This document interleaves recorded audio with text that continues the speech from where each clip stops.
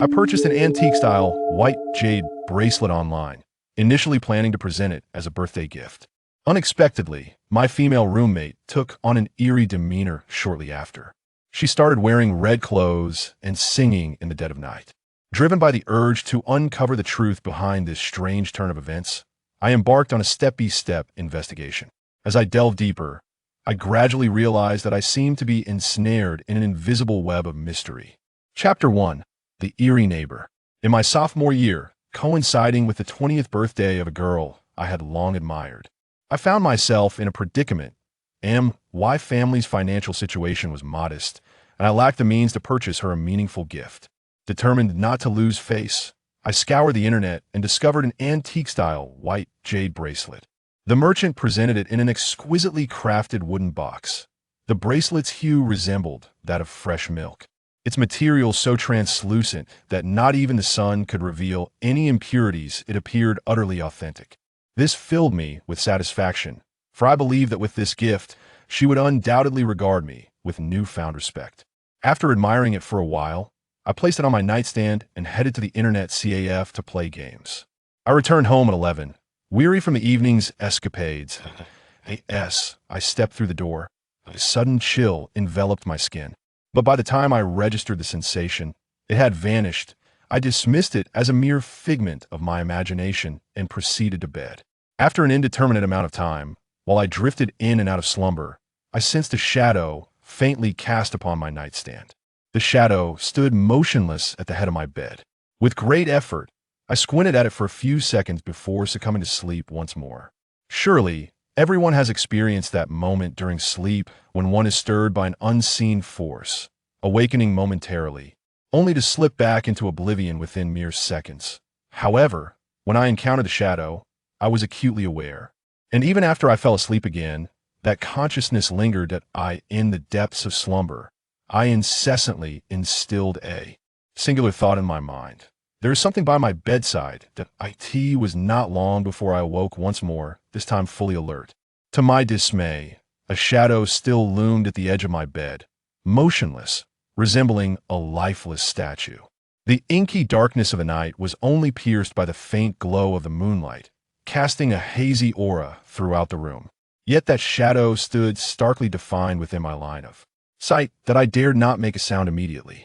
I held my breath and cautiously scrutinized the figure before me, ultimately managing to discern its outline. It was a person, and indeed a woman. Wang Yin. After a prolonged silence, I tentatively called out. Besides myself, there was another inhabitant of this abode, a female roommate with whom I shared this apartment. Yet, one should not mistake this arrangement for a stroke of fortune, for her appearance was hardly commendable, falling into the category of those who would fail to inspire even the most fervent of passions. Perhaps her awareness of this fact emboldened her to cohabitate with a man like myself. The cold wind whistled outside, and the only response to my call was the profound stillness of the night. Wang Yin, I called out once more. This time, the shadow slowly turned towards me, its movements stiff and rusty, as if it had not been used in ages. By the dim moonlight, I finally confirmed that the shadow was indeed my roommate. Wang Yin, it's quite late. Do you need something? Gazing at her expressionless and unattractive visage, an unsettling sensation crept over me. This individual, who had scarcely exchanged more than a handful of words with me previously, had inexplicably entered my room without so much as a greeting. Had this bracelet not beautiful? Wang Yin offered no response to my inquiry. In the darkness, she raised her right hand and gave it a stiff shake. The moonlight illuminated her wrist, revealing an object that shimmered with a crystalline brilliance. To my astonishment, it was the very bracelet I had purchased with the intention of gifting it to my muse. Her behavior today struck me as extraordinarily peculiar, as though she were possessed, leaving me feeling profoundly unsafe. I instinctively reached for the light switch and flicked it on. In that instant, a cold sweat enveloped me. In the dead of night. She was clad in a scarlet robe, cinched at the waist with a black belt, an utterly bizarre sight. Is this bracelet not beautiful? Wang Yin mechanically twisted her wrist, fixing her gaze upon me, and reiterated her question. Under the bright lights, her complexion appeared even more pallid. I was momentarily flummoxed, unsure of how to respond. Wang Yin cast another glance my way, then approached me, and I noticed that her knees did not bend as she walked, resembling a marionette. She stared intently at me, her tone imbued with a hint of menace. I asked again, "Is this bracelet not beautiful?" I was momentarily taken aback, instinctively retreating until my back pressed firmly against the wall before nodding vigorously. Fortunately, upon receiving my answer, Wang Yin fell silent and retreated to her room to sleep. I exhaled in relief, only then realizing that I was drenched in cold sweat, gazing at the tightly shut door of the room across from me. I found myself puzzled by her peculiar behavior. Could it be that she suffers from some form of somnambulism? Having just experienced that unsettling incident, I was wide awake, and upon glancing at the clock, I noted that it was already 4:30 in the morning. I picked up my phone and read a novel for a while, and before long, dawn broke. As I rose to wash my face and brush my teeth, I found Wang Yin seated in the living room, engrossed in the television. She had changed back into her usual attire, her demeanor appearing entirely normal, as if nothing had transpired. "Ah, you're up so early," I ventured, cautiously greeting her in hopes of gauging her reaction. She merely cast a fleeting glance in my direction before nodding slightly. Her nature was rather reclusive, and she seldom engaged in conversation with me, making her response entirely expected. "What happened last night?" I hesitated, but ultimately could not suppress the question. Wang Yin paused, her brow furrowing in confusion as she replied, "What happened to me last night?" Observing her expression, I was unable to discern whether she was being truthful. "I was just joking," I replied with a shake of my head, retreating to my room, my mind swirling with uncertainty. The bracelet that Wang Yin had worn on her wrist was now lying innocuously on my bedside table. A chill coursed down my spine. I distinctly recalled that after answering her question last night, she had returned to her room, the bracelet accompanying her. Following that moment, I remained in bed reading, and she had not re-entered, rubbing my eyes. I confirmed that the bracelet remained perfectly in place. Upon reflection, it suddenly dawned on me that I had previously visited the restroom. Perhaps it was during that moment that she returned the bracelet. I exhaled in relief, such is the nature of humanity sometimes. Merely understanding a problem can lead to a sense of liberation that I suspected that she might have taken a liking to my bracelet, especially since I had unwrapped it in the living room right after it was delivered, with her seated beside me, engrossed in the television. Nevertheless, this remains solely my conjecture. To prevent a recurrence of such an incident, I resolved to secure the bracelet in the wardrobe. That night, I surmised that Wang Yin would not return. She must have undergone a considerable internal struggle before deciding to return the bracelet, and I doubted she would repeat the same mistake. As I anticipated, there was no sound from the neighboring room until 2 in the morning. By that time, I was so fatigued that even pinching my thigh could not stave off the overwhelming urge to sleep. I closed my eyes and, within a minute, succumbed to slumber. However, not long after, I was abruptly awakened by a peculiar noise. It seemed to emanate from Wang Yan's room, and I quickly drew my conclusions.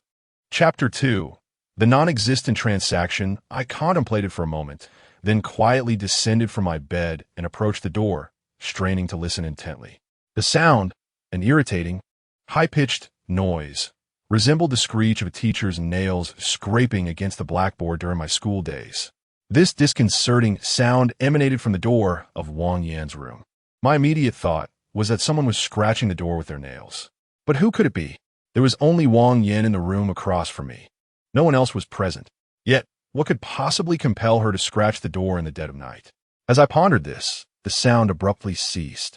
I hastily returned to my bed, fearing that Wang Yin might emerge. After a considerable interval of silence, I still heard no sign of her opening the door. Instead, that jarring noise resumed once more. I lay in bed, hesitating for a moment, before once again rising to my feet. I felt compelled to uncover the truth of the matter. However, before I could reach the door, the sound vanished again. Wang Yin had yet to emerge. I stood there, fixated on the door for what felt like an eternity, but the noise did not return. A sense of disappointment washed over me. Yet I resigned myself to return to bed, for it was inconceivable to confront her directly about whatever was transpiring. Then, an eerie occurrence unfolded. Scarcely had I settled back into bed for 3 seconds when the sound erupted without warning. A chill ran down my spine, and I wondered if Wang Yin had somehow sensed my clandestine observation. Yet, the door bore no peephole. How could she possibly detect my presence from within my own room? I gritted my teeth, resolute in my decision. If I did not uncover the truth tonight, peaceful slumber would elude me henceforth. I slipped on my shoes and strode purposefully towards Wang Yan's bedroom. I knocked on the door. Is anyone there? The voice within abruptly ceased, leaving an eerie silence in its wake. Is anyone there? I knocked again, but still received no response. As impatience began to bubble within me, an unsettling sensation washed over me. My neck felt a chill, as if someone were standing behind me, exhaling a breath of icy air. Instinctively, I turned, nearly losing my composure in fright. What are you doing? Wang Yin stood behind me, her gaze fixed intently upon me, her expression as rigid as that of a corpse. She wore the same red robe from the previous night, cinched at the waist with a black belt. Strangely, the white jade bracelet I had locked away was now adorning her wrist. I heard sounds coming from your room, so I came to check. I stammered, retreating while responding to her, my heart a tempest of confusion. What was happening? Thankfully, the light switch was beside me, and I flicked it on without hesitation. As the room illuminated, I beheld her face, devoid of color, yet oddly, it seemed she had grown more beautiful. Or perhaps it was merely my imagination. At the very least, she appeared less patriotic than before. She stared at me for a moment before reluctantly extending her arm to twist the doorknob. As she opened the door, a piercing cat screech erupted beside my ear. My skin prickled. How could there be a black cat in her room? I had purchased a cat yesterday, and it was just now that it had been scratching at the door. Wang Yin cradled the black cat and, casting a casual glance in my direction, uttered a single phrase. Oh, I see. I managed a forced smile, assuring her that it was nothing to worry about, and began to make my way back to my room. Halfway there, Wang Yin suddenly let out a chilling laugh, causing my legs to weaken momentarily. I halted and inquired if something was amiss. She gazed at me for an extended period in silence. During her intense scrutiny, the black cat in her arms remained eerily still, its bright green eyes glowing ominously, even in the light, sending shivers down my spine. It's nothing, Wang Yin finally spoke, stepping into her room. I noted that her knees remained rigid as she walked. She closed the door behind her, and I attempted to retreat to my own room, only to find my legs utterly unresponsive. Ultimately, I struggled back to my bed, where I sat in a daze, replaying the unsettling scenes from earlier. Wang Yin had been exceedingly peculiar these past few days, particularly when she had held the black cat. She resembled a specter from a horror film. A shiver coursed through me, and I hastily dismissed the absurd notion. Upon opening the cabinet, I discovered that the box containing the jade bracelet was empty, leaving me to ponder when Wang Yin had come to retrieve it. I lay in bed, my gaze fixated on the door of Wang Yan's room, apprehensive that she might suddenly emerge. I contemplated the possibility of simply gifting her the bracelet, considering it was merely an inexpensive trinket. I could always purchase another for my goddess later. After all, her nightly frenzies were bound to drive me to the brink of mental collapse. Ultimately, I could no longer bear to remain in the dormitory, so I hastily donned my clothes and ventured out to an internet CAF. Despite the late hour, the CAF was bustling with patrons, and the cacophony around me offered a sense of solace. I logged into Taobao, intent on checking if any merchants still had that particular white jade bracelet in stock. To my astonishment, I found no record of my purchase in the transaction history. I distinctly recalled buying the bracelet on Wednesday, April 22nd, yet the most recent transaction listed was from mid-last month. It was as if I had never acquired the bracelet at all, since I alone possessed the credentials to my Taobao account. The notion of someone playing a prank was out of the question. Could it be a system error? Yes, it must be. I felt a slight relief wash over me. Yet a nagging sense of unease lingered in the recesses of my mind, suggesting that matters were not as straightforward as they seemed. I resolved not to remain passive any longer. If her behavior persisted the following night, I would not hesitate to contact the authorities. It was only when dawn broke that I finally emerged from the internet CAF, my heart heavy with trepidation as I made my way back to the apartment. Upon opening the door, I found Wang Yin once again seated in the hall, engrossed in the television. Strangely, she was adorned in the same attire as the previous 2 nights, a striking red robe with a white jade bracelet adorning her wrist. However, the black cat was conspicuously absent. Perhaps due to the brightness of the day, I was not as frightened as before. Instead, an inexplicable surge of indignation welled up within me. I could no longer maintain my civility and, with an unkind tone, inquired, "Wang Yin, where did you acquire that bracelet?" Wang Yin cast a glance in my direction and then mechanically twisted her wrist, replying, "I found it in the living room." "Found it?" I scoffed coldly. I securely locked the bracelet in my wardrobe. How could it possibly appear in the hall without cause? Wang Yin fixed me with another penetrating stare, her icy gaze sending a shiver down my spine. It was then that I realized she seemed even more enchanting than the night before. Chapter 3. The Black Cat. This was utterly bizarre. Wang Yin suddenly rose and approached me, prompting an instinctive retreat on my part. Her movements bore an unsettling stiffness. As if her body had rusted, her knees were unnaturally straight, which imbued the scene with an eerie quality. I found myself continuously backing away, confronted by her expressionless face that radiated an indescribable terror, and the thought of fleeing began to take root in my mind. The sun shone fiercely today, and as I stepped outside, its brightness momentarily blinded me. Wang Yin finally halted her advance, standing rigidly in place, her gaze fixed upon me. Given her diminutive stature and my height of nearly 6 feet, it felt as though her eyes were perpetually rolling upwards. She resembled a specter. "Is this yours?" Wang Yin rasped, her voice gravelly like a broken instrument. My heart raced, nearly escaping my chest. I could no longer bear to remain even a moment longer. I dashed out, descending the stairs and sprinting away. Far behind, I glanced back only to see her standing at the entrance, like an immovable stump, her eyes piercing into me with an intensity that suggested no matter how far I fled, I could not escape her gaze. I ran a considerable distance, pushing myself until exhaustion finally compelled me to stop, panting heavily like a water buffalo. Good heavens, what curse had befallen her? The urge to call the police surged within me, but I quickly felt deflated. On what grounds would I report her? Simply for her erratic behavior over the past few nights? Where was the evidence? Or was it merely for the theft of my bracelet, worth only a few dozen yuan? Ultimately, I confided in my friend Li He about the matter. Upon hearing it, he was instantly gripped by goosebumps, his expression one of incredulity. Observing his skeptical demeanor, I suggested that if he doubted me, he should accompany me to my home that very evening.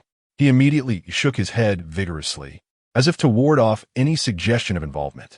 With a dismissive glance at this timid fellow, I ultimately offered to bestow upon him my gaming equipment, which coaxed him into reluctantly agreeing to join me for a look that night. I felt a sense of relief. With someone by my side, my fears would be somewhat alleviated. At 8 o'clock that evening, darkness enveloped the sky. I tucked a dagger into my pocket for protection and set off to my apartment with Li He. The staircase appeared entirely normal, and Li He incessantly chattered away, seemingly to quell his own trepidation. Upon reaching the 3rd floor, I noticed that the door to my suite was closed. I approached the entrance and retrieved my keys, preparing to unlock it. Just then, Li He suddenly exclaimed that something smelled foul. I paused, momentarily halting my actions, and took a careful sniff. Aside from a hint of wall dust, there was nothing amiss. What odor? Surely, you must be mistaken. I furrowed my brow and gazed at Li He. He wrinkled his nose and, in an exaggerated manner, began to gag, pointing at the door and declaring, "It truly reeks. That stench is emanating from within. It's akin to the smell of a dead rat." I sniffed around once more, yet still detected nothing unusual. Fixating on Li He, I pondered whether this fellow was contemplating a hasty retreat. "Hello, are you reluctant to go?" I said with displeasure. Li He swallowed hard, displaying a look of indecision. "Yang Lu, perhaps we should just forget about it. Let us head to the internet CAF and play some games instead. I believe you, so let us not go. I don't want to gear either." In truth, I too was disinclined to return, yet I had so many belongings inside. It was inconceivable to abandon them all. I simply lacked the financial means to acquire replacements, and where would I reside? I felt a small knife in my pocket, grumbling a few words before telling him to leave. Such cowardice, and if we were to venture out again, he should not claim to know me. He fled as if granted a reprieve. With a dagger in one hand and keys in the other, I took several deep breaths and slowly turned the lock. I thought, even if Wang Yin genuinely harbored some mental instability and posed a certain danger, as a woman, she could hardly inflict harm upon me, armed as I was. Thus emboldened, I stepped inside. The room was shrouded in darkness. The chandelier in the hall lay dormant. My gaze immediately sought Wang Yin's room, but no light emanated from within. I wondered if she had already succumbed to slumber. Sighing quietly in relief, I surveyed my surroundings, and in the faint light filtering in from outside, my heart tightened. On the sofa, there appeared to be a mass. A dark red form curled upon the upholstery, beside which lay a black cat, motionless, fixated on me with its eerie green eyes gleaming in the gloom. Despite my prior preparation, an involuntary shiver coursed through me. A chilling feline cry reverberated through the pitch-black living room, akin to a thunderclap, accompanied by Wang Yan's eerily cold laughter, assaulting my eardrums. The sound echoed. My scalp prickled, and instinctively I reached for the light switch. However, upon pressing it, the chandelier failed to illuminate as I had anticipated. A crackling noise emanated from above, signaling a short circuit as the chandelier flickered momentarily before plunging into complete darkness. I neglected to mention that the landlord had informed me of recent instability in the power supply. Wang Yan's frigid voice pierced the silence as she rose from the sofa. Before I could fully comprehend her movement, she stood directly before me, her approach almost imperceptible. My legs felt weak, yet she merely scrutinized me, twisting my wrist without inflicting harm. During the day, I claimed this bracelet was one I found in the living room. It seems you doubt my words? Wang Yin rasped, her tone laced with an inexplicable derision. I don't doubt it. It's just that I possess a bracelet identical to yours. So I initially thought this might be mine. As I stared at the bracelet on her wrist, I answered her query while stealthily retrieving my phone, hastily activating the flashlight, for in the obscurity, I could not ascertain whether Wang Yin might suddenly turn aggressive. The moment the flashlight flickered to life, Wang Yin inexplicably materialized before me, less than half a meter away. At this moment, my phone was inadvertently held upside down, casting a blinding white light directly onto Wang Yan's chin. Her face instantly assumed a ghastly pallor reminiscent of a zombie, and her eyes, provoked by the harsh illumination, slightly rolled upward, revealing an expanse of sclera, creating the illusion that her eye sockets contained nothing but the whites of her eyes, devoid of pupils due to the angle. The black cat, meow, let out a provocative hiss at me, and to my astonishment, Wang Yin chose that moment to remove her white jade bracelet. With a raspy voice, she fixed her gaze upon me and said, "You claim this is yours, so I shall return it to you, but do not regret it." With a sinister chuckle, she placed the white jade bracelet into my hand. The instant her hand touched mine, an uncontrollable shiver coursed through me. Her hand felt like ice, chilling to the bone, akin to frozen meat just taken from the refrigerator. Chapter 4. The midnight song. The black cat let out another cry, and Wang Yin cast a peculiar glance in my direction before retreating to her room. At that moment, I was finally able to observe the manner of her movement. Her knees, no longer stiff as during our previous encounters, now exhibited remarkable agility, reminiscent of a dancer executing the moonwalk. She glided with such swiftness that, upon closer inspection, she appeared to float above the ground. Coincidentally, just as Wang Yin entered her chamber, the chandelier in the living room illuminated instantaneously. I leaned weakly against the cold wall, only to find my forehead drenched in a cold sweat. With a sudden clap, Wang Yin shut the door behind her. An instinctive urge to flee surged within me. However, as I reached out, my hand barely grazing the doorknob, the eerie mahogany door swung open once more. Wang Yin emerged, clad in her crimson robe, her gaze fixed intently upon me. "Where do you intend to go?" she inquired, her tone frosty and devoid of emotion. The black cat had also darted into the living room, its green eyes glinting with an ominous light. I was planning to return to my bedroom. I stammered, unable to meet her gaze and lowering my head in a muddled response. After what felt like an eternity, I dared to steal a glance at her.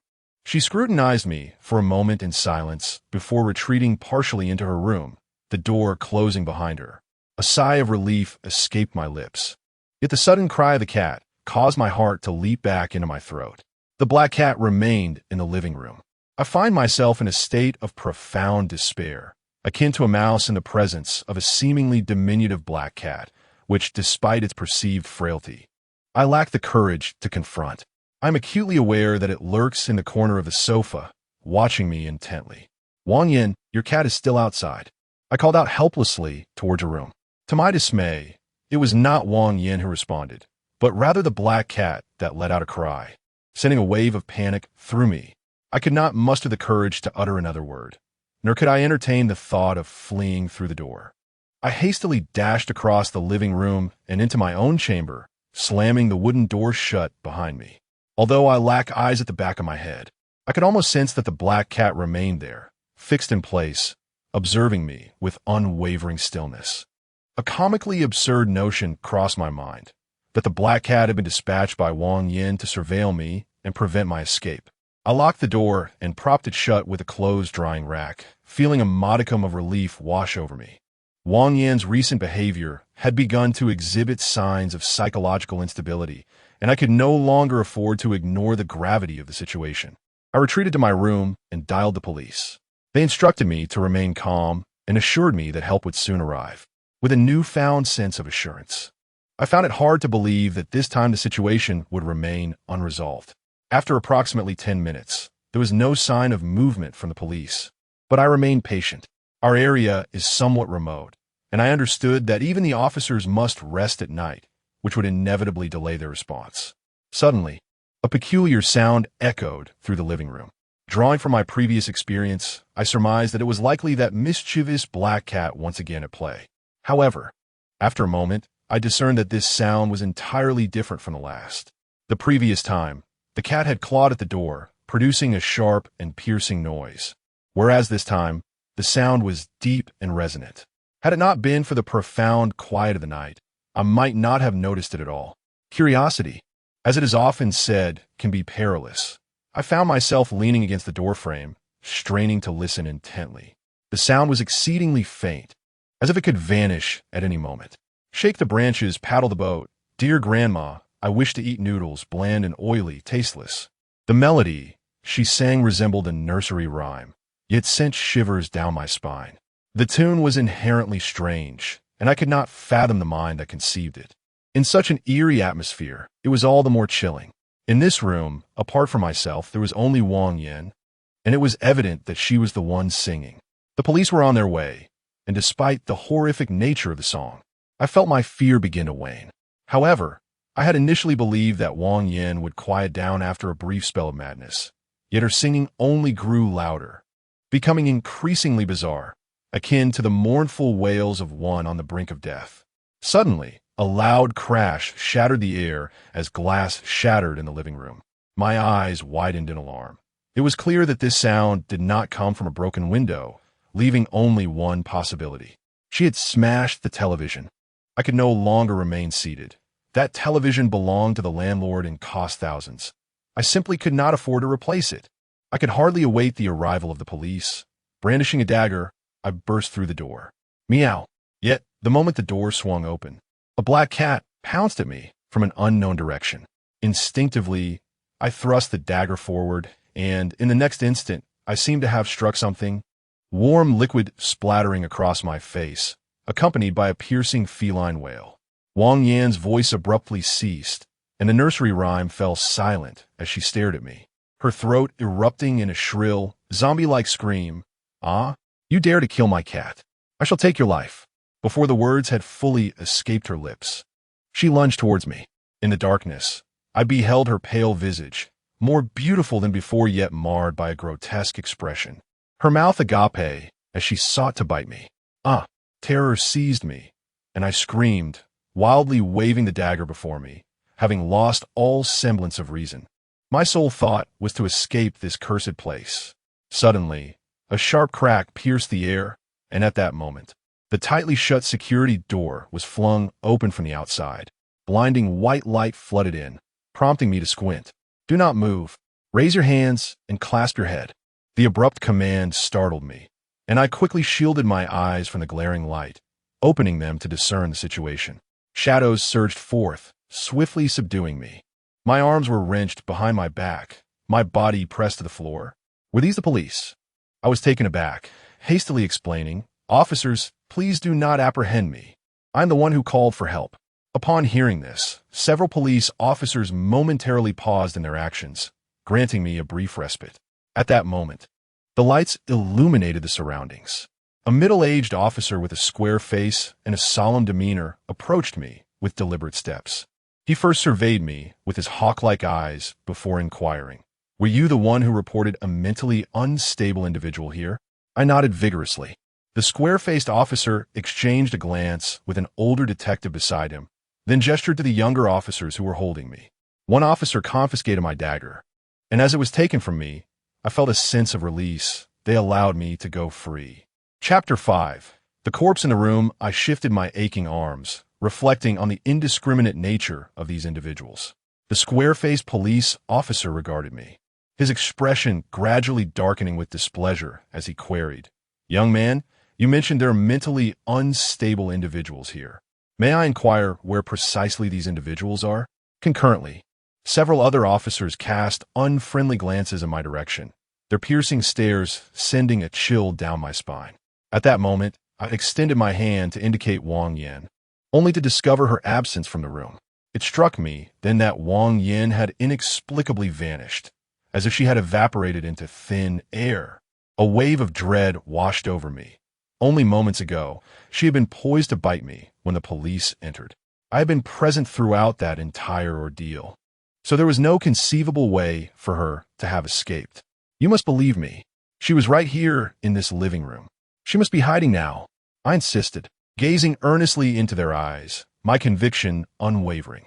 Observing my resolute demeanor, the square-faced officer furrowed his brow, hesitating briefly before instructing the junior officers to conduct a thorough search.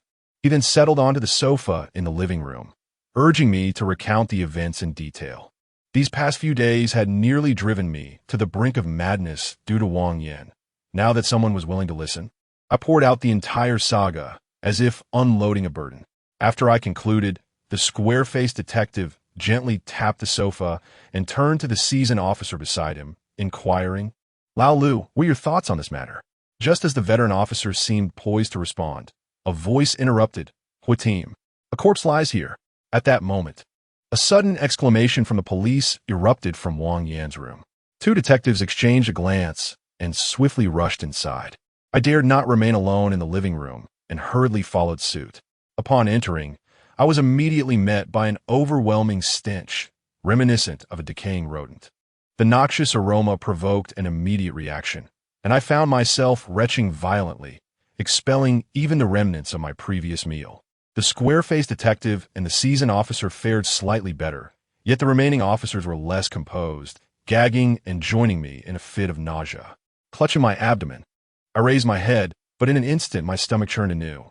There, sprawled upon Wang Yan's bed, lay a female corpse, writhing with a mass of maggots. The flesh had begun to decompose, yellowish fluids saturating the surrounding sheets and dripping ominously onto the floor, indicating profound decay. Most horrifying was her head, which was grotesquely reduced to a mere half, the other half inexplicably absent, as though devoured by some unseen force. A female corpse. How could there possibly be a corpse in this room? And it was evident that it had been deceased for quite some time. Why had Wang Yan not reported this to the authorities? How could she continue to reside here? Was she the perpetrator? My mind was a tempest of thoughts as the square-faced detective cast a stern glare in my direction.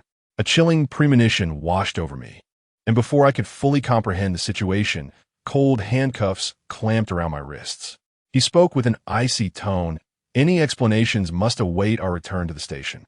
A crowd had gathered at the entrance of the apartment, consisting mainly of neighbors awakened by the commotion in the dead of night, eager to witness the unfolding drama. To my surprise, Leahy was among them. Upon seeing me being handcuffed by the police, his eyes widened in shock. "Hey, officers, on what grounds are you detaining him?" The typically timid Lee, he had mustered the courage to stand up for me, and I felt a warmth in my heart at his unexpected bravery. "Who are you?"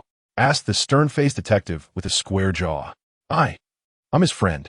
Why are you arresting him?" Lee replied, gathering his resolve. "Then you shall accompany him to the station," the square-faced officer stated, and immediately another officer placed handcuffs on Lee. "Hey, don't arrest me," Lee cried out in panic, but the officer, clearly annoyed, silenced him with a swift gesture, causing him to quiet down instantly. I felt a pang of guilt for the trouble I had inadvertently brought upon him. Yet there was little I could do at that moment. After all, neither of us had committed murder. I reassured myself that once the investigation clarified matters, we'll be fine. In the dimly lit room, the square-faced officer commenced my interrogation. Perhaps due to the gravity of the situation, he bypassed any frivolous inquiries and got straight to the point, asking bluntly, "Do you know anything about the female corpse?" "I do not. That room was rented by a woman I shared the apartment with, and I have never entered it," I asserted, immediately distancing myself from suspicion. He scrutinized me for a moment before inquiring, "What is the name of the woman residing in that room? What does she do, and where is she now?" "The woman is named Wang Yin, seemingly a cashier at the supermarket. I just reported her as mentally unstable to the police. Look at me. I do not appear to be lying, and it would be foolish for me to commit murder and then claim insanity." His expression softened slightly. "I introduced myself as Hua Jie, and you may refer to me as Captain Hua," he said while looking at me. "Captain Hua," he nodded, contemplating for a moment before asking, "You mentioned that she has been exhibiting symptoms of schizophrenia in recent days, correct?" I nodded in affirmation. Hua Jie glanced at the silent old officer beside him. "Old Lu, what are your thoughts?" The veteran officer shook his head. "We must locate Wang Yin before reaching any conclusion. Let's await the autopsy report." Hua Jie seemed to believe that I was genuinely uninformed about the situation, and he did not press either me or Lee, allowing us to leave. However, he instructed me to keep my phone accessible, as I was to cooperate with the police investigation until the matter was resolved. As I exited the police station, the dawn was approaching. Walking down the street, I felt an increasing sense of dread. There was a female corpse in Wang Yan's room. The thought of cohabiting daily with a corpse and a potential psychopathic murderer in Wang Yin sent shivers down my spine. The most incredulous and unacceptable realization struck me when the police arrived tonight. She vanished right before my eyes. Could it be? I dare not think further. "Yang Lu, do you think? Could it possibly be a ghost?" The thought had scarcely flashed through my mind when Lee, his face ashen, exclaimed beside me, "Don't be absurd. There are no such things as ghosts in this world."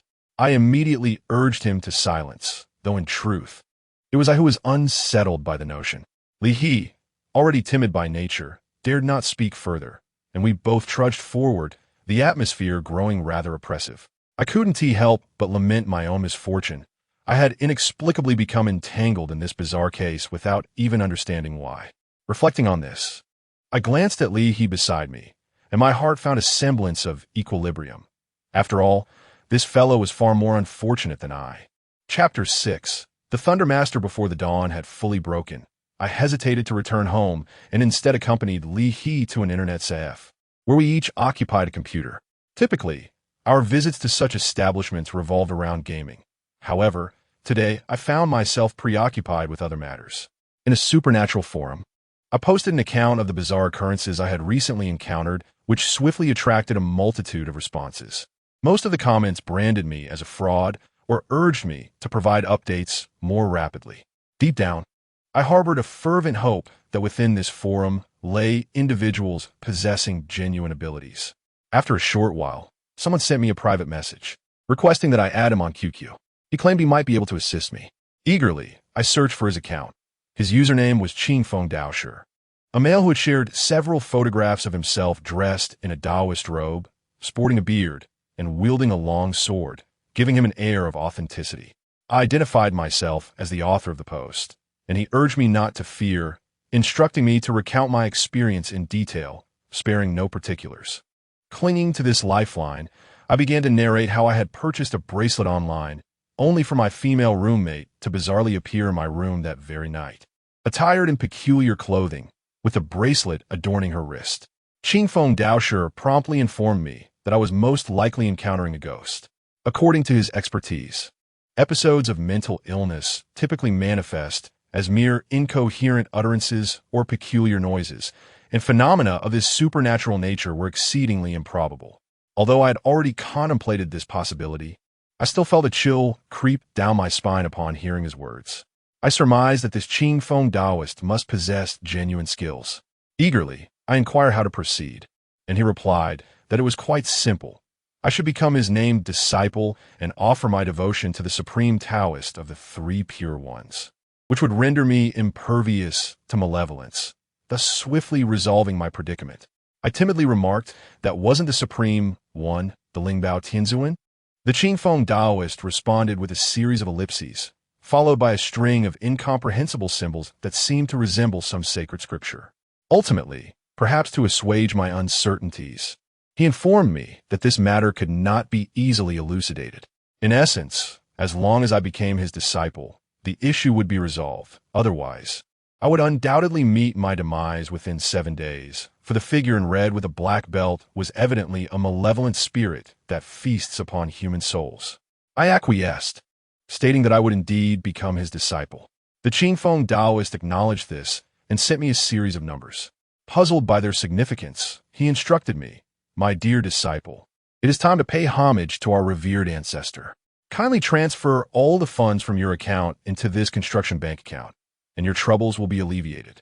I stared at the screen in a daze for quite some time, and soon the entire internet CAF was privy to my exclamations of indignation. Clearly, seeking solutions online proved to be rather unrealistic. Suddenly, I recalled an old blind fortune teller beneath the nearby overpass and resolved to seek his counsel at dawn. At 8 in the morning, I prepared to depart. Initially intending to invite Li He, I found him snoring like a pig, leaving me with no choice but to venture forth alone. As I walked halfway, my mother suddenly called me. At that moment, receiving her call brought a glimmer of hope to my heavy heart. After exchanging pleasantries, she inquired about my life here, where I was residing, and whether I still had enough money. Not wanting her to worry, I assured her that all was well. She urged me to visit whenever I had the time, as I had not returned home since the new year. After a moment's reflection, I agreed to come back today. My family home lies on the outskirts of the city, not too far away, and by that afternoon I had arrived. My mother had prepared a sumptuous feast, yet my mood was quite somber, and I could barely eat a few bites before feeling full. My mother looked at me suspiciously and asked if something was troubling me, as I typically devoured at least 3 bowls during my visits. I shook my head, deciding against revealing the matter of the apartment. Sharing it would only serve to cause her unnecessary worry. However, her keen observation could not be overlooked. Unable to resist her persistent questioning, I divulged a trivial part of the story, deliberately omitting the chilling detail of discovering a female corpse in the room. Upon hearing what I had shared, my mother became restless, pacing anxiously around the room, her brow furrowed in concern. Suddenly, she slapped her forehead, as if struck by a solution. She hurried into the back room, and I followed her, standing at the doorway as I overheard her making a phone call. The volume of her phone was quite loud, and I could hear her conversation distinctly from where I stood. "Hello, is this Master Lei? I have a matter I would like your assistance with." "Yes, it is I. Please, feel free to articulate your concerns." "Well, it's about my son." My mother had spoken for quite some time before finally hanging up. Observing the look of delight on her face, I surmised that the other party had likely agreed to help us. "Master Lei will arrive shortly. You must treat him with utmost courtesy," my mother advised. A flicker of hope ignited within me, as I wished fervently for Master Lei's assistance. Before long, a knock echoed from outside my door. I mused that Master Lei was indeed efficient, arriving so promptly.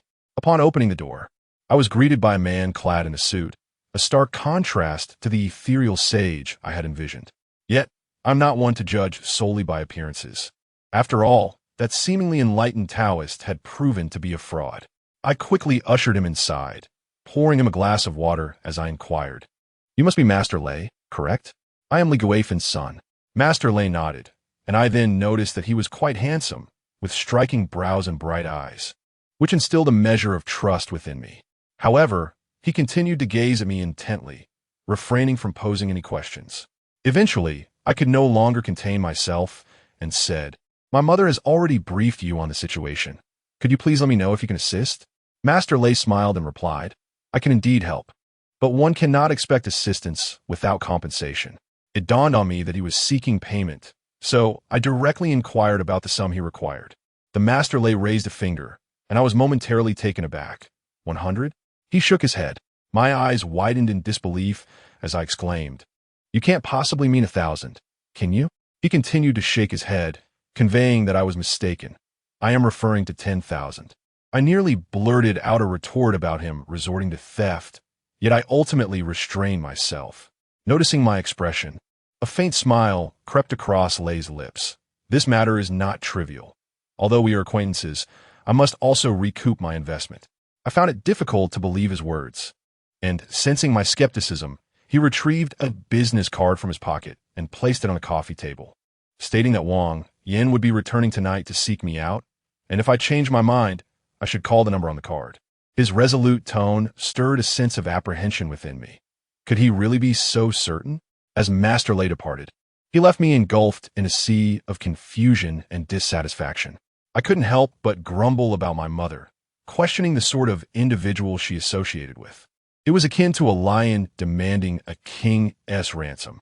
Soon, nightfall enveloped the surroundings, and though I remained skeptical of his claims, an undeniable unease settled in my heart. Chapter 7. Frightening moments. Suddenly, an unfamiliar phone number rang. I pressed the answer button, and a languid voice emerged from the other end. It was Master Lei. I almost forgot to inform you of something crucial. Do not keep that bracelet on you. It will absorb your vital energy. Be sure to safeguard it. If you lose it, you will be in grave trouble. Do you understand? Just as I was about to inquire further, the call abruptly ended. Setting down the phone, I was momentarily stunned. How did he acquire my number? My mother has always disapproved of my associations with such individuals, so she certainly would not have divulged my contact information. It must be that Master Lei obtained my number through some means unknown to me. Yet, this was not worth dwelling upon. His warning had reminded me that the bracelet was ominous from the very beginning. The recent peculiar behaviors of Wang Yin were undeniably linked to it. Moreover, the complete absence of any related records on Taobao indicated that it was indeed a strange object, as if it had materialized out of thin air. I retrieved the bracelet, and under the light, I observed its immaculate whiteness, and a term surged in my mind, cursed bracelet. The thought that it could drain my vital energy compelled me to consider destroying it. However, Master Lei's admonition to keep it safe left me in a quandary. Where should I place it? Certainly not inside the house. Venturing into the yard, I was met with the deep barks of my black dog at the gate. And a clever idea struck me. Dahai is a large black dog I keep at home, usually lurking under the rain shelter, guarding our house. I call him over, but to my astonishment, the typically docile Dahai suddenly unleashed a fierce growl towards me, his eyes glowing with an ominous red light, as if he intended to bite. Dahai, be good. I am your master, I said, startled. Fortunately, dogs possess a certain understanding. Upon hearing my words, he ceased barking, yet continued to glare at me with ferocity.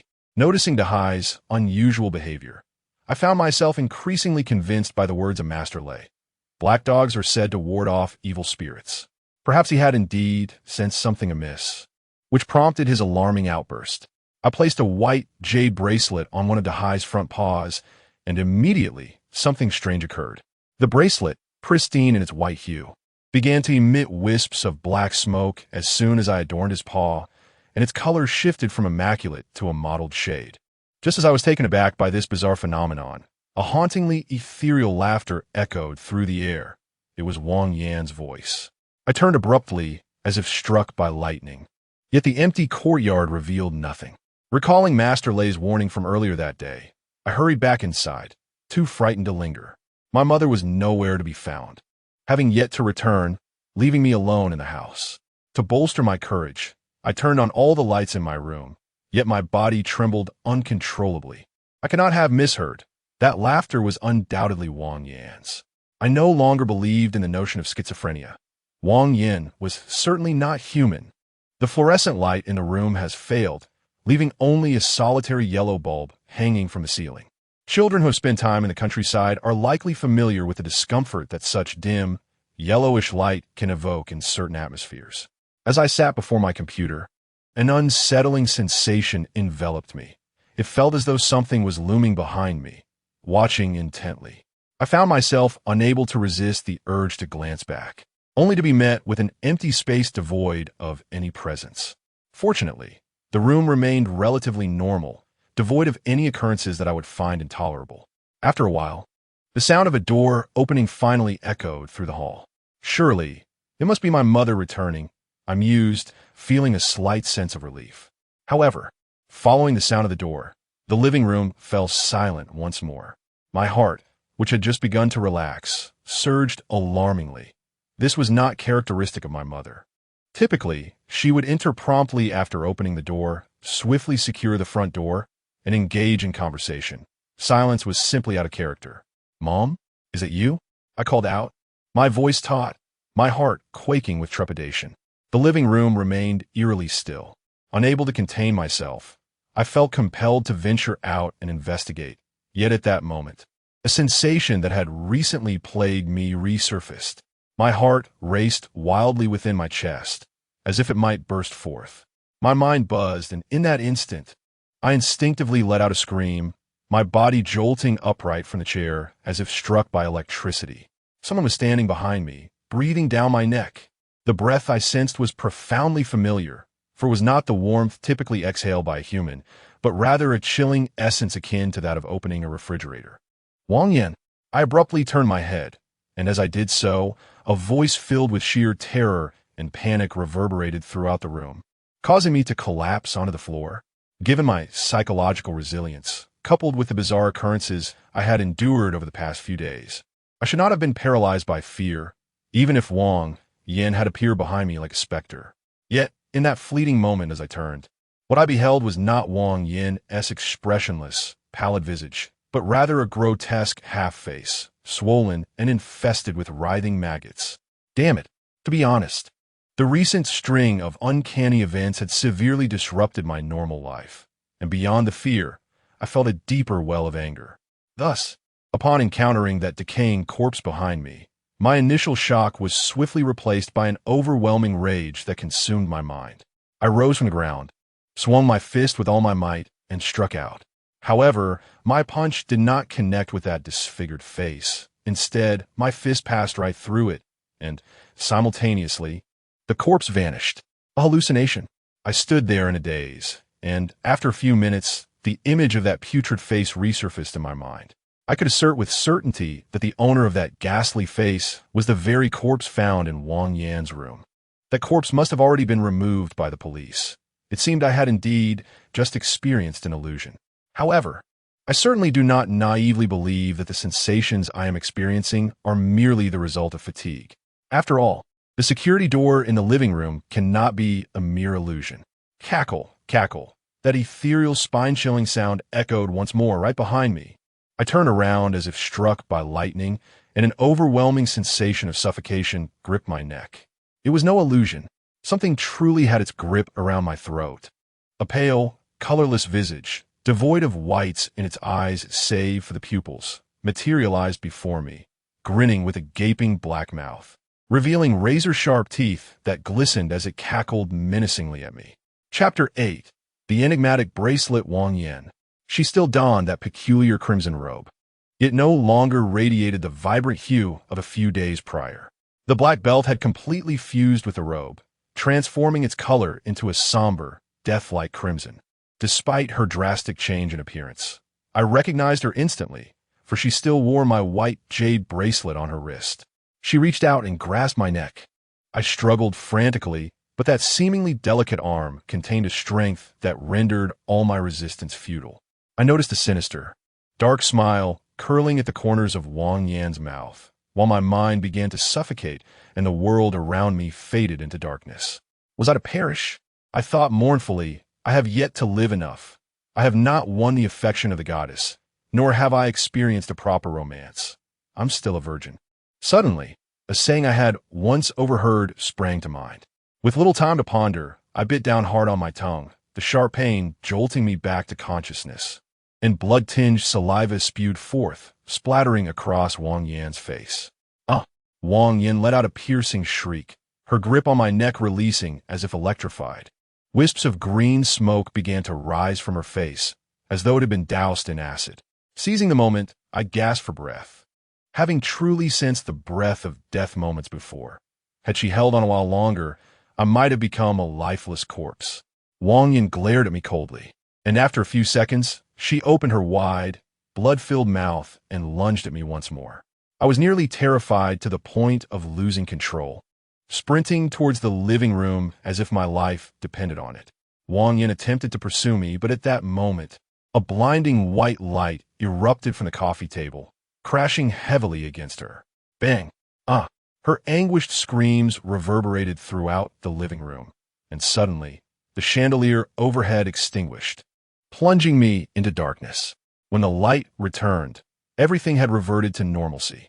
With a sigh of relief, I collapsed onto the sofa, panting heavily like an exhausted beast, my face drenched in sweat, droplets cascading from my chin. I was grateful to have narrowly escaped disaster, reflecting on my quick thinking to use my blood as a defense. Yet, what was that blinding light? I vaguely recalled it emanating from the coffee table. Besides a few apples, the only other object on the table was a remote control. I could hardly believe either of these items had saved me. Suddenly, I noticed that the business card of Master Lei was missing, and realization dawned upon me. It must have been that object that had rescued me. I thought to myself, this fellow has a semblance of conscience, at least leaving me with something to safeguard my life. Fortunately, he had called me a few hours prior, allowing me to reach out to him. I dialed his number, now fully convinced of everything he had said. Ha ha ha, my boy, congratulations on successfully evading calamity. As soon as the call connected, Master Lei's mocking laughter erupted from the other end, his booming mirth filled with triumph. The esteemed Master Lei must be in his 40s or 50s. Yet I was taken aback by his blatant disrespect and audacity to mock me. Although I was still relying on him for my safety, I could not contain my anger and retorted, "You scoundrel, I nearly lost my life," clearly surprised by my audacity to rebuke him. Master Lei paused momentarily before suppressing his laughter and replied with seriousness, "Enough of that. Do not think that this incident is without consequences. Remain indoors tonight. The specter has sustained injuries and has fled. I shall return tomorrow morning." After a brief pause, he added, "However, ensure that you have the funds ready. He is a man of genuine skill, not a charlatan." Though I felt a sense of indignation, I could only acquiesce with a reluctant yes. For my life is undoubtedly worth far more than the mere 10,000 yuan. After ending the call, it was already midnight. Noticing that my mother had yet to return, I felt an inkling of worry and decided to inquire about her whereabouts. On the other end, the atmosphere was quite raucous. My mother was engaged in a game of mahjong. Well, it seemed there was no need to concern myself further. Despite Master Lei's assurance that Wang Yin had been injured and had escaped, I still could not summon the courage to sleep. Instead, I occupied myself with the computer until, in the distance, the faint sound of roosters crowing began to emerge. I cautiously opened the security door, and the courtyard lay shrouded in silence. Big Black did not bark as he usually would. While I felt a sense of relief, a twinge of confusion arose within me. Typically, the moment the door creaked open, Big Black would announce my arrival with a series of barks. Why was it so eerily quiet today? As I approached the doghouse, I was taken aback by what I beheld. Blood pooled upon the ground, and the paw of Dahe, adorned with a white jade bracelet, appeared to have been violently severed, discarded carelessly to reveal its stark, white bones. Its head lay shattered, resembling a broken watermelon, quietly resting there. Dahe! A wave of sorrow washed over me, for Dahe had been my companion since childhood. I still faintly recall the time when I was bullied by a group of older students. Dahe nearly lost its life in a desperate attempt to defend me. Bastards! Damn you all! Tears welled in my eyes, and I yearned to shatter that bracelet. True to his word, Master Lei arrived at dawn. Upon witnessing Dahe's lifeless form and my emotionless countenance, he paused momentarily, sighed, and remarked, "Look at what you've done. Had you agreed to let me handle this yesterday, this dog would not have perished." I shot him a cold glance and asked bluntly, "Do you truly possess the means to resolve this matter?" Master Lei, incensed, puffed his cheeks and glared. In my 30 years of practice, I have captured countless demons and spirits. Can such a trivial matter thwart me? I nodded in agreement and retreated inside to retrieve the money my mother had collected the previous day. Upon seeing the money, the pallor on Master Lei's face vanished without a trace, replaced by a beaming smile as he accepted the funds. Subsequently, he procured a dark, unremarkable object from a small box he carried, holding it in his hands while murmuring incantations. Unable to contain my curiosity, I inquired about the object, but Master Lei remained silent, finishing his spell before handing it to me. The moment I received it, I nearly discarded it, for it felt akin to a block of ice, sending a chilling sensation through my hand. What on earth is this? I cast a suspicious glance at Master Lei. He chuckled in a manner reminiscent of a cunning old fox, assuring me, "Do not concern yourself with what it is. Rest assured, I shall not bring you harm. To survive, you must safeguard it." Judging by his demeanor, I suspected he would divulge nothing further, so I cautiously stowed it away in my pocket. Master Lei crouched beside Dahei, scrutinizing the bracelet intently, muttering incantations under his breath. As time passed, a shift occurred in his expression, which gradually transformed into one of grave seriousness. Minutes slipped by, and the weight of gravity settled upon him entirely. Chapter 9. Return to the apartment. What has happened? A sudden jolt surged through my heart. Master Lei remained silent for a considerable time before he stood up, clapped his hands, and looked at me gravely, saying, "My boy, I may have underestimated the situation. I fear I cannot handle this matter." Was he jesting with my life? I hastily inquired about the details. Master Lei spoke slowly. "Dealing with that red-clad, malevolent spirit may be troublesome, yet not insurmountable for me. However, this bracelet is quite extraordinary. I cannot discern its hidden secrets." Upon hearing this, I became anxious. "Master Lei, you must save me. I am still young. I certainly do not wish to meet my demise." Master Lei cast a sidelong glance at me, and then gazed at the sky in silence for a while. Finally, he sighed. "It is not that I do not wish to assist you, but I cannot currently unravel the mysteries of this bracelet. Here's what we shall do. I will first help you confront that spirit, and then we can devise a longer-term solution." Upon hearing this, I felt a pang of disappointment. However, upon reflection, it was indeed the only course of action. I reluctantly nodded in agreement. Seeing my assent, Master Lei smiled and gently patted my shoulder, offering reassurance. "Do not be overly pessimistic, my boy. I have weathered countless storms over the decades. A mere bracelet shall not deter me, though it may require time." Though his words were comforting, I could still detect a hint of doubt in his tone. "Do you know the origins of that spirit? If you do, resolving this matter would be significantly easier." Master Lei skillfully diverted the conversation and inquired. "That would be my roommate, who has been acting strangely in the dead of night. I cannot fathom how she has transformed into this." Shaking my head, I feel a twinge of discomfort witnessing Wang Yan's decline from a once amiable individual to this state, despite our lack of close acquaintance. "Oh," Master Lei raised an eyebrow, stroking his chin, and then addressed me. "How about this? You return to your residence and fetch something of hers, perhaps a strand of hair or a nail. It will be of great use." "What do you need it for?" I inquired, filled with skepticism. "As long as I have something that belonged to her, I can summon her and subsequently banish her," Master Lei said, his gaze flickering as he regarded me calmly. "Old man, you can't possibly expect me to go back alone, can you?" A sense of foreboding welled up within me as I observed his expression. "Ha, the young lad is quite astute. That is precisely what I mean." Master Lei chuckled. "Clever you." I couldn't help but point an accusing finger at him in frustration. Hey, young man, don't let your temper flare so." Master Lei waved his hand dismissively, then added, "Rest assured, that ghost is gravely injured. Even if you encounter her, she lacks the strength to harm you. At most, she will manifest to frighten you. You may proceed with ease." "Proceed with ease, you say? As if I am on the brink of death."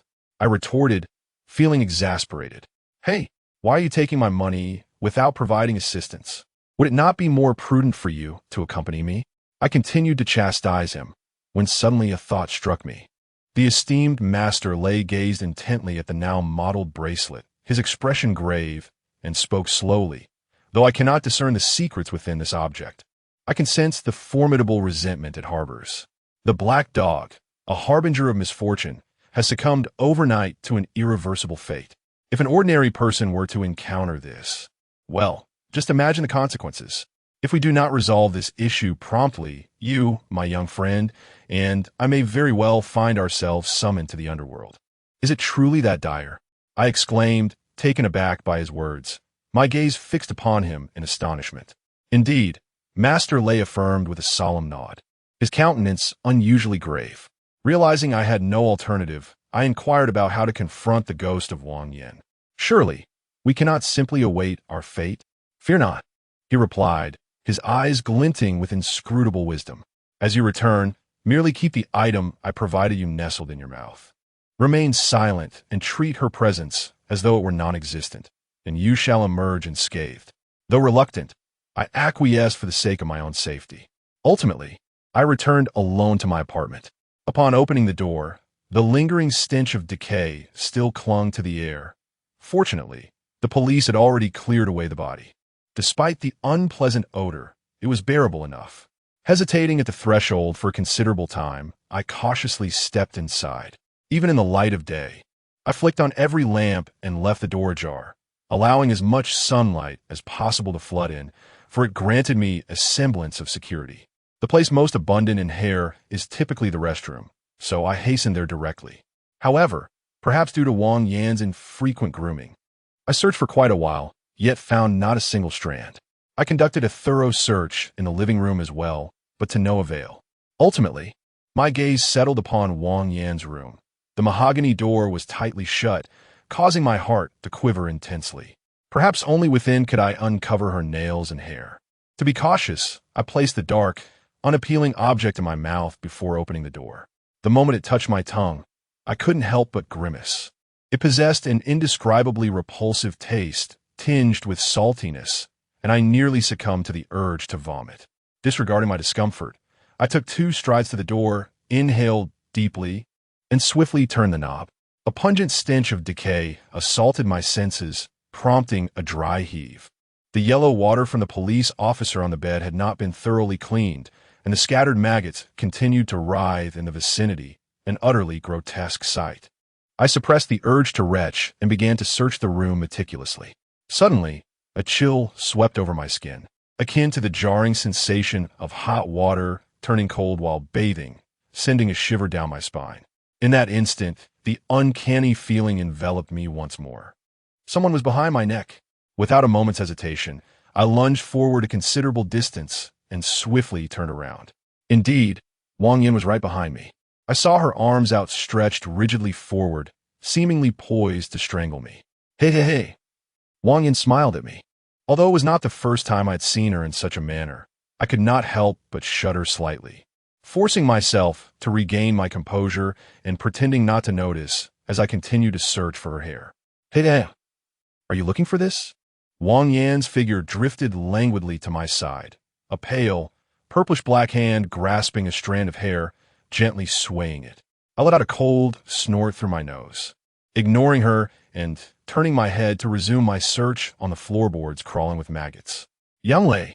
Suddenly, a melodious voice called out from behind me, and merely hearing my name made my legs weaken. I instinctively turned around to find a tall girl with an exquisite face standing before me, winking with a charming smile. A goddess. My mind momentarily blanked, and I quickly slapped myself, wondering how a goddess could possibly appear in such a place. This must surely be an illusion conjured by Wang Yan. Chapter 10. Summoning spirits unmoved by my demeanor. The goddess smiled gently, approaching me with an air of calmness and charm. Her familiar, captivating fragrance wafted into my nostrils, stirring my heart into a tumult. Yang Lu, tell me, do you find me beautiful? The goddess maintained her soft smile, her melodious voice resonating like a gentle spring breeze, striking at the core of my being. I hastily closed my eyes, fearing that if I gazed upon her any longer, I might succumb to the urge to speak, which would spell trouble. Yang Lu, do take a moment to admire my figure, the goddess giggled softly, covering her mouth with a delicate hand, and to my astonishment, she began to shed her garments. My word, despite my best efforts to keep my eyes shut, an overwhelming impulse compelled me to sneak a glance. The goddess was clad only in a black lace bra and panties, her flawless form laid bare before my eyes. I could no longer contain a gasp, and the salty substance I had been holding fell to the ground with that exclamation. In that instant, the temperature in the room plummeted, as if I had plunged into an icy abyss, sending a shiver coursing through me. Yet, before I could fully comprehend the shift, a powerful force gripped my neck, and a chilling breath of death once again enveloped me. Cackling, "I shall slay you," the goddess gripped my throat with a fierce intensity. The frigid chill extinguished the smile from my face, replaced by a disconcerting expression that sent shivers down my spine. Her visage contorted grotesquely, transforming within mere seconds to a pallid hue, her lips turning a menacing shade of purplish black.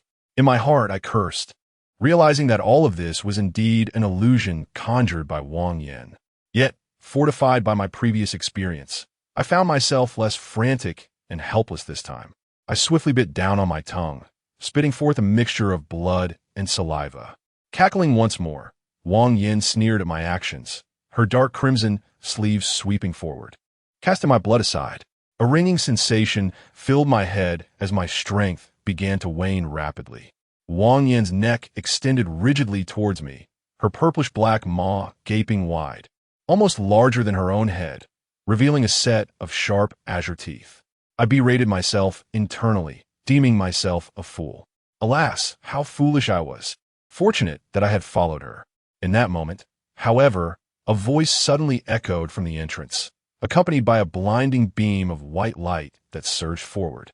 Bang! The radiant light collided forcefully with Wang Yan, eliciting a pained shriek from her, yet her grip around my neck remained unyielding. "Wretched creature, do you dare resist? Surrender at once." The voice grew increasingly irate, and a series of piercing sounds sliced through the air as beams of white light relentlessly struck Wang Yan. With each strike, her body trembled violently, and simultaneously, the eerie red robe she wore dulled significantly. After several resounding impacts of the white light, Wang Yan could no longer restrain herself and swiftly released her grip from my neck, fleeing towards the window. The air, laden with the stench of decay, flooded my mind, sending a shiver through my entire being. Foolish boy, had it not been for me, you would have met the king of hell today. A shadow materialized at my side, and that furious voice could only belong to Master Lei. Coughing lightly, I expressed my gratitude inwardly. He was right. Had it not been for him, I might have truly met my end. Oof. I didn't want to come, but who could resist the money your mother paid me? Master Lei fixed his gaze upon me, his expression somewhat unnatural. Upon hearing his words, the thank you that had nearly escaped my lips was forcefully swallowed back. "How much did you take from my mother?" I roared at him in fury. "Cough, cough. Let us not dwell on that for now. We shall discuss it after resolving the matters at hand." Master Lei waved his hand dismissively, muttering a few incantations before reaching forward, and a strand of hair appeared in his grasp. "How astonishing," I remarked, unable to contain my awe. "Oof." The expression on Master Lei's face resembled that of a disdainful peasant, leaving me feeling somewhat awkward. "What should we do now? Wang Yan has run away. Where shall we search for her?" Master Lei's demeanor grew grave. It seems I underestimated that malevolent spirit. My lightning spell inflicted little harm yesterday. I was careless. So what now? A sense of unease washed over me. I certainly did not wish to endure another encounter like the previous one. Master Lei suggested we leave this place first, for the heavy energy here could lead to serious illness if we lingered too long. Nodding in agreement, I began to exit, only for Master Lei to instruct me to pick up that peculiar dark object. It was a treasure of sorts. Reflecting on how Wang Yan had refrained from approaching when I had it in my mouth, I realized this item must indeed be extraordinary, and I hurriedly bent down to retrieve it. Once outside the apartment, I inquired of Master Lei what our next step should be. He replied that we should find a place to dine, and when night fell, we would perform the ritual. Otherwise, we would be unable to summon any spirits.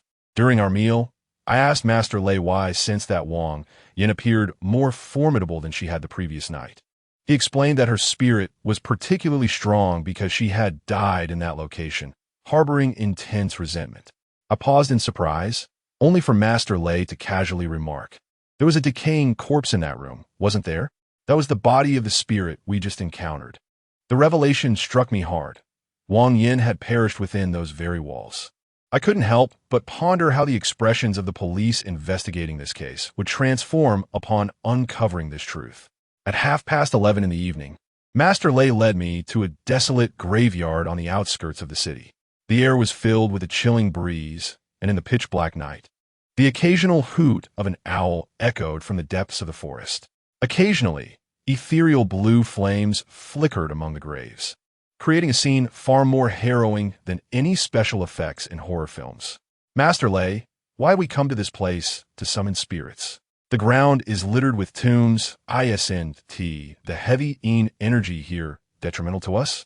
I cannot help but ask, observing the grave expression on Master Lei's face. Ignoring my inquiry, he grasped a strand of hair in his hand and began to chant an incantation softly. Perhaps it was only my imagination, but as he recited the spell, the surrounding air seemed to grow even more frigid, and the drifting ghostly flames blazed more brightly. Hold whatever you have in your mouth and do not speak. The spirits are coming.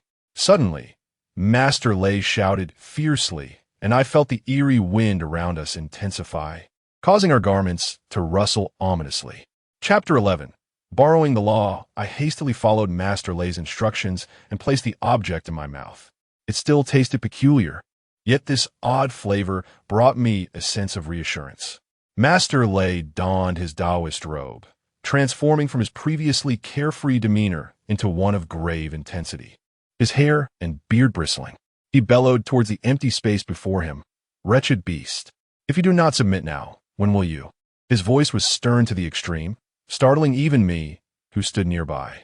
Had he displayed this fierce countenance earlier, I would undoubtedly have refrained from showing him any disrespect, let alone uttering curses against him. As his voice faded, the air above the vacant ground began to distort, and a familiar sinister laughter pierced the atmosphere, reverberating through every corner of this forsaken graveyard, sending chills down my spine. Wang Yin, draped in red, glared at Master Lei with venomous intent. Suddenly, she broke into a grin, and I watched in horror as her jaw and lips appeared to split open in an instant, disgorging repulsive black maggots that writhed and squirmed upon hitting the ground. I felt an urge to retch, yet I feared that if I opened my mouth, the life-saving object would fall out, forcing me to stifle my nausea. Desperately, I glanced at Master Lei, hoping he would swiftly deal with Wang Yin, for if this continued, I would surely lose my sanity. "Old Taoist, I harbor no grievances against you. Why do you persist in thwarting my endeavors?" Wang Yin rasped, her voice laden with malice as she fixed her gaze upon Master Lei. "You are already dead. You should be at peace and reincarnate. Yet, not only have you transformed into a vengeful spirit lingering in the mortal realm, but you also dare to harm others. If I do not eliminate you today, allowing you to wreak havoc in the world, then I shall be unworthy of my esteemed title." Master Lei stood resolute, his words imbued with a profound sense of righteousness. Yet, I could not shake the feeling that his final statement was an attempt at self-aggrandizement. Go peacefully into the next life. On what grounds? Were it not for the bracelet belonging to that fellow, I would be living quite contentedly right now. Suddenly, Wang Yin fixed her gaze upon me, her dark pupils revealing nothing. Yet the contorted visage she bore suggested that her eyes were filled with utter malice. Upon hearing this, Master Lei furrowed his brow and cast me a fleeting glance, a hint of inscrutable emotion flickering in his eyes. He then turned to Wang Yin and inquired, "Pray, enlighten us on how you met your demise. What does it have to do with this young man?" Wang Yin glared at me with palpable resentment, her teeth grinding together like shards of glass. "I was killed by that bracelet, or more precisely, by the entity within it." As she spoke these words, a glimmer of fear crossed her grotesquely twisted face. "Be more explicit," Master Lei urged, his brow knitted in concentration. Wang Yin erupted into laughter, only to bellow, "Why should I be more explicit? I tell you, you all shall perish." With that final word escaping her lips, her form vanished in an instant. Master Lei, his expression stern, stared intently at the spot where Wang Yin had just been, swiftly retrieving a compass from his bag. After a brief glance, he formed a seal with his hand and pointed rapidly to the side. A muffled thud reverberated through the air as Wang Yin was sent flying, yet she continued to giggle and dart towards me. Master Lei let out a cold snort, once more forming a hand seal and thrusting forward. Wang Yin was again propelled backward, but unlike yesterday, she did not flee. Instead, she swiftly sprang back to her feet. Master Lei paused momentarily, observing this scene, before swiftly executing a series of hand seals, his movements fluid and strikingly elegant. A series of muffled thuds echoed through the atmosphere as Wang Yin was launched several meters away. However, within mere seconds, she was once again scrambling to her feet, brandishing her claws and charging towards us. Master Lei's expression finally shifted, and I too felt a surge of urgency. Given the circumstances of yesterday and this morning, Wang Yin did not seem particularly formidable. Why had she suddenly grown so powerful? Could it be the heavy energy of the mass grave that had enhanced this spirit's abilities? I heard Master Lei muttering to himself, but he quickly shook his head in denial. It was inconceivable that she could become this formidable. Suddenly, his eyelids began to twitch rapidly. Could it be that someone was manipulating the spirit? Master Lei's countenance darkened, and he promptly retrieved a dark copper coin sword from his small pouch, biting his middle finger to draw blood, which he dripped onto the weapon. Thunder rumbled ominously as he invoked the power to exterminate demons and vanquish evil spirits. Channeling the might of the thunderous mountains, the Taoist priest recited a couple of incantations, and, as I stood nearby, I suddenly felt an overwhelming sensation coursing through my scalp. My gaze fixed in astonishment upon the copper coin sword in his hand. To my utter disbelief, I observed bolts of lightning writhing upon the blade. Who dares to disturb this sacred place? I shall unveil your hidden presence, the Taoist commanded, simultaneously striking forth with the sword. A blinding white light surged forth like genuine lightning, keenly directed towards Wang Yin. Caught off guard, she had no chance to evade, and was instantly struck by the luminous beam, letting out a harrowing scream before vanishing without a trace. In the eerie silence that followed, a muffled groan suddenly emerged from a corner of the forsaken graveyard, reminiscent of the sound of blood being spat. "Stay right where you are," the Taoist instructed before dashing away with the copper coin sword in hand, his speed akin to that of a soaring bird, leaving me utterly astounded. Once he departed, I found myself alone in this desolate graveyard, a tinge of fear creeping in, yet with that object in my mouth, I felt a semblance of reassurance. The chilling winds whipped against my face, and suddenly a multitude of shadowy figures, resembling smoke, materialized before my eyes. I blinked, convinced I had misperceived, yet those phantasmal shapes remained. Ghosts, so many ghosts. It finally dawned upon me. Could these be the souls spoken of in legends? My legs turned to stone, rooted in place, paralyzed by fear. Damn it, that fellow has escaped. At that moment, a voice filled with resentment echoed from the woods. A wave of relief washed over me as Master Lei emerged from the mound, and upon seeing his somewhat disheveled figure, my heart settled completely. Well then, expel that thing. It has lost its efficacy after lingering for too long, he said, his expression not particularly pleasant, as he rushed towards me, panting. I complied and released the entity, inquiring about what had just transpired. Master Lei informed me that someone was manipulating the ghost to cause harm, operating from a great distance last night, which rendered the ghost's powers rather limited. However, it was to draw nearer by noon today, thus augmenting its strength. He had been hiding behind that grave mound, allowing the ghost to endure numerous blows, but the final strike had completely shattered it. Chapter 12. The yin-yang. I was momentarily taken aback and cautiously inquired, "What does it mean to be scattered? Can one still be reincarnated?" Master Lei nodded affirmatively. There will still be residual spiritual entities. She has not taken a life. Hence she should still be able to reincarnate. I nodded in understanding, my gaze drifting anxiously towards the myriad souls not far from me. "Master Lei, what are those?"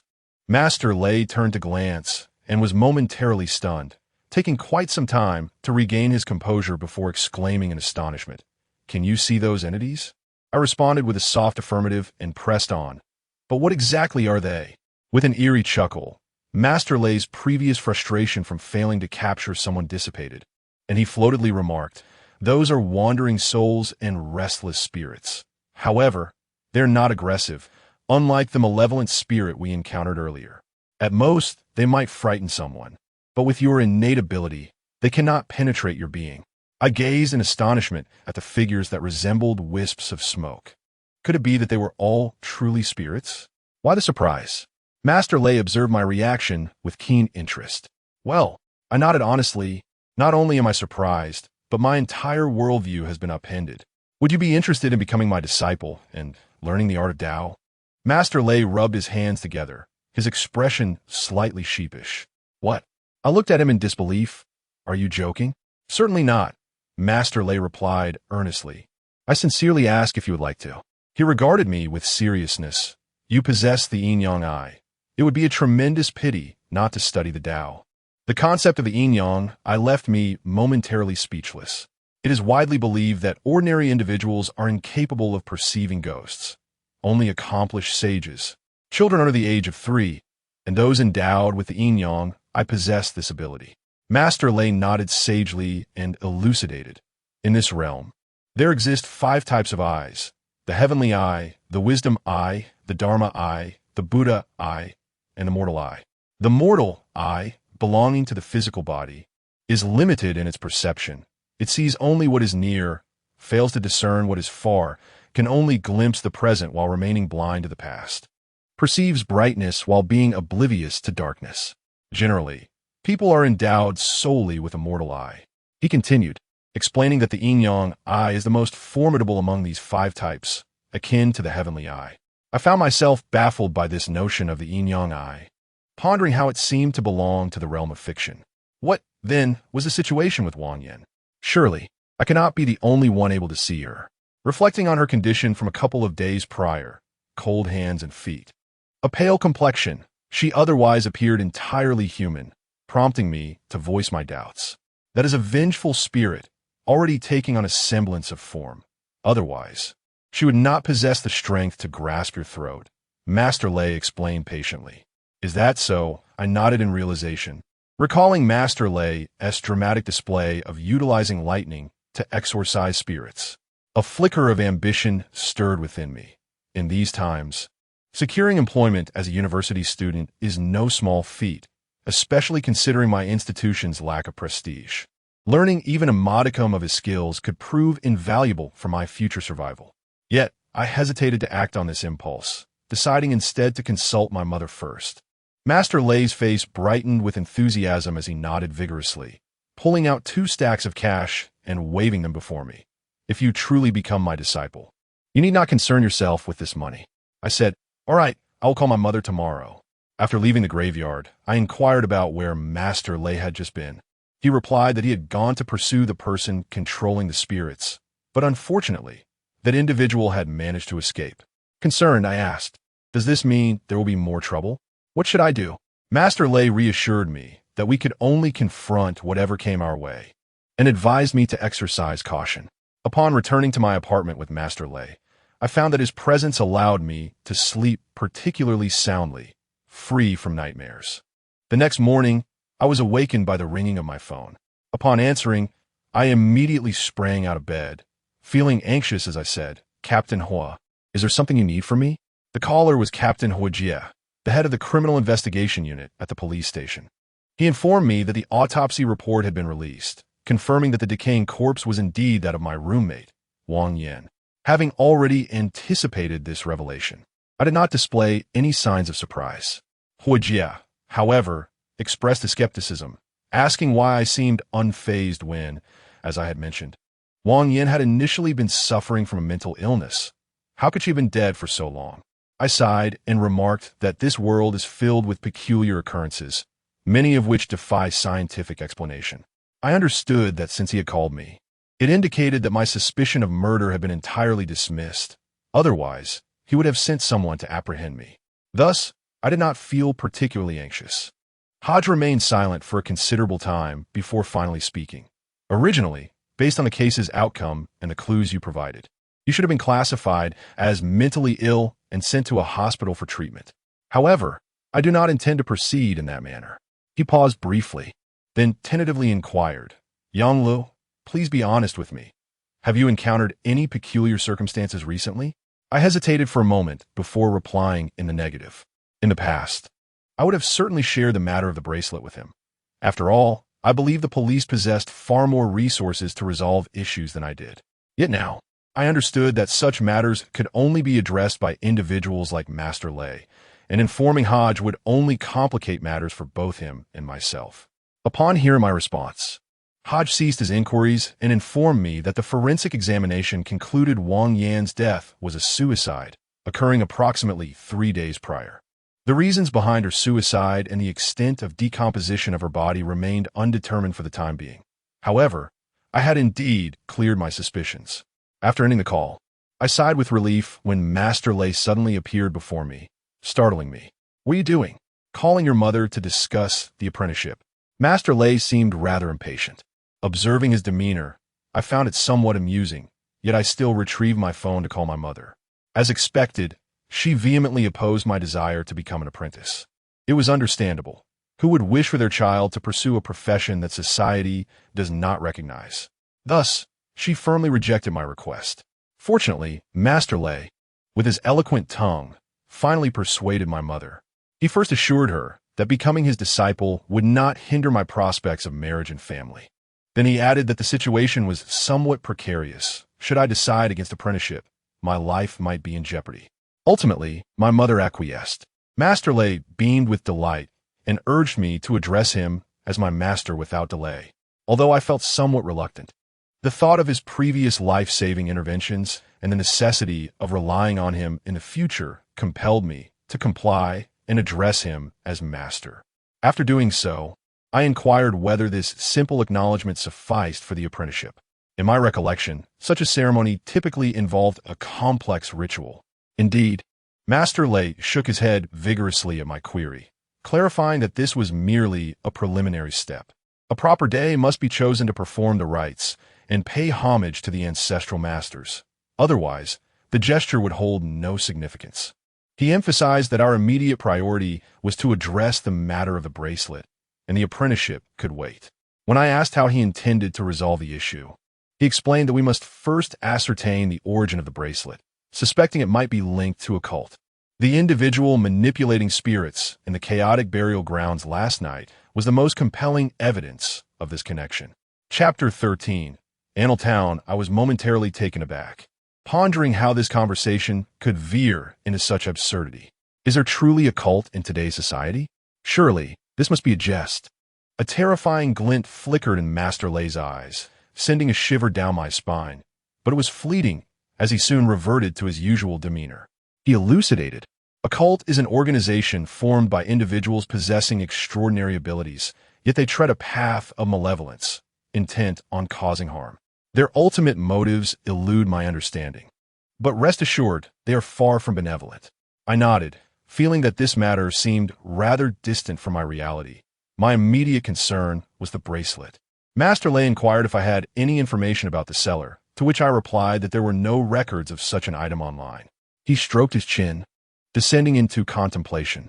I stood by, hesitant to disturb his thoughts. After a while, he retrieved a tortoise shell from his satchel. Upon glancing at it, I noticed its peculiar design. Both sides were circular, and it appeared to contain something within. With his eyes closed, Master Lei gently swayed the shell while silently chanting an incantation. Minutes later, his wrist flicked, and several coins sprang forth from the shell. Gazing at the coins on the table, he calculated with his fingers before muttering to himself. The source should be approximately 500 miles to the south. Unable to contain myself, I asked, wouldn't it be simpler to just destroy the bracelet? Why go through all this trouble? Master Lei shot me a glare and retorted, if you wish to perish, I could easily shatter the bracelet right now. I was taken aback and dared not speak further. Master Lei fixed his gaze upon me for a moment, then sighed and said, I initially deduced that this bracelet was released by members of a cult to cause harm. It is likely imbued with a peculiar curse. Since you purchased it, this curse has become intertwined with your fate. If the bracelet is destroyed outright, you shall meet the same dire end. I inquired about what should be done. For waiting idly for death was hardly an option. He immediately rapped my head and scolded, "Are you foolish? Did you not notice that I have already discerned the origins of the bracelet?"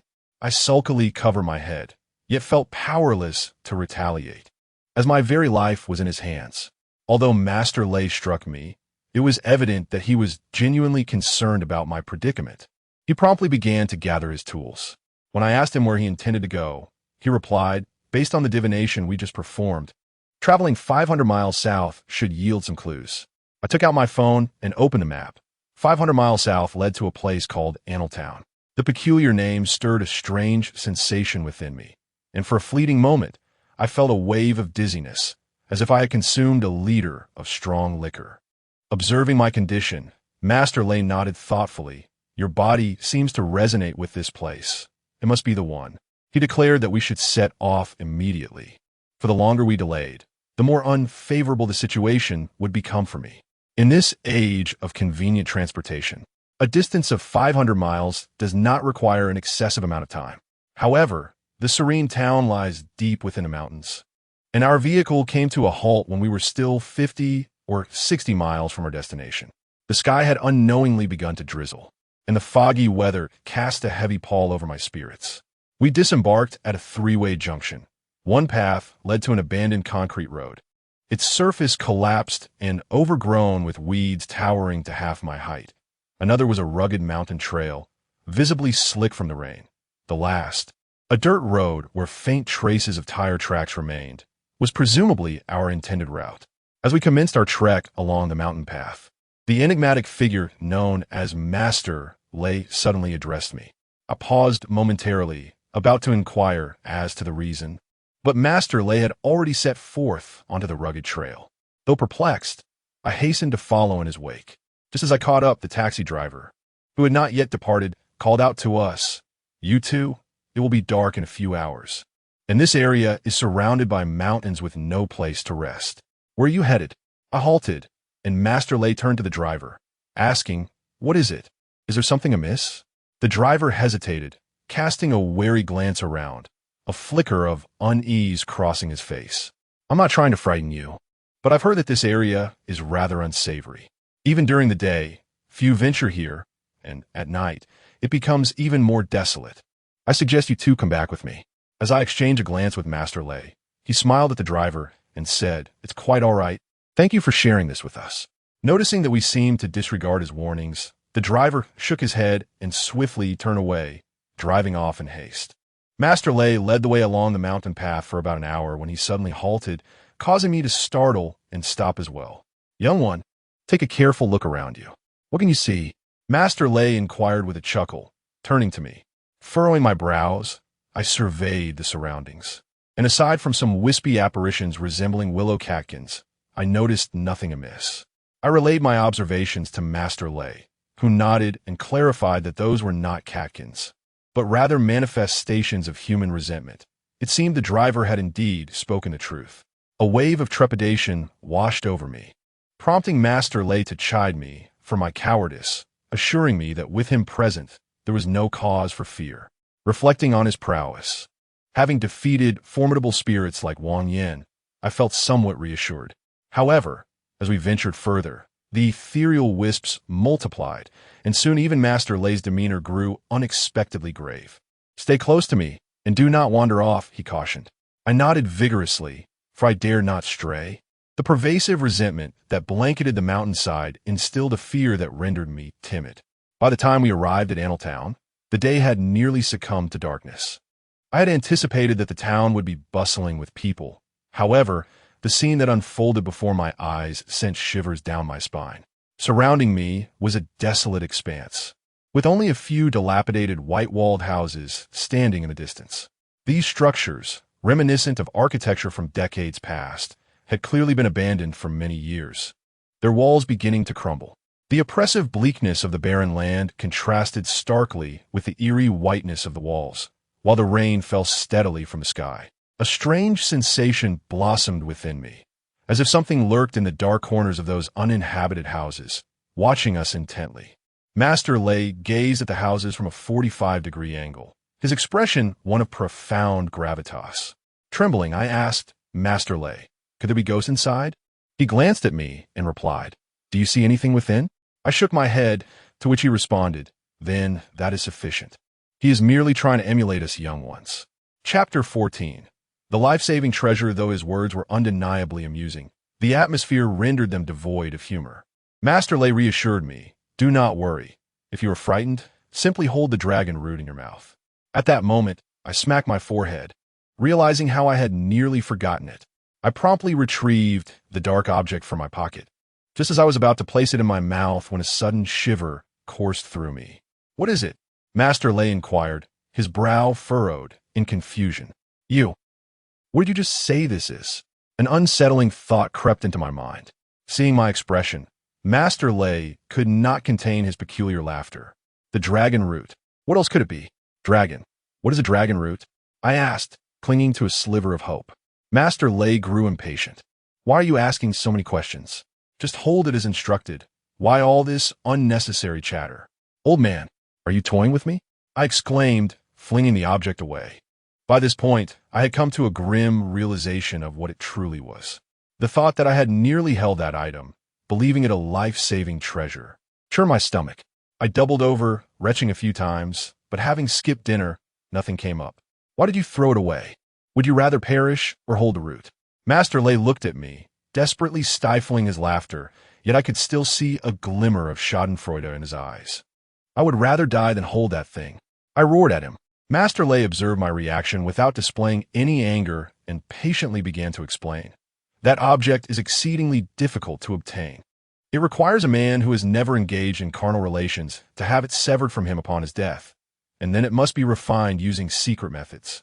Since he has never partaken in such deeds, that area possesses an exceptionally strong yang energy, which allows it to serve as a talisman of sorts, deterring spirits from approaching." I understood the plausibility of his words, yet the thought of picking it up was utterly revolting to me. Master Lay then said, "Very well, just stay close to me for now." I nodded, on the verge of inquiring about our next direction, when a sudden chill coursed down my spine, and my heart began to pound fervently, as if it might burst from my chest. Before the several white-walled houses, an ominous shadow had appeared, seemingly out of nowhere. The figure stood there silently, motionless, resembling a statue, yet I was certain it was a living being.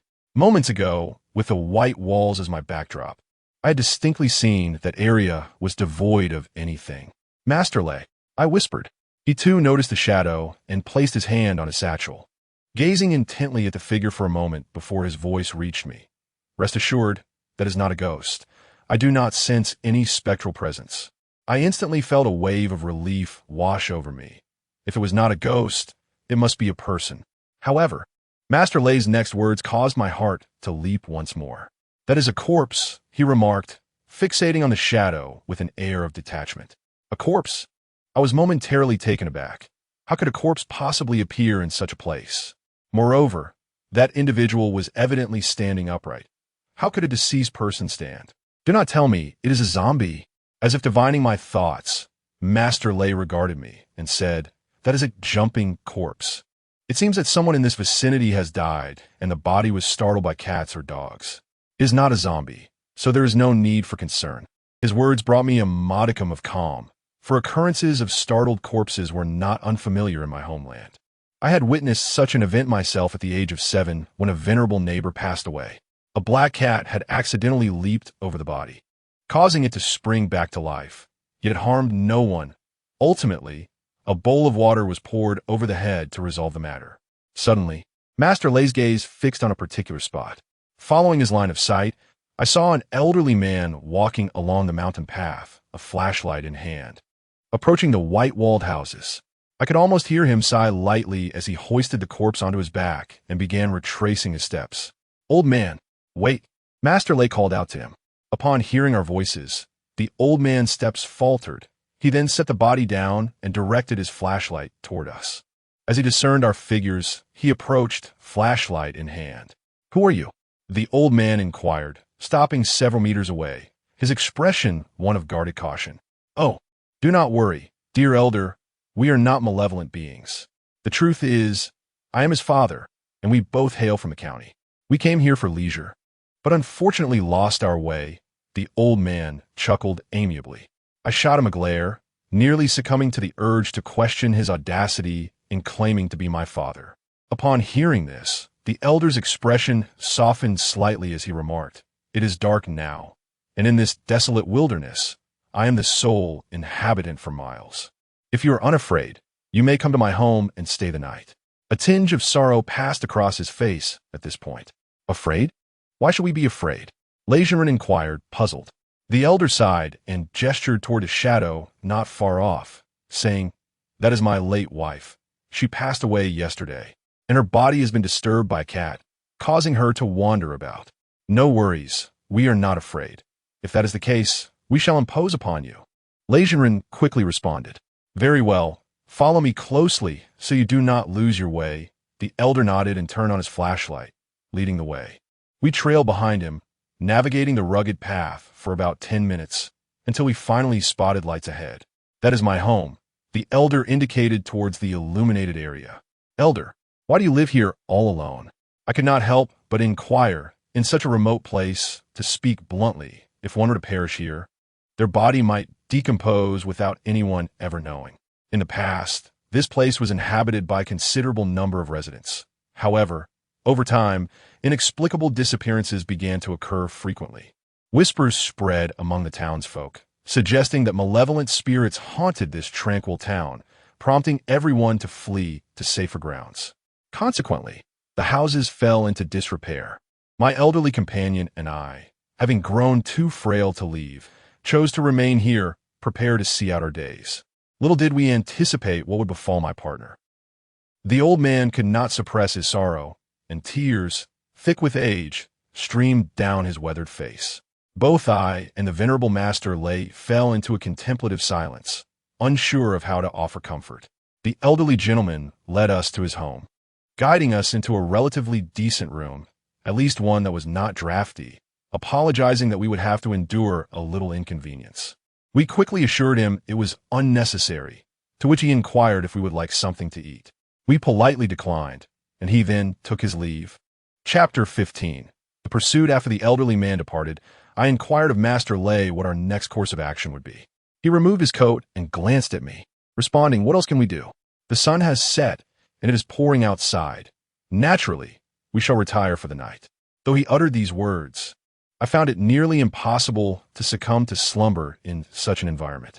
He, however, seemed undisturbed, and within a mere 5 minutes of lying down, the thunderous sound of his snoring filled the room.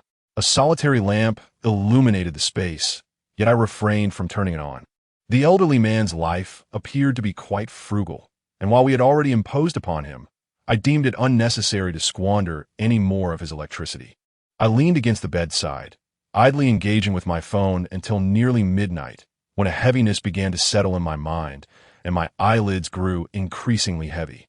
I set my phone aside, but just as I was about to lie down, an unexpected cacophony erupted from outside the dwelling.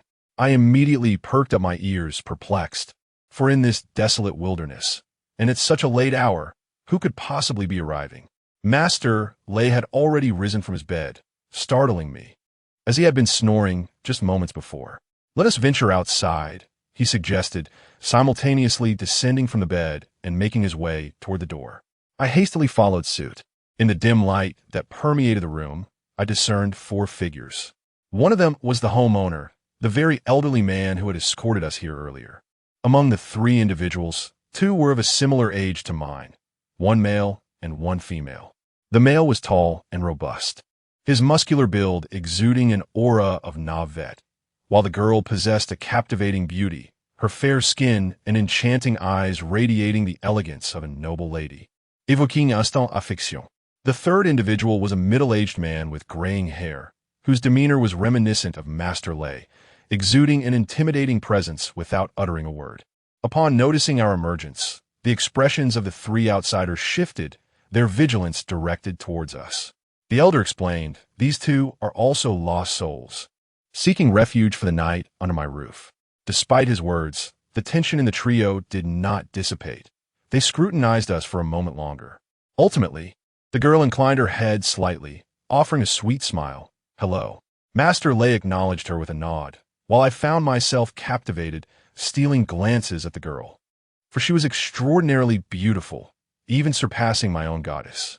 As I admired her, the middle-aged man let out a contemptuous snort, startling me back to reality. I quickly averted my gaze, as the elder beckoned them to follow him in search of accommodations. Once we returned indoors, Master Lay remarked on my lack of composure, teasing that a mere smile from her rendered me speechless. He recounted tales of his youth, when he was besieged by beautiful women. Just as I contemplated a retort, I found myself struck by his striking features, handsome and refined, with sharp brows and starry eyes. It dawned on me that he must have been even more charming in his youth, lending some credibility to his boastful claims. Thus, I begrudgingly sealed my lips in silence. The man known as Lay, filled with a sense of triumph, chuckled heartily before gradually composing himself. Furrowing his brow, he remarked that the 3 individuals from earlier were also partaking in this line of work, expressing his bewilderment at their presence. Yet, he sensed no malevolence emanating from them, leading him to conclude that they were likely not ill-intentioned. I couldn't help but ponder, could it truly be so mystical? Could one genuinely perceive the aura of wickedness? Outside, the rain pattered softly, and the drowsiness that had begun to envelop me vanished with the arrival of the 3 individuals, leaving me no choice but to lean against the bed, engrossed in my phone. Around 2 o'clock, I ventured to the outhouse, and en route, I heard the door of the nearest room creak open. Hastily, I finished my business and adjusted my pants, thinking it would be quite a blow to my valiant image if it were that girl. However, as one door opened, another followed suit. Were all 3 of them emerging? Stunned for a moment, I then observed the silhouettes of 3 figures approaching. "Where you headed at this hour?" I casually inquired while standing beside the outhouse. "Young man, some questions are better left unasked." A middle-aged man shot me a glare, his voice laced with an icy authority that suggested a long-standing position of power, sending a shiver down my spine. The stout man among them offered me a friendly grin, saying, "Brother, you should return quickly. Inquiries like these will not serve you well." The girl remained silent. I shrugged and turned to walk back inside, acknowledging that my question was merely casual. If they chose not to respond, so be it. Upon my return home, Master Lane noticed my troubled expression and directly inquired whether I had encountered those 3 individuals. I confirmed that I had, mentioning that I was perplexed by their destination on such a late evening. When I casually asked them about it, they brusquely ordered me to silence.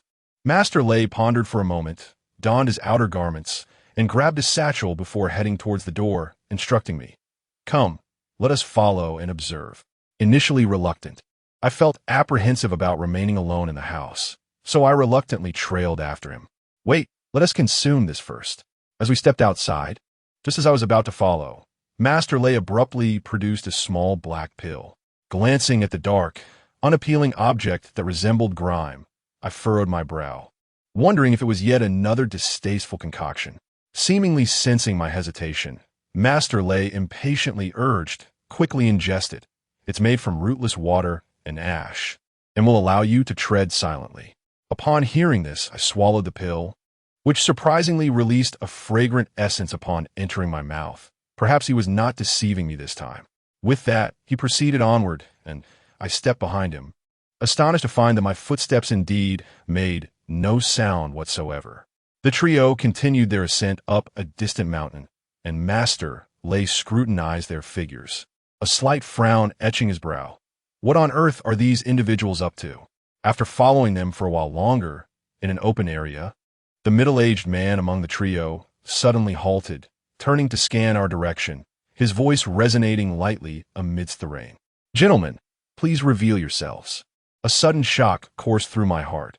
We had made not a single sound, and we were situated quite a distance away. How on earth had he discerned our presence? As I pondered this perplexing question, Master Lay stepped forth from behind the stone, compelling me to follow suit. Quite impressive indeed, yet I remained curious about your true intentions. With his hands clasped behind his back, Master Lay cast a piercing gaze upon the trio, demanding answers. "This hardly seems to concern you, does it?" the middle-aged man retorted, fixing his gaze on Master Lay with a faint smile. Chapter 16. Zombies. The man and woman gazed intently at Master Lay. He chuckled softly, and we all awaited his continuation. However, after a considerable pause, he merely managed to stammer out a few chuckles. I couldn't help but quietly inquire why he had fallen silent. He whispered back that he was uncertain why he was following others and didn't he know how to initiate the conversation. I nearly buried my face in the ground in disbelief. If you have no business here, I suggest you hasten back. I advise you, the entities in these mountains can be quite terrifying, and if you lack the necessary skills, it is best not to wade into these murky waters. Upon witnessing Master Lei's reaction, the middle-aged man's lips tightened, his gaze turned icy, and his tone lost its previous courtesy. He sneered, "You assert that it cannot be done? This mountain does not belong to you, so by what right do you seek to impede me?" Master Lei smiled, showing no sign of backing down. "Hey, old man, my master is speaking to you civilly, yet you not only refuse to listen but also dare to be rude. It seems you are asking for a beating." At that moment, the seemingly simple young man could no longer contain himself. With a display of his strength, he flexed his arm and struck a nearby large tree with a fierce punch. The impact resonated with a sharp crack, causing the stout tree, as thick as a barrel, to shake violently, shedding leaves in a flurry. Witnessing this display, I couldn't help but shiver. Is this truly a human? If that punch were to land on me, I shudder to think of the catastrophic consequences. This is unacceptable. Upon witnessing the scene, the middle-aged man suddenly admonished him, though it appeared somewhat theatrical, as if deliberately performed for our benefit. Master Lei observed the unfolding events with an air of tranquility. Suddenly, I heard the sound of bones clashing emanating from his body, and when I turned to look, I was utterly astonished. A golden, gentle mist, akin to a haze, began to rise around him, enveloping him in a shroud of luminous golden light. He radiated vitality, and the brilliance in his dark eyes seemed to reflect a youthful vigor, as if he had shed a decade in mere moments. However, this golden phenomenon did not illuminate the surroundings. Aside from the small area occupied by Master Lei, darkness persisted. I sensed that this golden aura was visible only to me. Among the three before us, the girl's beautiful and gentle countenance gradually transformed into one of astonishment, while the man appeared utterly bewildered. The middle-aged man, though initially perplexed, seemed to grasp something important, his expression turning grave as he fixed his gaze upon Master Lei. The girl leaned in to whisper a few words into the middle-aged man's ear, causing a dramatic change in his expression. His look of incredulity directed at Master Lei was palpable. After a prolonged silence, he slightly bowed his hands towards Master Lei and respectfully stated, "I must admit my oversight earlier. If I have caused any offense, I humbly ask for your forgiveness." At this, Master Lei let out a cold huff, and with a slight tremor, the golden light gradually receded into his being. The three hesitated for a moment before slowly approaching us. "So, do you still intend to obstruct my path?" Master Lei cast a glance at the three approaching figures, standing with his hands clasped behind his back, his demeanor icy. The middle-aged man's expression was somewhat grim. "Your Excellency, I meant no harm. I merely spoke out of concern for the safety of the two individuals, fearing that the creatures of the mountain might pose a threat." After a brief pause, he added with a wry smile, "It seems I was overly cautious. What exactly lurks in these mountains?" The mention of danger once more furrowed Master Lei's brow. Hesitating, the middle-aged man finally revealed, "Zombies." "Zombies?" Master Lei's eyes widened in disbelief. Observing his reaction, the middle-aged man nodded solemnly. "According to the intelligence we have gathered, it is indeed zombies." "That cannot be. How could there possibly be zombies in this day and age?" Master Lei murmured to himself. "There's zombies that someone has raised," the middle-aged man explained. He then lifted his gaze towards a distant peak, his countenance darkening as he continued, "A few days ago, I received word that zombies were wreaking havoc in this vicinity, prompting me to take action. However, during my efforts, I inadvertently attracted the attention of a corpse handler. This handler possesses considerable skill, and during our confrontation, I was fortunate enough to gain a slight upper hand, which allowed my apprentice and me to track him here." Master Lei glanced at the girl, his tone carrying an unusual undertone as he inquired, "Is she also your apprentice?" The middle-aged man paused for a moment, then hastily shook his head, pointing at the young man instead. No, this one is my apprentice." "Now that makes sense."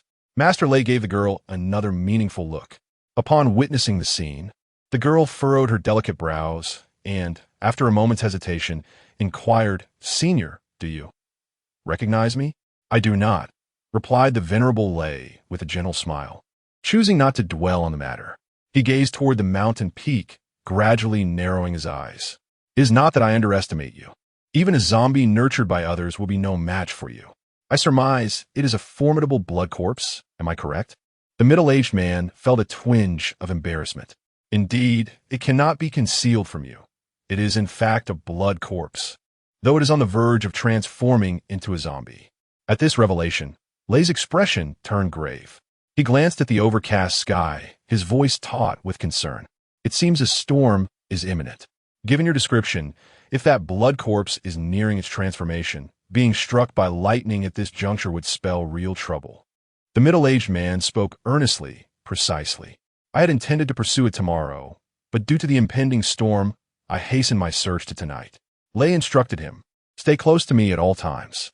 Turning to him once more, he added, "I shall accompany you on this venture."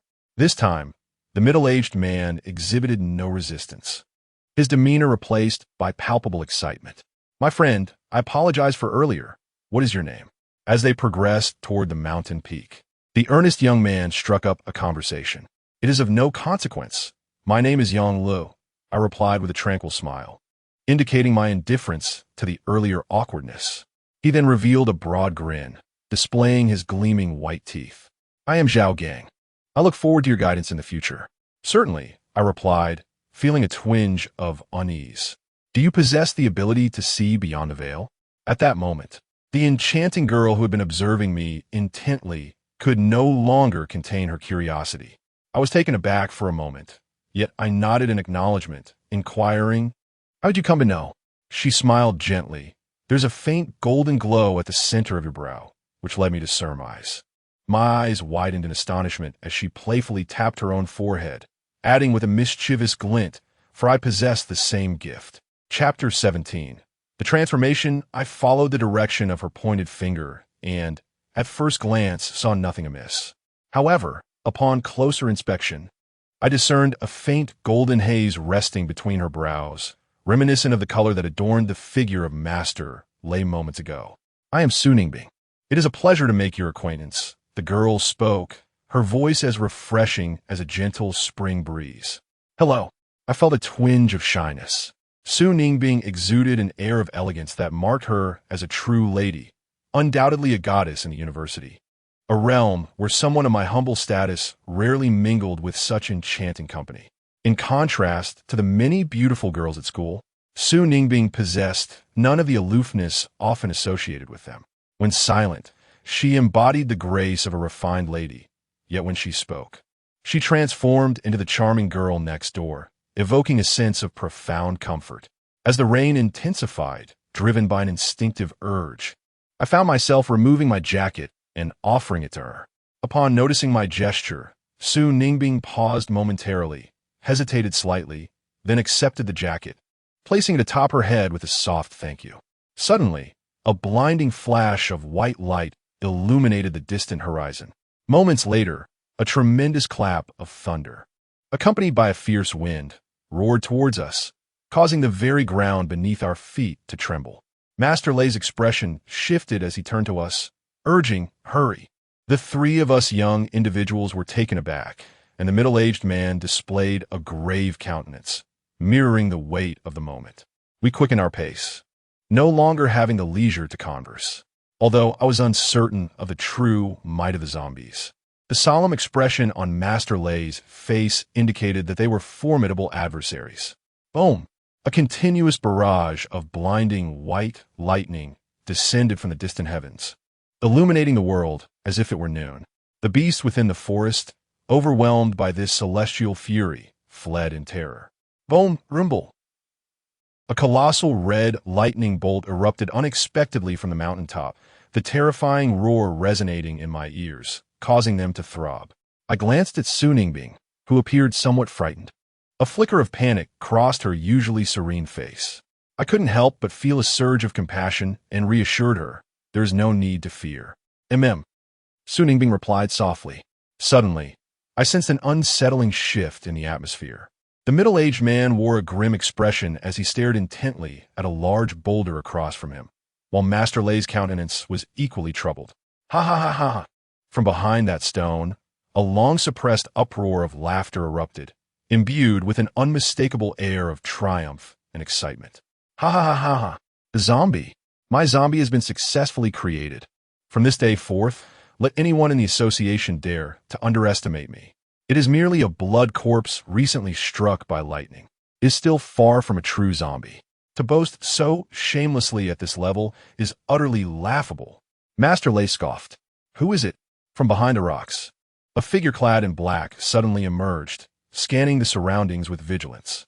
When his gaze fell upon the middle-aged man, he was momentarily taken aback, only to erupt in maniacal laughter. Ha ha ha! You old fool! You actually dared to pursue me. Do you truly believe I cannot handle you? Today, none of you shall survive. After uttering this, he turned his attention to Su Ningbing, leering as he remarked, however, this beauty is certainly exempt from that fate. Impudent! Su Ningbing's brows furrowed as she exclaimed sharply. I say, you fool, are you deaf or what? I told you, your blood corpse has yet to fully evolve. Lei Jinren taunted once more. The man glared at Lei Jinren for a moment before retorting, Humph, though that may be true, is it not sufficient to deal with the likes of you? You overestimate yourself. Solar blaze, essence of the volcano, law of the thunder mountain, divine fire. Lei Jinren ignored him, reciting incantations to summon his magic. The corpse handler was taken aback, and a bell appeared in his hand, which he shook vigorously. The sharp clangs echoed across the mountaintop, and a crimson corpse sprang forth from the underbrush, its head bowed, with blood-red hair and a hue of crimson from head to toe. Eliminate them, the corpse handler commanded, shaking the bell towards us, his voice piercing the air. At his command, the blood corpse charged towards us with frenzied aggression. Bang! The golden flames erupted towards the blood corpse, striking it squarely. However, the creature merely let out a pained cry, with only a portion of its crimson fur singed away. Observing this, the middle-aged man hastily retrieved a peachwood sword from his bag and invoked a spell. Spirit of the heavenly pillar, soldiers of Kunlun, grant me power from Longhu Mountain, divine sword. As the incantation was recited, a shimmering silver energy sword materialized in the air. With a swift motion, he directed it towards the blood corpse. Crack! The energy sword collided with the creature's head, merely staggering it back a step. The middle-aged man's expression darkened.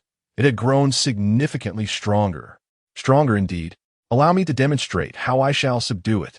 The displeased Lei Jinren snorted coldly, brandishing a pitch-black copper coin sword as he charged at the blood corpse. Eliminate it.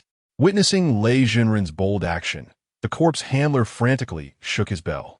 The blood corpse emitted a low, rumbling growl, raising its palm, adorned with 3-inch-long claws, to strike at Lei Jinren. I couldn't help but feel a twinge of anxiety for him. Although he could be somewhat unreliable at times, he had saved me on several occasions, and perhaps he might even become my mentor in the future. Yet, I was clearly overthinking the situation. As the blood corpse lunged, Lei Jinren merely sidestepped slightly and then thrust his copper coin sword forward. Swoosh! The blood corpse was pierced, and a particularly foul, acrid stench filled the air. Both Su Ningbing and Zhao Gang, along with myself, instinctively covered our noses as the blood corpse let out a cry of pain, recoiling in fear, too intimidated to launch another attack. The corpse herder grew increasingly anxious, the manual bell ringing incessantly. The blood corpse surged forward once more, as if invigorated by some unseen force. Master Lei, undeterred, struck it twice with ferocity, sending it hurtling backward once again. Truly, Master Lei possessed remarkable skills. The middle-aged man observed the repeatedly repelled blood corpse, unable to suppress his admiration. A low growl emanated from the blood corpse as white flashes streaked across the sky. Not far off, a massive tree was reduced to cinders by a bolt of lightning, while surrounding trees blazed fiercely.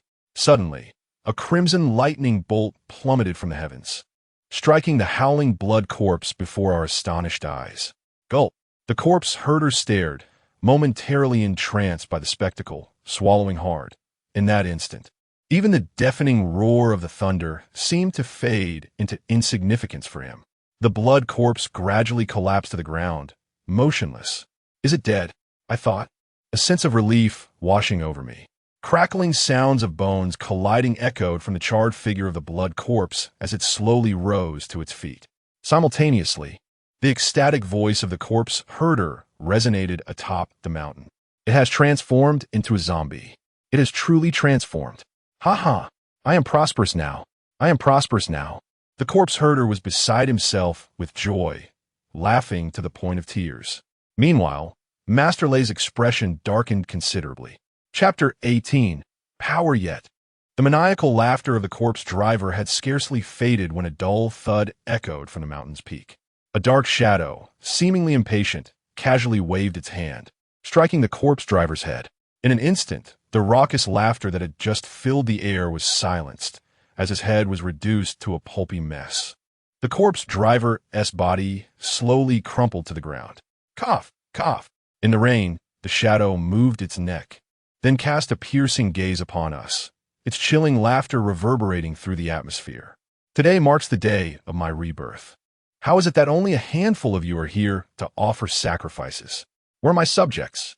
The shadow gradually lifted its head, revealing a pallid face, starkly contrasting the sanguine hue from before. Be cautious. Hide behind me and do not move, cautioned Master Lei, his expression grave. Oh, even without his warning, I understood well. This entity was undoubtedly formidable, for otherwise, the typically arrogant Master Lei would not be so circumspect. You wretched creature, are you out of your mind? Shougong, unperturbed, boldly pointed at the zombie and began to berate it. Umph. In an instant, the shadow vanished, prompting the middle-aged man to shout, "Get out of the way!" Bang! Yet, it was too late. The zombie had already lunged in front of Zhao Gang and sent him flying with a single punch. Zhao Gang plummeted backward like a kite severed from its string, soaring through the air for 5 or 6 meters before crashing to the ground. Upon landing, he rolled several meters along the earth before gradually coming to a halt, unconscious. I will fight you. The middle-aged man, witnessing this scene, was instantly consumed by rage. He bit into his middle finger, causing blood to flow profusely from the wound. Gripping the peachwood sword tightly, he yanked it forcefully, enveloping the entire blade in a dense mist of blood. What a delectable aroma. The zombie observed the man's series of actions with a smirk, extending its tongue to lick its lips, a look of salivation evident on its face. Seeking death. Upon realizing that the zombie regarded him as prey, Zhao Gang's master was immediately engulfed by fury. With vigorous movements of his arm, he struck the zombie repeatedly with the peachwood sword. However, the zombie displayed no signs of stiffness and was even more agile than a human. Each time the sword nearly struck its target, the creature deftly evaded the blow. So feeble, submit and provide this king with fresh blood. The zombie, seemingly losing its patience, did not flinch as the sword swung toward it once more. Instead, it reached out and caught the blade between its fingers. With a hiss, a plume of green smoke emerged in the air, indicating that the sword indeed possessed some efficacy against the undead. Such pathetic power. The zombie shook its head, applying slight pressure with its fingers. Crack! The peachwood sword shattered in response, breaking into 2 pieces. One fell to the ground while the other remained clasped in Zhao Gang's master's grip. He stared blankly at the broken peachwood sword, the zombie offering him no respite from despair. With a mere flick of its hand, Zhao Gang, his master, was sent hurtling away like worthless debris, crashing heavily against a distant tree before slowly sliding down. Who will be next? The zombie yawned, casually standing with its hands behind its back, its cold, emotionless gaze mockingly sweeping over the 3 of us. Su Ningbing and I simultaneously turned our anxious eyes towards Master Lei. He might be the only one capable of confronting the zombie now. Despite having just witnessed the zombie's formidable power, a faint belief lingered within me that Master Lei should be even more powerful. Throughout, he had shown a wary respect towards the zombie, yet never seemed to reach the level of fear. Even when he had heard rumors of a zombie lurking in these mountains, he had ascended without hesitation.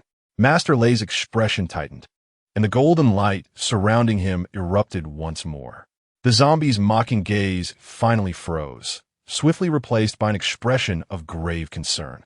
Do not presume that your evolution grants you the liberty to commit evil. Regrettably, today you have crossed paths with me, Lei. In that moment, Master Lei's aura transformed dramatically. He seemed to morph into an invincible warrior. The fierce winds atop the mountain whipped his sleeves, yet not even a single hair was stirred. The zombie's cold visage momentarily reflected fear. However, in the next heartbeat, it erupted into a chilling laugh, for certain reasons. You may find it difficult to unleash your true power, wouldn't you? Let me ponder this. You now seem to be a paper tiger, formidable in appearance, yet feeble within. Are you attempting to intimidate me? I noticed the clenched fist of Master Lei, and my heart raced in response. Quite astute. Yet you have only grasped half of the truth. Master Lei's gaze was fixed upon the zombie, his eyes icy and his expression severe. Should it come to pass, I shall unravel the seal and obliterate you. Boom, boom, boom. A torrent of crimson lightning descended relentlessly from the heavens, resembling countless red thunder dragons. A cataclysmic spectacle that left onlookers awestruck. You, the zombie, transfixed by the spiraling bolts above, was finally overtaken by sheer terror. I shall no longer engage with you. Suddenly, the once invincible zombie screamed, and, to the astonishment of all, hurled itself off the cliff. As the zombie plummeted, the thunder continued to swirl ominously in the sky. Boom! With a mere gesture, Master Lei summoned a colossal bolt of lightning that struck the ravine, igniting a conflagration that sent flames soaring skyward, consuming towering trees in a furious blaze. In the wake of this thunderous strike, a figure hidden in a shadowy corner beneath the cliff could no longer afford to linger, and swiftly fled the scene. Master Lei suddenly coughed up a mouthful of blood, his body collapsing to the side. I exclaimed in shock, "Are you all right?" and hastily reached out to support him. Cough, cough. Master Lei was still coughing up blood profusely, and I became quite anxious. He offered me a reassuring smile, his voice soft as he said, "Do not worry.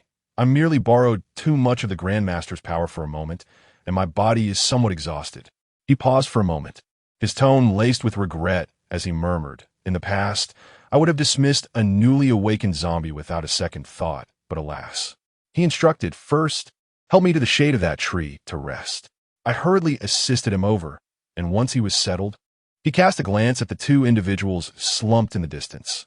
"Bring them over as well. I wish to examine them."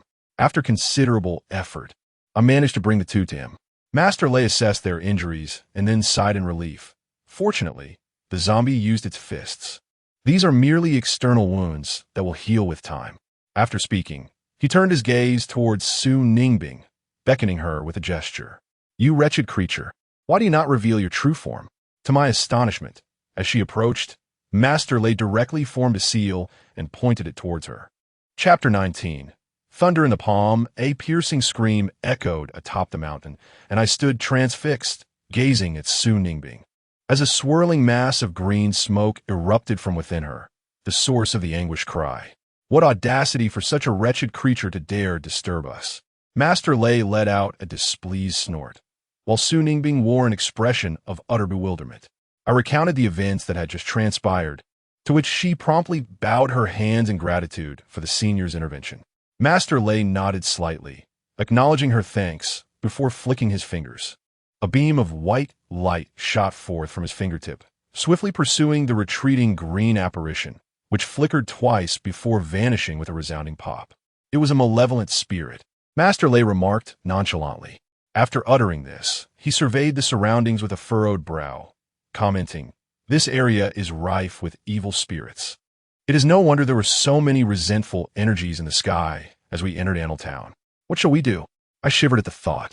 Although I no longer cowered in fear at the sight of ghosts as I once did, trepidation still lingered within me. "Never mind," Master Lei replied. "Though I have yet to formally accept you as my disciple, I shall impart a technique to you. Extend your hand." I complied, and as he traced intricate patterns upon my palm, a tingling sensation enveloped it. Upon closer inspection, I noticed a peculiar rune forming there. The rune radiated a soft, luminous white light, undulating like a gentle stream, as if imbued with life. What is this? I inquired, perplexed. This should be the palm rune, he explained. At that moment, Su Ningbing glanced at my palm, then turned to Master Lei and inquired, since you are familiar with the palm symbol, why not teach him how to utilize it? I shall take a brief respite. Master Lei shot me a peculiar grin before closing his eyes and drifting into a deep slumber, akin to a meditative monk. Misu. I scratched my head and called out, attempting to alleviate the awkwardness. She offered a gentle smile. Do not be anxious. My family has also studied this palm symbol, and I happen to have learned a bit. If you do not mind, I shall teach you. Not at all. Not at all. I fervently shook my head.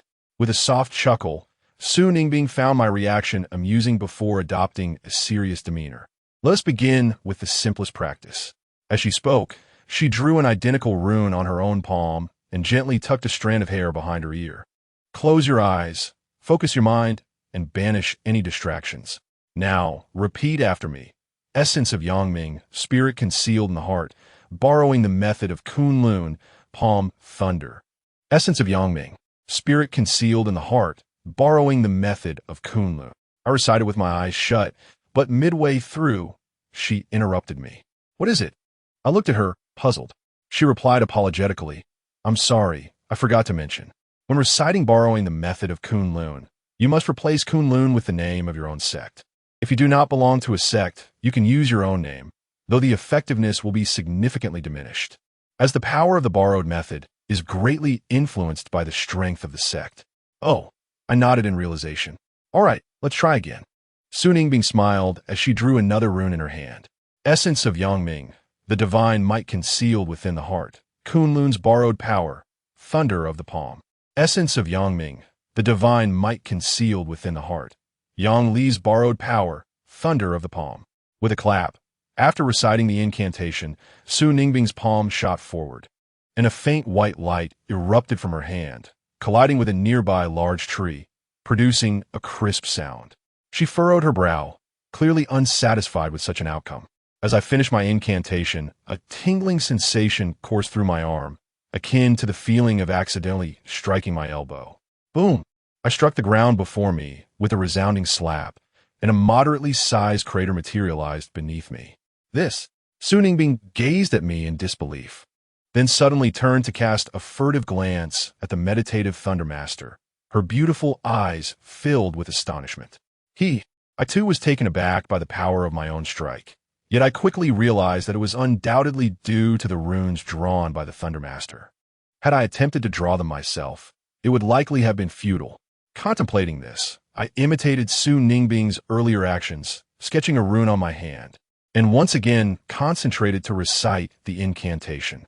Sure enough, upon completion, not only did it lack the previous power, but there was also no white light emanating. Damn!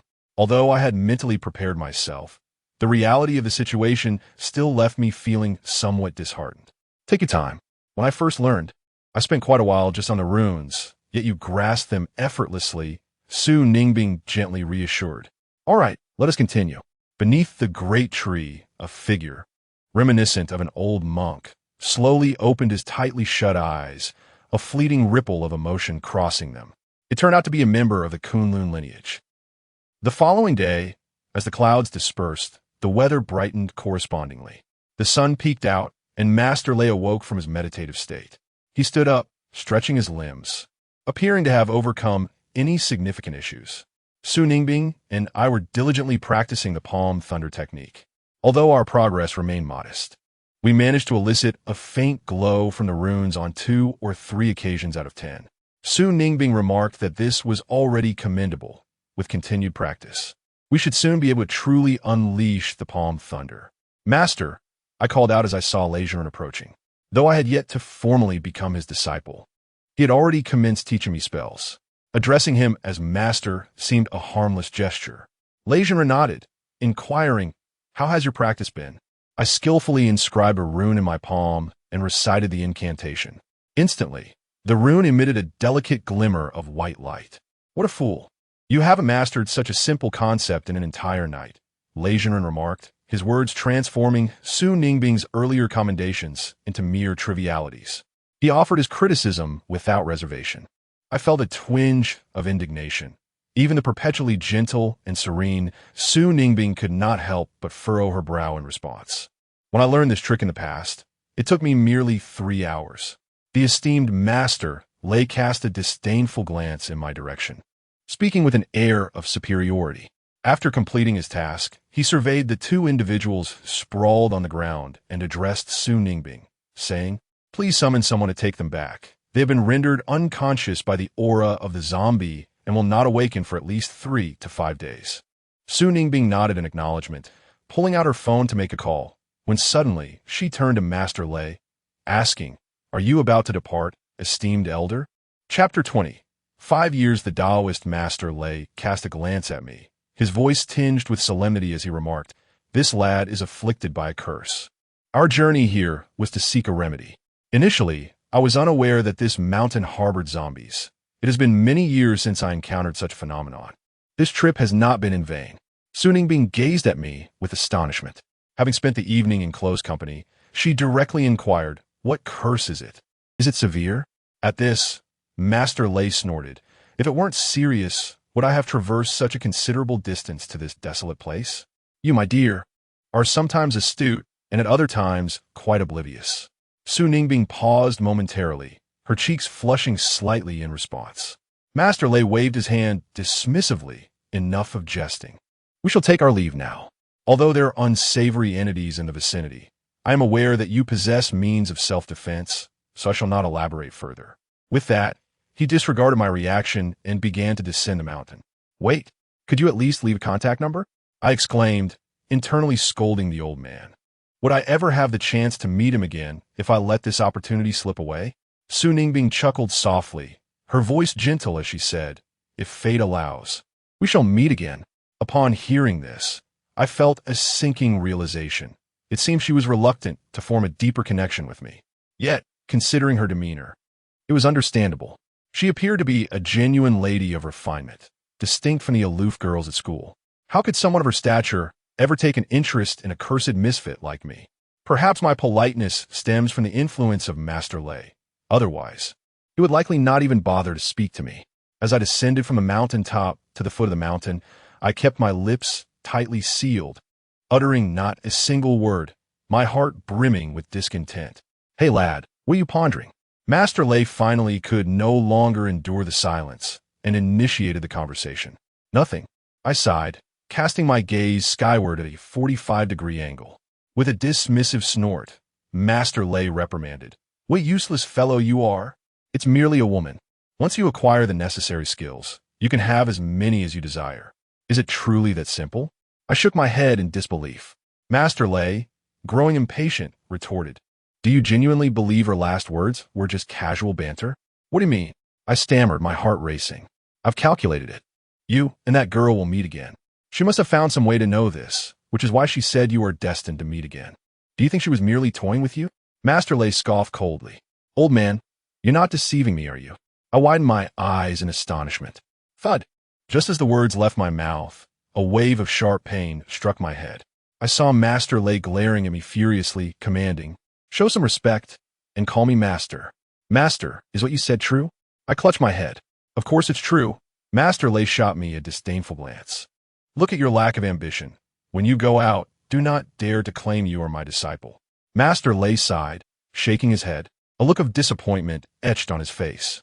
The descent down the mountain was far easier than the arduous climb through the rain the previous night. Before long, the humble tile-roofed house re-emerged within our sight. Considering that we were about to depart, and reflecting on the inconvenience we had caused the elderly gentleman, I intended to bid farewell and inquire if he required any assistance, for living alone in such a place must be quite challenging. However, Master Lei's countenance suddenly darkened. His expression transformed into one of icy fury, a palpable anger coiling within him. Startled by his demeanor, I asked, "Master, what troubles you?" Without responding, Lei accelerated his pace towards the dwelling, his face clouded with discontent. Upon reaching the door of the house, he forcefully pushed it open. The scene that unfolded in the main hall rendered me speechless. The elderly man who had sheltered us lay motionless on the floor, his body marred with bruises, and his chest devoid of breath. "How could this be?" I exclaimed in shock, He appeared quite robust just the previous night. How could he have succumbed so abruptly? With a resounding crash, Master Lei struck the wooden door, creating a gaping hole. He inhaled deeply, his voice seething with rage as he lamented. Had I known it would come to this, I should have exerted more effort to subdue that zombie last night. The realization struck me. Was it indeed that zombie that had claimed the old man's life? I gasped, my eyes instinctively darting towards the elderly figure. The old man has indeed passed away, lying flat on the ground. On the side of his neck, there are 2 bloodied wounds, now darkened, clearly inflicted by teeth. What a scoundrel! Master Lei bellowed in fury, veins throbbing on his forehead, his fierce expression revealing the depth of his anger over the old man's demise. I remained silent, unsure of how to respond. The zombie was undeniably vile, yet only Master Lei possessed the means to confront it. After a while, Master Lei gradually regained his composure. It was then that I cautiously spoke. Master, let it be. A life lost cannot be restored. Perhaps we should bury the old man first. This cannot continue. Master Lei nodded, instructing others to carry the old man and his wife outside. In a nearby clearing, we dug 2 large graves, hastily interring the bodies. Once our task was completed, Master Lei bowed respectfully to them, and then turned to me, saying, "Let us depart. Our immediate concern must be your predicament." In truth, my fear of the so-called curse upon me had waned. For having witnessed Master Lei's remarkable abilities, I realized that this seemingly unreliable individual was, in fact, a true master navigating the complexities of life. Who would have thought? Master Lei said nonchalantly, that I am aware of your thoughts. I advise you to swiftly abandon such notions. In the past, I was formidable, extraordinarily powerful. Lifting your curse would have posed no challenge. However, the zombie spoke the truth. I am unable to wield my former abilities due to certain reasons. Do you understand? The commotion I caused last night came at a significant cost. What? I inquired, perplexed. Master Lei replied, 5 years of life. 5 years of life. I was taken aback by this revelation.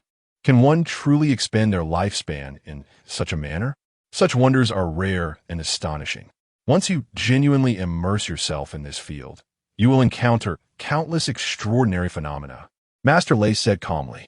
Observing his seemingly sincere demeanor, I felt a strange discomfort. It turned out he had indeed paid a hefty price last night. Stop dwelling on it. 5 years is but a trifle, especially since I've lived for several centuries. Master Lei chuckled, appearing quite at ease. What did you just say? I thought I had misheard, my eyes widening in disbelief. How could a person possibly live for several centuries? Master Lei paused, then let out a dry laugh. Oh, it's nothing. I misspoke. I meant to say that I still have several centuries to live. This 5 years is inconsequential. Only then did I realize. Yet a sense of doubt lingered in my heart. Chapter 21. Peril. When I inquired about how to deal with the curse that plagued me, Master Lei furrowed his brow, expressing that he had indeed calculated it, and in this place, a means to break the curse should be found. However, he was momentarily at a loss as to why this was the case. Nonetheless, he indicated that remaining here held little significance, and since today was an auspicious day, we might as well proceed with my apprenticeship. I asked whether this meant I would soon begin learning spells, to which he replied with a peculiar smile, confirming my assumption. Yet, his grin sent a shiver down my spine. We departed from Annel Town. I truly had no desire to linger in that cursed place any longer. As we approached the fork in the road, once again, Master Lei's eyes suddenly narrowed slightly. Look, he said, pointing towards the distant sky. Following his gesture, I beheld a green helicopter swiftly approaching. Its color suggested it was military. What on earth was a military helicopter doing here? I pondered with some confusion. Could it be conducting a military exercise? Master Lei regarded me with the incredulity reserved for a fool, shaking his head. In my lifetime, I have built a distinguished reputation. In my twilight years, I find myself with such a dim-witted disciple. Truly, it is a disgrace to my ancestors. Before I could defend myself, he fixed his gaze on the helicopter's flight path and scoffed.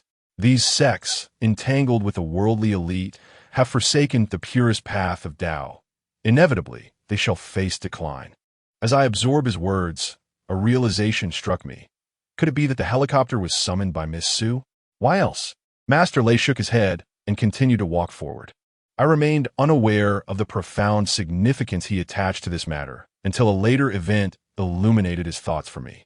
The apprenticeship ceremony unfolded much like the spectacles on television, albeit with a far more intricate process. Upon our return, Master Lei retrieved a statue of a deity I did not recognize and placed it in the center of a spacious room. With utmost reverence, he lit incense and then addressed me. "This is our ancestral master. Kneel and pay your respects." I hastily knelt and bowed 3 times. Master Lei nodded in approval, his expression turning solemn as he gazed upon the statue. "Ancestral master, today I take on a disciple, which should be cause for celebration.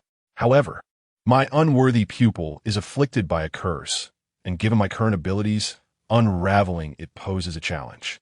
I humbly beseech you to lend your assistance and save my unfortunate disciple."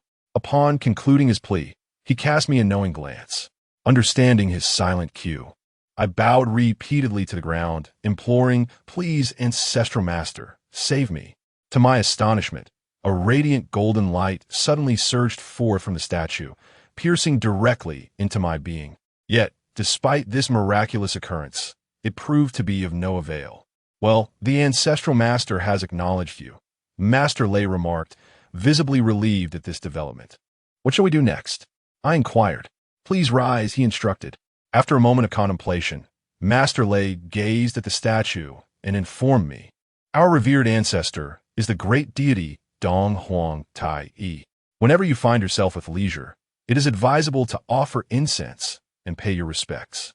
If our ancestor is in good spirits, he may impart some mystical powers to you." I brushed the dust off my knees, incredulous. Is it truly possible to gain mystical powers simply by offering incense and worship? Master Lei nodded affirmatively, indeed. But this applies exclusively to those who have paid homage to our ancestor. For ordinary individuals, it bears little significance. Enlightened, I realized that if it were so, chaos would surely ensue in the world. Well, the formalities of apprenticeship have concluded. Henceforth, when borrowing powers, simply refer to it as borrowing from Lei Mountain. Do you comprehend? Master Lei cleared his throat a couple of times, evidently still recovering from yesterday's injuries. "Understood," I replied, nodding. Master Lei scrutinized me, a slight smile gracing his lips. "If you comprehend, then I shall commence your instruction in the arts. Let us begin with the fundamentals." I assumed he meant the palm thunder technique, but just as I withdrew my hand, he shook his head. "No, that is not the most fundamental." With that, he retrieved 2 dark iron blocks from his small chest, weighing them in his hands before tossing one to me. I quickly reached out to catch it, only to be nearly pulled to the ground by its weight. "Why is this so heavy?" I stumbled, barely managing to regain my balance, my mind reeling at the unexpected heft of this seemingly small object, which I estimated to weigh at least 30 pounds. "Every morning at 5, you shall rise, don this apparatus upon your feet, and run 10 kilometers before returning to partake in your meal." Master Lei, dismissing my astonishment with a fleeting glance, spoke with an air of indifference. "What?" I exclaimed, my eyes wide with disbelief. "You want me to strap this contraption to my legs and run 10 kilometers? Surely you jest. I would struggle merely to walk." "You heard me correctly," Master Lei replied, his gaze steady and earnest. "Do not think I jest. At 20 years of age, it is imperative to lay a foundation early. Alas, the time has slipped away, and we must resort to this method for your forced advancement." Though his words bore a serious tone, a glimmer of mischief nestled within his eyes did not escape my notice. Nevertheless, with his declaration, I could hardly protest further. I merely nodded, for the thought of him abandoning me in anger was too dire to contemplate. The following day, I quickly discovered the reality of my predicament. At the break of dawn, before the sun had cast its light, I arose and, adhering to Master Lei's instructions, secured the device onto my calf. The moment those 2 cumbersome, dark weights were fastened, my legs felt as though they were encased in lead, rendering each step a formidable challenge. Consequently, I hardly managed to run. Master Lei observed my efforts without reprimand, merely whistling lazily with a derisive smile upon his face. Suddenly, a deep, Resonant bark pierced the air, and a massive wolfhound materialized from the shadows, charging towards me with alarming speed. I muttered an expletive under my breath, exerting every ounce of strength as I took off running. Yet, my pace was woefully slow, and within mere seconds, I was overtaken. Just as I braced myself for the inevitable bite, Master Lay whistled once more, causing the aggressive wolf dog to obediently slow its pursuit. I breathed a sigh of relief, longing to pause for a moment, but the instant I halted, the beast would charge towards me, barking ferociously, evoking a primal fear. With no other option, I resumed my desperate sprint, this cycle repeating incessantly. Before long, I was drenched in sweat, panting heavily. Hey, don't slack off. You've barely covered a fifth of the distance, Master Lay remarked impatiently, feigning another whistle. This was utterly exasperating. I couldn't help but mutter, perhaps a car should just run me over and put an end to this. No sooner had I spoken than two blinding beams of light surged towards me. The blaring of a horn pierced the air, and an ominous feeling washed over me. I instinctively shrank back and rolled aside. Almost simultaneously, a car sped past the very spot I had occupied moments before. Had I not dodged, I surely would have been struck down. Chapter 22. The thread as the sedan crushed past. The driver immediately slammed on the brakes, the immense inertia causing the tires to leave too long. Dark streaks on the ground before finally coming to a halt. I was nearly paralyzed with fear, and Master Lay's face was equally stern, clearly taken aback by the unexpected turn of events. The car door swung open, and a plump man in his 30s emerged, his face contorted with panic. He cast a fearful glance in my direction before cautiously inquiring, "Young man, are you all right?" His words jolted me from my stupor, only to be replaced by a surge of unbridled rage.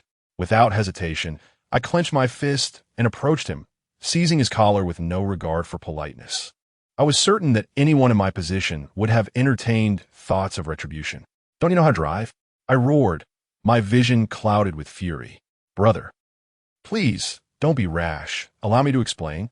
The driver's demeanor softened, clearly aware that I was teetering on the edge of a violent outburst, potentially capable of irrational actions. "Explain? To hell with your explanations." I lifted my fist, ready to deliver a few blows, thinking that whatever he had to say could wait until after I had vented my anger. Wait, just as my fist was about to descend, Master Lay suddenly interjected. "Master?" I furrowed my brow, but ultimately lowered my fist. The man named Lay approached with a distinctly ashen complexion, standing before the rotund driver and coldly inquiring, "May I ask why you deliberately drove into him?" The portly driver was momentarily taken aback, hastily shaking his head, his corpulent visage bobbing like a clapper in a bell. No, I had no intention of running him over. "Do you dare to deny it?" I glared at him, wishing fervently to dismantle that scoundrel piece by piece. As he finished speaking, Lay cast a sideways glance at me, causing me to temporarily suppress my fury. The hefty driver, sensing the shift, gratefully remarked, "At least you, sir, possess some understanding of reason." However, upon noticing the resurgence of my anger, he wisely sealed his lips, hesitating before glancing at his own vehicle, a look of astonishment dawning upon his features. "How peculiar," the driver mused, approaching his car and scratching his ample head. "What do you find strange?" Lay inquired. The driver furrowed his brow, pointing at me and stating, "Just now I saw this young man on the street, suddenly shouting for a car to run him over. I was left utterly bewildered. Do not tell me that this is the reason you attempted to hit me." "Absolutely not. How could that be?" The portly man hastily denied the accusation and continued. Upon hearing those words, I couldn't help but chuckle, thinking to myself that this person must be quite deranged. After I heard that statement, I gently tapped the brake, fearing a collision with you. However, to my astonishment, instead of decelerating, the vehicle accelerated. It was evident that I was on the verge of crashing into you, and in a moment of panic I slammed on the brakes, only to find the car lurching forward uncontrollably. "Are you certain you did not confuse the accelerator with the brake?" I could not refrain from inquiring. The portly man vehemently denied it, asserting, "That is impossible. I have been a taxi driver for over a decade. I would never commit such a novice error." Though I questioned the veracity of his claims, I had never wronged anyone, and it seemed implausible that this man would recklessly attempt to run me down. Could it truly have been an accident? Nevertheless, even if it were an accident, I was resolute in my decision not to let him off the hook so easily. At that moment, Master Lay suddenly exhaled deeply, and a glimmer of delight appeared in his gaze as he looked at me. Young man, be more cautious next time. Consider this matter settled. You may leave, he instructed the portly man, astonishingly choosing not to pursue any further grievances. What? Could it be that he had lost his senses? In the face of such an incident, he chose not to extort? The portly man, clearly taken aback by this turn of events, stared at the two of us in disbelief. Observing his demeanor, it seemed he was fully prepared to have us at his mercy. You may leave now. I truly appreciate your assistance. Master Lay could not help but chuckle. The rotund fellow shivered slightly and discreetly pulled me aside. Brother, your master isn't he truly furious, is he? My sincerest apologies. How much do you require? Name your price. At that moment, I stared blankly at Master Lay, and upon sensing the unusual glances exchanged between myself and the rotund man, he promptly cleared his throat twice, then composed his expression, addressing the plump fellow. It appears your actions were not intentionally malicious, since no harm was done. I shall let you off this time. Thank you. The rotund man paused momentarily, then beamed with delight. Just as I prepared to voice my dissent, Master Lay shot me a stern look, compelling me to silence my protests begrudgingly.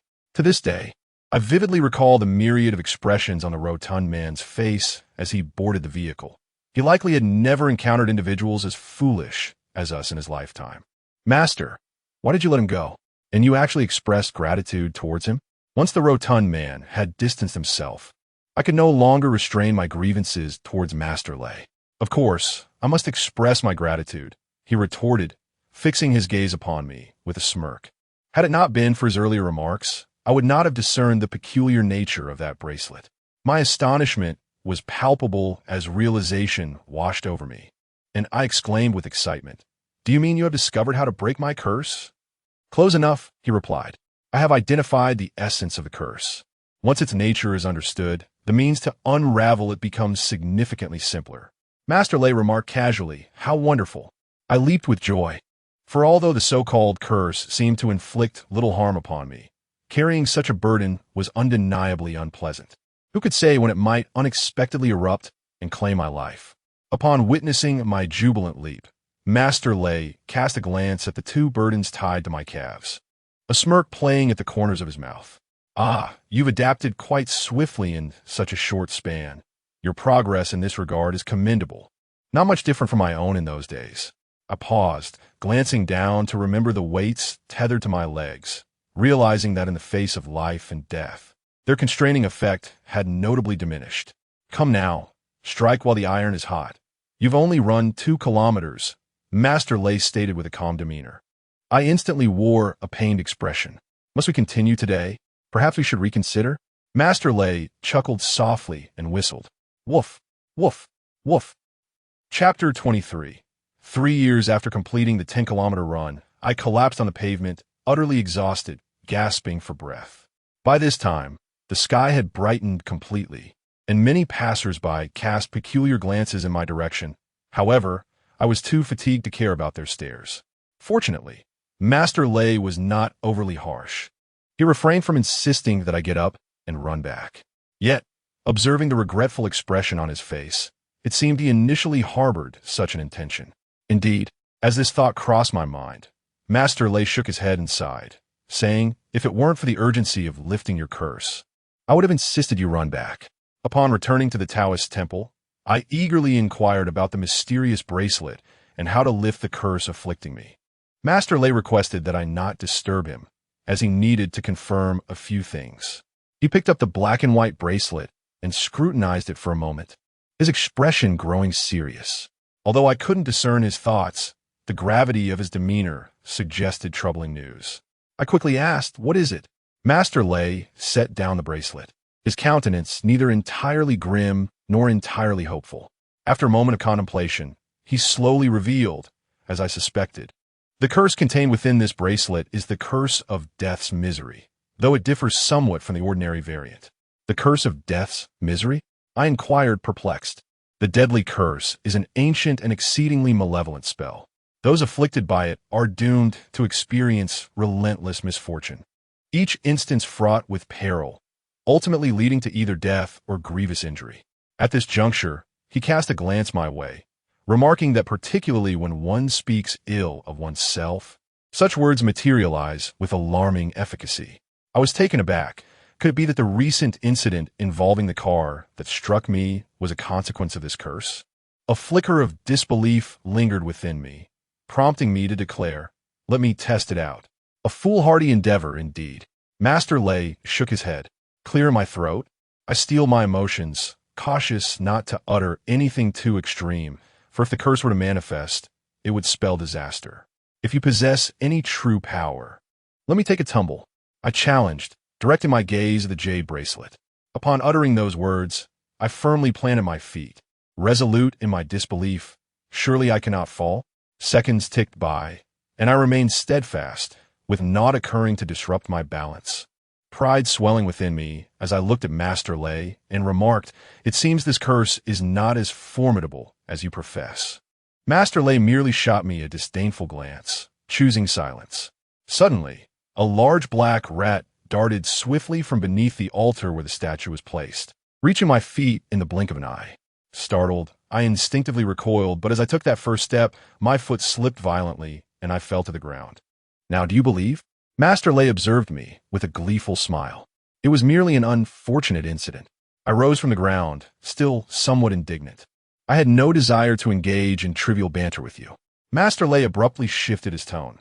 "Now, there's both good news and bad news. Which would you prefer to hear first?" Having come to believe in the veracity of the curse, I refrained from further mischief and pondered before responding. "I would like to hear the good news first." "The good news is that, while this curse is indeed malevolent, it is not insurmountable for me." At this point, a proud expression emerged on his face. I felt a surge of joy, but then I noticed his demeanor suddenly shift to one of despondency, a wave of foreboding washing over me. "The bad news is that, as I mentioned, this fatal curse is somewhat different from typical fatal curses." Master Lei shrugged, seemingly resigned. "Does that mean you cannot help?" I inquired. His expression grew awkward as he nodded. "Essentially, that's the case. What shall I do?" I couldn't help but furrow my brow. If Master Lei couldn't unravel it, would I be doomed to perpetual misfortune? "Do not fret, although I cannot dispel it. I possess a method to temporarily suppress its power, which should last for approximately 3 years. Then suppress it quickly," I urged anxiously. "First, give me your hand," Master Lei instructed. I complied and extended my hand, only to be met with a sudden sharp pain in my wrist. "What are you doing?" I exclaimed in shock, instinctively retracting my hand. "Do not move," Master Lei commanded. He used a small knife to make an incision on my hand, and blood gushed forth, dripping into a bowl. Then, he retrieved a blue-purple talisman-like object from his bag, held it in his hand, and chanted an incantation, causing the talisman to ignite spontaneously. Master Lei scattered the ashes of the burned talisman into the bowl and then presented it to me, instructing, "Drink this. Is it safe to consume?" I furrowed my brow in concern. "It's not lethal. If you wish to avoid further misfortune, you must drink it," Master Lei replied nonchalantly. With no other choice, I lifted the bowl and swallowed its contents. The salty taste of blood mingled with an aroma of fragrant ash nearly made me retch. "Oomph. For an ordinary person to drink this, I would charge 1,000,000. You, my lad, are truly unaware of the fortune you possess," Master Lei remarked with a smirk. "Is this all that is required?" I chose to disregard his comment and asked with apprehension, "What else could it be?" "Go ahead and try speaking ill of yourself now, and see if it has any effect," Master Lei mused, gazing at me thoughtfully. "All right," I nodded. "If you have the ability, let me stumble once more." A minute passed. 2 minutes. After 10 minutes, I finally exhaled in relief. It seemed, according to Master Lei, that the curse had been temporarily suppressed.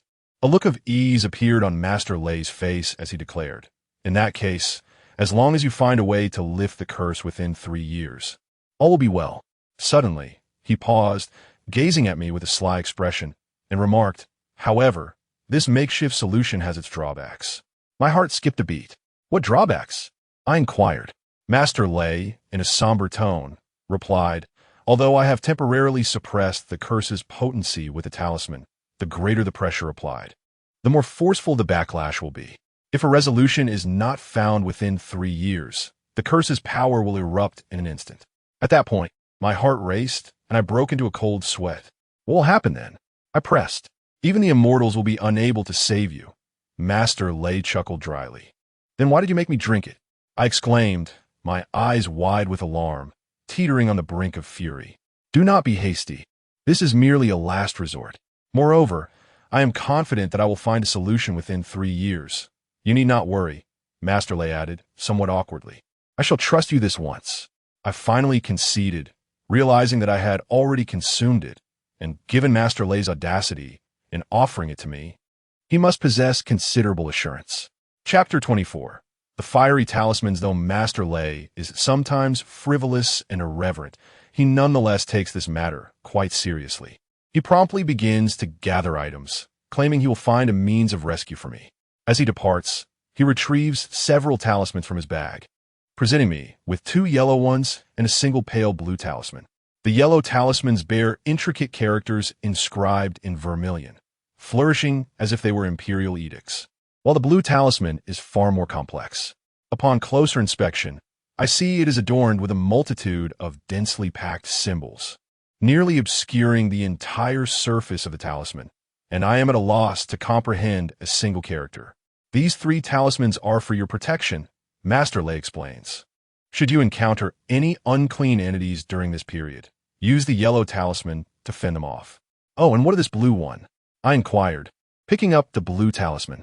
This, Master Lei grimaced, a hint of pain in his expression. This is your life-saving talisman. One alone fetches tens of thousands in the market. Tens of thousands? I quickly tucked the talisman into my pocket, astonished by its worth. Master Lei scoffed, then pondered for a moment before producing a tattered book from his pocket. This book appeared markedly different from those outside. It resembled the martial arts manuals found in wuxia novels, bound in blue and formatted in vertical text. I took it and flipped through its pages, which were filled with incomprehensible symbols, though fortunately, annotations were provided below them. This is a compendium of talismans, a priceless treasure that you must guard diligently, ensuring that no one else lays eyes upon it. Should it be lost, I shall not hesitate to take severe action, proclaimed Master Lei with utmost seriousness. I understand, I replied gravely, observing his solemn demeanor. Satisfied with my response, he nodded slightly. You may practice drawing the patterns from the initial pages for now. As for the latter sections, refrain from studying them just yet, for you will struggle to comprehend them. Additionally, procure some cinnabar, a brush, and yellow paper, as these items will prove essential in due course. Purchasing such items must be rather costly, I presume? I inquired, a mischievous grin playing on my lips. You rascal! Are you attempting to extort me? Master Lei exclaimed, shaking his head vigorously, followed by an exasperated sigh. He then handed me a stack of money, seemingly several thousand yuan. Here, this should suffice for your purchases. You are to repay me in the future. After a brief pause, he added, if you find yourself in need of funds, consider practicing a few more spells from the compendium and inquire around for any unclean entities that require banishment. You may earn some money that way, but do not charge excessively, no more than 1,000 yuan per occasion. Above all, remember to act within your means. Oh, I see, I responded, my excitement mounting at the prospect of exorcising spirits, something I had never dared to contemplate before, yet now found myself on the brink of realization. Very well, I shall take my leave. Should you require anything, do not hesitate to call me. The real master nodded, grasping his bag as he made his way outside. Suddenly, he halted, turning his head to glance at the statue. Ah, this ancestral statue must be quite difficult to find. You should take it to your residence and pay your respects daily. Remember, the more you worship, the greater the spiritual power you shall receive. But do not exceed 3 times a day. He then imparted a few more instructions before departing. Watching his retreating figure, I felt an indescribable emotion swell within me. I found a box in the temple to place the statue inside, and then returned to my former apartment. It seemed the landlord had come to tidy up, for when I opened the door, the room bore no trace of the foul odor of decay. I felt remarkably at ease. There's a saying that once one has traversed the vast ocean, one cannot be merely content with water. Having witnessed such magnificent sights and even confronted a zombie, I thought to myself that even if there were ghosts here, I would hardly be afraid. I returned to the bedroom and busily organized my belongings. It wasn't long before the landlord was drawn to the commotion. Upon seeing me, he offered a bittersweet smile. "Young man, are you moving out? Do you need any help?" I paused for a moment, then it dawned on me. Given the peculiar events that had transpired here, including a death, he likely assumed no one would dare stay. "No, landlord, I am not moving." I shook my head and smiled. "You're not moving? Aren't you afraid?" The landlord's expression revealed his astonishment. "Not afraid." Leaning against the doorframe, I pondered for a moment before addressing the landlord. "It appears that this property may not be rented out anytime soon. Perhaps you could consider continuing to lease it to me. However, as a mere university student, my finances are rather limited. Previously, I shared the rent with another individual, but since their unfortunate passing, I find myself in this predicament. Is there any possibility?" The landlord's face brightened with delight. "Not a problem. As long as you are willing to stay, I shall reduce the rent by half." It was settled. I smiled, and after exchanging a few pleasantries, the landlord departed in high spirits. Once I had secured the door, I retrieved a statue from my box and placed it in the living room.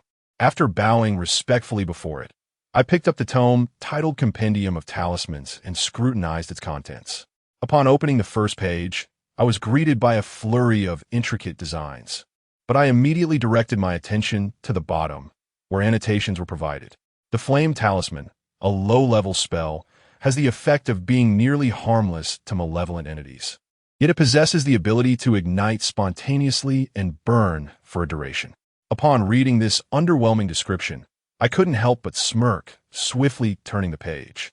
The Blazing Fire Talisman, also a low-level spell, bears a similar effect to the Flame Talisman, but can induce an explosive fire, inflicting a degree of harm upon malevolent beings. This was the one I sought. Elated, I chose it without hesitation and eagerly ventured out to procure vermilion powder and yellow paper. After acquiring these materials, I immediately began to sketch the talisman with my brush. However, despite its seemingly simple appearance, executing the drawing proved to be exceedingly challenging. A moment's inattention could lead to mistakes, and even a brief pause could render the attempt futile. After a laborious 2 hours, I finally completed my first talisman. With a sigh of relief, I gazed at my creation, a flutter of excitement coursing through me. While certain aspects were not entirely flawless, I deemed it to be passably satisfactory.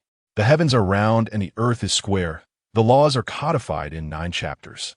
With my command, I set pen to paper, and all malevolent spirits lay concealed. I focused intently, reciting the incantation with palpable tension. Suddenly, as I completed the chant, the talisman in my grasp ignited violently, the fierce flames singeing the hair on my arm. I hastily discarded it, and as it soared into the air, it surged upwards abruptly before erupting with a resounding bang, unleashing a burst of golden flames. I watched in exhilaration as the remnants of ash settled on the ground, unable to contain my exuberance, laughing maniacally. Surely I am now to be considered a person of extraordinary abilities. Chapter 25. Encountering Evil Spirits After a Surge of Excitement. I suddenly recalled that I had not returned to school for several days. Although it was merely a mediocre institution, it seemed rather inappropriate to come and go as I pleased. Thus, I resolved to make a visit. My university was a mere 500 meters from the apartment I rented, and it did not take long for me to arrive. Upon entering the campus, I unexpectedly encountered Lee He, whom I had not seen for several days. He was seated on the lawn, affectionately embracing a girl at shoulders. Wishing to startle him, I stealthily approached and gently tapped him from behind. "Hey!" Lee He, completely oblivious, jumped in surprise at my sudden touch. When he realized it was me, he momentarily paused in astonishment. "Young Lei, where have you been these past few days?" Lee He inquired, releasing the girl and exhibiting a look of concern. "What's the matter?"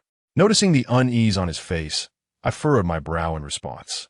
Lee He replied anxiously, "It's quite serious. The homeroom teacher, whether due to some monthly turmoil or something else, has been particularly irritable. Since she noticed your absence, she escalated the matter to the head of the department. It seems, has been facing his own troubles and is now furious, threatening to expel you. Is it that serious?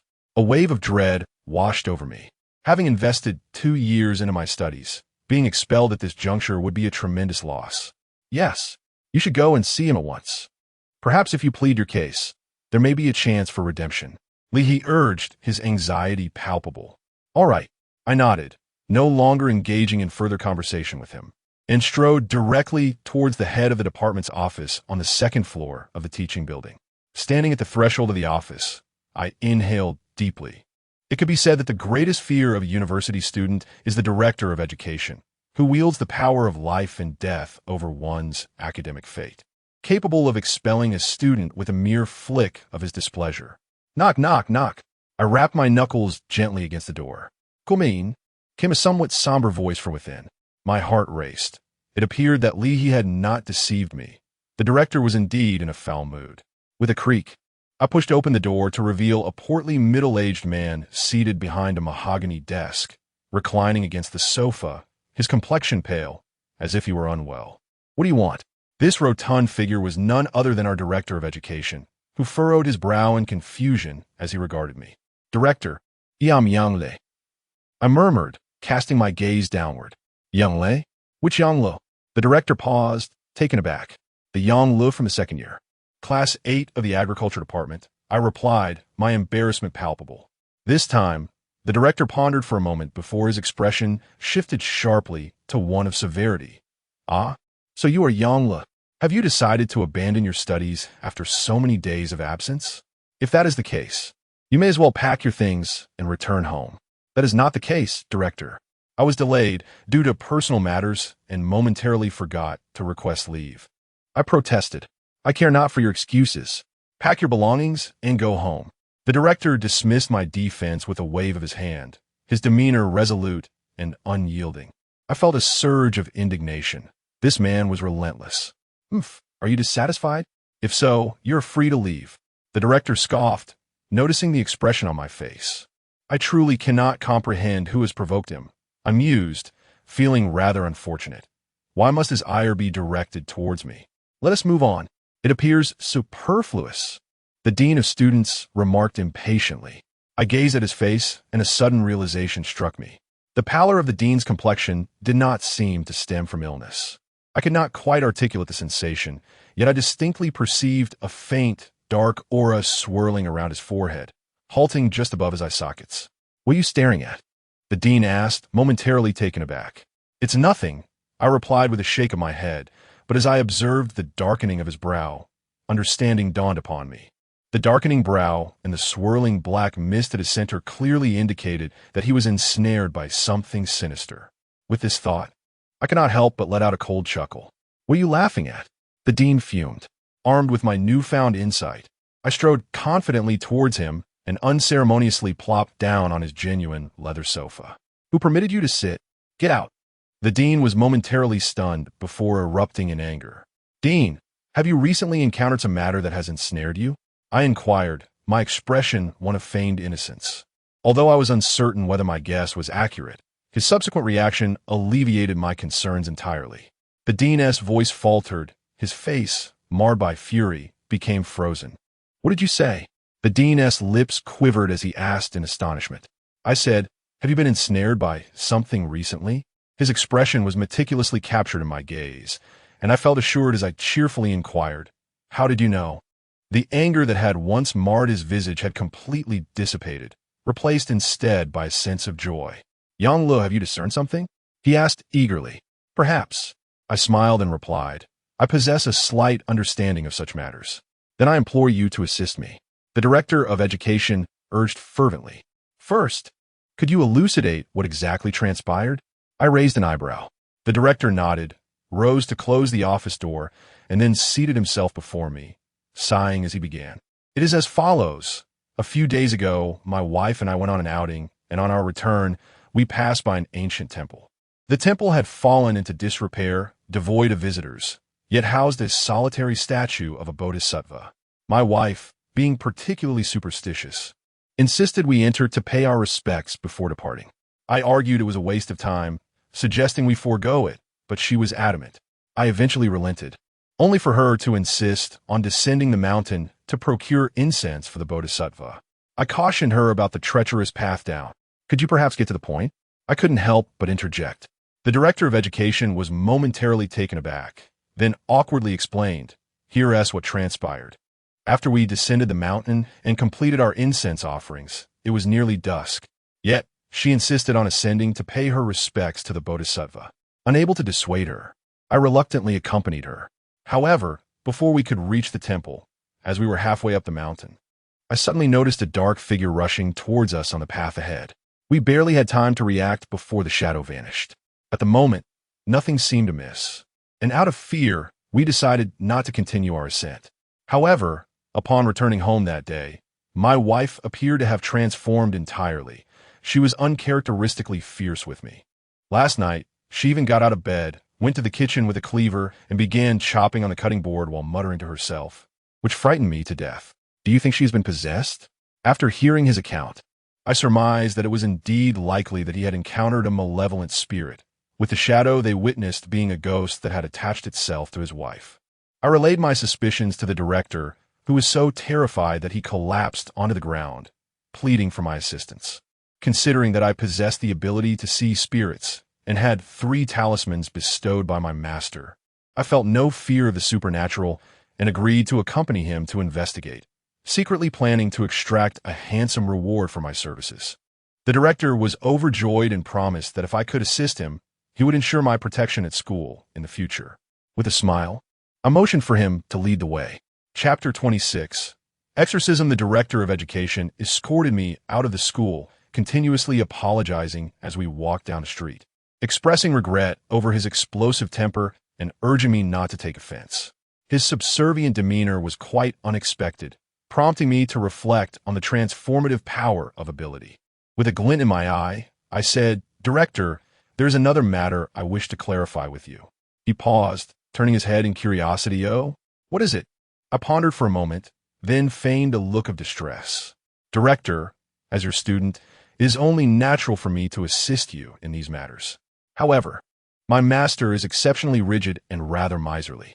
Should he discover that I helped you without any personal gain, I fear he would have my skin for it." The director appeared momentarily taken aback. Then his expression shifted to one of understanding. "That is easily resolved. If you can help me with this situation, I assure you, you shall not be deprived of a reward." How perceptive he was! I smiled, delighting in the prospect of how much I could extort from him. We entered a residential complex, and after a short walk along a narrow path, the director halted before a charming garden villa. "This is my home," he said, staring at the closed door with a flicker of trepidation, likely unsettled by my earlier mention of his wife being possessed. He hesitated to open the door. "Do not worry," I reassured him. After observing the door for a moment and noting only a slight chill in the air, I encouraged him to proceed. "All right," he replied. The headmaster inhaled deeply and slowly turned the doorknob. The moment the door creaked open, a chill enveloped my skin, reminiscent of the sensation one experiences when opening a refrigerator in the height of summer. A sudden wave of frigid air swept over me, raising goosebumps all over my body. That familiar feeling instantly transported me back to my encounter with Wang Yin just a few days prior. It was the same sensation. A faint gray mist lingered in the hall, permeating every corner of the room. Observing the hazy scene, I instinctively took a small step back, pondering whether this phenomenon could be the essence of Een. Noticing my retreat, the headmaster unconsciously mirrored my action, yet he was oblivious to these spectral entities. He anxiously inquired, "What is wrong? Is there something troubling you?" Doubt crept into my mind. Despite not knowing what we had collided with, the aura suggested it was formidable. Could I truly confront it? After all, I had only just begun my apprenticeship, and I had yet to master any real skills. The only resources I had at my disposal were the 3 talismans left by the revered Master Lei. After a moment of intense inner conflict, I resolved to step inside. Since I had already arrived, retreating would likely prompt the headmaster to send me away immediately. "Stay here and don't wander off. I'll see what is happening," I instructed the headmaster, who promptly nodded in agreement. "All right, just be cautious. I'll keep watch for you." I inwardly scorned this timid creature, took a deep breath, and stepped into the living room. As I entered, a chilling sensation immediately intensified. I cast my gaze around, ultimately fixating on the area where the gray mist was thickest. I extracted a yellow talisman and slowly approached. This must be the office of the headmaster. I turned the doorknob, and the sight within sent shivers down my spine. The room was littered with a chaotic array of items. Books, hangers, various small objects strewn across the floor. In the center, on the bed, sat a woman facing me. Her legs crossed and head bowed. Her long black hair cascaded forward, reminiscent of Sadako. In her hand, she clutched a small knife, fiercely scraping the edge of the bed. Suddenly, she lifted her head, and a familiar cackle sent a jolt of fear through me. Hey, hey! Come here, little brother. Sister needs your help. She beckoned me closer, but upon noticing the talisman in my hand, her laughter abruptly ceased, her pallid face contorting with rage. Who is this little thief? Get out! She bellowed, her voice hoarse, her once delicate features now twisted in a grotesque snarl. I thought to myself, what a beast the headmaster must be. This woman appeared to be in her 20s, and yet she was his wife? Upon scrutinizing her closely, I immediately sensed that something sinister resided within her. It was a blue entity clinging to a woman, with hollow, expressionless eyes fixed intently upon me. Indeed, she was possessed. I instantly recognized that it was a spirit and, emulating the tone of Master Lei, I bellowed, "Wretched creature, you need not disguise yourself any longer. I have already uncovered your true nature. Depart swiftly, lest you be reduced to ashes in an instant." Huh, just you? The spirit cast a disdainful glance in my direction before soaring out of the woman's body, hovering in midair. Only then did I discern that it was a blue female ghost, whose appearance was not particularly terrifying, yet her eyes were profoundly vacant, mere sockets devoid of pupils, resembling two black voids. I was uncertain of the spirit's strength, though it seemed unlikely to surpass that of the red-clad specter. I reassured myself inwardly. Child, my aim is solely this woman. Do not meddle in affairs that do not concern you. It would be prudent for you to depart post-haste. The female ghost hissed, casting a sidelong glance at me. Her dismissive demeanor instilled a flicker of trepidation within me, yet I mustered the courage to inquire, why? Does this woman harbor a grudge against you? The ghost grinned widely, her knife-like teeth glinting ominously. Child, you speak too much. I believe it would be better to eliminate you. With that, the spirit moved with lightning speed, suddenly appearing before me, her hands reaching out to clutch at me. Startled, I quickly crouched down and fervently recited an incantation, hastily casting out a talisman in a state of panic. Bang! The yellow talisman erupted violently in the air. However, perhaps due to my overwhelming anxiety, it failed to strike the female specter. You are doomed, the ghost remarked coldly, a chilling aura surging from her form and invading my being. Instantly, I felt a heaviness in my head, and I hastily shook it, the dizziness gradually subsiding, though my reactions were evidently slower than before. It was disheartening to have wasted a talisman in such a manner, but I swiftly withdrew another yellow talisman, reciting the incantation as I aimed with precision, launching it once more towards her. Heaven and earth, the 9 edicts, I command with my pen, all spirits lie concealed. Boom! This time, the talisman struck the female specter accurately, producing a muffled explosion as she was hurled backward, a thick plume of black smoke emanating from her form, rendering her spirit considerably more ethereal. Nevertheless, she did not perish from the blast. Struggling to regain her balance, a pallor crossed her face as she ominously declared, "You truly are insufferable." Chapter 27. Resolution, sister. I was merely jesting with you moments ago. Well, how about I take my leave now? I had my cough twice, and in the next instant, I dashed towards the door. Good heavens, had I known this individual was so formidable, I would not have come. Bang! Just as I reached the threshold, the bedroom door slammed shut with great force. Fortunately, I managed to halt my momentum in time, narrowly avoiding a collision with the doorframe. I trembled slightly, nervously turning my head to offer a forced smile to that specter. It seemed to me that this ghost possessed a higher intellect than Wang Yin, and her temperament was not as gloomy. She had at least engaged me in conversation. In comparison to Wang Yin, she resembled a human more than a ghost. How ridiculous, the female ghost retorted coldly, though she did not immediately advance towards me. Instead, she regarded me with a hint of caution, likely wary of the talisman I had just employed. Well, dear sister, perhaps we should refrain from fighting. Continuing down this path would not yield favorable results for either of us, would it? I replied with a mischievous grin, while secretly ruminating on an escape plan. Why should I? The ghost smirked, emitting an annoyed scoff. It appeared she had a rather proud disposition. I exhaled, realizing that this passive approach was detrimental to my interests. Therefore, I resolved to adopt a fade of bravado. Do not overstep your bounds.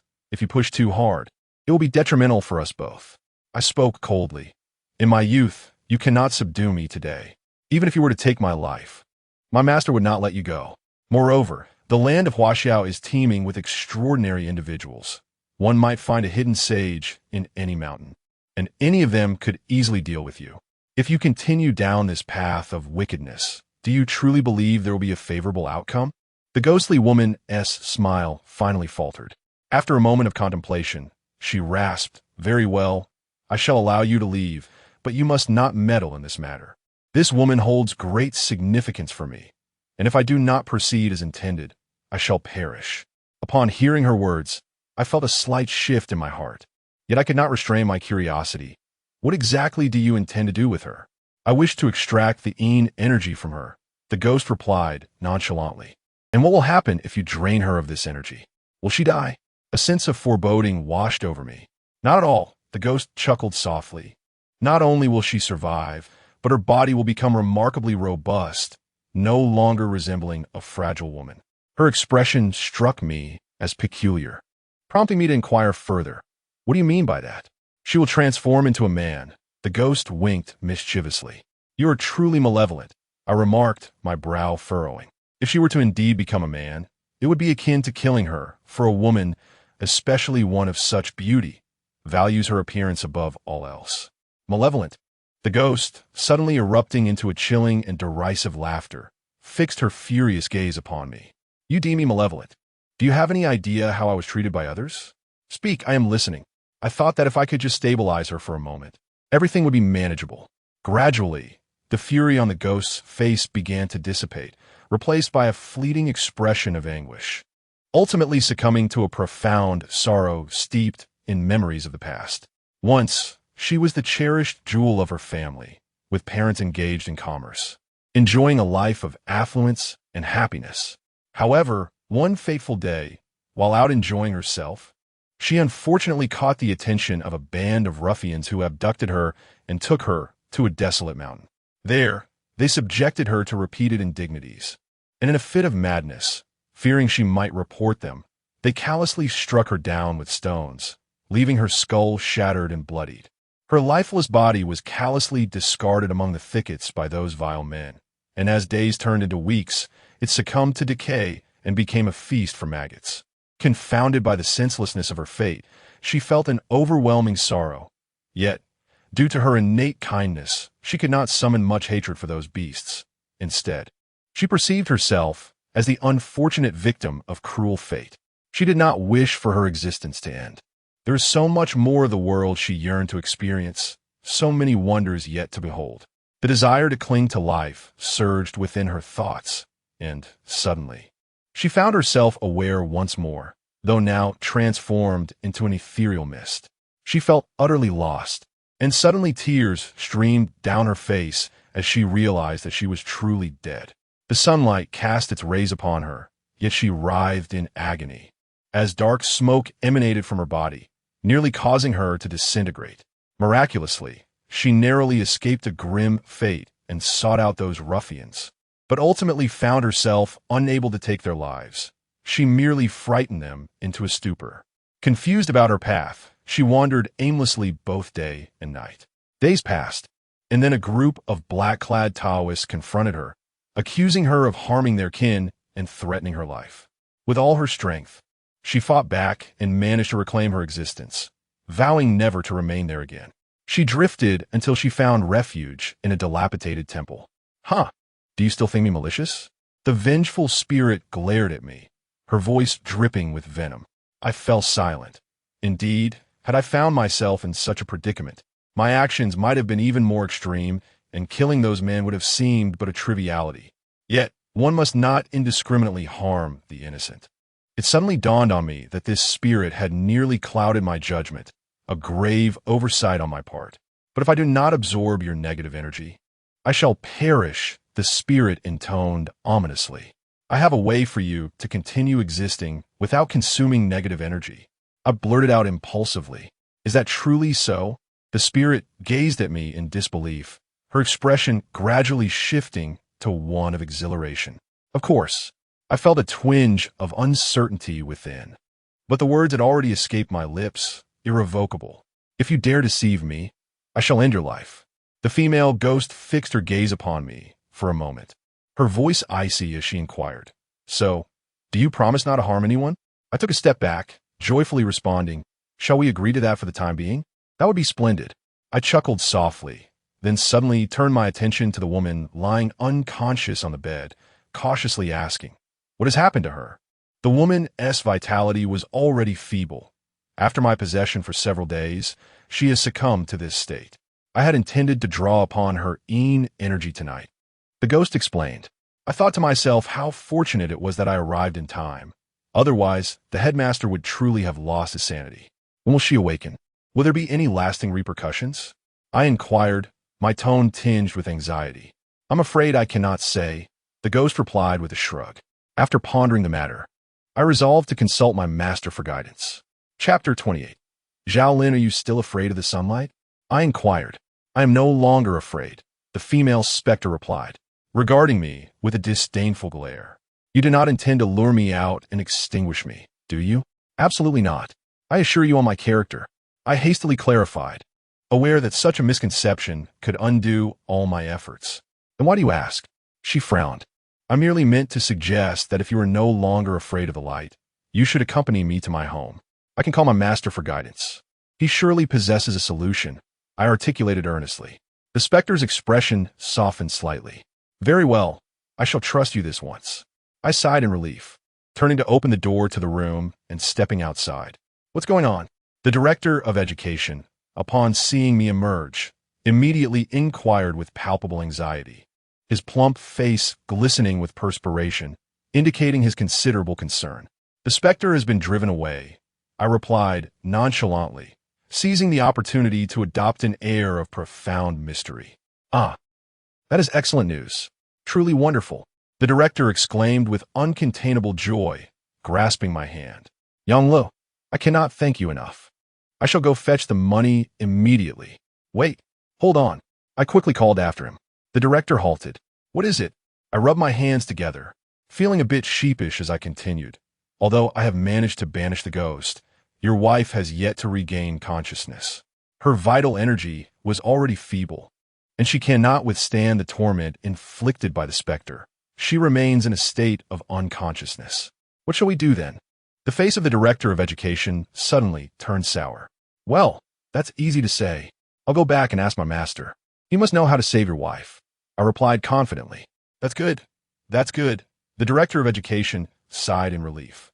At that moment, I saw the female ghost float out of the room and said to him, I will take my leave now. Your wife will be fine for the time being. Once I find a solution, I will return to her. You must, the director implored. After leaving the director's home and stepping onto the street, I noticed that the female ghost was indeed unafraid of the sunlight. However, her form appeared slightly fainter, indicating that the sun had some effect on her. Hey, tell me your name. I casually initiated a conversation, feeling it was odd to walk in silence with one person and one ghost. Zhao Lin, the ghost replied softly. Her voice no longer hoarse as before. Rather, it possessed a gentle quality. Perhaps she had intentionally spoken harshly to frighten me earlier. I mused. That's quite a common name. I'm Yang Lo, I chuckled and said. Your name is also quite ordinary, Zhao Lin remarked with a slight pout. I imagined that she must have been quite beautiful when she was alive, although her eyes now held only pitch-black pupils. It was clear from her other features that she was indeed a stunning beauty. However, after exchanging a few words with her, I dared not speak further. for I did not wish to endure the same bewildered stares from passersby that I had just experienced. With a sudden burst of laughter, Zhao Lin could not help but chuckle, causing me to shoot her a sharp glare. Generally, Zhao Lin would remain unnoticed. Yet my pointed stare was caught by a burly man nearby, who likely misconstrued my intent as directed at him. Clenching his fist, which was as large as a vinegar jar, he raised it towards me, demanding, "Hey, you looking for a fight?" And no, you've misunderstood. I quickly retorted with a forced smile, inwardly cursing Zhao Lin for instigating this trouble. "Next time, be more cautious." The burly man snorted dismissively before striding away. After he departed, Zhao Lin erupted into laughter, her mirth ringing out loudly. "What is so funny?" I mumbled, choosing to remain silent, wary of provoking further complications. Noticing my reticence, Zhao Lin also ceased her banter. However, despite the earlier commotion, the atmosphere lightened considerably. Upon returning to the apartment, Zhao Lin glanced around before pointing to the room once occupied by Wang Yan. "Has someone died here recently? Ah, perceptive of you. Indeed, there was a death here, accompanied by a malevolent spirit, but my master has since dealt with it." Zhao Lin wrinkled her nose at my revelation. Suddenly, her gaze fell upon the statue of the Eastern Emperor Tai in the center of the living room, causing her to tremble visibly as she exclaimed in a quivering voice, "Put that thing away quickly. I am scared." I was momentarily taken aback, but soon I grasped the situation. Dong Huang Tai Yi is the primordial deity revered in human history, and even the most formidable demons and monsters are but mere insects before him. Though it was merely a statue, it was powerful enough to induce tremors in Zhao Lin. I swiftly concealed the statue in my bedroom. However, this action bore a consequence. I could no longer indulge in solitary pleasures within my room, for it would be a grave disrespect, and the ancestral spirit would surely impose a penalty. After I had stowed the statue away, Zhao Lin finally returned to her normal state. I advised her to rest for a while and decided to consult my master for guidance. I dialed Master Lei's number. It rang only once before he answered, immediately inquiring, "Hello, you little rascal. I've only been gone a short while. Have you found yourself in trouble again?" A bit embarrassed, I recounted everything that had transpired at the principal's residence after his departure. He listened in silence for a moment before bursting into hearty laughter. "You lucky brat. Fortune seems to smile upon you this time." I was puzzled. Encountering a ghost was considered fortunate? He elucidated, according to your account. She was first violated and then brutally murdered. Typically, in such circumstances, if a ghost were to manifest, it would be an exceedingly vengeful spirit clad in red. However, you mentioned she wore blue, indicating she is not a malevolent ghost. I inquired, "Then what kind of ghost is she?" "A weeping ghost," he replied. The voice of Master Lei paused for a moment. "Although this spirit is not as ferocious as the crimson-clad ghost that slaughters indiscriminately, subduing it is far more challenging. The conditions for its manifestation are exceedingly stringent. The deceased must have been a virtuous maiden, brutally wronged to death on a full moon night, dismembered and discarded in the wilderness, left to languish until decay sets in, which grants a slim chance of its emergence." I found myself perplexed, pondering, what does this have to do with my good fortune? Master Lei chuckled softly. "You see, while this spirit may initially lack strength, it can gradually grow powerful with sufficient infusion of negative energy. If you can devise a way to keep her by your side, she may assist you in times of peril. After all, having received the teachings of the great deity Dong Huang Tai Yi, her negative energy shall pose no threat to you. Is that truly the case?" I was taken aback, my expression turning somewhat peculiar. If I can cultivate a good rapport with her, would that not mean I have an additional free enforcer at my disposal? Indeed, let me advise you, ensure she does not harm others and remains close to you. As for methods to replenish her negative energy, the compendium of talismans contains ample knowledge. Simply peruse it at your leisure. It is not overly difficult. With practice, you shall master it. Now, I must take my leave, as I am quite busy here," Master Lei said, abruptly severing the connection. Chapter 29. "Stay," I muttered under my breath and turned towards the living room, where Zhao Lin was reclining on the sofa, her face alight with anticipation as she gazed at me. I had found a solution. Observing her eager expression, I found it rather amusing. This female ghost was indeed quite human in her emotions. However, this was advantageous. Having her by my side allowed me to treat her as one of my own kind. A look of relief distinctly appeared on Zhao Lin's face, and she quickly cast a sidelong glance at me. Then why are you dawdling? Do you wish for your sister to devour you? I felt my lips tremble, this haughty girl. I returned to the bedroom and retrieved the compendium of talismans from beneath the bed, flipping through its pages. Most of the spells recorded in this tome were for exorcising spirits and dispelling demons, but the final pages contained some healing incantations.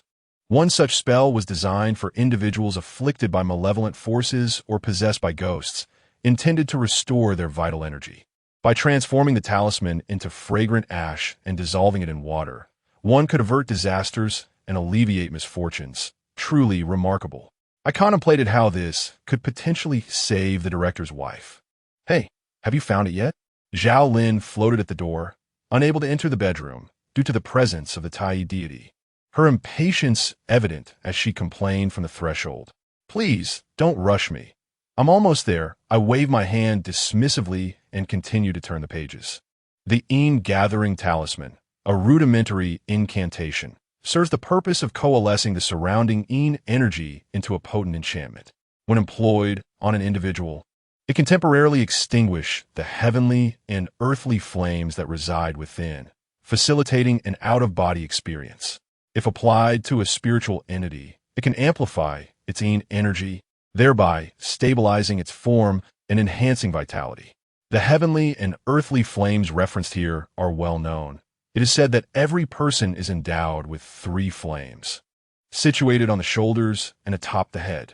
The left shoulder harbors the heavenly flame, the right shoulder the earthly flame, while the human flame hovers above the crown.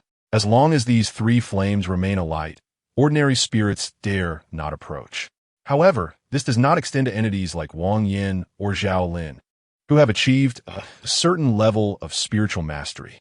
To think that this talisman possesses the ability to facilitate an astral projection. A smile crept upon my face. It could serve as a delightful prank on April Fool's Day. Could you hurry up? Zhao Lin urged from outside the door. See, I wasn't deceiving you, I said, approaching her with a compendium of talismans, pointing to the annotations below as I elaborated on the effects of the Gathering Talisman. Then you should hasten to draw it.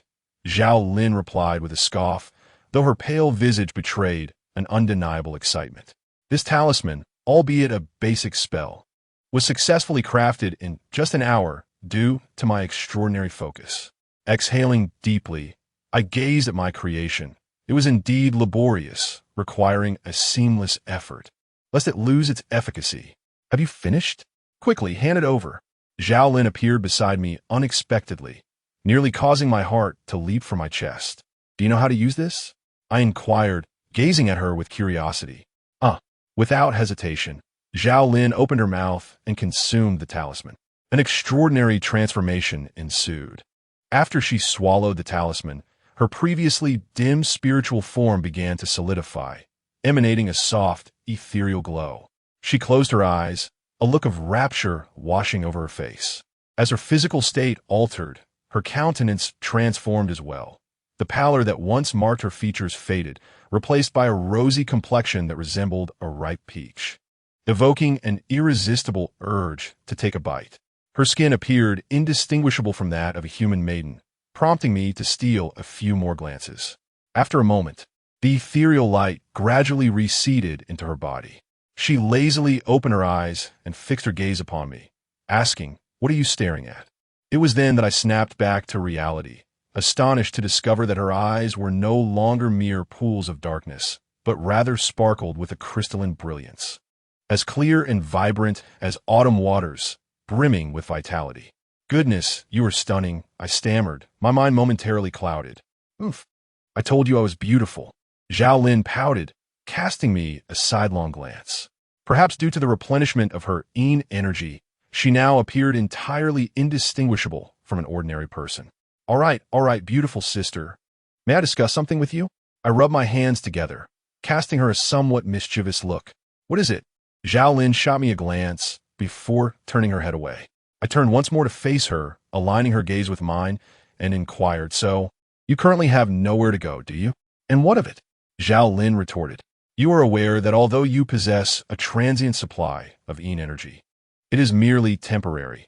You must continuously absorb it to persist. Perhaps you should consider staying by my side." I hesitantly articulated my thoughts.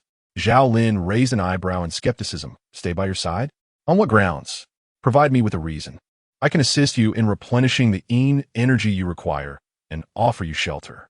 Moreover, given the grievous circumstances you have endured, do you not wish to exact some form of retribution?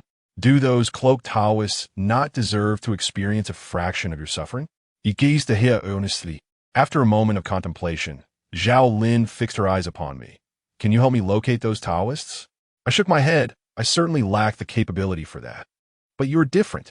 I can utilize talismans to enhance your abilities. Just imagine, once you possess power, punishing those individuals would be as effortless as reaching into a pocket." Zhao Lin turned her head, pondering for a while, before reluctantly nodding and gesturing towards Wang Yan's room. "Very well, I shall agree for now. But I demand to reside in that particular room. I am fond of the yin energy there, and you are not permitted to enter without my consent. Otherwise, I shall leave." I was momentarily taken aback, then overwhelmed with joy, exclaiming, "Absolutely, of course. That is certainly no problem." Zhao Lin cast a disdainful glance at me, then, with a flicker of apprehension, glanced at the Tai Chi statue in my bedroom. Eventually, her gaze settled upon the incense burner below, specifically the few sticks of incense inserted within it. Her throat convulsed slightly as she turned to me and said, "There is one more thing. You must purchase incense for me every day, or I shall go hungry." "Absolutely. Consider it done," I assured her, thumping my chest in promise. After all, we're a few sticks of incense. They hardly cost a fortune. The crux of the matter was that Zhao Lin is a striking beauty, and having her residing in my abode was certainly a feast for the eyes. "Well, I need a rest now. Please do not disturb me unless necessary." Zhao Lin nodded in acknowledgement, and in the next moment, her figure flickered and vanished from sight, the door to the opposite room closing softly behind her. Chapter 30. The old man at last. I managed to keep this lady with me, and I sighed in relief, somewhat bizarrely contemplating that perhaps this could be considered cohabiting with a beauty. After indulging in a moment of whimsical daydreaming, I recalled that the issue regarding the director's wife remained unresolved. I hastily opened the compendium of talismans and located the spell that could potentially save her. The Dispelling Talisman, a low-grade spell, serves the purpose of eliminating malevolent spirits and replenishing vital energy. It is intended for those afflicted by divine encounters or possessed by supernatural entities. By employing this spell, one can transform it into ash and wash it down with water, resulting in recovery within a day. Without further delay, I prepared the necessary materials and began my drawing. Despite being a low-grade spell, crafting this dispelling talisman seemed more challenging than the previous fire and shadow talismans.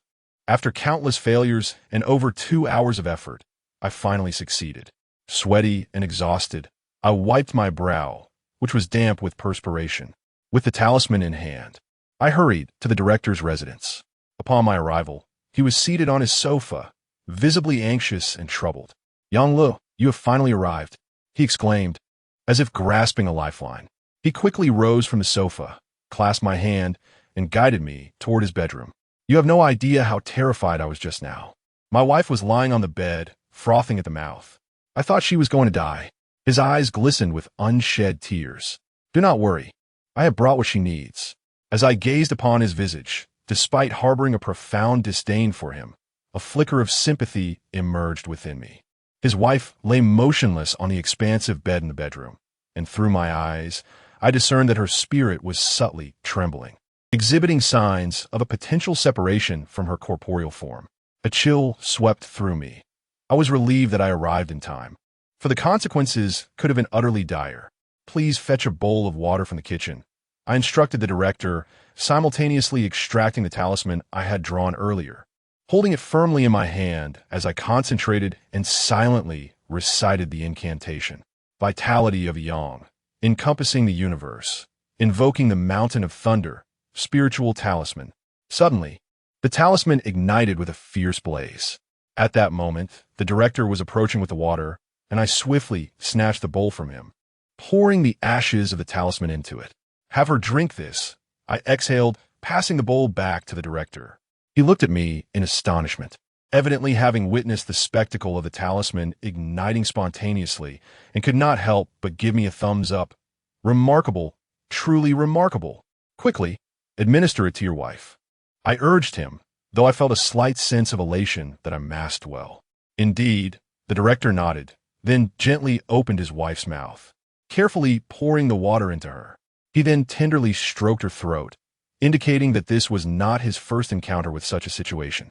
After she consumed the bowl of talisman-infused water, I observed that her spirit ceased its trembling and smoothly settled back in her body, signaling that she was likely out of danger.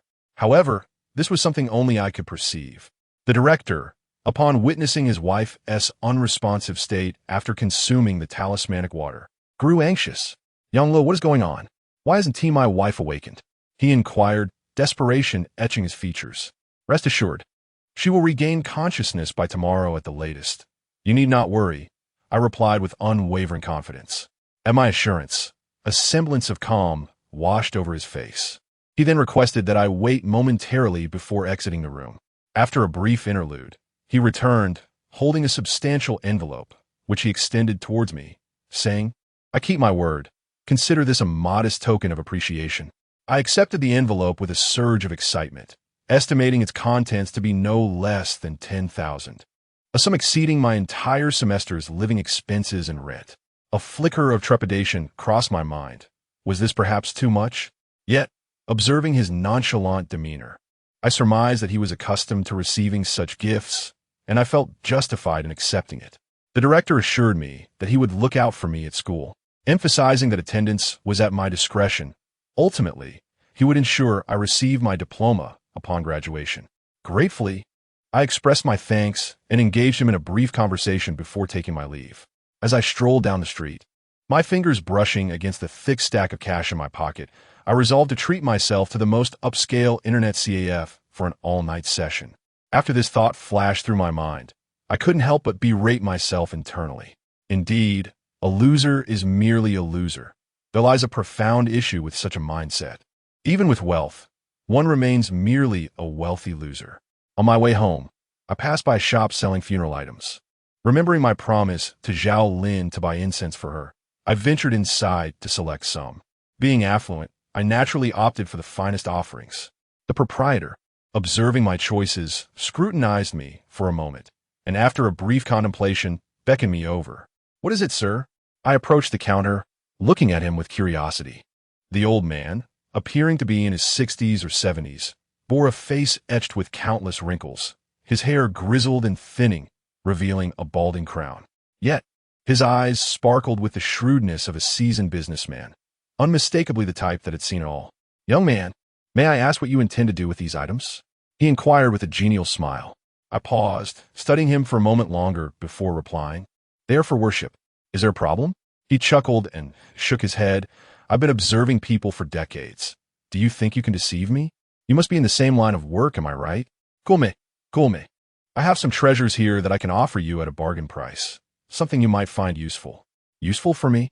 I was taken aback, gazing at him in disbelief. "Indeed, I possess the ability to read faces," he stated, then suddenly bent down, rummaging through his cabinet for a moment before producing a dark, glossy bead, placing it upon the counter. "What is this?" I gazed at the orb on the counter, a peculiar shade of dark blue that evoked memories of the glass marbles I played with as a child. The old man chuckled softly. "Do not underestimate it.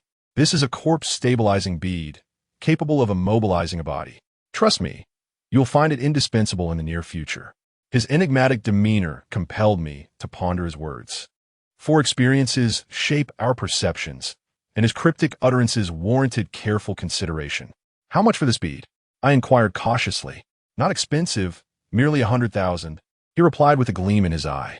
With a wry smile, I turned to leave, but his voice called after me, "Hey, young man, disregard the wisdom of the elderly, and you shall find misfortune at your doorstep." Chapter 31. Ye cursing. Upon returning to the apartment, as soon as I opened the door, Zhao Lin's figure swiftly appeared at the threshold. She slightly tilted her head and glanced at me, inquiring, "Where's the perfume? Did you buy it?" "Oh, I'm sorry. I forgot," I replied, hiding the fragrance behind my back, scratching my head in embarrassment, intending to tease her a little. "Ah," Zhao Lin responded nonchalantly.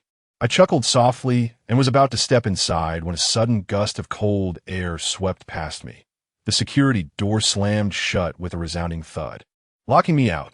My body froze mid-step, and as I slowly lowered my raised foot to the ground, a wave of apprehension washed over me. Had I not reacted swiftly to halt my advance, I could have ended up with a rather bruised nose. I found the situation both amusing and bewildering. It seemed this ghost truly considered this place her home, daring to prevent my entrance. With no other choice, I retrieved my keys and unlocked the door once more. This time, Zhao Lin leaned against the sofa, motionless, her expression tinged with displeasure, her lips slightly pursed, resembling a child who had spotted a tempting treat but was denied by an adult. "Hey, you can't be that petty, can you? I was just teasing you," I exclaimed, shaking the perfume in my hand with a grin. Upon seeing the item I held, Zhao Lin's eyes lit up momentarily, but that glimmer was quickly suppressed. "You're actually still upset?" I chuckled, thinking to myself that it didn't matter. I had purchased it after all. I tossed the perfume onto the coffee table and said, "Here, for you. Take it or leave it."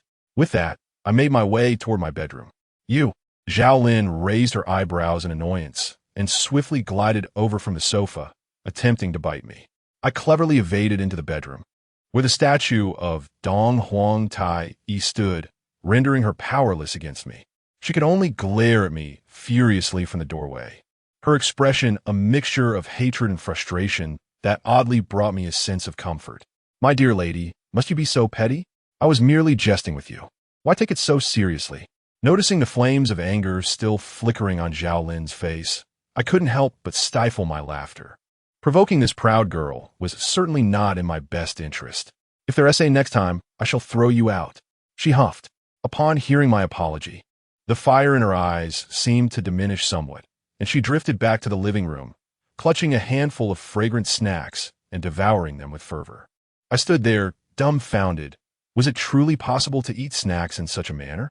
I had thought one would simply savor their aroma once ignited. "What are you staring at? Haven't you ever seen a beauty eat?" Zhao Lin exclaimed, chewing heartily with her cheeks puffed out, shooting me an irritated glance, her words muffled. I shook my head. She was indeed devoid of any ghostly demeanor. Although the headmaster had personally assured me that I need not attend school, spending the entire day at home felt rather aimless. I could not simply follow my master's advice to seek out ghosts everywhere. Zhao Lin was merely a fortuitous encounter. After all, such extraordinary beings were not easily found. With my limited skills, any formidable ghost might very well claim my life. The notion of hunting ghosts for profit was, for the time being, ill-suited to my capabilities. After much deliberation, I ultimately resolved to return to my studies. Of course, I continued my daily regimen of running 10 kilometers while burdened by those 2 hefty weights.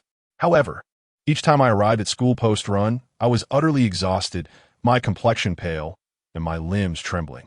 Several times, concerned peers inquired if I was unwell. In response to such queries, I could only muster a wry smile.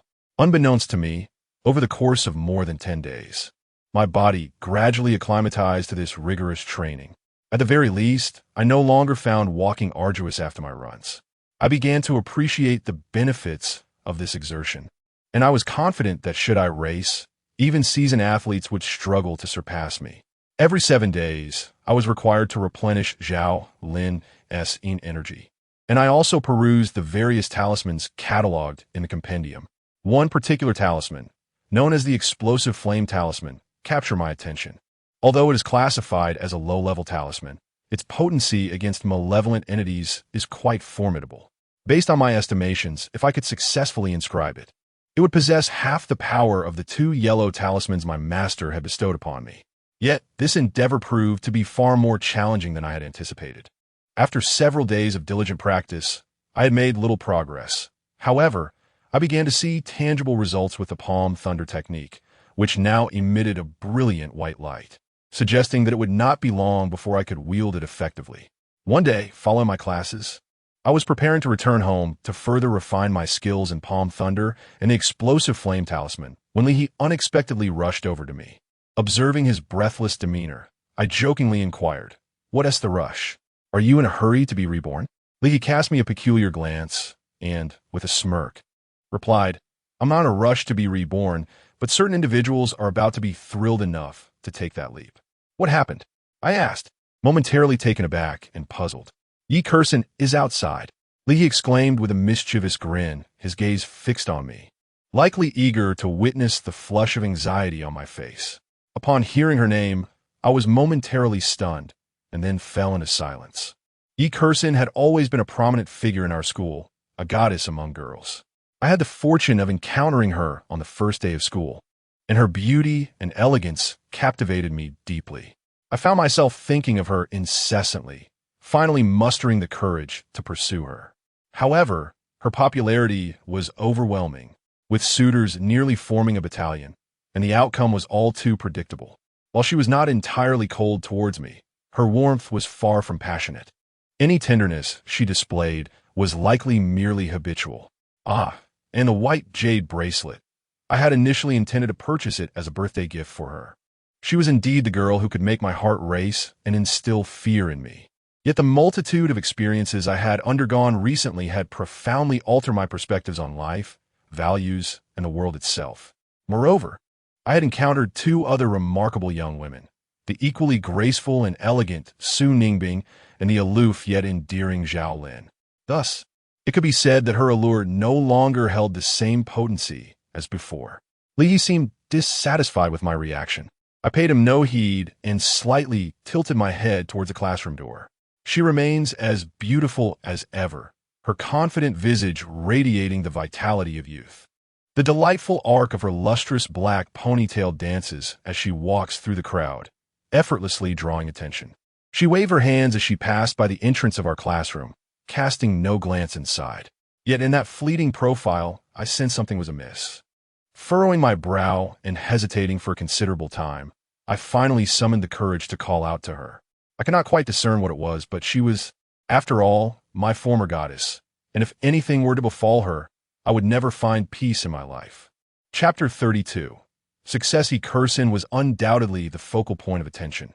In our classroom, it was nearly impossible to find a student who did not recognize her. Thus, when I called her name, numerous gazes simultaneously turned towards me. Yi Kursin herself paused, slightly tilting her head, and soon her eyes fell upon me, seated in my place. "Young Lei?" Upon realizing it was I who had called her, Yi Kursin momentarily appeared taken aback, but then her charming visage blossomed into a polite smile. "Is there something you need?" Amidst the peculiar stares from my classmates, I rose from my seat and strode directly outside, fixating my gaze on Yi Kursin, specifically on her forehead for a brief moment, before inquiring, "May we step aside to talk?" A wave of murmurs erupted around us, and Lee dashed out of the classroom, his expression one of astonishment, evidently surprised by my newfound boldness, which was a stark contrast to my previous bashfulness whenever I encountered her. Yi Kursin hesitated for a moment before asking, "What is it?" "I have something to ask you, and rest assured, it is not about those matters." My heart raced. Indeed, there was something on Yi Kursin's forehead, but it bore no resemblance to the ominous aura associated with spirits. Rather, it had a slight greenish hue. After a brief pause, Yi Kursin nodded in response to the astonished gazes surrounding us and turned towards the stairwell. I followed, closely behind, a chorus of whispers trailing in our wake. "Feel free to ask whatever is on your mind," she said as we reached the stairwell, casually tucking a strand of hair behind her ear and leaning against the wall. "Have you been feeling unwell lately?" After a moment of hesitation, I posed the question that had been weighing on my mind. "Are you feeling unwell?" Yi Kursin furrowed her brow and then shook her head, replying, "Not at all. Why do you ask all of a sudden?" I contemplated for a moment and decided to reveal to her that I possessed the ability to see spirits.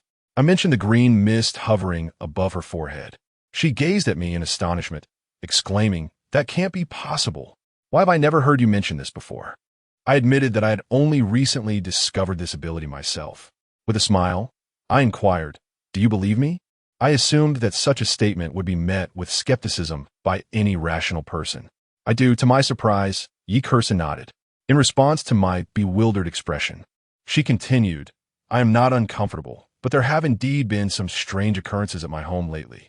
Oh, would you care to elaborate? My interest was piqued immediately. Of course, she replied with a nod. My father has raised many homing pigeons, which usually return to our yard at mealtime. However, in recent days, he has noticed a decline in their numbers. Initially, he thought nothing of it, assuming they had been caught or preyed upon.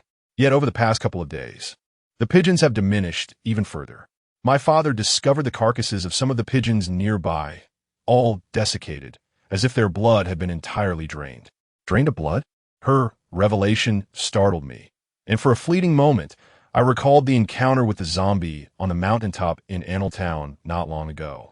The formidable nature of the zombie need not be elaborated upon. Zhao Gang's master, in comparison to me, is undoubtedly far superior. He was swiftly dispatched in mere moments. Had it not been for my master, who appeared rather formidable and managed to frighten it away, we would all have met our end that fateful night. A shiver involuntarily coursed through me, prompting Yi Kursen to inquire, "What's wrong?" "Nothing," I replied, shaking my head, though I found it unlikely. That zombie could not possibly be so feeble as to resort to drinking pigeon-esque blood. "Could you take me to your home?" I asked, feeling a touch embarrassed. Yi Kursen hesitated for a moment before agreeing. "All right, when?" "Tomorrow, perhaps." I contemplated, resolved to bring along Zhao Lin, that haughty girl who had been indulging in free meals at my place for over half a month. It was high time she engaged in some physical activity. Yi Kursen concurred, noting that her father also found the situation rather peculiar and was planning to have someone investigate at their home. Naturally, she would not refuse my offer of assistance. Upon returning to the apartment, I found Zhao Lin sprawled on the sofa, munching snacks while engrossed in a Korean drama. Tears streamed down her cheeks uncontrollably, and the coffee table was strewn with tissues she had used to dab her eyes, causing my lips to twitch in bemusement. Is it really necessary to cry over a television show? I thought, having become quite familiar with her over the past half-month. I plopped down beside her and, without hesitation, began my playful mockery. "You don't know anything." Zhao Lin shot me a flushed glare before turning her attention back to the screen, her eyes fixed and unblinking. In response, I seized the remote control and switched off the television. She initially stared blankly before glaring at me in irritation, exclaiming, "What are you doing?" "Ah, hey there, sister. There's something I wish to discuss with you." I chuckled, knowing that I couldn't confront her with aggression, as it would surely be futile. Zhao Lin looked at me with a teasing glint in her eyes. "Go on. What is it?" "It's about a friend of mine who is facing some difficulties at home, and I need to check in on them. You know my limited capabilities. I can barely fend for myself. Therefore, I humbly seek your assistance in accompanying me," I confessed, averting my gaze and shifting my head, unable to meet her eyes. "Ah, so that's the case. I wondered why you were being so charming today," Zhao Lin replied with a smirk, playfully tugging at the flesh on my cheek. Her hand felt devoid of human warmth, reminiscent of a balloon brushing against my face, a rather pleasant sensation. Yet, I sensed an underlying discrimination in her gesture, prompting me to shift away slightly and, with a hint of impatience, asked, "Just tell me if you'll come or not." After a moment's contemplation, she finally nodded. "All right, but I have a condition." "What condition?" My heart leaped with joy. "From now on, when I watch Korean dramas, you mustn't team mock me," Zhao Lin replied, clearing her throat and tilting her head to the side, a touch of bashfulness evident in her demeanor. I couldn't help but burst into laughter at that. Zhao Lin shot me a glare, warning, "You laugh. Laugh again, and you can forget about me going with you." I quickly stifled my laughter, realizing how challenging it was to persuade her. I certainly couldn't afford to offend her further. With Zhao Lin's agreement, I felt a sense of relief wash over me. Although I remained uncertain about her true capabilities, I believed she was unlikely to be weaker than Wang Yan. Yet, this was not sufficient. I returned to my chamber, repeatedly practicing the explosive flame talisman. To my dismay, I suddenly realized that aside from the solitary life-saving blue talisman, my only remaining reliance was that proud maiden. The act of drawing talismans was monotonous. However, once immersed in it, an ineffable charm emerges. I tirelessly sketched from the afternoon until midnight, and just as my eyelids began to grow heavy, the surface of the talisman gradually emanated a soft, golden glow. This revelation instantly revitalized my spirits, and my heart surged with uncontainable joy. After nearly 20 days, the explosive flame talisman was finally on the verge of success. Chapter 33. The Dead. Despite the extensive practice I had undergone, I still felt somewhat inept when it came time to complete the talisman. It took me half an hour to finalize the last stroke, and altogether, I spent over 3 hours on this particular talisman. Such inefficiency left me feeling slightly dissatisfied. Yet there was little I could do but continue to hone my skills gradually. The success rate of this talisman was considerably lower than that of the previous lower-grade talismans. I toiled through the night until dawn broke, managing to produce only 2 talismans, bringing the total to 3 explosion talismans, including the first one. However, that should suffice, as I was merely going to observe and had no intention of capturing any zombies. I stifled a yawn and collapsed onto my bed, deciding to pause my running routine for the day. As noon approached, I groggily opened my eyes and reached for my phone, discovering 2 missed calls from Eerie. Rubbing my slightly sore eyes, I returned her call. The moment the call connected, she answered promptly. I apologized for oversleeping. Where are you now? I inquired over the line. No worries. There's no need to rush, Eerie replied, providing me with an address that I committed to memory before ending the call. In the living room, Zhao Lin was engrossed in the television. Upon my arrival, she cast a fleeting glance in my direction before turning her attention back to the screen, seemingly indifferent. Stop watching for now. You can resume later, I said, sitting beside her and gently shaking her arm in a plea. Zhao Lin let out a soft snort, this time abandoning her previous aloofness as she floated gracefully from the sofa and out the door. I offered a wry smile and hastily followed suit, locking the door behind me before hailing a taxi downstairs. After conveying the destination to the driver, I leaned back against the seat, closing my eyes to gather my thoughts. I hesitated to engage Zhao Lin in conversation, aware that she was invisible to others, and I did not wish to be perceived as a fool as I had been previously.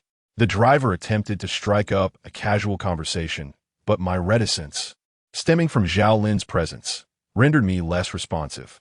Noticing my lack of engagement, the driver fell silent, focusing intently on the road ahead. As time passed, the vehicle gradually left the city and ventured into the outskirts, eventually coming to a halt by a serene lake. Once the car was stationary, I opened the door and stepped out, taking in my surroundings. This was an artificial lake, bordered by weeping willows, with a fence encircling the area. Opposite me stood a villa, which I presumed to be Eerie's residence. After settling the fare, I called Eerie to inform her of my arrival. She seemed momentarily taken aback, exclaiming how quickly I had arrived, and then asked me to wait as she would come out shortly. Observing the picturesque scenery and elegant architecture, I couldn't help but marvel at Eerie's status as a true belle of wealth and beauty. Yet just then, I noticed an unsettling peculiarity in the color of the water. Though shimmering under the sunlight, it bore an eerie hint of green. In a typical pond or reservoir, once the water reaches a certain depth, it often takes on a deep green hue, which is entirely normal. However, the color of the lake before us is markedly different. It appears oppressive, as though the green has become excessively intense. Zhao Lin, take a look at this lake, I said, turning my head to her. Zhao Lin gazed at the surface for a moment, and I noticed her brow slightly furrowed. What's wrong? I inquired, puzzled. It's a bit strange. There's an unusual aura to this water, neither yang nor yin, and it makes me feel quite uneasy, Zhao Lin remarked, turning her head aside. I was taken aback. Neither yang nor yin? What could that possibly be? While I was mulling over the peculiar water, Eerie approached from the small path in the center of the lake, waving at me. Come over. Oh, I'm coming, I replied, quickly glancing at the lake once more, my mind swirling with questions. What were you just looking at? Eerie asked with curiosity as I stepped over the railing and onto the bridge. Nothing much. Let us head to your house first, I smiled, choosing not to divulge my concerns about the water. All right. Eerie nodded, casting a fleeting glance at the lake before turning her gaze towards the opposite shore. Upon arriving in front of the villa, I immediately sensed something was amiss. A faint green mist permeated the air, reminiscent of the color on Eerie's forehead. Be careful, I cautioned. At that moment, Zhao Lin suddenly cast a vigilant glance around and then addressed me. It was the first time since I had known her that I witnessed such a serious expression on her face, causing my heart to skip a beat. Yanglu, I truly appreciate your help. My father is waiting at home. Let us hurry, Yi Kursen said to me. It's no trouble at all. We are friends, after all. I replied with a smile. Zhao Lin shot me a disdainful look from the side before turning her head away, even though I was mentally prepared. Stepping into the grand hall of her villa still left me somewhat astonished by its opulence, reminiscent of a palace. In the hall, a man was seated on the sofa. He appeared to be in his 40s, with a square face that bore an air of authority, somewhat resembling Yi Kursen. Like her, a green mist lingered around his forehead. Upon noticing me, he greeted me with a warm smile and said, "You must be Yanglu, truly a fine young man." It was evident that this was Yi Kursen's father, and I felt a bit embarrassed, scratching my head. He chuckled, "Do not be nervous, just call me Uncle Yi. Make yourself at home, as I will be relying on you this time." "Uncle Yi," I called out, then added, "Shall we first take a look at the pigeons?" "Certainly." Uncle Yi nodded, rising from the sofa and turning towards a small door on one side. As the small door creaked open, we stepped outside into a spacious courtyard adorned with an array of vibrant flowers. Above, several bamboo poles stretched across the sky, each one coated with pigeons. Yi Kursen's father moved to the side to retrieve a water bucket, and I glanced down to find it filled with several deceased pigeons. Over the past few days, dozens of pigeons had perished, and these particular ones had succumbed just yesterday, all found in the vicinity of this villa. "I collected them," Yi Kursen's father remarked. It was indeed peculiar. These pigeons had seemed perfectly healthy, yet an inexplicable number had died so suddenly. Yi Kursen echoed this sentiment, standing beside me. I crouched down and picked up one of the pigeons, examining it closely in my hands. Its feathers remained intact, yet its body felt as though it had shrunk to a larger size, dry and desiccated to the touch. I took a small knife and made an incision on its leg, only to find no blood oozing forth. As I parted its feathers, I sought to ascertain whether there were any puncture wounds. Had there been, it would suggest that some creature had drained its blood. Chapter 34. A crisis. After searching for a while, my gaze fell upon the 2 bloodstains on the dove. The wounds were located near the dove's abdomen, less than 5 centimeters apart, surrounded by a deep, rich hue of green, similar to that of the lake, yet far more intense. Having recently witnessed an elderly man who perished from a zombie bite, I immediately discerned that these injuries were inflicted by some sort of undead creature, although the specific nature of the creature remained uncertain. "Uncle Yi, it appears that the blood has indeed been drained by something," I stated, rising to my feet and addressing Yi Kursen's father. "Oh." Yi Kursen's father raised an eyebrow and cast another glance at the deceased doves. After a moment of contemplation, he inquired, "Yanglu, can you be certain of this?" "Indeed," I replied, meeting his gaze and nodding resolutely, noticing my unwavering conviction. Yi Kursen's father's expression grew increasingly grave. "Then do you possess a method to locate the creature that attacked the doves?" I pondered for a moment and discreetly glanced at Zhao Lin beside me. Upon sensing my gaze, she turned her head away. With an outsider present, I refrained from addressing her haughty demeanor and simply replied, "I can give it a try." Returning to the living room, I surveyed my surroundings, but found nothing out of the ordinary. As for the second floor, I was uncertain, so I asked Yi Kursen's father, "Uncle Yi, may I go upstairs to take a look?" "Of course," he nodded, turning to Yi Kursen. "Kursen, accompany Yang Lu to explore." Upon ascending to the second floor, a chilling draft enveloped me, and the corridor was suffused with a dense green mist, causing my heart to race. "It is quite cold here," remarked Yi Kursen, furrowing her brow and drawing in a sharp breath. I turned my gaze towards Zhao Lin, who remained unresponsive, her eyes fixated ahead. Following her line of sight, I observed a locked room, seemingly untouched for ages, its surface coated in dust. "Yi," I hesitated, feeling awkward calling her by name, yet using Kursen seemed too intimate, as I had always referred to her as goddess. "Just call me Kursen," she replied with a faint smile. Kursen, what is that room for?" I inquired, pointing at the dust-covered chamber across from us. "It seems to be a storage area from when the villa was constructed," Yi Kursen pondered before answering. "Does anyone go in there regularly?" I continued my questioning. "No, It has been quite some time since anyone entered. Even the housekeeper skips it while cleaning. Yi Kursin shook her head in response. Oh, I gazed at the tightly shut door, noting that the green mist emanating from that place appeared even denser, leaning towards a deep emerald hue. Let us go take a look, I suggested to Zhao Lin. But Yi Kursin mistakenly thought I was addressing her and began to stride forward.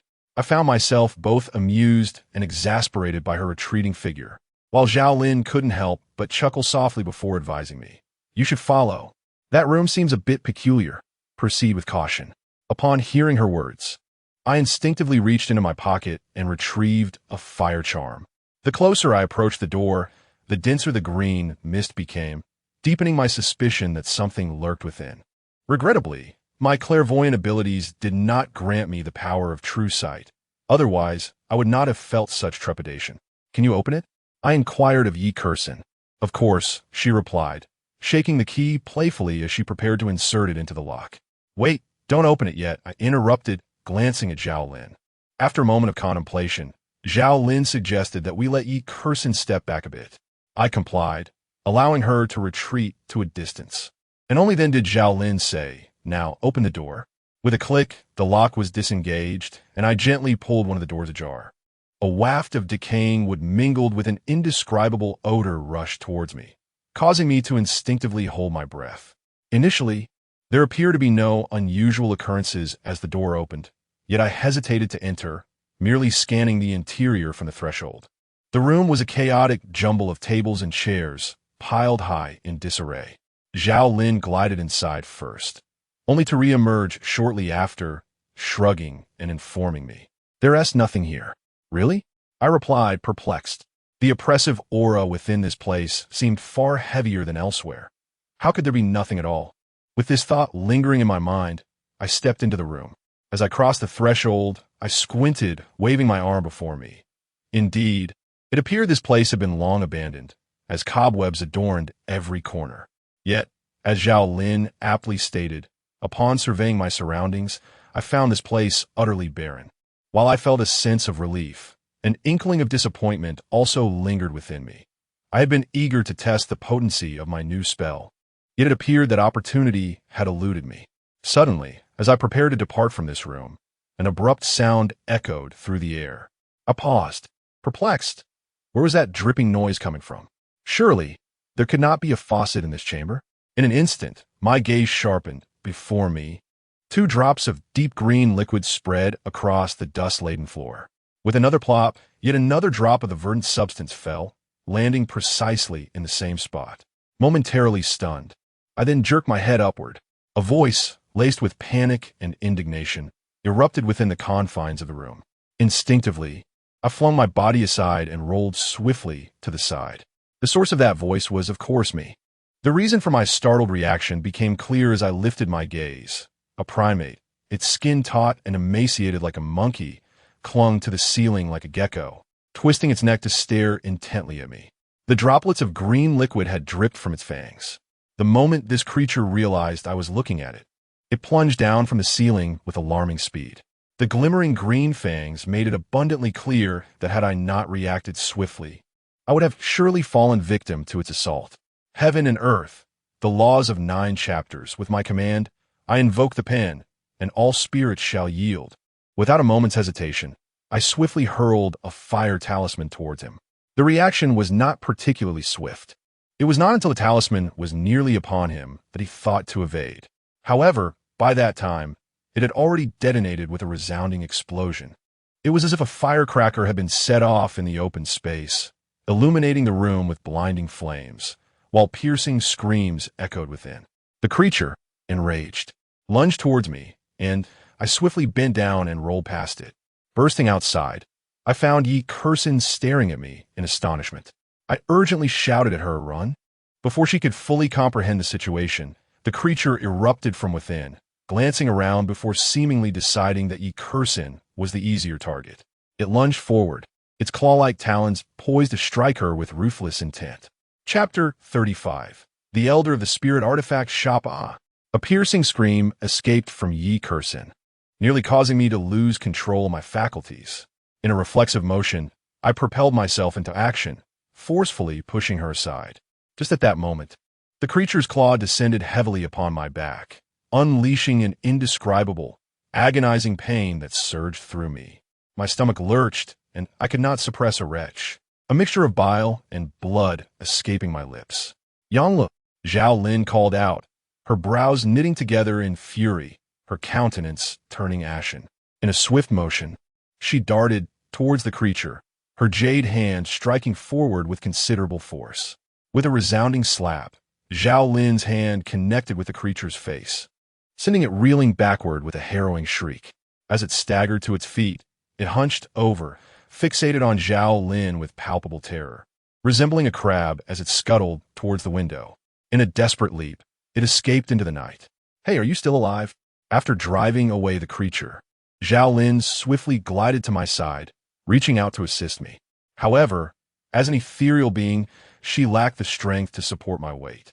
At that moment, Yi Kursin rushed over, her visage pale with fear and concern.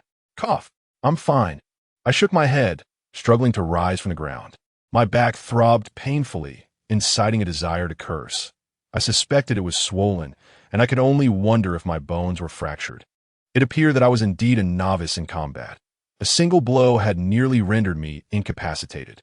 Had Zhao Lin not been present today, we would undoubtedly have faced dire consequences. I expressed my gratitude to Zhao Lin, acknowledging her assistance despite her usual indifference towards me. At a critical moment, she demonstrated a sense of propriety. "Oof." Zhao Lin cast a playful glare at me, her eyes sparkling with mischief. After a brief pause, she glanced my way once more and couldn't help but inquire, "Are you all right?" "I'm fine," he replied. "Yanglu, who are you talking to?" "Ye kijin questioned," a look of confusion crossing her face. I wasn't talking," I stammered, forcing a sheepish smile. Just then, Yi Kursin approached from behind and gasped, "There's blood on your back. What happened?" At that moment, Yi Kursin's father, alerted by the commotion, hurried over, concern etched on his face. "Father, a creature just darted out from this room. If it weren't for Yanglu, I would have been in danger," Yi Kursin explained. "Thank you, Yanglu." Yi Kursin's father grasped my hand firmly in appreciation, but then his expression darkened as he noticed the injury on my back. "Let me take you to the hospital." "No, that's unnecessary," I replied, shaking my head. I understood my own body well enough. This injury was not severe, provided my bones were intact. My primary concern was whether that creature posed any venomous threat, so I needed to return home swiftly to consult my master. "Uncle Yi, I managed to injure that creature, so it should be hesitant to return for a while. I must go back to retrieve some equipment," I informed Yi Kursin's father. "Very well, I'll drive you." He nodded in agreement. After Yi Kursin's father dropped me off in the city, he hailed a taxi for us and then turned back, clearly worried about Yi Kursin being alone at home and fearing for her safety. As I returned to the apartment in the taxi, I removed my coat and glanced at myself in the bathroom mirror. A dark red handprint marred the area just below my spine, continually oozing blood, albeit at a slow pace, suggesting that it was not a grave concern. One ought not to attempt heroics if lacking the ability. Such actions only invite trouble. Suddenly, Zhao Lin appeared behind me, her beautiful eyes glaring as she chided me. "Oh, you care about me?" Having noticed that the pain in my back had subsided somewhat, I teased her in response. "Huh, who cares about you?" Zhao Lin's face flushed, and she pretended to gag a couple of times. I chuckled softly and earnestly expressed, "Thank you for earlier. Are you being overly sentimental? This is the second time. It's quite bothersome." Zhao Lin replied somewhat displeased before drifting back to watch her Korean drama. I paused, then let out a wry smile. That proud girl had reverted to her haughty demeanor. I dialed my mentor, but the signal on his end seemed poor, resulting in a garbled conversation where I could hardly comprehend a word. After a lengthy wait, his voice finally became clear, and the first thing I heard was his thunderous exclamation. "You little rascal, why call me now of all times? Do you have any idea what I was just doing?" Startled by his reprimand, I couldn't help but scratch my nose, feeling somewhat aggrieved as I replied, "I don't know." Taking a deep breath, my master forcibly quelled his anger and said, "Forget it. We shall settle this matter later. Now speak up. If it is a trivial issue, you shall regret disturbing me." Although I was oblivious to what had transpired earlier, His furious tone suggested that I had indeed interfered with something of significance. However, this was not the time to dwell on it. I said, "Master, I genuinely have something to discuss. I encountered a peculiar situation at a friend's house." "Speak quickly," he replied impatiently. I recounted the bizarre incident where a creature had leapt out and struck me, only to be driven away by Zhao Lin. Naturally, I embellished my account, transforming the embarrassing moment of being knocked and coughing up blood into an epic battle against the monster, only to succumb due to a moment of carelessness, thus tarnishing my heroic image. My master scoffed, clearly skeptical of my fanciful tale. He urged me to describe the creature's characteristics in detail. After I did so, he pondered for a moment before concluding, "It is likely a zombie." "A zombie?" Instantly, I pictured the grotesque figures from The Walking Dead, with outstretched arms and decaying flesh. But the creature I had encountered bore no resemblance to those abominations. I perceive your thoughts. Trust me, you are not mistaken. That creature is likely a ghoul. Did you not notice how the zombie we encountered the other day differed from those depicted in films?" He remarked with a brief snort. Upon reflection, I inquired how we might capture that entity. He replied, "This being is not particularly formidable. It simply possesses remarkable speed. If we can devise a means to ensnare it, I dispatched that wretched spirit with just a few moves." "How then can we trap it?" I pressed. "The undead creature is generally not susceptible to ordinary talismans. However, you are not yet proficient in advanced charms. Here is what you should do. Seek out an elderly man named Zwishan, who operates a spirit artifact shop in your vicinity. With a little effort, you shall locate him. Once found, simply inform him that I sent you, and he will assist you," my master instructed. "What?" I was momentarily taken aback, then pondered with some incredulity. Could this be the same old man who sold me those exorbitantly priced glass beads the other day? Chapter 36. 3-year installment, What Troubles You? My master inquired from the other end, perplexed.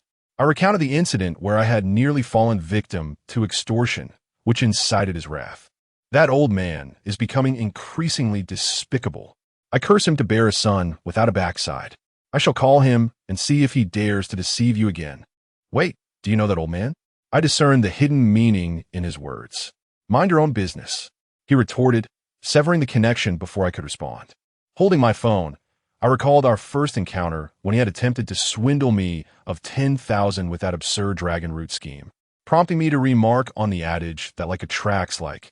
However, compared to the old man from the spirit artifact shop, who sought to sell a mere glass bead for 100,000, he appeared relatively benign. As per my custom, I offered incense to the deity Dongwang Tai.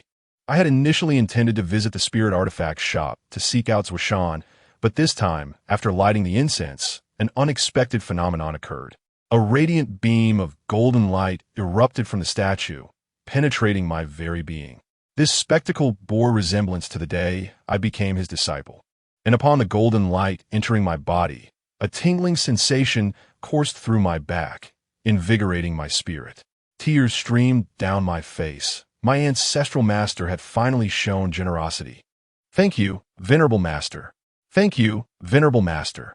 I hastily bowed several times before the statue, hoping for additional mystical power. A radiant beam of light emanated from the interior of the statue and penetrated my brow. My eyes flickered momentarily, and I addressed the statue, saying, "Great ancestor, although I am but the most unremarkable and unaccomplished disciple among your countless followers, I have never dared to belittle myself. I am acutely aware that my actions reflect our sect and embody your legacy. Though I am merely an insignificant insect, I harbor lofty aspirations to promote our lineage and ensure that your esteemed name resonates throughout the world. Alas, my strength is woefully inadequate. Therefore, I humbly beseech you, great ancestor, to grant me a modicum of your divine power, considering my sincere devotion." Upon uttering these words, I immediately lowered my head. Yet my eyes subtly glanced at the statue, yearning for another miracle to unfold. The statue did not disappoint. A dazzling golden light burst forth from its apex, far more resplendent than before, flowing into the crown of my head like nectar. I basked in its warmth, feeling as though every pore in my body had opened, overwhelmed by an indescribable sense of comfort and exhilaration. Thank you, great ancestor. I shall strive diligently to elevate our lineage. I bowed respectfully towards the statue. As soon as the words left my lips, a powerful gust of cold wind suddenly surged from within the room, causing the plaster on the walls to disintegrate and fall away, enveloping my face in a cloud of dust. Outside, Zhao Lin witnessed the scene and burst into laughter, her expression one of disdain as she looked at me. "How dare you laugh?" I exclaimed, brushing the dust from my face and chastising Zhao Lin. Indeed, I found myself laughing in disbelief, having never encountered anyone as shameless as you. Even an onion's skin pales in comparison to your audacity. Zhao Lin shot me a sidelong glance, scoffing in disdain. Realizing that I would need to rely on her assistance in the future, I stifled my surging anger and forced a smile, saying, "Hey, don't be upset. I was just joking." Only then did Zhao Lin drift away, choosing to ignore me. I quietly exhaled in relief and made my way to the restroom to inspect my reflection. To my astonishment, the imprint left by the zombie's strike had significantly diminished, and I felt no pain whatsoever. Furthermore, I felt an overwhelming surge of vitality coursing through me, akin to being invigorated by a potent elixir. It seemed I owed this newfound energy to Dong Huang Tai Yi, and it was evident that I ought to pay my respects more often. Although my master had instructed me to seek assistance directly from the old man's Washan, I decided to make a detour to the slaughterhouse first. I procured some black dog blood and a few black donkey hooves, having learned my lesson from the previous encounter. This time, I would take precautions. Historically, black dog blood has been regarded as a superior choice for warding off malevolent spirits, due to its rich yang energy capable of inflicting significant harm upon ghosts. However, its efficacy against corpses is considerably diminished, yet it is better than nothing. The primary reliance would be on the black donkey hooves, which are specifically known for combating zombie-like creatures. Typically, tossing a couple of these would suffice to deal with ordinary walking corpses. "Remove that from here," Zhao Lin exclaimed. Her brows furrowed as she pointed at the vial in my hand. Of course, it contained the black dog blood, and I nearly forgot how much of an effect it had on her. I placed the item into a bag adorned with black donkey hooves and recollected the direction of the spirit object shop, hastening towards it. The shop stood as it always had, seemingly undisturbed. There were no customers inside, and the old man, who had been leaning over the counter to tally accounts, lifted his head upon hearing the commotion outside. When he recognized me, his wrinkled visage blossomed into a wide smile, reminiscent of a blooming chrysanthemum. "Oh, my young brother, do come in." He beckoned me warmly, urging me to enter swiftly. Upon seeing the old man, a shadow of unease crossed my face. Despite my master's assurance of a prior call to inform him, I still felt uncertain, fearing I might be taken advantage of the moment I stepped inside. "Oh, you've brought a young lady with you?" Left Jean smiled at me, then suddenly glanced toward Zhao Lin, who stood nearby. I was taken aback. Zhao Lin was not manifesting her presence at that moment, meaning that an ordinary person would be unable to see her. Yet, he could perceive the unmanifested Zhao Lin. Why was that? It seemed Left Jean had discerned my thoughts.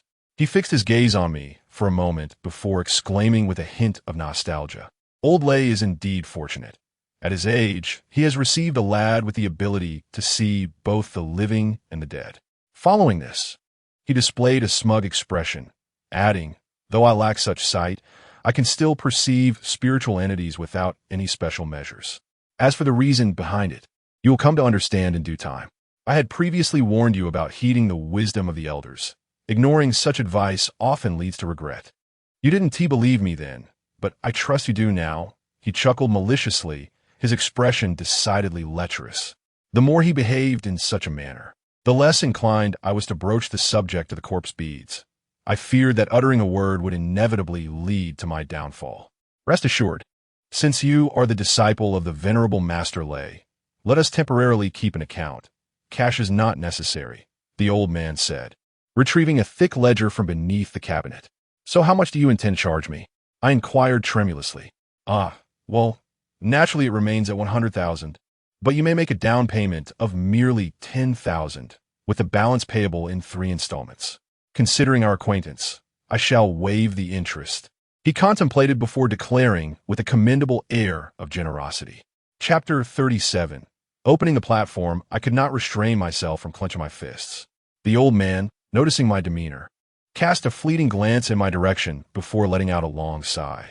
Well, it seems you do not intend to engage in this business deal. Am I correct?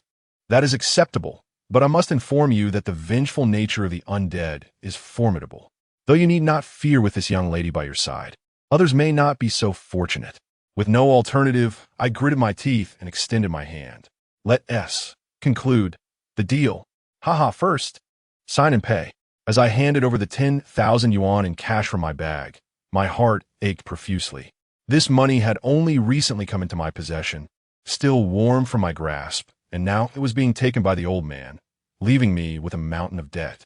Here, just sign this.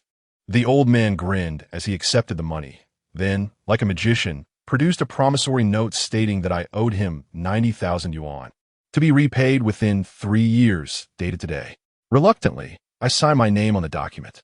Just a few days ago, I had tasted the sweetness of wealth, only to find myself plunged back into dire straits due to a mere glass bead. I felt utterly despondent. Well, take the corpse-fixing pearl. Do not wear such a grim expression. This pearl is a remarkable treasure.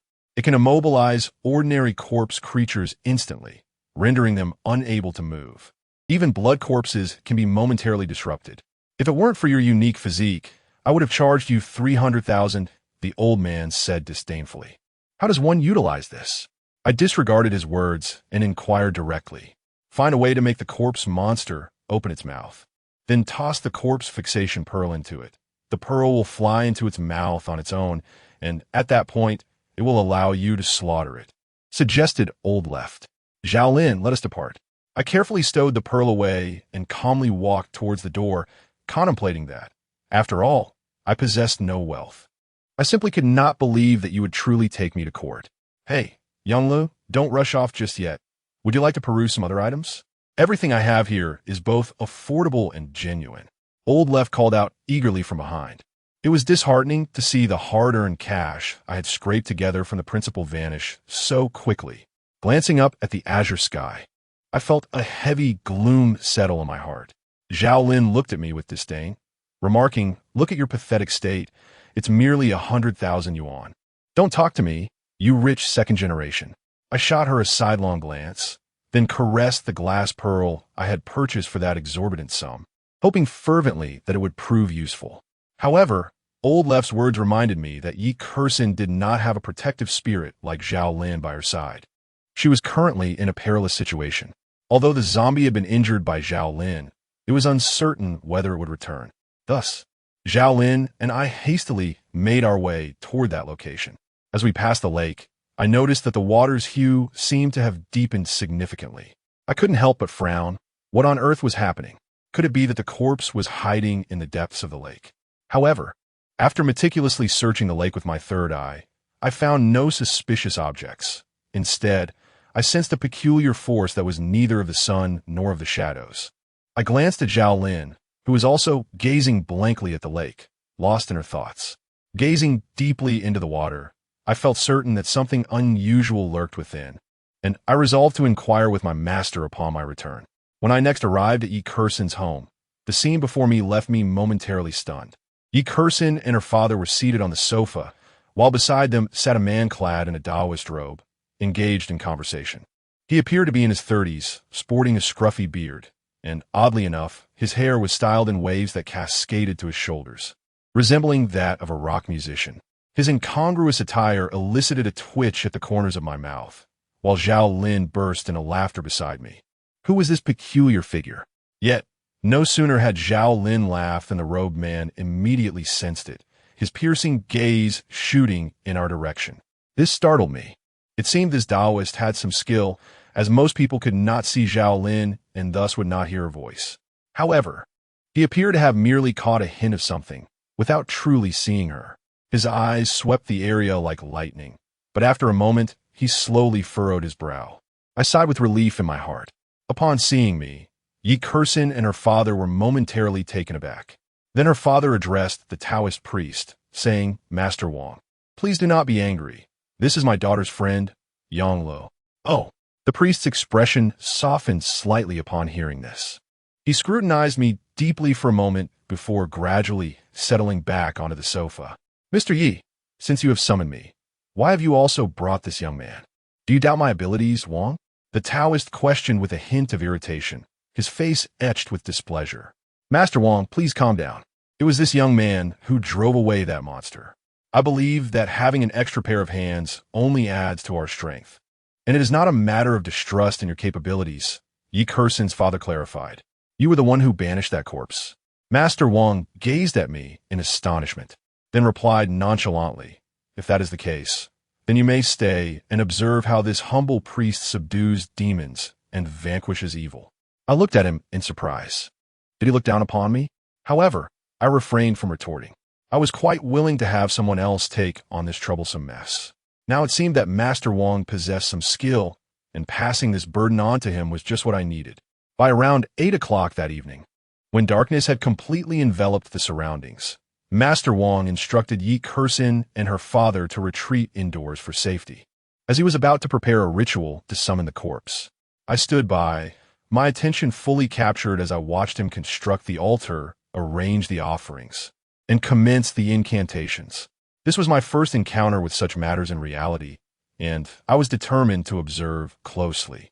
I glanced at the altar I had set up, feeling a twinge of envy. His equipment was far superior to mine, complete with a peachwood sword, black dog blood, and tortoise shell, all meticulously arranged.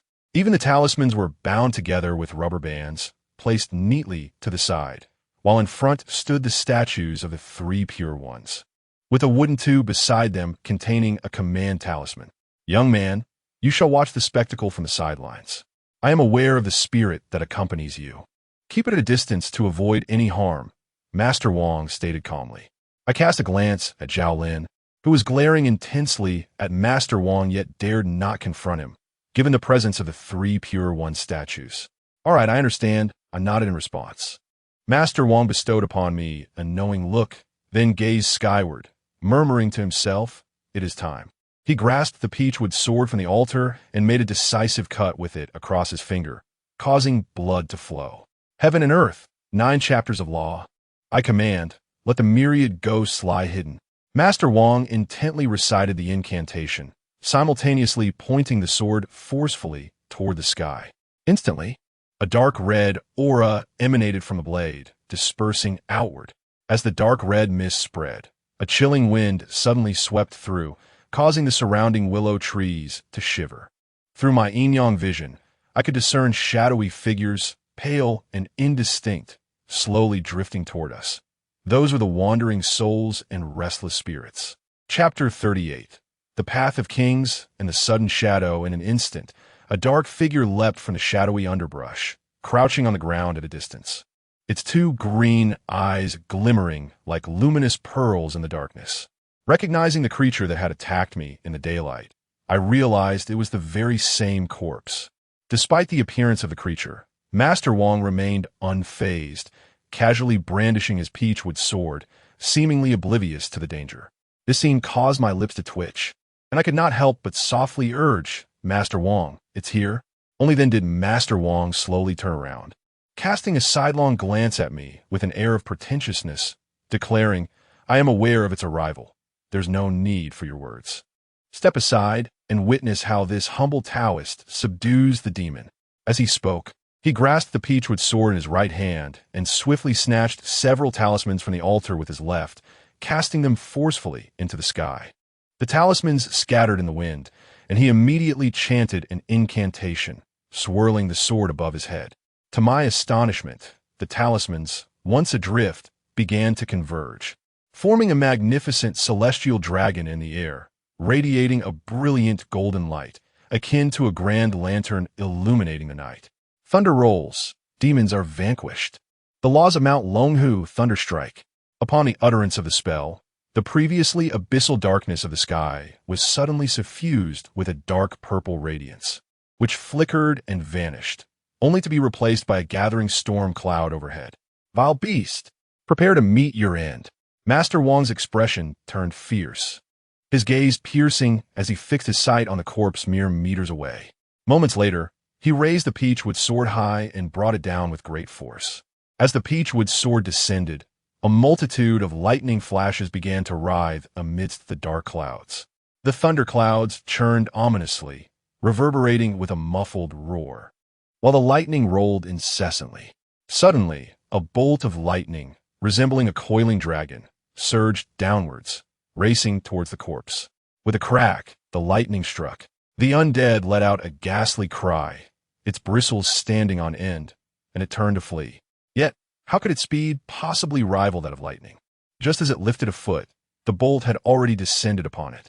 With a resounding crack, the corpse was blasted away, emitting a wretched scream as its body charred black. However, it was not yet dead. It struggled to rise from the ground, expending what seemed to be its last vestiges of strength. Its withered arm, akin to a desiccated root, slackened, and it tumbled into the lake. Indeed, there was no challenge to be found. Master Wang set down his peachwood sword, dusted off his hands, and remarked nonchalantly, casting a provocative glance in my direction. At this moment, I found myself at a loss for words. This fellow could summon lightning, clearly demonstrating a prowess far beyond my own. What if I inadvertently angered him, and he redirected that lightning towards me? He held 2 talismans in his hand and strolled towards the lakeside, where the corpse had fallen. I mused that I would likely be relegated to the role of a mere spectator. I had initially intended to test the corpse-controlling pearl. It seemed that opportunity had slipped away. Moreover, the black dog's blood and the black donkey's hoof I had procured now seemed wasted. However, driven by curiosity, I chose to follow in his footsteps, eager to discern the true nature of the undead being that had struck me. "Hey kid, why are you following me?" Wang Zhenren halted, turned to me, and inquired, "You don't wish to claim a share of the credit, do you?" "Nonsense. I am merely assisting out of obligation," I retorted coolly. Upon hearing this, he shrugged and continued walking, engaging me in conversation. "I am the 178th generation disciple of the Longhu Mountain, known as Qingshu Zi, with the given name Wang Dao. Those who respect me in the outside world refer to me as Wang Zhenren." He puffed out his chest, fixed his gaze upon me, and wore an expression that suggested I must surely know of him. "Oh, my apologies, I have never heard of you," I replied with a slight bow, maintaining a nonchalant demeanor. A fleeting embarrassment crossed Wang Dao's face, and he shifted the topic, asking, "What is your name?" "I am Yang Lo," I responded. "You appear to be quite vigorous. It seems your ancestral master must be quite esteemed. If you don't mind, could you share which sect you belong to?" Wang Dao squinted at me and then glanced in the direction of Zhao Lin beside me, a flicker of surprise crossing his face. "Raising spirits? You are from Maoshan?" In China, Maoshan and Longhu Mountain are arguably the 2 most renowned sections. Originally, both belonged to Taoism, but after a schism within Taoism and years of evolution, the contemporary schools such as Shudu, Mai, Zhonghe, Chuanjin, and Maoshan emerged. Although Longhu Mountain is not among these 5 teachings, its reputation is by no means inferior, primarily due to its founder, the illustrious Zhang Tianshi. Because of this lineage, practitioners of Longhu Mountain excel in exorcising spirits and subduing demons, with countless legendary tales to their credit. Both Maoshan and Longhushan, renowned for their prowess in exorcising malevolent spirits, inevitably harbor some mutual misunderstandings, a fact my master had previously conveyed to me. Thus, when Wang Daohe inquired about my affiliation, I promptly shook my head in denial.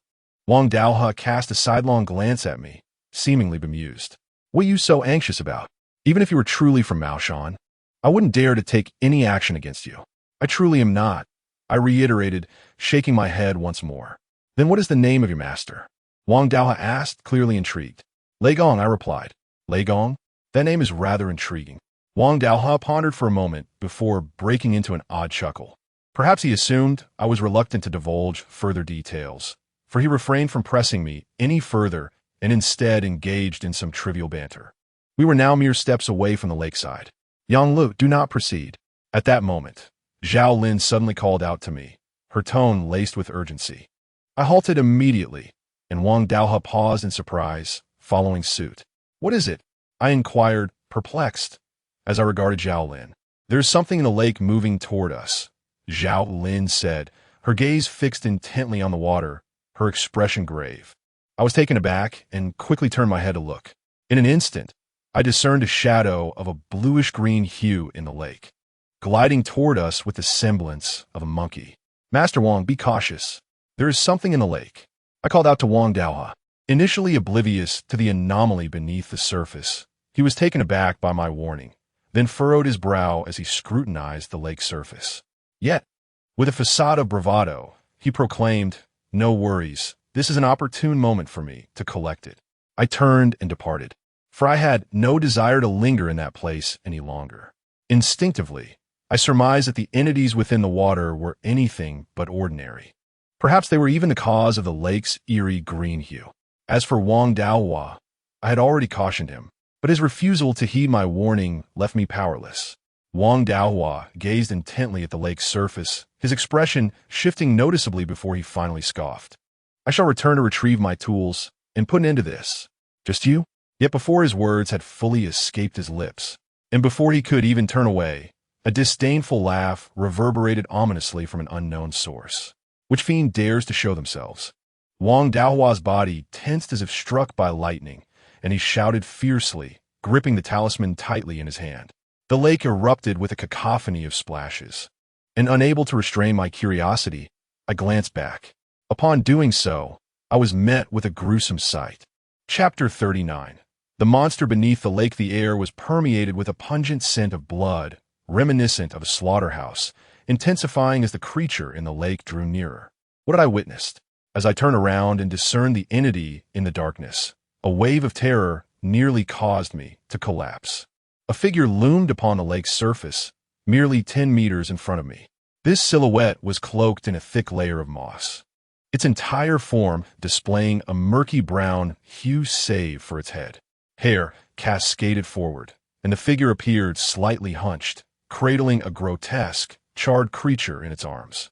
This charred being was none other than the reanimated corpse that had been brutally dispatched by Wang Dao, now lifeless and grotesquely torn asunder, its greenish blood dripping into the water. A foul stench, carried by the wind, invaded my nostrils, sending a wave of dizziness through my mind. Yet, it was not this gruesome sight that instilled such fear within me. Rather, it was the unsettling realization that I recognized the very being that had so savagely torn the corpse in half. The zombie, the one that resided atop the mountain in Anneltown. It left an indelible impression upon me, and even shrouded in moss, I could identify it at a glance.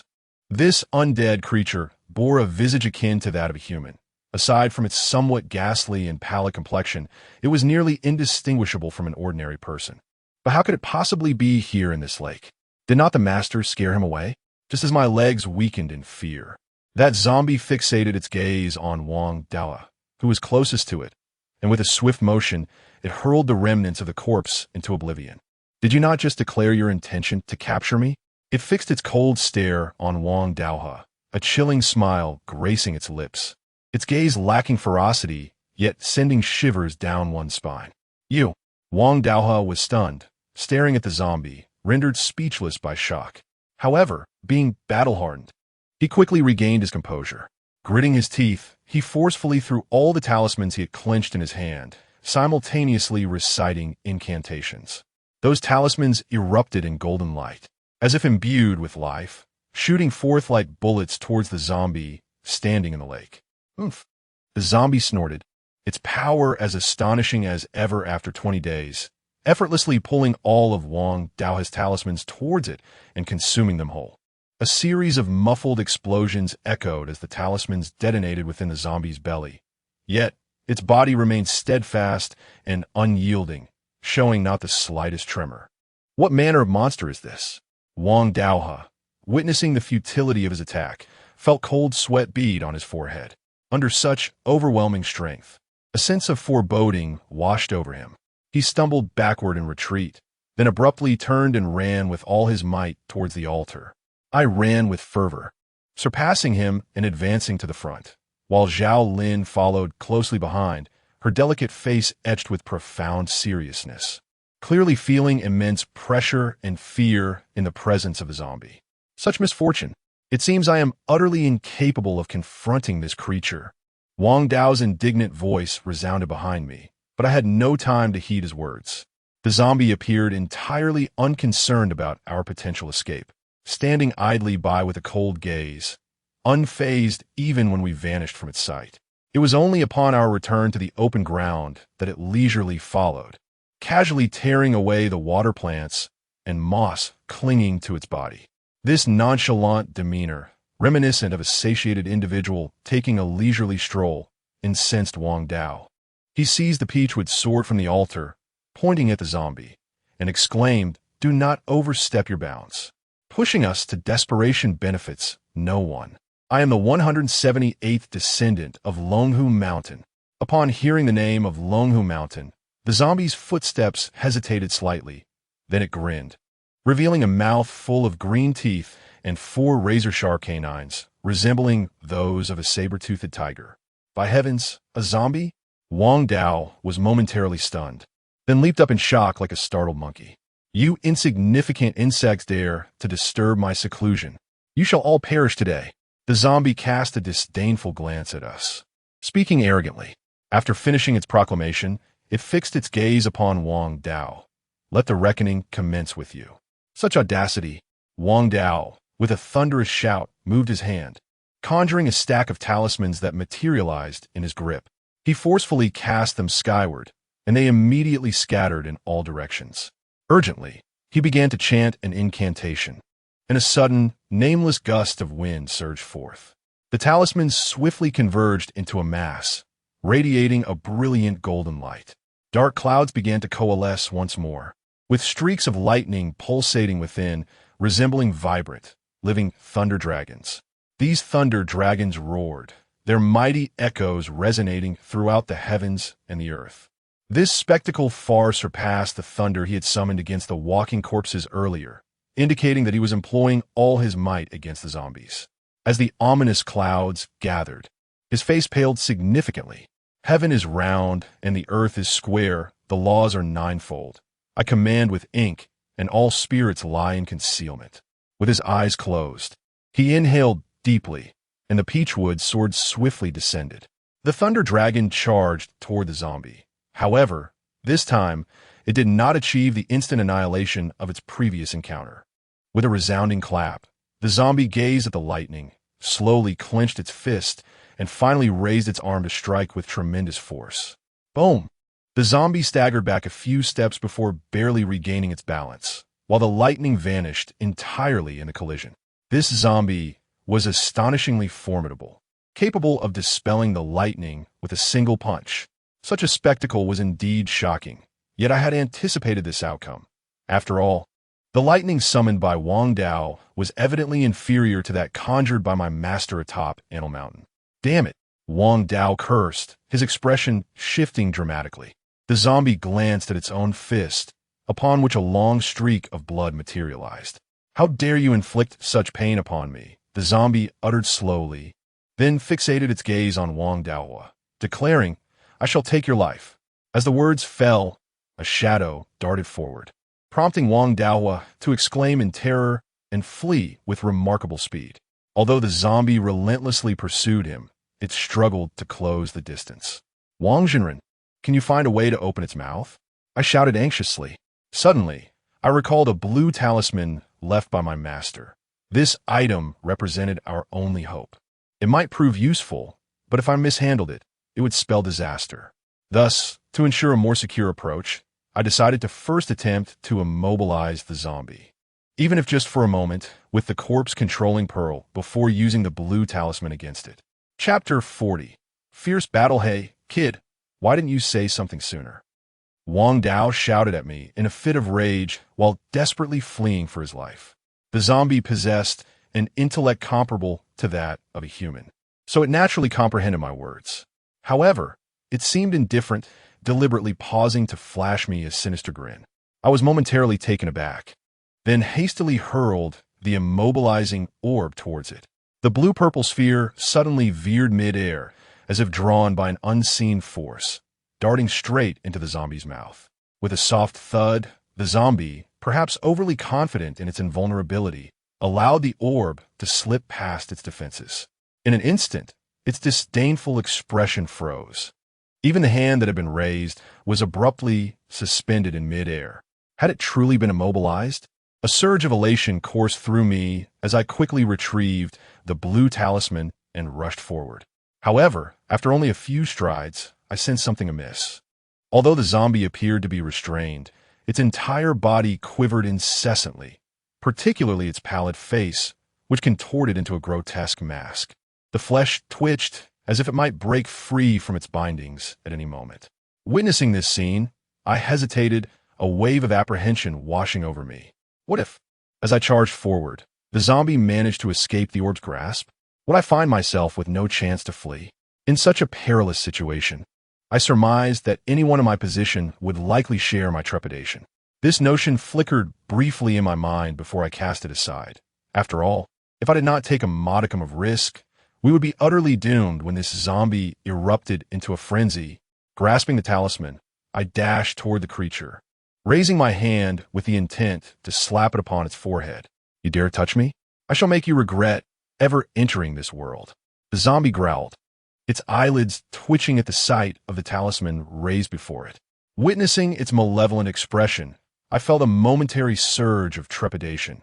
Yet in the very next instant, I steeled myself and forcefully pressed the talisman onto its brow. Boom! As the azure talisman made contact with the zombie's forehead, an overwhelming numbness enveloped my entire being. A wave of dizziness flooded my consciousness, and I found myself yearning to collapse onto the ground and succumb to slumber. Yanglu, for heaven's sake, stay alert. Activate the talisman, or we are doomed. Just as I was on the verge of losing consciousness, Wang Dao's furious voice suddenly erupted behind me. The sheer intensity of his words jolted me awake, and I shook my head vigorously, clearing the fog from my mind. I hastily recited the incantation, invoking the talisman's power. Primordial yang, righteous energy, encompassing the universe, thunderous mountain, lend me your power, spirit talisman. Upon completing the chant, darkness enveloped my vision once more, as if the strength of my entire being had been siphoned away by this seemingly insignificant talisman. Upon witnessing the scene, Zhao Lin swiftly rushed over and tugged at the corner of my garment. A shiver coursed through me, and upon regaining my composure, I hastily retreated to the side, uncertain whether the talisman would ensnare me as well. As I distanced myself, I observed that the surface of the talisman gradually became enveloped in a layer of golden light, interwoven with dark red patterns reminiscent of blood. The golden radiance flickered intermittently, undergoing a transformation that expanded in size and distance. Suddenly, the golden red patterns on the blue talisman began to tremble violently, then abruptly swelled, unleashing a thunderous roar that resonated fiercely through the air, eliciting a piercing shriek of agony from the zombie. Wang Dao, seizing the moment, commenced his incantation anew. This time, he hurled everything at his disposal from the altar: black donkey hooves, black dog blood, tortoise shell talismans, and more, casting them all towards the undead creature. Simultaneously, he grasped the remaining stacks of talismans and flung them into the sky with great force. After biting his middle finger, he smeared the blood onto his peachwood sword, and a brilliant golden light erupted, scattering in all directions as a vast storm cloud began to gather overhead. His complexion paled, and he coughed up a mouthful of blood onto the ground. Far more potent than the previous two attempts, a bolt of silvery lightning, akin to a white dragon, descended with ferocity, crashing heavily upon the zombie. Zhao Lin, standing firm, gracefully manipulated her jade-like hands, coalescing green waves of energy into a spherical object the size of a soccer ball. With a decisive motion, she hurled it, sending it crashing down alongside the lightning onto the zombie. Boom! Boom! Boom! 3 thunderous roars erupted in the pitch-black night, reverberating like thunderclaps, illuminating the surrounding villa area and even the entire artificial lake as if it were broad daylight. With a resounding crash, a zombie was hurled backward, colliding heavily with a willow tree by the lake, which snapped in half with a sharp crack. The zombie, having broken the tree, fell into the water, its body gradually sinking. Is it dead? I gazed blankly at the rippling surface of the water, a sigh of relief escaping my lips. Surely, after such an assault, Even most formidable of zombies must succumb, right? I turned to Wang Dao, only to find him staring intently at the lake. His expression as grim as if he had tasted something foul. I cautiously shifted my gaze, and to my horror, I beheld a dark green figure rising from the depths of the lake, staggering with each step. How was it still alive? I couldn't help but curse under my breath. That last blow was our final gambit, and it was infuriating that it had failed to vanquish it. At that moment, I comprehended why my master had been so cautious upon hearing of the zombie. This creature was akin to an indestructible cockroach. With a fierce growl, the zombie approached the shore, suddenly throwing its head back, howling at the moon with a deep, resonant cry. The dim moonlight cascaded upon him, revealing his tattered garments and the grotesque scars that marred his body. Some wounds pierced through flesh, exposing the stark, white bones beneath, glimmering with an eerie green luminescence. It appeared that the previous strike had inflicted considerable damage, proving not to be without effect. He gradually crouched to the ground, opening his mouth wide to reveal 4 elongated teeth, offering a distant homage to the moon, akin to a solemn rite. This bizarre spectacle sent shivers down my spine. Although I could not fathom his intent, my instincts warned me that it was far from benign. This was Wang Dao, fixated on the zombie's actions, furrowed his brow, momentarily ensnared in a web of contemplation. Suddenly, his expression shifted. Disaster. Chapter 41. Critical moment with a fierce roar. The zombie howled at the moon once more. Its form was rapidly transforming. Its once jet-black hair shifted at an astonishing pace, gradually turning to a silvery hue. Its ears elongated to a sharp point, and 4 elongated fangs grew to a staggering 3 centimeters. The wounds adorning its body healed at a remarkable speed. Run! Wang Dao shouted, sprinting towards the open ground. I hurried to keep up as Wang Dao dashed to the altar, seizing one of the 3 Pure One statues. He addressed it earnestly. Master, please forgive your disciples' disrespect. The zombie had closed in, and without a moment's hesitation, Wang Dao hurled the statue. Just as it was about to crash onto the zombie, it retaliated with a powerful punch, shattering the statue into countless fragments.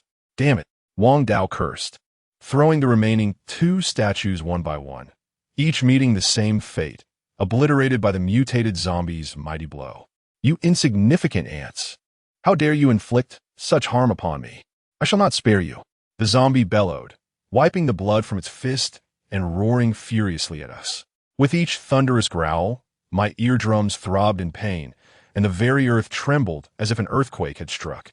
An indescribable sense of oppression descended upon me, paralyzing my legs with fear, leaving me devoid of the will to flee. This is not some fantastical notion akin to what is recounted in novels.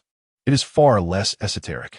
The presence of this zombie instills in me a profound sense of dread, a fear akin to that of a serpent encountering an eagle or a mouse confronting a cat. I cast a glance at Zhao Lin and Wang Daohua. They appeared similarly paralyzed by fear. Wang Daohua stood rigid as a wooden post, unable to move, while Zhao Lin seemed to have become increasingly ethereal. With a resounding thud, the zombie launched a powerful punch at Wang Daohua, who had struck him the hardest. The blow landed squarely on Wang Daohua's abdomen, causing him to spew a mouthful of blood and be propelled backward several meters before he finally skidded to a halt, unconscious. After dispatching Wang Daohua, the zombie's gaze shifted towards me, and in that instant, my hair stood on end. I fought my way through the terror as the zombie charged, throwing a punch that I narrowly evaded by bending my body aside. Zhao Lin unleashed waves of blue water to assault the zombie, but he merely waved his hand, shattering the water with ease and sending Zhao Lin flying in the process. Do you remember what I just told you? The zombie growled, seizing my hair, his icy voice echoing in my ears. He lifted me effortlessly, and a sharp pain radiated from my scalp. Instinctively, I kicked at his abdomen, but the impact felt akin to striking a steel plate, causing my toes to throb painfully. I have warned you before. The zombie hissed ominously. If you dare to approach, I shall ensure your demise is most unpleasant. I was momentarily taken aback, and then an ominous premonition surged within me. You boy, remain still. I shall grant you eternal life. The zombie sneered with a chilling laugh. Suddenly, its gaze became piercingly fierce, and with a howl, it opened its mouth wide, revealing razor-sharp teeth within. "Oh my goodness!" I exclaimed, disregarding my dignity. Given the circumstances, it was evident that this creature intended to bite me and transform me into one of its kind. "Release me, you fiend! Let go of me!" I struggled with all my might, and in a moment of desperation, I summoned every ounce of strength and delivered a swift kick to its groin. To my astonishment, I had expected that area to be as impenetrable as the rest of its body, but I was mistaken. It appeared to be just as vulnerable as that of a human. The zombie let out a howl of pain and immediately released me, clutching its groin and jumping around in agony. Seizing the opportunity, I hastily prepared to flee. However, the zombie, noticing my movement, swiftly lunged forward and struck my back with its palm. With a sickening sound, I coughed up a mouthful of blood, followed by an unbearable pain. I was sent flying, landing painfully as if I had fallen into a heap of refuse. Had I not reacted quickly, I might have even broken my teeth. The zombie approached me with a grim expression, its pale face still contorted in pain, evidently suffering from the blow I had dealt. But I couldn't help but wonder why that area was so soft. I truly admired myself for pondering such a question even in this dire situation. I lay prostrate on the ground, the searing pain rendering me unable to rise.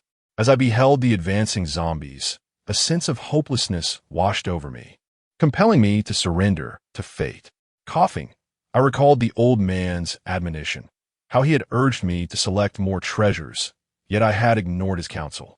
Now, the gravity of my folly was painfully apparent as I found myself facing imminent peril. Just as I prepared to close my eyes in resignation, a familiar voice unexpectedly resonated before me. With incredulity, I lifted my gaze. Could it be him? A shadow emerged from the darkness. A man, perhaps in his 60s or 70s, with a visage adorned by wrinkles and freckles. Despite the grotesque nature of his appearance, in that moment, I deemed him the most handsome man in the world. For this was none other than the proprietor of the cursed artifact shop, who had the audacity to sell a single bead for 300,000. I was perplexed by his sudden presence, but it was evident that he was not here out of mere boredom. He must have sensed something amiss or predicted our danger, prompting his arrival. Although this old man was notorious for his mercenary ways and held a wealth of malice, I understood deep down that he was likely a person of profound wisdom. My master had spoken of him with a tone of camaraderie, suggesting a friendship between them. If my master possessed such formidable prowess, surely his acquaintance could not be lacking in skill either. "Who are you?" Upon the old man's emergence, the zombie halted abruptly, staring at him in disbelief. Astonishingly, prior to the old man's words, it had been utterly oblivious to the presence of life nearby. His face was etched with gravity, as if confronting a formidable adversary. "Ahem, I am called Zwishan." The old man cleared his throat twice, and then waved dismissively at the zombie. "Begone. I do not wish to lay eyes upon you again. Out of goodwill today, I shall spare you. However, should I hear of your misdeeds harming others, I shall not show you mercy." Arrogance. At such provocation from the elder, the zombie's countenance turned a ghastly shade of blue. In life, he had been a prince, accustomed to standing above the masses. Even in death, having been transformed into a blood corpse, he had ultimately evolved into a formidable corpse king. His dignity was not something that could be so easily challenged by the likes of common folk. Chapter 42. The master, you refuse to retreat, do you? Then I shall suppress you instead. Old man Zwa, upon hearing this, leisurely nodded his head. He then reached into his robe, producing a talisman that was several times larger than the ordinary ones. The talisman glimmered in a dark purple hue, reminiscent of the talisman water my master had given me. Its surface was inscribed with a myriad of intricate golden characters, which, illuminated by the moonlight, radiated a dazzling brilliance. These runes seemed to pulse slowly, as if they possessed a life of their own. A purple talisman. The zombie's eyes widened in an instant, and a flicker of fear crept across its face. The zombie's greatest strength lay in its vitality. It existed beyond the 3 realms and was not bound by the 5 elements. Thus, it was virtually indestructible, as the underworld would not claim it. The only means to contend with such a being was through sealing or overwhelming suppression, ensuring that not even a trace remained. Otherwise, it would inevitably resurrect. Yet, at its level of power, how many could truly confront it? To obliterate it with absolute strength was one matter, but even sealing it posed a formidable challenge. Nevertheless, it too harbored fears, albeit few, which did not imply their absence. This purple talisman was undoubtedly one of those fears. He vaguely recalled a time, before he became a prince, when he was merely a great general. After a victorious battle, he was swayed by the insidious whispers of his subordinates, leading him to massacre tens of thousands of innocent elders, women, and children in the city. This heinous act birthed a vengeful spirit that wreaked havoc, costing him several thousand soldiers, leaving him utterly helpless. Ultimately, it was a passing Taoist who came to his aid, and he still remembered how that Taoist dealt with the malevolent spirit.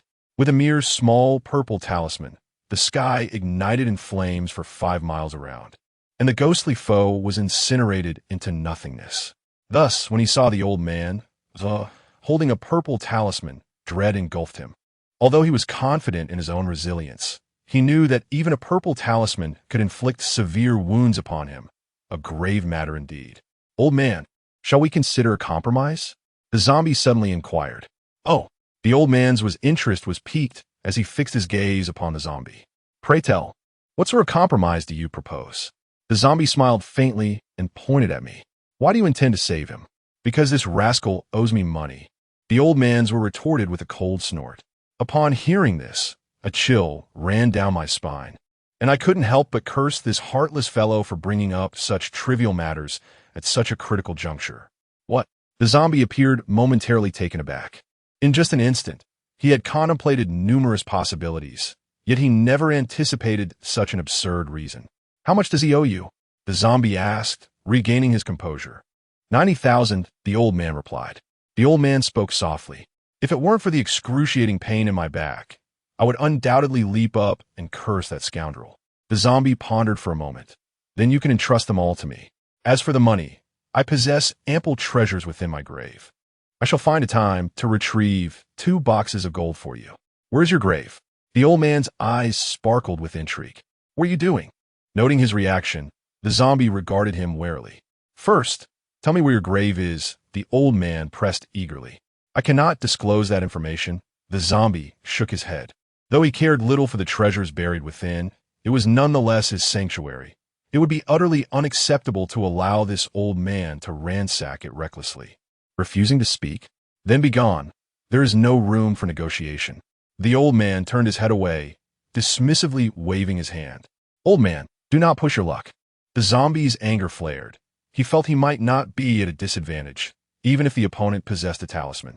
The old man scoffed derisively, slowly tucking the talisman into his pocket. At that moment, I was teetering on the brink of semi-consciousness. However, the unexpected scene before me jolted me back to clarity, awakening my curiosity. What was he planning to do? As I pondered in confusion, the old man's bones suddenly creaked, and a radiant white light emanated from within him. This light seemed intrinsic to his being, casting no illumination upon the surroundings, enveloping only himself in a layer akin to armor. When this white glow met my gaze, I was momentarily transfixed. It bore an uncanny resemblance to the manifestation my master had conjured in Anneltown. The only discernible difference lay in the hue.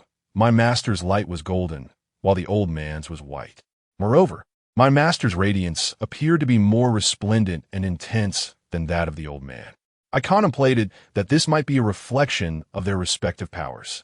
Witnessing this extraordinary scene, the zombie's eyes widened once more, its voice tinged with a deeper sense of fear. "If I were to subdue you, it would not be difficult." The old man seemed to regain the vigor of his youth, exuding an air of nonchalance laced with contempt towards the zombie before him. "You." The zombie uttered another "you," suddenly struck by a realization as it fixated its gaze upon me. "You are that lad from the mountaintop that night." After observing me for so long, it was only now that it connected the dots, leaving me concerned for its intellect and simultaneously apprehensive for my own safety. The zombie's countenance fluctuated, shifting between light and shadow, ultimately casting a resentful glance at the old man on the left. "I concede your prowess, yet in your current condition, Slay me may prove rather challenging, would it not? Surely, like that young man's master, you bear some form of seal upon you? Upon hearing these words, the old man narrowed his eyes slightly, then responded with a congenial smile and a nod. Indeed, you speak the truth, so why not give a try? As he spoke, he retrieved a purple talisman once more and began to chant incantations with remarkable speed. Concurrently, a tempest erupted in the sky, dark clouds swirling ominously. The sheer force of this overwhelming aura was sufficient to subdue all in its path. This time I admit defeat. The zombie bellowed in frustration, yet could only retreat in a disheveled manner. Under such immense pressure, even he sensed an acute peril enveloping him. Once the zombie's silhouette vanished entirely into the abyss, I finally exhaled in relief, weary eyes closing in exhaustion. As for the events that transpired thereafter, I remained blissfully unaware, awakening later in a hospital bed. I extend my gratitude to all my supportive friends. There's a piece of news that may be disheartening for you. The book is now set to undergo excavation. What does excavation entail? Allow me to elucidate. You can effortlessly log into the Kujian website using your QQ number, Baidu account, or Weibo account in a mere 2 seconds. Then, in another fleeting second, simply click on the Follow the Book button. Voil, you have automatically acquired a metaphorical excavator, enabling you to contribute to this literary work. Everyone should participate, for soon enough, a chapter will emerge, much like before, with little alteration. Reading is a pleasure for you, and writing brings me joy as well. However, there exists a faction of individuals who are disinclined to exert any effort, preferring instead to adopt a passive stance, waiting idly while others do the digging. The more individuals that harbor such sentiments, the more we encounter the phenomenon of completed chapters becoming stuck, unable to be updated. To speak candidly, this is not my first venture into authorship. In contrast to my earlier single-minded dedication, I now find myself contemplating more, for myself and for my readers. In the past, my writing journey was smooth sailing, but once the thrill subsided, what then? I yearn for deeper contemplation. My audience is predominantly youthful, and I am inclined to share my own stories, as well as those of my friends, with you. Perhaps many years from now, as you reflect upon your own youth, you will recall a certain book, and that thought would bring me immense joy. If all goes well, this book will bear little distinction from being freely accessible, as long as the readers, who perhaps prefer to remain in the shadows, could invest a modicum of effort by clicking to follow the story and engaging with it daily. Our cumulative efforts would surely lead to timely updates. I have never solicited donations from you, for such matters often require monetary contributions, typically from those with considerable wealth. However, should any affluent reader find joy in my narrative and choose to offer a token of appreciation, it would surely thrill me. Akin to a storyteller receiving coins from an entertained audience, the sound of which is most delightful. Furthermore, the quantity of contributions is dictated by the website's regulations, a process over which I have no influence. I do not anticipate it being excessive, remaining within our acceptable limits. There are also cool coins in the account. And another avenue exists, purchasing contributions, $10 for 100 units, if my memory serves me correctly. Automatic contributions can also facilitate prompt updates. Friends with the means may consider this option. In conclusion, the next chapter will commence utilizing these contributions, and I am confident that, with our collective strength, we shall achieve the necessary numbers. Thank you all for your unwavering support and enthusiasm. Recently, I have discovered that many readers are still unaware of how to claim free contributions. The process for acquiring the excavator involves clicking on the Follow the Book option on the Works page, then selecting Lulu and signing in to claim a complimentary excavator. Subsequently, by entering the chapters awaiting excavation, one can observe the quantity of excavators available and click to deploy the free excavator. It is important to note that one must be logged into their account in order to follow the book, select Lulu, and sign in. Fortunately, Kujian allows for convenient one-click login through QQ, WeChat, and other accounts. Additionally, bookmarks can be saved on the books page, allowing for effortless access on future visits. Chapter 43. Hospitalization at last, you have awakened. As I opened my eyes, a shimmering blue apparition floated towards me, settling beside my bed. This ethereal figure was, of course, Zhao Lin. She scrutinized me for a moment, then scoffed. I thought you were dead. At that moment, the color of her attire had faded considerably, and her spectral form trembled incessantly, appearing exceedingly insubstantial, as though she might vanish at any moment. Her complexion had also turned pale, with eyes devoid of sclera, reminiscent of the first encounter I had with her at the director's residence. How long have I been unconscious? I inquired. It has been 3 days, Zhao Lin replied. Upon hearing this, I felt a slight relief. 3 days was not excessively long. Otherwise, it would have posed a significant problem for Zhao Lin, as she needed to replenish her energy every 7 days to avoid dire consequences. Are you all right? I asked, my concern evident. Why do you care? Zhao Lin retorted with a huff. Observing her demeanor, it was clear she was merely being petulant and likely had no serious issues. I then inquired about Yi Kersin and her father. I recalled that while they had taken refuge from the zombies in the house, I had overlooked the many restless spirits summoned by Wang Dao at the beginning, uncertain if those entities might pose a threat to them. Zhao Lin shot me a disdainful glance and coldly remarked, "You can't even take care of yourself, yet you wish to oversee others. No wonder you were bitten by a zombie." Upon hearing these words and reminiscing about the circumstances at that time, I could not help but feel a chill running down my spine. It was an urgent situation, and had it not been for my exceptional wit and quick thinking, I might very well have transformed into a zombie by now. I offered her an awkward smile and suddenly recalled that Wang Dao had also been knocked unconscious. I inquired of Zhao Lin whether he was lying in this hospital as well. Zhao Lin informed me that he was not. He had awakened and been discharged yesterday, as there was some pressing matter on Longhu Mountain that required his immediate attention, leaving behind a phone number. As for the old man, Zhao Lin said that after scaring off the zombies, he vanished without a trace, and it was Yi Kersin who had assisted in calling the ambulance. My spine still throbbed with lingering pain, and a medical report lay on the nearby cabinet. I glanced at it and noted that I had a dislocated rib and some soft tissue bruising, though fortunately it was not severe. I engaged in inconsequential chatter with Zhao Lin, and before long, the door to the ward swung open. A petite nurse wheeled in a cart and, upon noticing my open eyes, paused for a moment before asking, "You're awake?" This nurse appeared to be merely 17 or 18, likely freshly assigned for her internship. She was somewhat attractive but seemed lacking in intellect.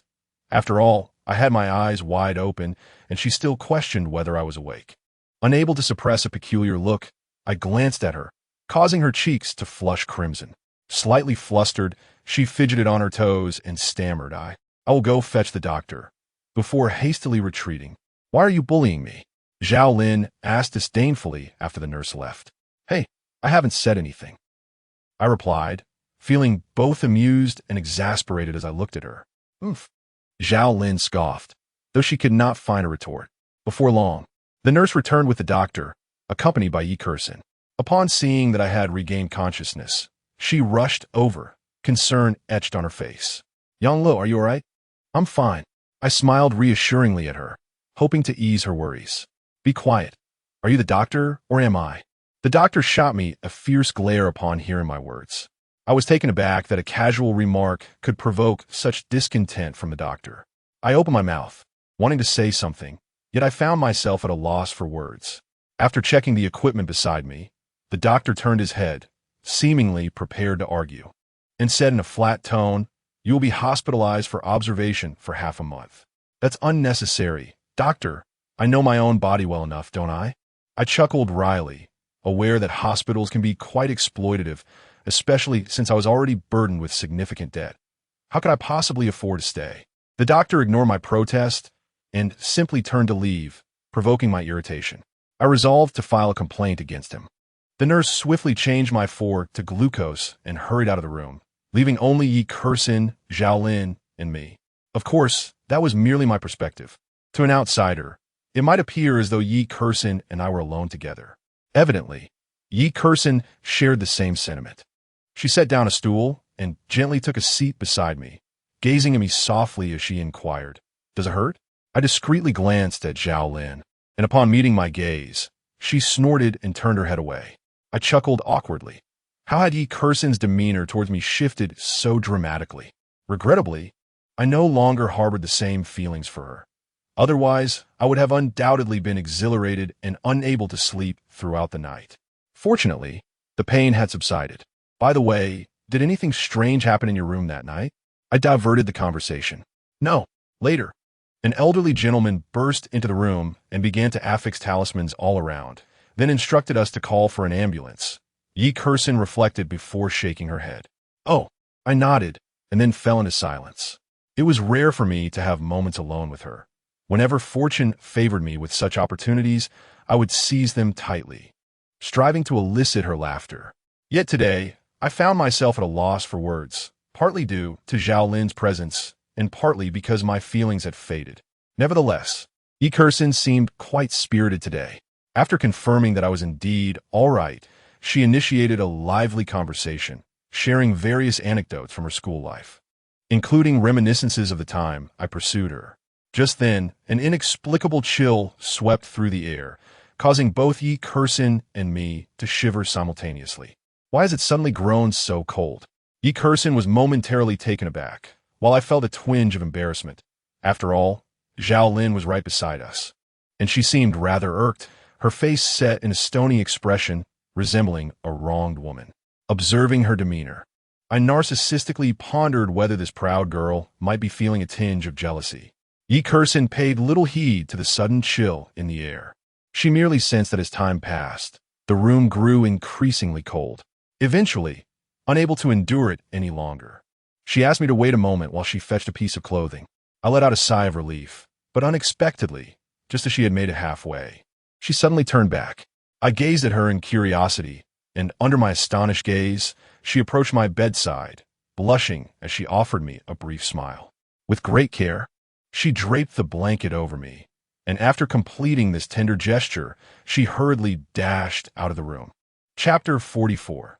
The 6 Ding and 6 Jia Exorcism Talisman. As Yi Kursin dashed out, the hospital door was forcefully blown shut by the wind, startling me back to reality.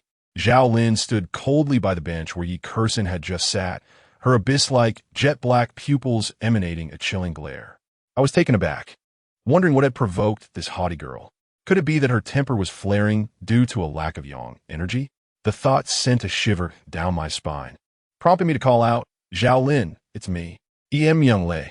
Please don't act rashly. It's you."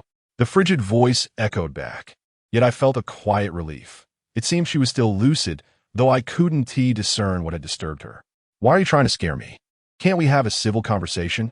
Must you make it so terrifying? If you're going to be affectionate, do it away from me. It's quite bothersome to witness," Zhao Lin retorted icily. I paused, then pondered strangely. Could this haughty girl truly be feeling jealous? The notion startled me. Although Zhao Lin possessed striking beauty, she was, after all, a ghost. What would I do if she genuinely developed feelings for me? Seemingly reading my thoughts, Zhao Lin shot me a sidelong glance and scoffed, "Don't flatter yourself. I merely disapprove of how you two were behaving earlier." I inwardly sighed in relief and, with a playful grin, replied, "I thought you were jealous.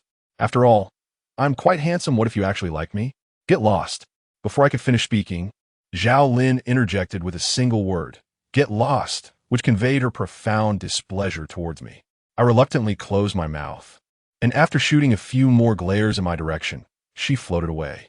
I inquired about her destination, to which she replied that the hospital's morgue was rife with a heavy aura, and she intended to absorb a bit of it. Once Zhao Lin departed, my thoughts turned to that formidable zombie. He was truly remarkable, and the troubling fact remained that he could not be killed. Even when old Master Zhuo arrived, there was no genuine confrontation. It seemed he, too, held certain reservations, at least given his current capabilities. I felt a sense of gloom. After such an uproar, it was likely that this zombie harbored a deep-seated animosity towards me, and perhaps he would seek retribution in the future. I resolved that after my discharge from the hospital, I must diligently study the arts of exorcism, lest I find myself oblivious to my own demise. Not long after, Yi Kursin arrived, bringing clothes along with a large bag of snacks, all of which were exotic foreign delicacies I had never encountered before, exuding a sense of luxury that left me quite vexed. I longed to inquire why she hadn't purchased any spicy strips. During my stay in the hospital, Several friends visited me, and upon seeing Yi Kursin in the room, they were instantly taken aback. Among them, Lihi, seizing the moment when she was absent, discreetly gave me a thumbs up, exclaiming, "Yongli, you're incredible. You've managed to woo our campus belle. I truly admire you." I quickly urged him to cease, clarifying that she and I were merely friends and imploring him not to spread rumors. Lihi shot me a disdainful glance, accusing me of putting on airs. The doctor advised me to remain hospitalized for a fortnight of observation. Yet on the third day, I resolutely decided to discharge myself. I had noticed that with each passing day, Zhao Lin's complexion grew increasingly pallid. I could not discern whether it was due to a deficiency of yang energy or some other cause, but it certainly unsettled me deeply, prompting my decision to leave. Yi Kursin extended an invitation for me to visit her home, claiming her father had yet to express his gratitude towards me. However, I politely declined, fearing that any further engagement might provoke Zhao Lin into a furious outburst. Upon returning to my apartment, my first course of action was to head to my bedroom and light incense before the statue of Tai. I offered several bows. As it had been a few days since my last devotion, I wondered if Tai would bestow upon me any further powers. A gentle radiance enveloped my being, and I felt a warmth coursing through me, alleviating the pain that had lingered in my spine. I then dialed my Master S number, and as if he anticipated my call, it was answered almost instantly. His voice, laced with a hint of mischief, greeted me. "Ah, you've been discharged, have you?" "Yes, I just got out," I replied. "What's on your mind?" he inquired. After contemplating for a moment, I asked, "Master, I would like to know how to deal with zombies." This time, Old Left managed to scare one away. "But I have a feeling that creature has remembered me and will return. What should I do?" He paused momentarily before continuing. "In any case, you certainly cannot contend with that creature at present. Only the latter part of the Talisman Compendium can affect zombies, although this particular zombie is rather feeble. Should you encounter it in the future, it would be wise to turn and flee. What if I can't escape? The blue talismans are of little use against it." I expressed my anxiety. "Calm down," he scolded me sharply, then pondered for a moment. "That wailing ghost is near you, isn't it? Did I not instruct you to cultivate her properly? You must understand, if the wailing ghost can be nurtured well, she will eventually transform into a ghostly spirit or celestial being. A mere lowly zombie is hardly a challenge for her." I was momentarily taken aback, pondering the meanings of ghostly spirits and celestial beings. Sensing my confusion, he elaborated, "Both ghosts and corpses have the potential for evolution, much like how a blood corpse evolves into a zombie. If that wailing ghost of yours can undergo metamorphosis, she will become a ghostly spirit, significantly enhancing her power. At that point, facing that zombie head-on would hardly pose a difficulty." He paused briefly before adding, "I heard from Old Left that zombie has undergone a lunar upgrade. If that is the case, you must diligently practice the contents of the Talisman Compendium. Look for a talisman called the 6 Jia Exorcism Talisman. Mastering it will make dispatching zombies a trivial matter. However, remember, do not use it recklessly, as the consequences could be dire. Well, I have matters to attend to, so I shall end the call." With that, he abruptly terminated the conversation. I found myself momentarily lost in thought while holding the phone, and couldn't help but exclaim in frustration. I then opened the comprehensive guide to talismans and perused its contents. The 6 Jia Exorcism Talisman did not explicitly state its level. It merely indicated that its destructive power was formidable and should not be wielded lightly. Furthermore, it bore a resemblance to the 7 Injuries Fist, implying that its use could inflict significant harm upon oneself. However, the nature of this damage was not clearly delineated. I decided it would be prudent to refrain from using this talisman for the time being, as I had yet to grasp its full implications. What if something went awry? It would be wise to seek guidance from someone knowledgeable. Instantly, the thought of Old Man's came to mind. He is quite formidable in his expertise. Chapter 45. The Old Man's Anomaly. I procured a few talisman for Zhao Lin, and then ventured alone to the funeral goods shop to seek out Old Zua. As I departed, I noticed Zhao Lin sulking, pouting while engrossed in a Korean drama, which elicited a chuckle from me. Upon arriving outside the shop, I instinctively paused. This place was akin to a den of peril, and one misstep could leave me with naught but my undergarments. After a moment's contemplation, I shrugged off my trepidation. After all, I had no money, so they could swindle me as they pleased. With this mindset, I entered the shop where old Zwa sat behind the counter, diligently calculating on an abacus. Upon spotting me, a broad grin spread across his weathered face, resembling a blooming chrysanthemum. He beckoned me to approach with urgency, and I reluctantly obliged. "Ah, young lad, you've come out. What brings you here?"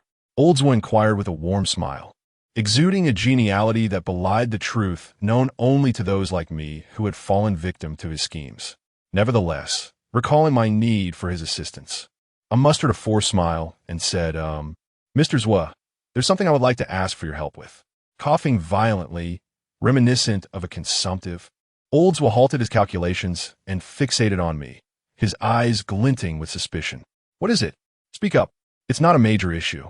I hesitated for a moment before continuing. "I wish to learn the 6 Ding and 6 Jia exorcism talisman and would like your guidance." Suddenly, old Zwa ceased his abacus movements, staring at me in astonishment.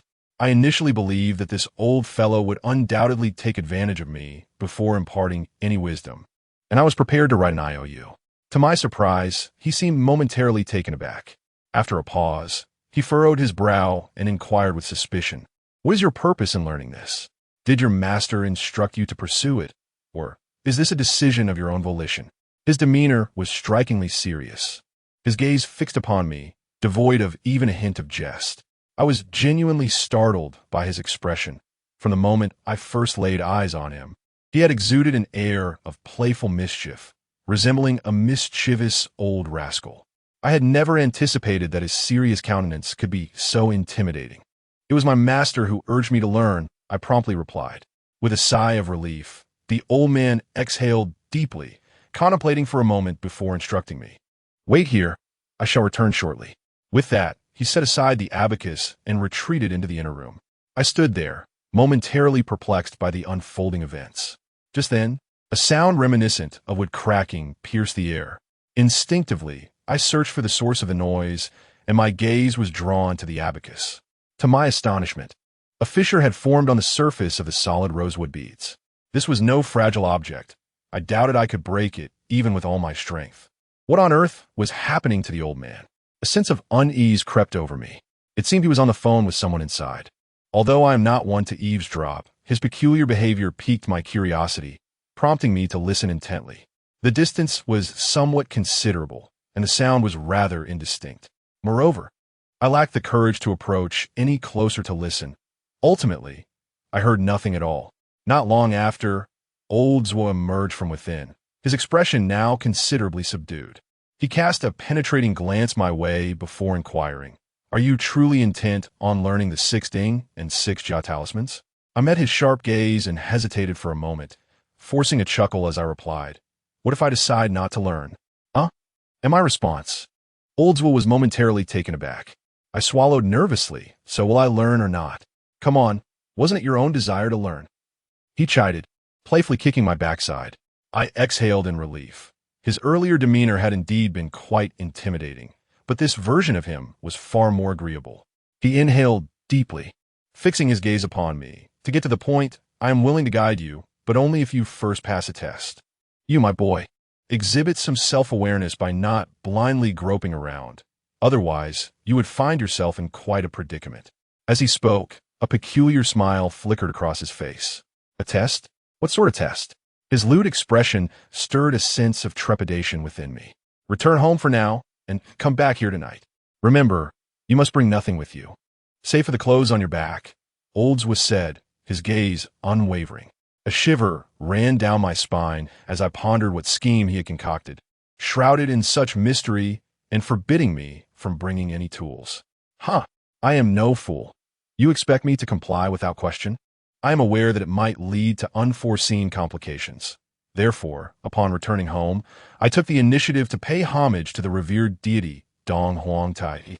Fortuitously, I acquired a modicum of mystical energy, although I remain uncertain about the utility of that golden radiance. Nonetheless, it is undoubtedly not detrimental, and perhaps its significance will unveil itself in due course. In addition, I possess 2 explosive talismans securely tucked away, along with a few others I managed to procure. While these talismans may be ineffectual against zombies, they prove quite advantageous against ordinary specters. After all, it is improbable that every ghost would possess the formidable prowess akin to that of a zombie. Individuals of Zhao Lin's caliber are, in fact, rather rare. Upon observing my preparations, Zhao Lin approached me with an inquiry regarding my intentions and whether she should accompany me. I glanced at her. Having replenished her energy, she appeared as composed as ever, her ethereal form more stable than before.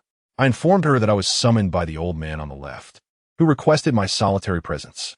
Upon hearing my words, Zhao Lin nodded and gracefully drifted away.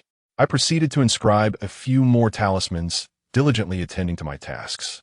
As twilight descended, I resolved to depart immediately. I bid farewell to Zhao Lin, announcing my impending departure, when she unexpectedly switched off the television and followed me outside. I was momentarily taken aback and inquired about her destination. I initially assumed that this proud maiden was apprehensive about my journey and wished to accompany me, which touched me deeply. However, it turned out that I had misinterpreted her intentions. She merely cast a glance in my direction and expressed her desire to venture to the burial grounds to absorb energy, as she felt on the brink of transformation over the past few days. I was momentarily taken aback, only to be engulfed by overwhelming joy. She was already a sorrowful specter. If she were to transcend, would she not transform into a ghostly demon? Such a being is far from ordinary. Merely being associated with demons is sufficient to signify her formidable strength. Even my master remarked that she could contend with that zombie before its evolution. Zhao Lin shot me a glance, dismissing my enthusiasm, stating that such fortunate circumstances were not so easily attained. Among sorrowful specters, there are indeed classifications, and she currently resided in the weakest tier. Otherwise, she would not have appeared so feeble in the face of the zombie. It was then that I comprehended, yet I felt a sense of relief. If it were so effortless to rival a zombie, my master and the old man on the left would not have approached the situation with such caution, although their sealed powers played a significant role in this regard. Upon my arrival at the entrance of the spirit artifact shop, darkness had fully enveloped the sky. This ancient street, sparsely populated aside from a few storefronts, fell into a profound silence at night. The spirit artifact shop's door swung open and closed, creaking under the influence of the wind, flanked by 2 large red lanterns that swayed ominously in the chilly breeze. To my surprise, the interior was illuminated not by electric bulbs, but by genuine candles, flickering and dancing in the draft, as if they might extinguish at any moment. It had been a long time since I had felt such self-induced trepidation. A shiver coursed through me as I steeled myself and stepped inside. Chapter 46. The trial. Why do I say I frighten myself? It is because, as I have traversed this path, I have encountered no filth, nor have I seen any wandering spirits. My fear is entirely a product of my own psyche. However, while such reasoning holds true, the reality of the situation evokes a different sentiment altogether. Upon entering the store, I did not hastily scurry about, but rather activated the flashlight feature on my mobile device. As the beam illuminated the space, the once dim room brightened considerably, and the tension that gripped my nerves began to ease somewhat. I cast a glance around, and at first glance, the surroundings appeared no different than they did during the day. Various items intended for the underworld were strewn about: flower wreaths, paper money, and ghostly currency, to name a few. In the corners, there were even paper representations of houses and cars, and notably, an Apple phone, also crafted for paper. Yet, none of these objects capture my attention as profoundly as what lay at the far end of the room. There, I beheld 4 paper figures, 2 men and 2 women, each crafted with a roundness that can only be described as plump. Their faces, round and chubby, bore a pallid hue akin to the color of wall dust, yet their cheeks were painted a vivid red with ink, their expressions exaggeratedly joyful, exuding a sense of tragic mirth. Particularly under the harsh white light of my flashlight, the shadows in the room accentuated the 3-dimensional quality of these paper figures, imparting an indescribable eeriness that left my heart racing. The scene was far from over, Upon the shoulders of several diminutive figures rested a blood-red palanquin, within which a small girl sat regally, clad in a black funeral garment. Curiously, a veil of crimson draped over her head, and her body appeared slightly slumped, propped up by a wooden stick, as if this grotesque semblance were intentionally crafted. The term ghost marriage surfaced in my mind, an ancient and eerie custom, the precise origins of which have become obscure by time. Nevertheless, prior to liberation, it was widely circulated among the folk, embodying a distorted aspect of culture. Even with my current psychological fortitude, this spectacle provoked an unsettling urge to break into a cold sweat. "What on earth are you doing with that wretched lamp?" A voice suddenly erupted beside my ear, catching me off guard. Turning to glance, I discovered it was the old man who was speaking. "Why are you so silent? Trying to scare me to death?" I retorted. Though this man was in his 60s, I felt no need for courtesy. Zwa let out a derisive snort, reaching to switch on the lamp, and the room was finally illuminated in earnest. He stared at me, digging into his nostrils. "So what was I saying to you?" "What?" I faltered, a flicker of guilt washing over me. Surely this old man could not have discerned that I was concealing something. "It seems you have no desire to learn, do you?" Zwa sneered at my hesitation. "In that case, you may as well return home and refrain from seeking me out again." Hey, don't say that. I can take it out, can't I?" I quickly donned a cheerful fade, all the while cursing his aged mother in the confines of my mind. I was merely momentarily confused. Do not take offense. Do not take offense. With a wry smile, I reached out to retrieve the few explosive talismans, only to have them snatched away by the old man on the left. "You dare bring such worthless items?" he remarked, eyeing the talismans I had painstakingly crafted with an odd expression. "You." I felt a surge of anger rising within me, yet, mindful of my need for his assistance, I forced a smile. "Indeed, these are my creations, undeniably of poor quality." The old man shot me a glance before turning his attention to my phone. After a moment's contemplation, he said, "Never mind, keep your phone. It won't be of any use for calls shortly." With that, he took my talismans and strode out of the room. As he reached the door, he glanced back at me, sneering, "Kid, don't say I didn't warn you. It's not too late to have regrets now, but soon you may find it difficult to leave." I scoffed internally, puffing out my chest, thinking, I am a disciple of the Eastern Sovereign. What malevolent spirit dares to threaten me? "Well then, remain here and savor the experience. If you survive until morning, consider it a test passed," the old man declared, stepping outside as the door slammed shut behind him. Was it truly that dire? His words startled me. Could it truly be a matter of life and death, jeopardizing the integrity of the test? Once the door closed, the lights in the room extinguished, undoubtedly turned off by the old man. The surroundings were enveloped in utter darkness as I switched on the flashlight once more. The objects remained eerily still, and as time passed, I found myself relaxing. With nothing but time on my hands, I began rummaging through the counter, hoping to unearth some hidden treasure. To my disappointment, after an extensive search, I discovered nothing of value apart from a yellowed booklet. It seemed the worthwhile items had been removed beforehand. I opened the booklet, illuminating the pages with the beam of my flashlight. It appeared to be a diary. Although I am not the type to invade others' privacy, an undeniable curiosity welled up within me. I was eager to discover the daily activities of such a lecherous old man. Unable to suppress my intrigue, I slowly turned to the first page. Winter of 1967, after the first thaw of heavy snowfall. Perhaps today, I shall once again be on the run. I cannot fathom why these individuals behave as they do. Were it not for my master's counsel, I would have a strong desire to eliminate them all. Upon reading this initial entry, I found myself momentarily taken aback. It seemed this old man was not always the benign figure he now appeared to be.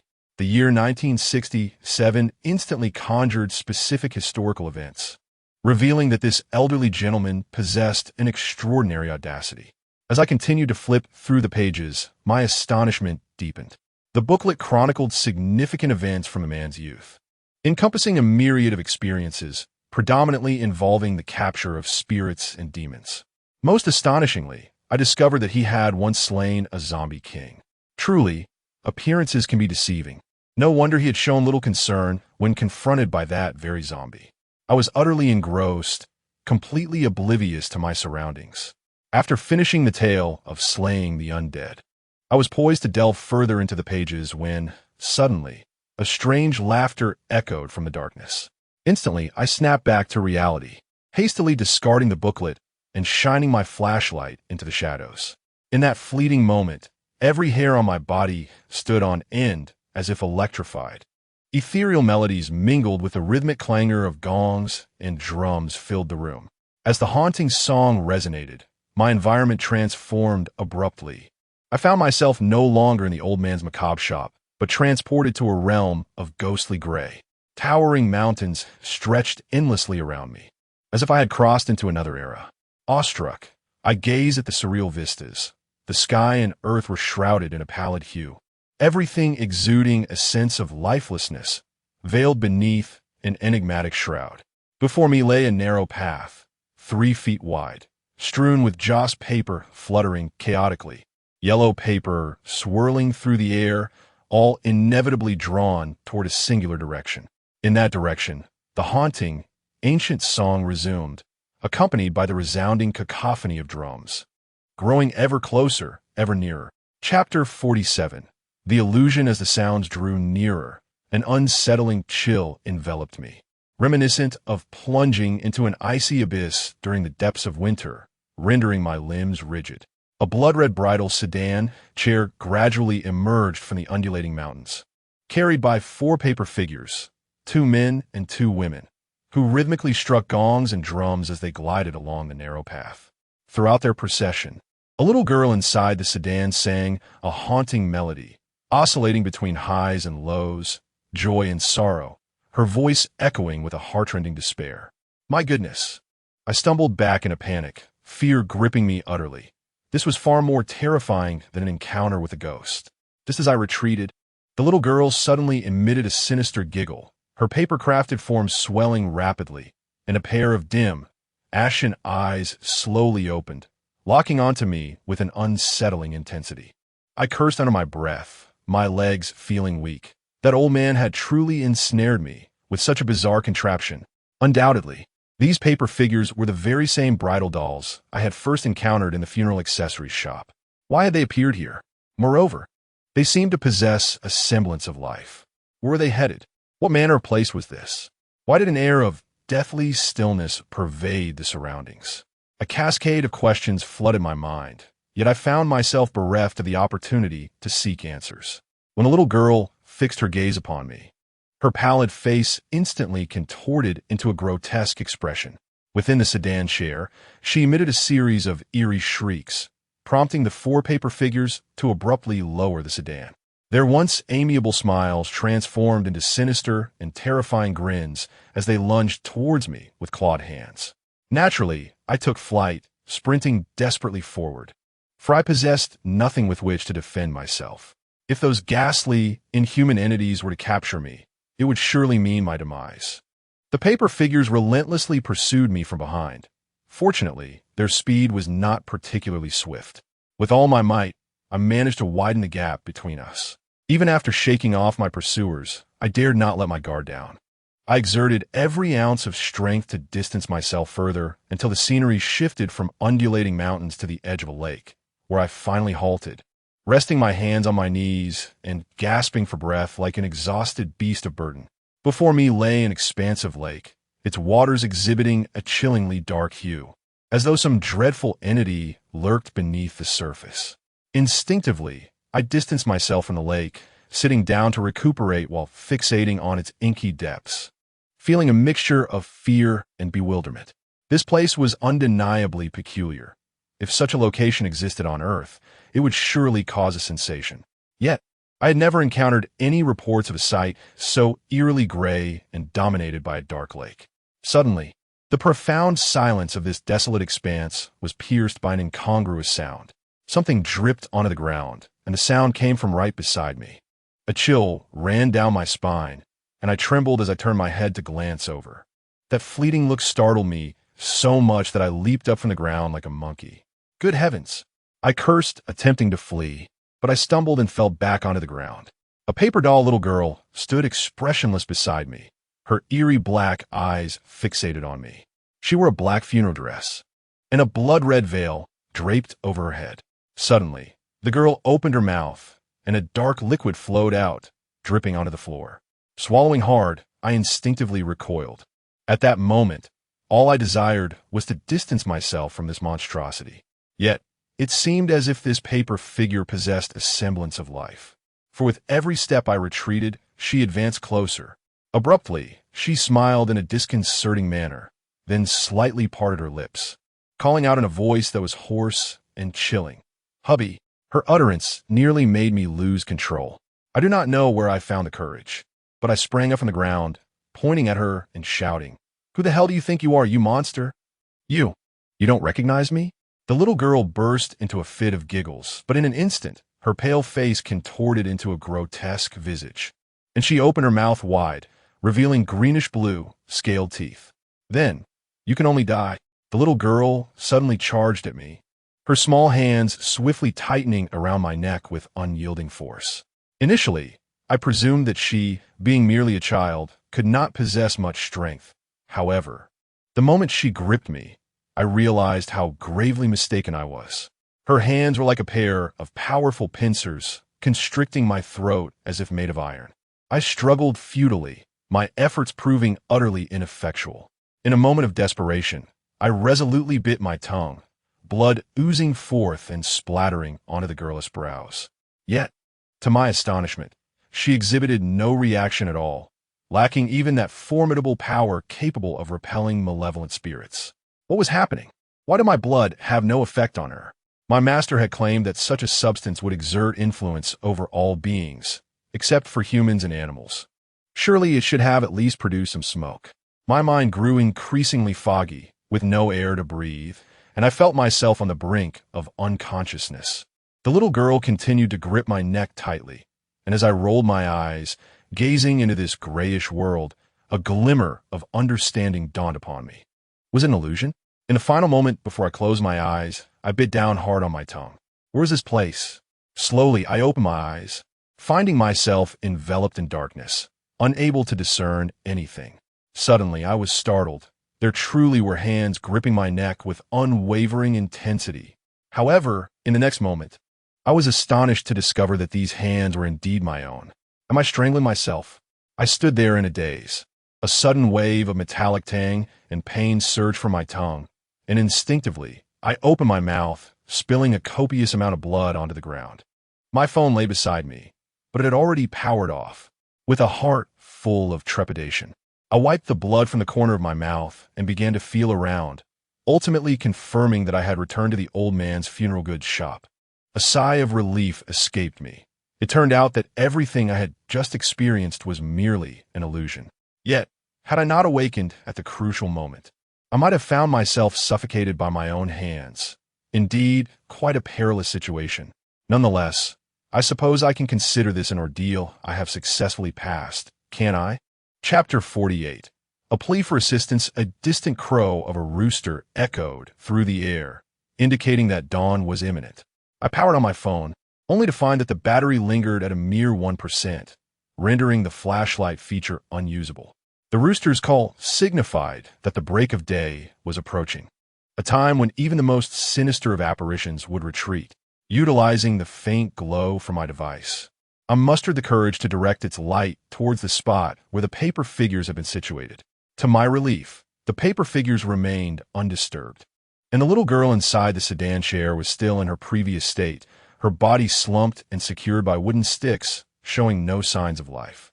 I felt a wave of relaxation wash over me. I merely needed to wait for the sun to rise, and I would have successfully passed the trial. Leaning against the cabinet, I couldn't help but curse the old man, left in awe of his ruthlessness. Had it not been for my cleverness, I might have truly succumbed to this ordeal. However, he was not present to hear my grievances, so after a couple of expletives, I ceased my tirade. After a night of turmoil, fatigue finally took its toll, and I unknowingly drifted into slumber against the cabinet. I was roused from my slumber by a swift kick from the old man, who, upon waking me, stood nearby with a smug expression, exclaiming, "Well, kid, it appears you have indeed passed the test." Rubbing my eyes, I rose from the ground, and without hesitation, I rushed towards the paper figures, unleashing a flurry of kicks that shattered them, and the sedan chair into a disarray of debris. This contraption had terrified me the previous night. The old man, upon witnessing my actions, first chuckled, then sneered coldly. "Let me tell you, young man, these little trinkets are worth 100,000. Combined with the 900,000 you owe me, you now owe me a total of 1 million. What did I ever owe you 900,000? I exclaimed, astounded. "What? Do you intend to renege on your debt?" The old man fixed his gaze on me, a sly grin spreading across his face. Thinking of a necessity to have this old fellow teach me the 6 Jia exorcism talismans, I quickly replied, No. I have no intention of evading my debt." "Oof." The old man scoffed.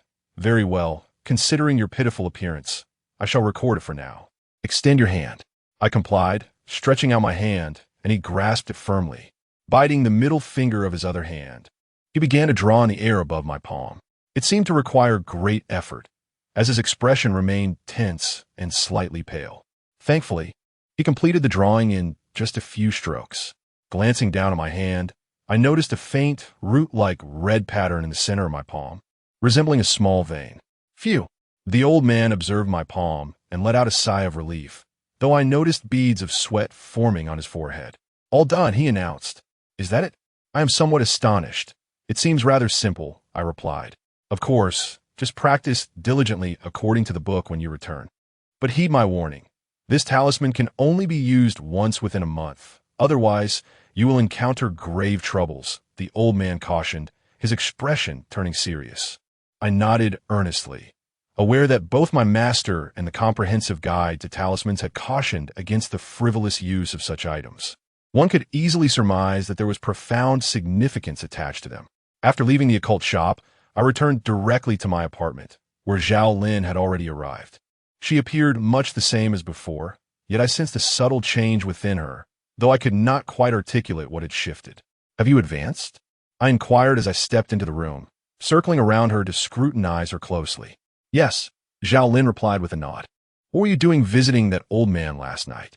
I recounted the events of the previous evening, prompting her to frown deeply, biting her lip as she exclaimed, "That old man is truly ruthless. What if he had actually harmed you? Are you genuinely worried about me?" I asked with a playful smile. "You really are incorrigible," she retorted, shaking her head and turning away, clearly unwilling to engage further. Feeling somewhat disgruntled, I retreated to my bedroom and opened the comprehensive guide to talismans, preparing to practice the so-called 6 Jia exorcism talisman. This particular talisman was indeed peculiar. Aside from the illustration of the talisman itself, there were no levels or descriptions of its effects, and not a single incantation could be found. However, this only served to underscore its extraordinary nature, especially considering the solemnity with which the two elders had approached it. Certainly, it could not be trivial. I had initially assumed that mastering such a remarkable artifact would prove exceedingly challenging, with no tangible results expected for at least 3 to 6 months. Yet, to my astonishment, within a short span of time, the talisman began to emanate a radiant golden light, and I found that I had successfully completed the drawing. A sense of bewilderment enveloped me. Was this truly sufficient?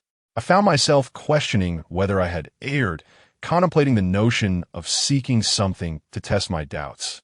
Yet I ultimately dismissed the idea, fearing that any misstep could lead to regrettable consequences. Presently, with no zombies in sight, I hesitated to employ the talisman, rendering it a rather superfluous skill. Later that afternoon, I ventured once more to the spirit shop in search of old Zhua, hoping to inquire about the details of the 6 Jia evil exorcising talisman. However, the establishment stood firmly shut, and there was no sign of him. A few days passed when I unexpectedly received a call from Wang Daohe, who inquired whether I had time to discuss a matter with him. I affirmed my availability, and he requested that I meet him, indicating that he needed my assistance with something. Since I had no pressing engagements, I agreed to join him. Our rendezvous was set at the entrance of a restaurant, and I initially assumed he intended to treat me to a meal. However, reality proved otherwise. His appearance that day was decidedly unrefined, clad in flamboyant floral shorts, flip-flops, and sporting a bare torso. Upon spotting me, he grinned widely, revealing a set of prominent yellow teeth, and leered, "Brother Yang, it's been far too long." "Just get to the point," I replied directly.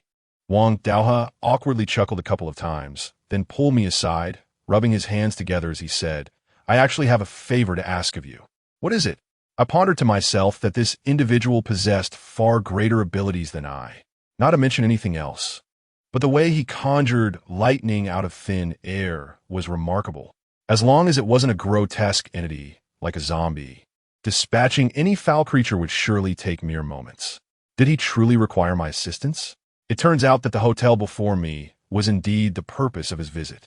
A few days prior, he had to rush back to Longhu Mountain due to an urgent matter. The following day, he received a call from the hotel owner, who reported that several peculiar deaths had occurred on the premises, possibly due to some malevolent force at play. Being an old acquaintance, he hastened down from the mountain, intending to resolve the issue effortlessly. However, after thoroughly investigating both inside and outside, he found not a single trace of evidence. Yet, he sensed that something sinister lurked within, which prompted him to call upon me for assistance. Upon hearing his account, I was inclined to make my escape.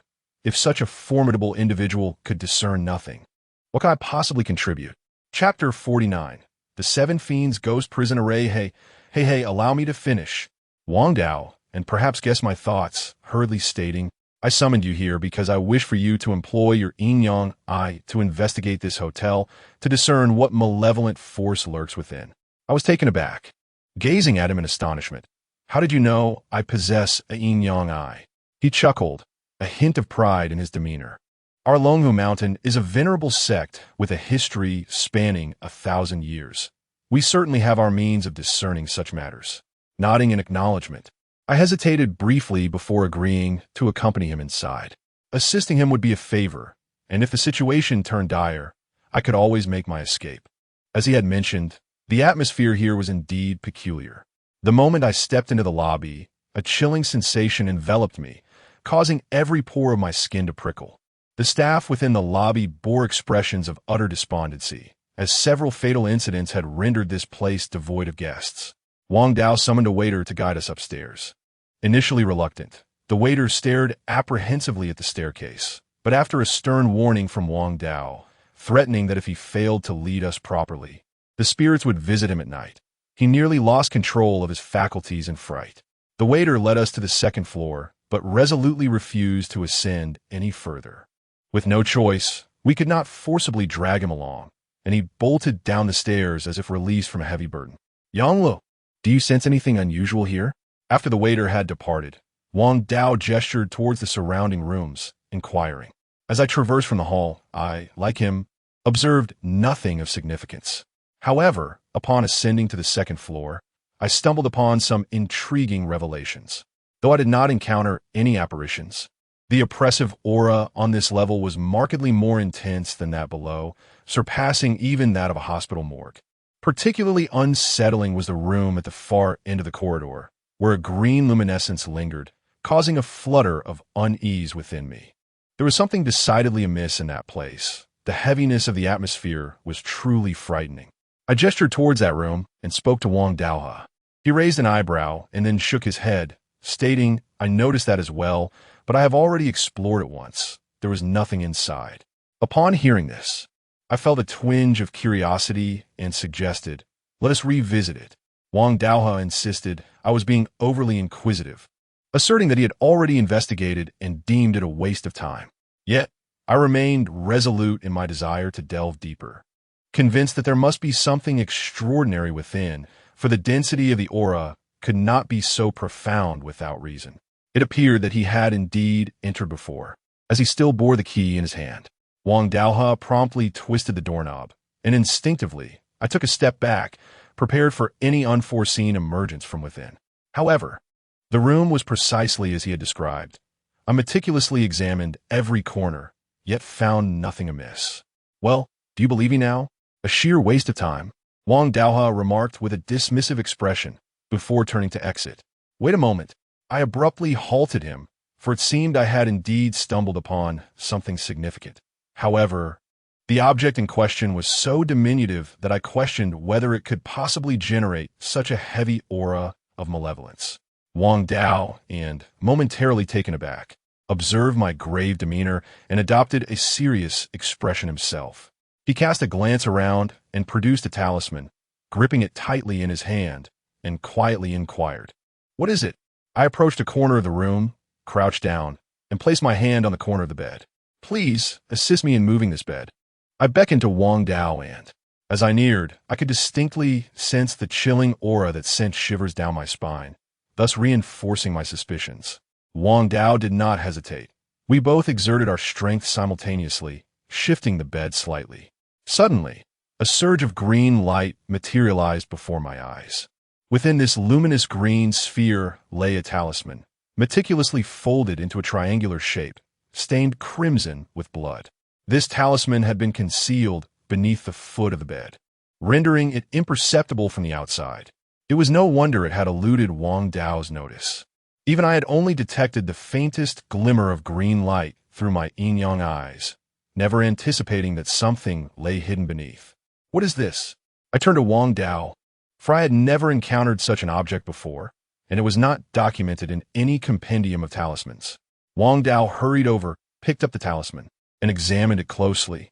Suddenly, his expression shifted dramatically. The Seven Fiends Ghost Prison Formation?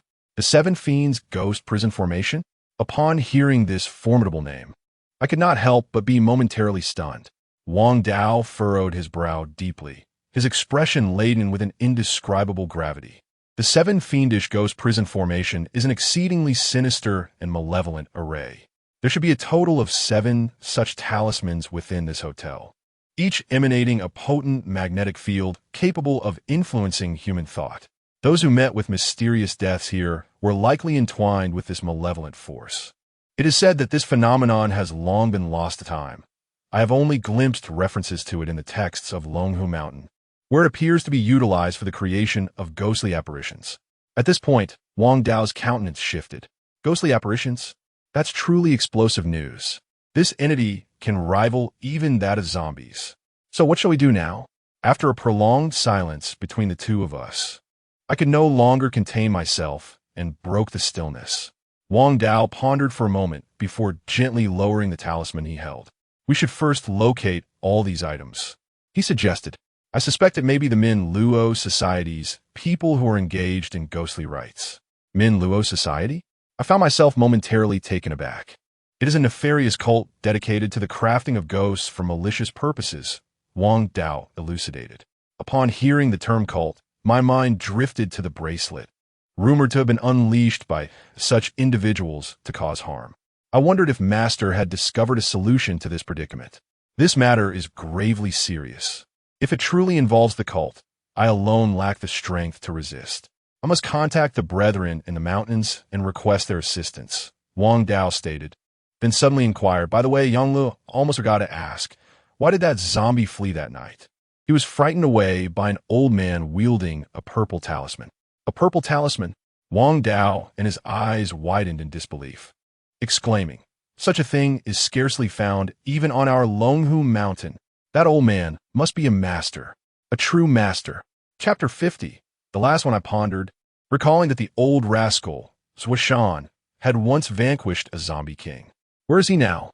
I must pay him a visit, Wang Dao exclaimed eagerly. He has opened a shop for funerary items over there, but he went missing a few days ago, and I have been unable to reach him. I shook my head, mercilessly dousing his enthusiasm with cold water. Wang Dao appeared profoundly disappointed, shaking his head. "Ah, if such a remarkable person were to stand by our side. Even if this matter were truly the work of a cult, we would have nothing to fear." Coughing lightly, I interjected, "Just to clarify, you are you, and I am me. Do not drag me into this." I hastily distanced myself from the situation, sensing that this fellow sought to involve me in his troubles. "What's this?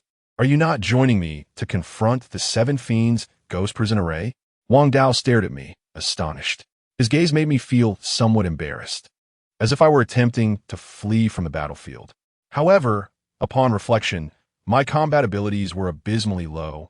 Remaining would only serve as a hindrance, a mere liability that might require others to look after me. Well, I lacked the capability to uphold world peace at this moment. I turned my head away, expressing my reluctance. I had anticipated that he would disdain me and offer some scornful remarks, but to my surprise, he simply shook his head dismissively. No worries. Many capable allies will descend from Longhu Mountain this time. Each of them possesses formidable strength. You may simply watch the spectacle unfold. Really? I inquired tentatively, gazing at him. Certainly. I neglected to mention that resolving such matters is indeed a noble deed, destined to be recorded in the annals of merit. Wang Dao glanced at me, a glint of cunning flashing in his eyes as he spoke. After a moment's contemplation, I agreed, and thus we resolved to scour the hotel for rooms imbued with heavy negative energy. One by one, we searched, and indeed, we discovered identical talismans in various locations. These artifacts were cleverly concealed. We searched from afternoon until nightfall, ultimately uncovering only 6. As for the 7th, it eluded us entirely, seemingly not within the confines of this hotel, but rather elsewhere. 6 lives had already been lost, and should another perish, the sinister formation would activate. Wang Dao, tightly clutching the 6 talismans we had procured, spoke gravely. Is it possible to simply destroy these talismans? I inquired suddenly. Wang Dao paused, momentarily taken aback, before descending into deep thought. After a lengthy silence, he shook his head, stating that it was not feasible. Such malevolent arts share a common trait. Once set in motion, they cannot be halted without inciting a vicious cycle. In simpler terms, should we destroy these 6 talismans now? The 6 individuals who had already perished would have died in vain, necessitating the sacrifice of 7 more lives anew. A chill ran down my spine. The cruelty of it was unfathomable, and I pondered the wicked mind that devised such a formation. Just as we prepared to relocate in search of the final talisman, a cacophony erupted from the street outside the hotel, accompanied by the wailing sirens of fire trucks. Someone was about to leap from a height. A sudden cry echoed, and exchanging a glance with Wang Daohua, we swiftly dashed out of the hotel. The street was already teeming with onlookers, but their gaze was not fixed on the hotel. Rather, it was directed toward a towering building across the way. At the base of the skyscraper, firefighters were inflating an air mattress. Yet it was evident that it would take some time before it was fully prepared.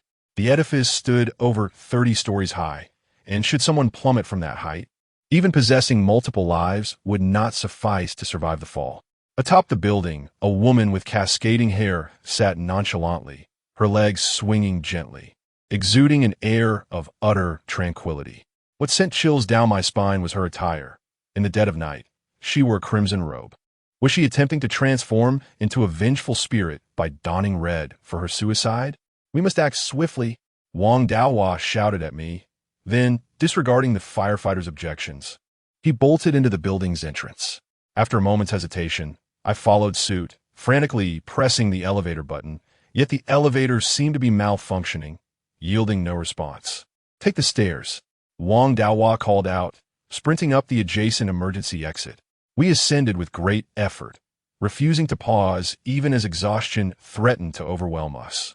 Upon reaching the 30th floor, I was nearly on the verge of collapse, catching my breath, convinced that we were almost there. Just as I prepared to continue upward, a sudden flash of red outside the glass window caught my eye as something plummeted rapidly downward. In an instant, I was taken aback. After a brief pause, a dull thud resonated from downstairs, followed by the collective gasps and lamentations of the onlookers. Wang Dao's raised foot froze mid-air as he fell into a profound silence. After a moment, he exhaled heavily and approached me, saying, "Let us head down and contemplate our next steps." I nodded silently, my thoughts drifting back to the woman who had just fallen, and a surge of deep-seated resentment towards that so-called cult welled up within me. Downstairs, the scene had already been cordoned off. One could only imagine the state of the body after a fall from the 33rd floor. Envisioning a watermelon bursting offers a grim approximation. However, she had not struck the ground head first, so her head remained relatively intact, her lifeless eyes staring blankly in our direction, as if mocking us. The woman's body was swiftly removed by the funeral home. After a while, the police arrived, and to my surprise, I noticed a familiar face among them. It was Captain Huijia from the criminal investigation team, the very officer I had contacted when I reported a family member's mental health crisis. He spotted me at the scene, initially taken aback, then hesitated before slowly approaching. He furrowed his brow and asked, "Yongla, what brings you here?" "Captain Hua," I greeted, then explained. "I happened to be passing by and stopped to see what was happening when I saw someone jump." "Oh." He nodded slightly and suddenly caught sight of Wang Dao standing beside me. His expression changed instantly, and he unexpectedly stood upright, saluting him with a perfectly executed military gesture. I widened my eyes, utterly astonished by this dramatic scene. What on earth was happening? Chapter 51. The 7 evil spirits. Wang Dao and I exchanged glances, and he suggested that we let this matter go. He leaned closer to Hua Jia, whispering a few words. Hua Jia's expression shifted, and he nodded, uttering a brief acknowledgement before waving his hand and leading the police away. Once Hua and his team departed, I remained momentarily stunned, realizing that he seemed to wield considerable influence, even earning respect from the captain of the criminal police. "Stop dawdling." We've attracted attention, Wang Dao urged. Giving me a nudge. Snapped back to reality, I recalled his earlier words, which sent a chill down my spine. I quickly scanned the dense crowd, finding no immediate cause for alarm, and whispered, "Who's watching us?" Wang Dao gestured for me to look up. I hesitated, but instinctively raised my gaze, and an icy dread washed over me. On the rooftop of the 33rd floor, precisely where the woman had leapt, a crimson figure sat with its head bowed, long hair cascading down to obscure its face. Dressed in red, it exuded an eerie presence. This figure was unmistakably identical to the woman who had jumped, with the sole distinction that her form now appeared somewhat ethereal, faintly transparent, enveloped in a shroud of dark mist. This was undoubtedly the vengeful spirit of the woman, having transformed into a malevolent ghost. She had not accompanied the hearse, but instead lingered at the scene. "Let us leave at once and prepare. I must urgently inform my brothers at Longhu Mountain. Otherwise, we may find ourselves in grave trouble." Wang Daohua spoke, urging me to leave the scene with him. Reluctantly, I followed him outside, only to witness a horrifying spectacle once more. The woman on the rooftop slowly lifted her head, her pitch-black eyes fixed intently on me, followed by a chilling, cackling laughter. I thought to myself that it was all over. Wang Daohua's words had proven true. We were indeed being watched. For if an unfamiliar ghost grinned at you, there could be no other motive but to bring you harm. Wang Daohua led me to a secluded corner and took out his phone. I noticed that his hand trembled slightly as he held it, and a sense of dread washed over me. It seemed the situation was dire. "Hello, Brother Li, it's me, Xiao Wang. I've encountered a rather troublesome matter here in Chongqing." Wang Daohua proceeded to explain the events of the day to the person on the other end of the line. After hanging up, he let out a sigh of relief and informed me that Long Hushan was already aware of the situation, and their personnel would likely arrive by tomorrow evening at the latest. I furrowed my brows and asked, "What about tonight?" "Surely, nothing will happen?" Wang Daohua scoffed, stating that it was merely one night. Even if it were indeed a cult conducting the 7 evil spirits formation, he was unperturbed.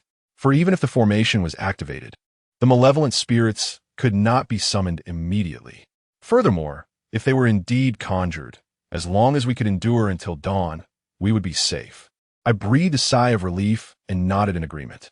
After a moment of contemplation, Wang Daohua suggested that I summon Zhao Lin as well, if only to maintain a semblance of order.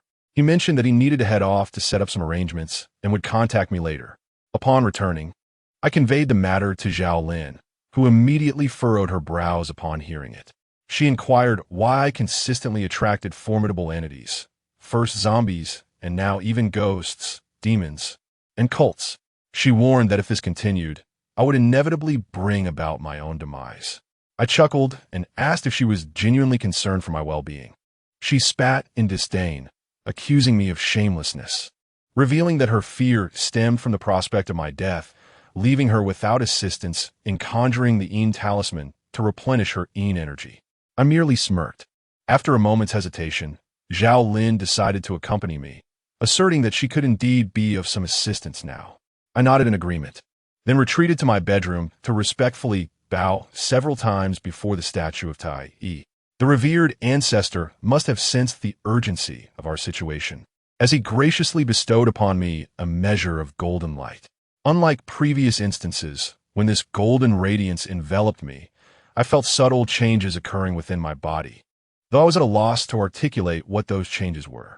With no time to ponder further, I hastily spent 2 hours crafting several explosive flame talismans, which proved effective against ordinary malevolent spirits. For instance, had I thrown a couple more at that previous corpse-like creature, it might have been vanquished. However, as I completed the talismans, I experienced a faint dizziness, reminiscent of the sensation one feels after a roller coaster ride. Having prepared everything, I set out with Zhao Lin. Wang Dao had provided me with an address, and I quickly hailed a taxi, urging the driver to accelerate. Upon disembarking, I surveyed my surroundings and was greeted by the sight of a temple, though it was misnamed as such, for the sign bore the words Wang Daxian Fortune-Telling Company. It appears that this place is indeed the domain of Wang Dao and his residence, so I stepped inside without hesitation. The interior was brilliantly illuminated, with a long row of white candles positioned at the entrance. I cautiously stepped over them, just as I was about to proceed further when I heard Zhao Lin emit a muffled sound. Taken aback, I promptly inquired about her condition. She mentioned that the candles were somewhat harmful to her, but assured me it was nothing serious. It seemed Wang Dao was not merely boasting. Even a single row of candles could affect Zhao Lin, who is undoubtedly far more formidable than the average vengeful spirit. Upon hearing the commotion, Wang Dao emerged from within. Just as he was about to speak, he paused, gazing at me with a peculiar expression, and remarked, "Well, young man, you seem to have struck luck. In such a short span, you have attained enlightenment?" I was utterly bewildered and hastily asked him what he meant.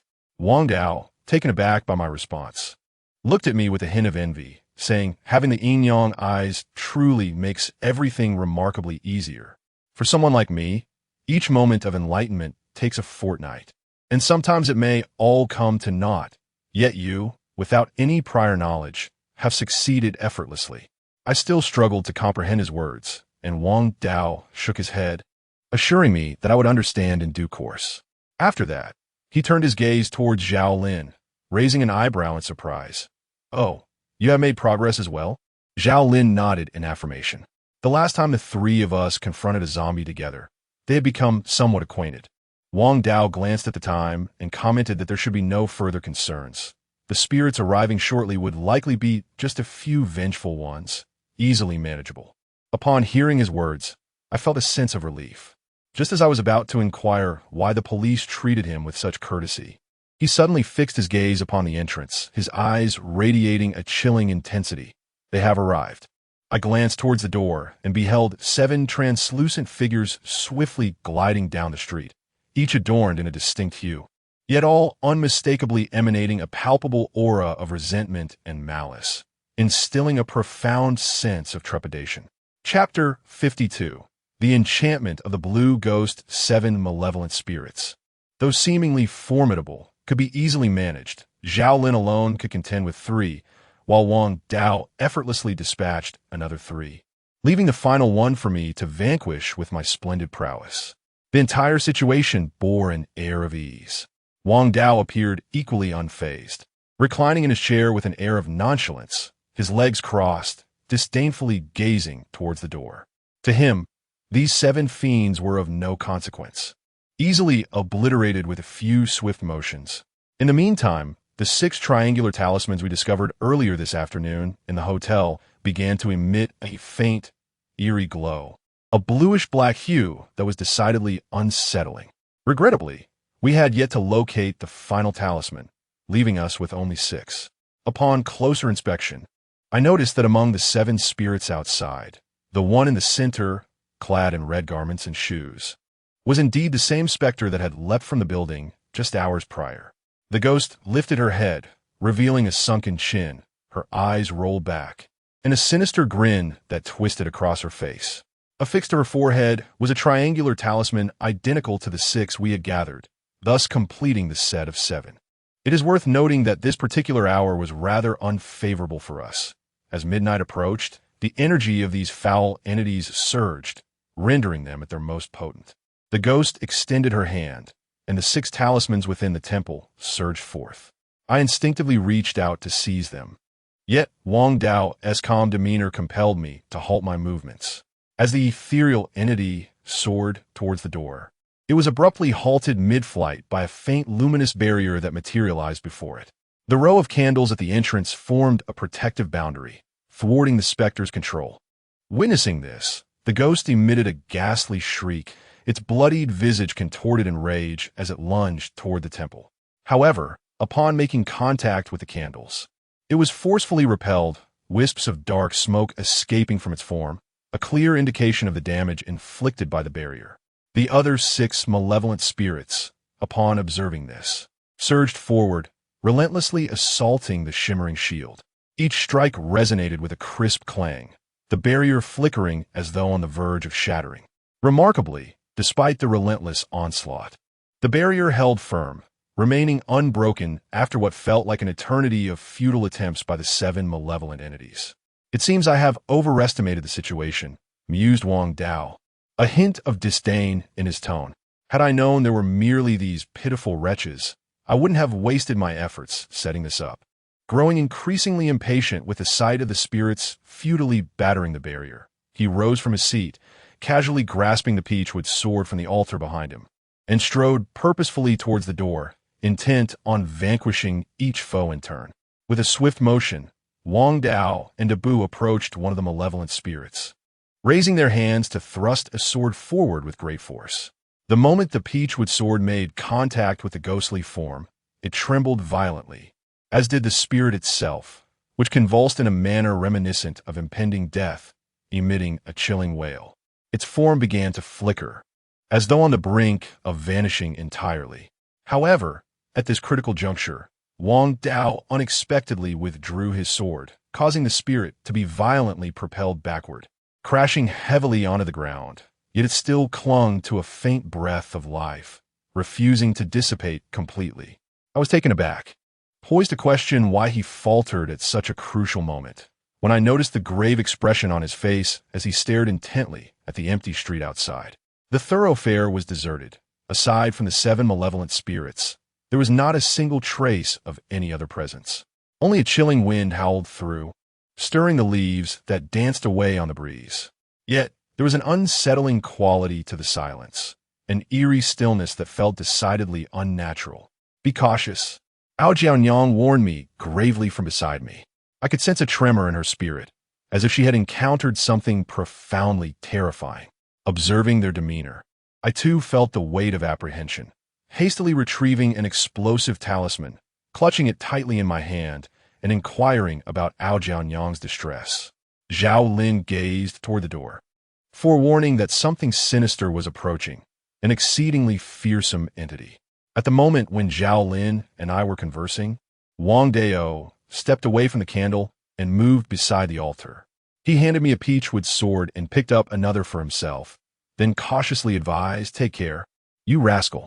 Before he could finish his words, I suddenly felt an overwhelming gust of sinister wind sweep through the air.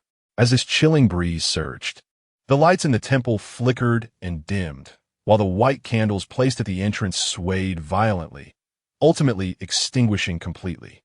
In that instant of darkness, a shadow emanating a ghostly azure light materialized at the doorway, its arrival inexplicable, as if it had always been there. The green captivator, Wang Dao, stared at the silhouette that glowed with an eerie blue hue, gasping in shock and murmuring to himself. Many say that those who die in a red garment transform into vengeful spirits, seeking retribution against their enemies. Thus, the red-draped ghost is deemed the most terrifying. However, there exists a spirit even more fearsome than the red-draped ghost, known as the green captivator. Legend has it that individuals consumed by deep-seated hatred, unable to exact revenge, may lie in a coffin, resting beneath the deceased for 49 days without sustenance, ultimately transforming into a half-human, half-ghost entity known as the green captivator. This spirit arises from an overwhelming sense of grievance, with the blood reversing in its flow at the moment of death, turning green after 49 days. Hence it is also referred to as the green blood grievance ghost. The green captivator's body remains lifeless yet not rigid, and some may even achieve rebirth, transforming into a malevolent corpse. fueled by vengeance. The green captivator possesses greater powers than ordinary spirits, rendering many magical artifacts ineffective against it. Moreover, the seizing ghosts are typically impervious to death, unless they are vanquished by an enlightened being or subdued by pure yang energy. Otherwise, they are almost immortal.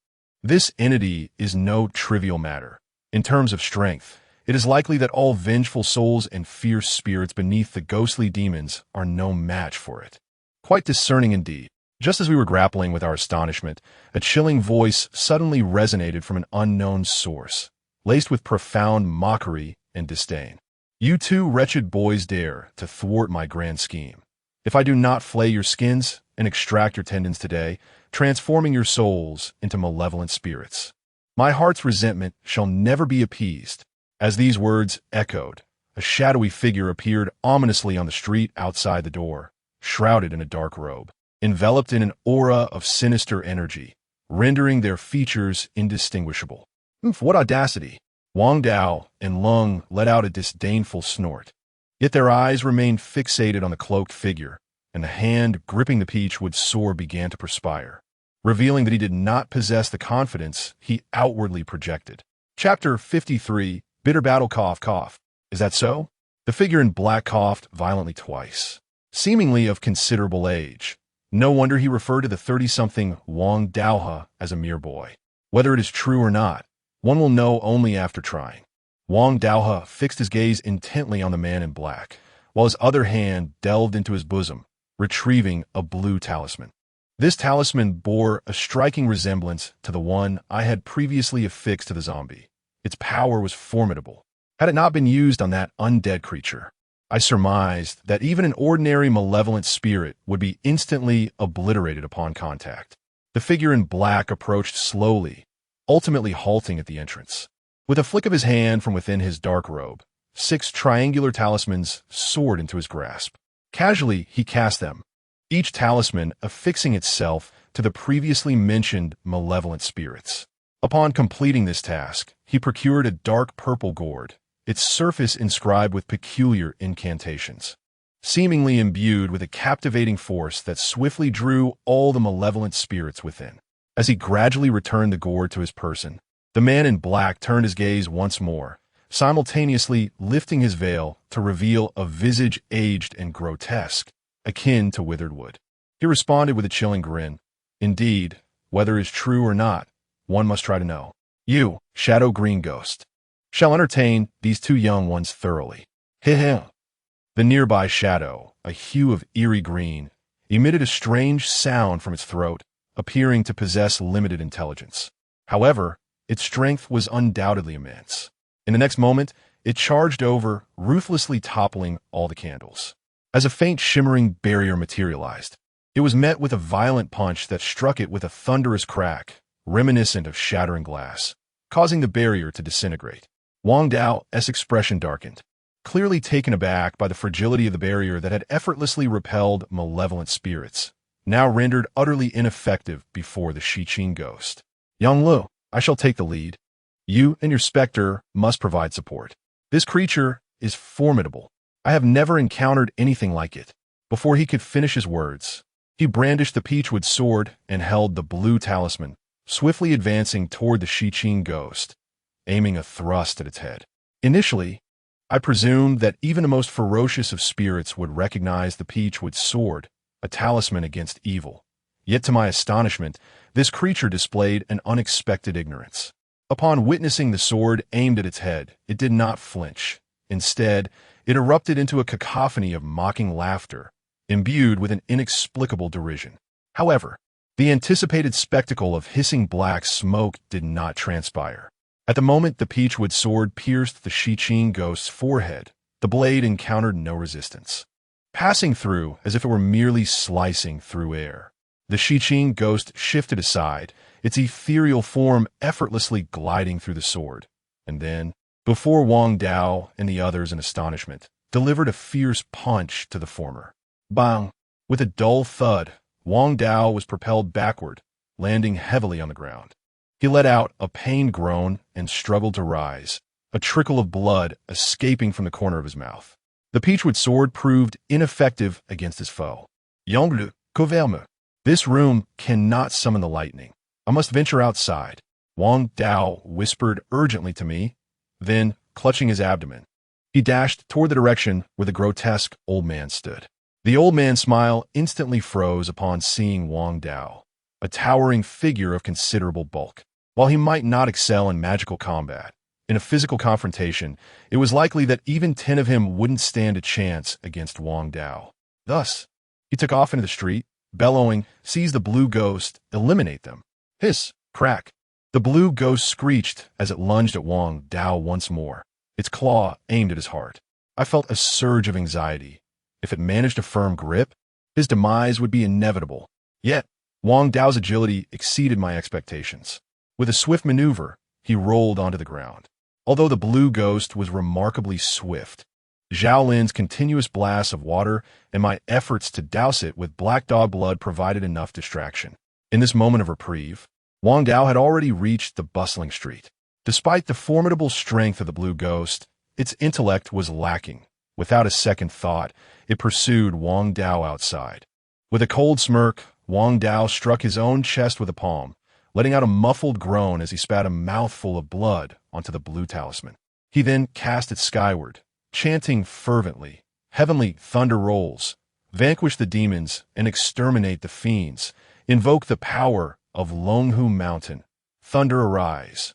As the incantation was uttered, ominous clouds swiftly gathered in the pitch-black sky, and fearsome lightning danced violently within, churning restlessly as if poised to strike at any moment.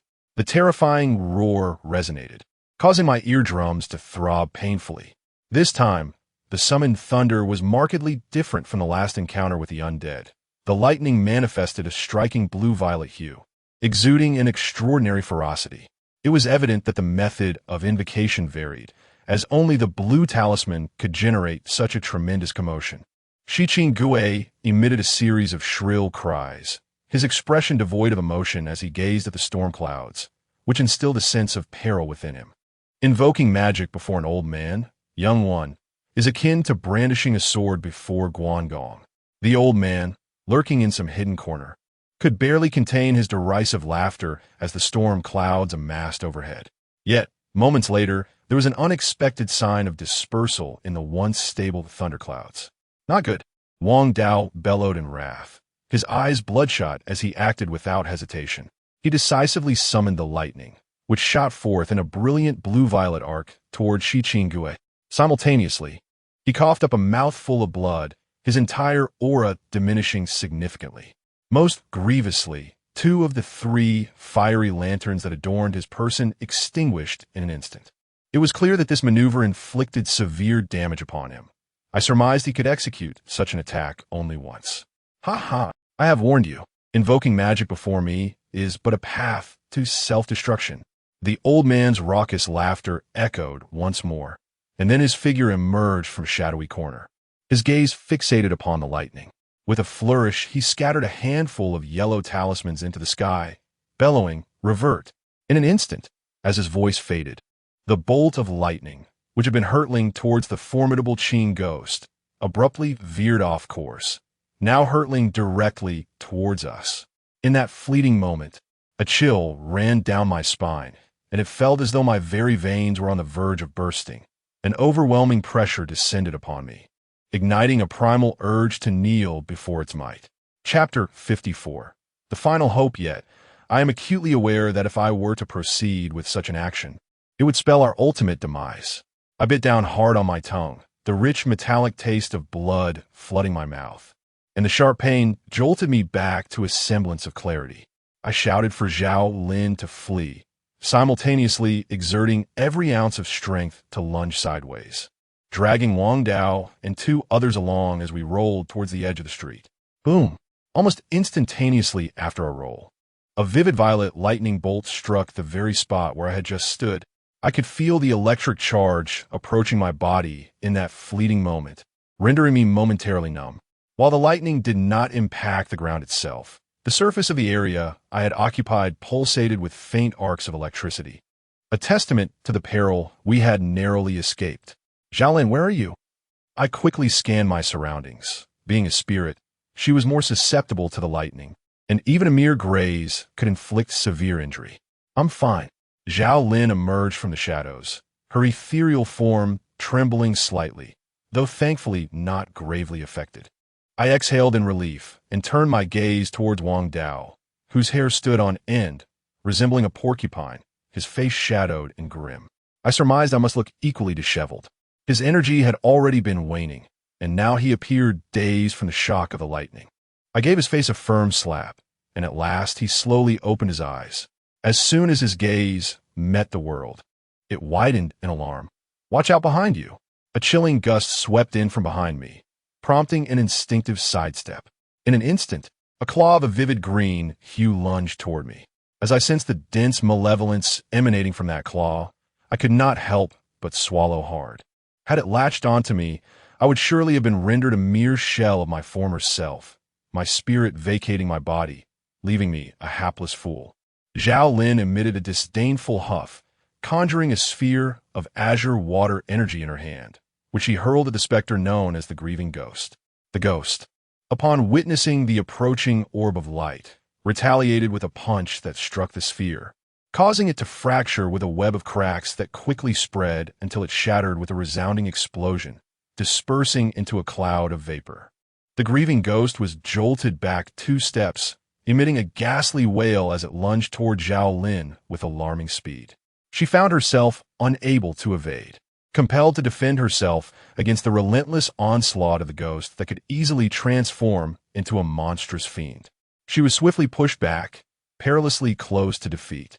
In the distance, a grotesque old man observed this scene, his eyelids twitching slightly, soon replaced by a glimmer of insatiable greed in his eyes.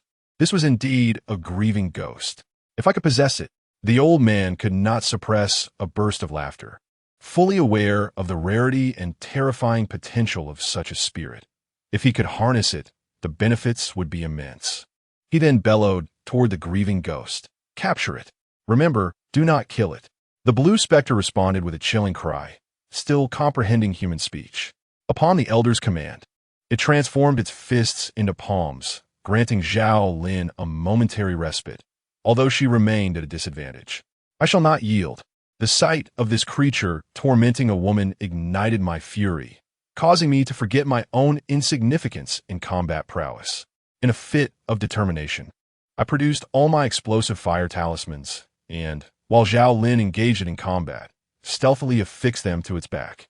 With the heavens round and the earth square, by the decree of the 9 edicts, I command the ink to flow, and all demons to be subdued. In an instant, flames erupted from the blue specter, accompanied by a cacophony of explosive sounds that enveloped its entire being. However, despite its fearsome appearance, the actual damage inflicted upon the blue specter was negligible, merely slowing its movements slightly, which was sufficient for Zhao Lin to catch her breath. Zhao Lin's ethereal form appeared increasingly fragile, with a large dark hole in her abdomen that pained my heart to behold. Cursing under my breath, I swung my arm and landed a punch upon the creature. The sound that followed was extraordinarily bizarre. It felt as if my fist had struck a balloon. The blue specter's body recoiled, compressing from the back to the front, only to rebound fiercely, the tremendous force casting me aside. As if that were not enough, the enraged specter lunged forward, seizing my neck. The moment its grip encircled me, an icy chill enveloped my entire being. Its hand felt like a block of ice, exuding an unbearable cold. As I struggled with all my might, I cast a fleeting glance at my neck and was seized by terror, causing my entire body to tremble. The area gripped by that monstrous entity began to show deepening bruises, and astonishingly, frost had already begun to form around the contusions. Zhao Lin, dragging her injured spirit, rushed over in a furious attempt to rescue me, but the malevolent specter merely kicked her away with brutal ease. My teeth ground together in frustration. I could never bring myself to bully that proud girl. So why should this abominable creature have the audacity to do so? With renewed vigor, I intensified my struggles. Yet a wave of dizziness surged through my mind, the sensation of spinning threatening to lull me into unconsciousness. Wang Dao, forcing himself to stand despite his weakened state, shouted at me with a feeble urgency, "Stay awake." Don't close your eyes. The sound jolted me back to some semblance of awareness, but in the next moment, an even more chilling wave of cold enveloped me, causing my neck to stiffen and freeze, as if it had transformed into a heavy, unyielding stone, rendering me utterly immobile. Each breath drew in less and less air, and I began to sink into a foggy stupor. Wang Dao, trembling as he sought to assist, took a single step forward only to be knocked to the ground by a forceful kick. Oomph. You two brats have wasted so much of my time. I shall turn your flesh into mindless corpses and your souls into malevolent spirits, condemned to eternal suffering. The grotesque old man sneered as he placed his foot upon Wang Dao's head, his expression cold and his voice dripping with malice. The old man paused, gazing greedily at Zhao Lin, and chuckled. Little one, you shall accompany me from now on. Which of these two is your master? Zhao Lin bore a dark hole in her abdomen, having been kicked away by the spectral green demon only moments ago, rendering her ethereal form nearly transparent. Yet, she remained stubbornly silent, turning her head aside defiantly. Oomph. It matters not if you refuse to speak. Spectral green demon, eliminate both of them. The grotesque old man stood with one foot planted upon the path of fate and the head, hands clasped behind his back, nonchalantly waving his sleeve. With a sudden force, the spectral green demon tightened its grip around my neck, and I felt my head grow heavy on the brink of unconsciousness. I will fight you. Zhao Lin, dragging her injured ethereal form, rushed forward. Seeing her almost vanishing essence tugged at my heart, stirring an unexpected urge to weep. Summoning my last vestiges of strength, I trembled as I reached into my bosom and laboriously retrieved the final talisman from my pocket. With great effort, I raised it above my head and slapped it against the forehead of the spectral green demon. This talisman, which had lingered like a mere afterthought since its drawing, had now transformed into our last and only hope. Chapter 55. The sect leader, the term Lu Ding Liujia, as its name suggests, refers collectively to the 12 divine generals, the 6 Ding and the 6 Jia. According to the Taoist scriptures, they were originally generals under the command of the supreme martial emperor, serving the heavenly sovereign, capable of summoning wind and thunder and subduing spirits and demons. Although their divine rank may be modest within Taoism, the significance of the 6 Ding and 6 Jia is profound, as Taoists are able to summon them using talismans. The malevolent spirit, Shiqing Ge, had been viciously gripping my neck, baring its teeth at me with a menacing expression, seemingly intent on my demise. However, when the talisman was pressed against its forehead, the spirit's countenance abruptly froze, its expression becoming utterly vacant. The Lu Ding Liujia's evil exorcising talisman radiated with a vibrant crimson light, the incantations upon it undulating slowly, emitting a dazzling brilliance as if imbued with life. At that moment, an intense burning sensation surged through the palm of my right hand.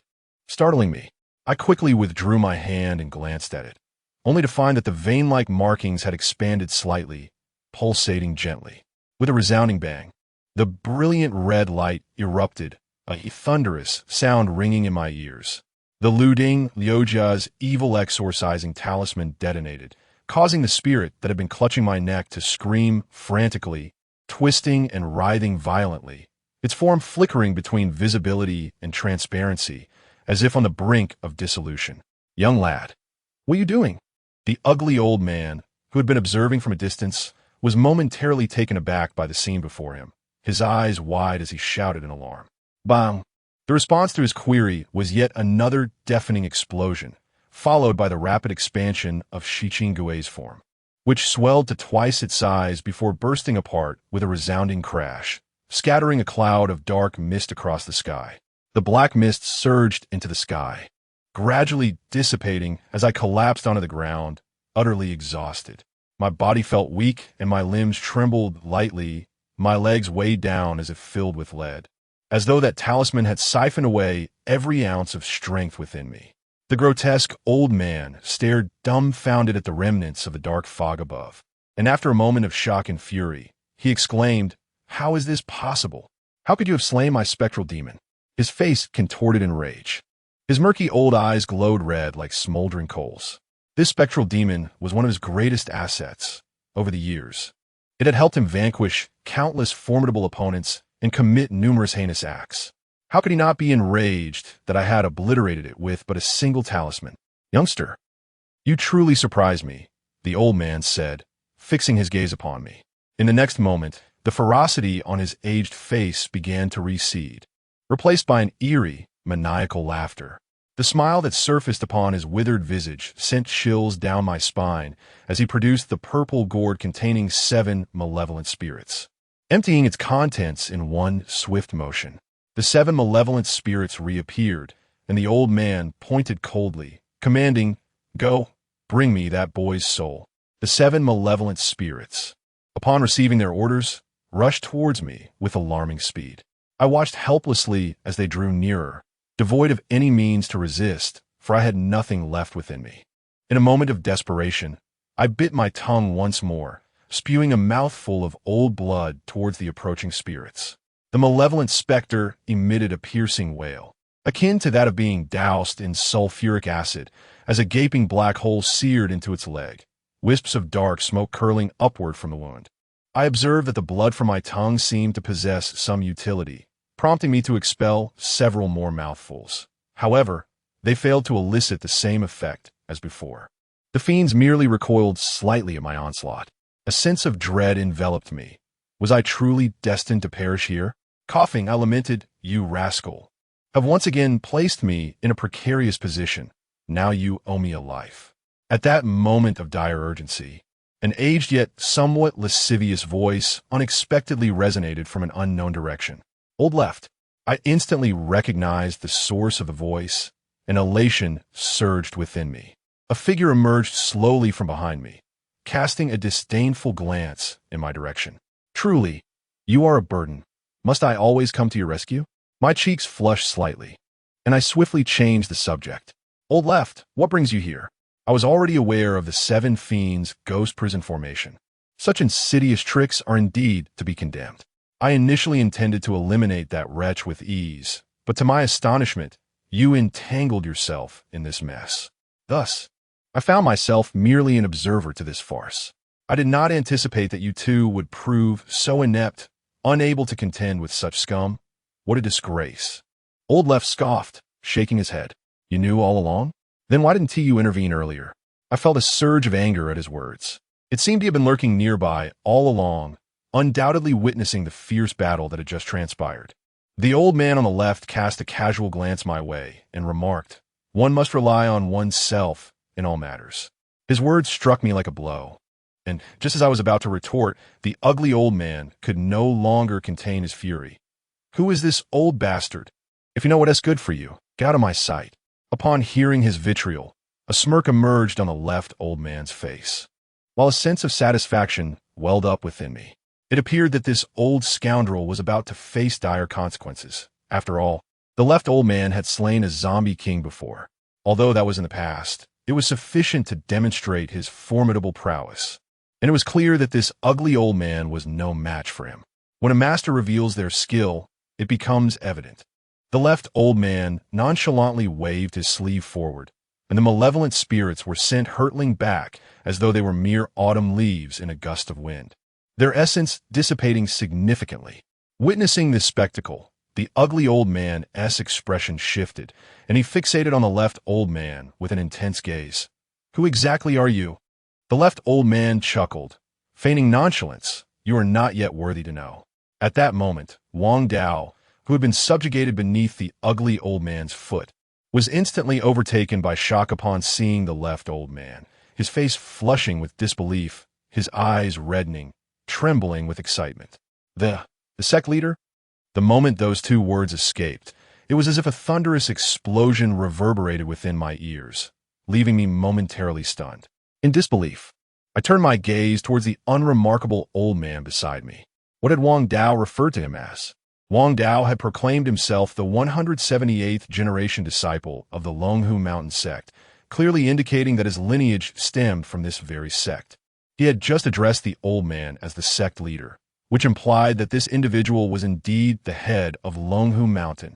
The notion struck me as utterly inconceivable, yet simultaneously a sense of disappointment washed over me.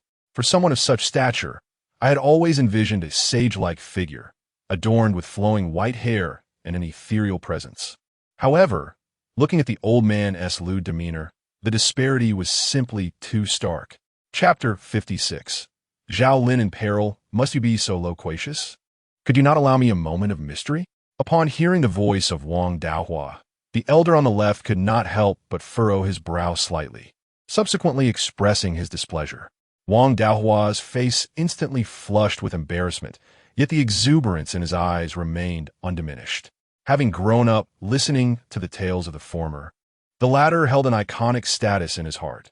Though he had only seen a portrait, he recognized him at once, illustrating the profound influence he had. Master? The grotesque elder opposite him momentarily paused at Wang Daohua's address, his eyes widening in disbelief. And a flicker of fear crossed his withered visage as he pointed at the elder on the left. Yours Wishan? With a benevolent smile, the elder on the left nodded, appearing exceptionally amiable. However, in the eyes of the other, this seemingly gentle demeanor only deepened his trepidation. He was acutely aware of the formidable prowess possessed by the elder before him, and he understood well that beneath that genial faade lay formidable capabilities. Senior. The grotesque elder pondered for a moment, and ultimately he clasped his hands in respect, acknowledging the elder on the left. We have always maintained a policy of non-interference. I hope that the senior will refrain from intervening in this matter. Non interference. Haha. Upon hearing these words, the old man Zhua immediately erupted into a laugh, one that bore an inexplicable hint of mockery.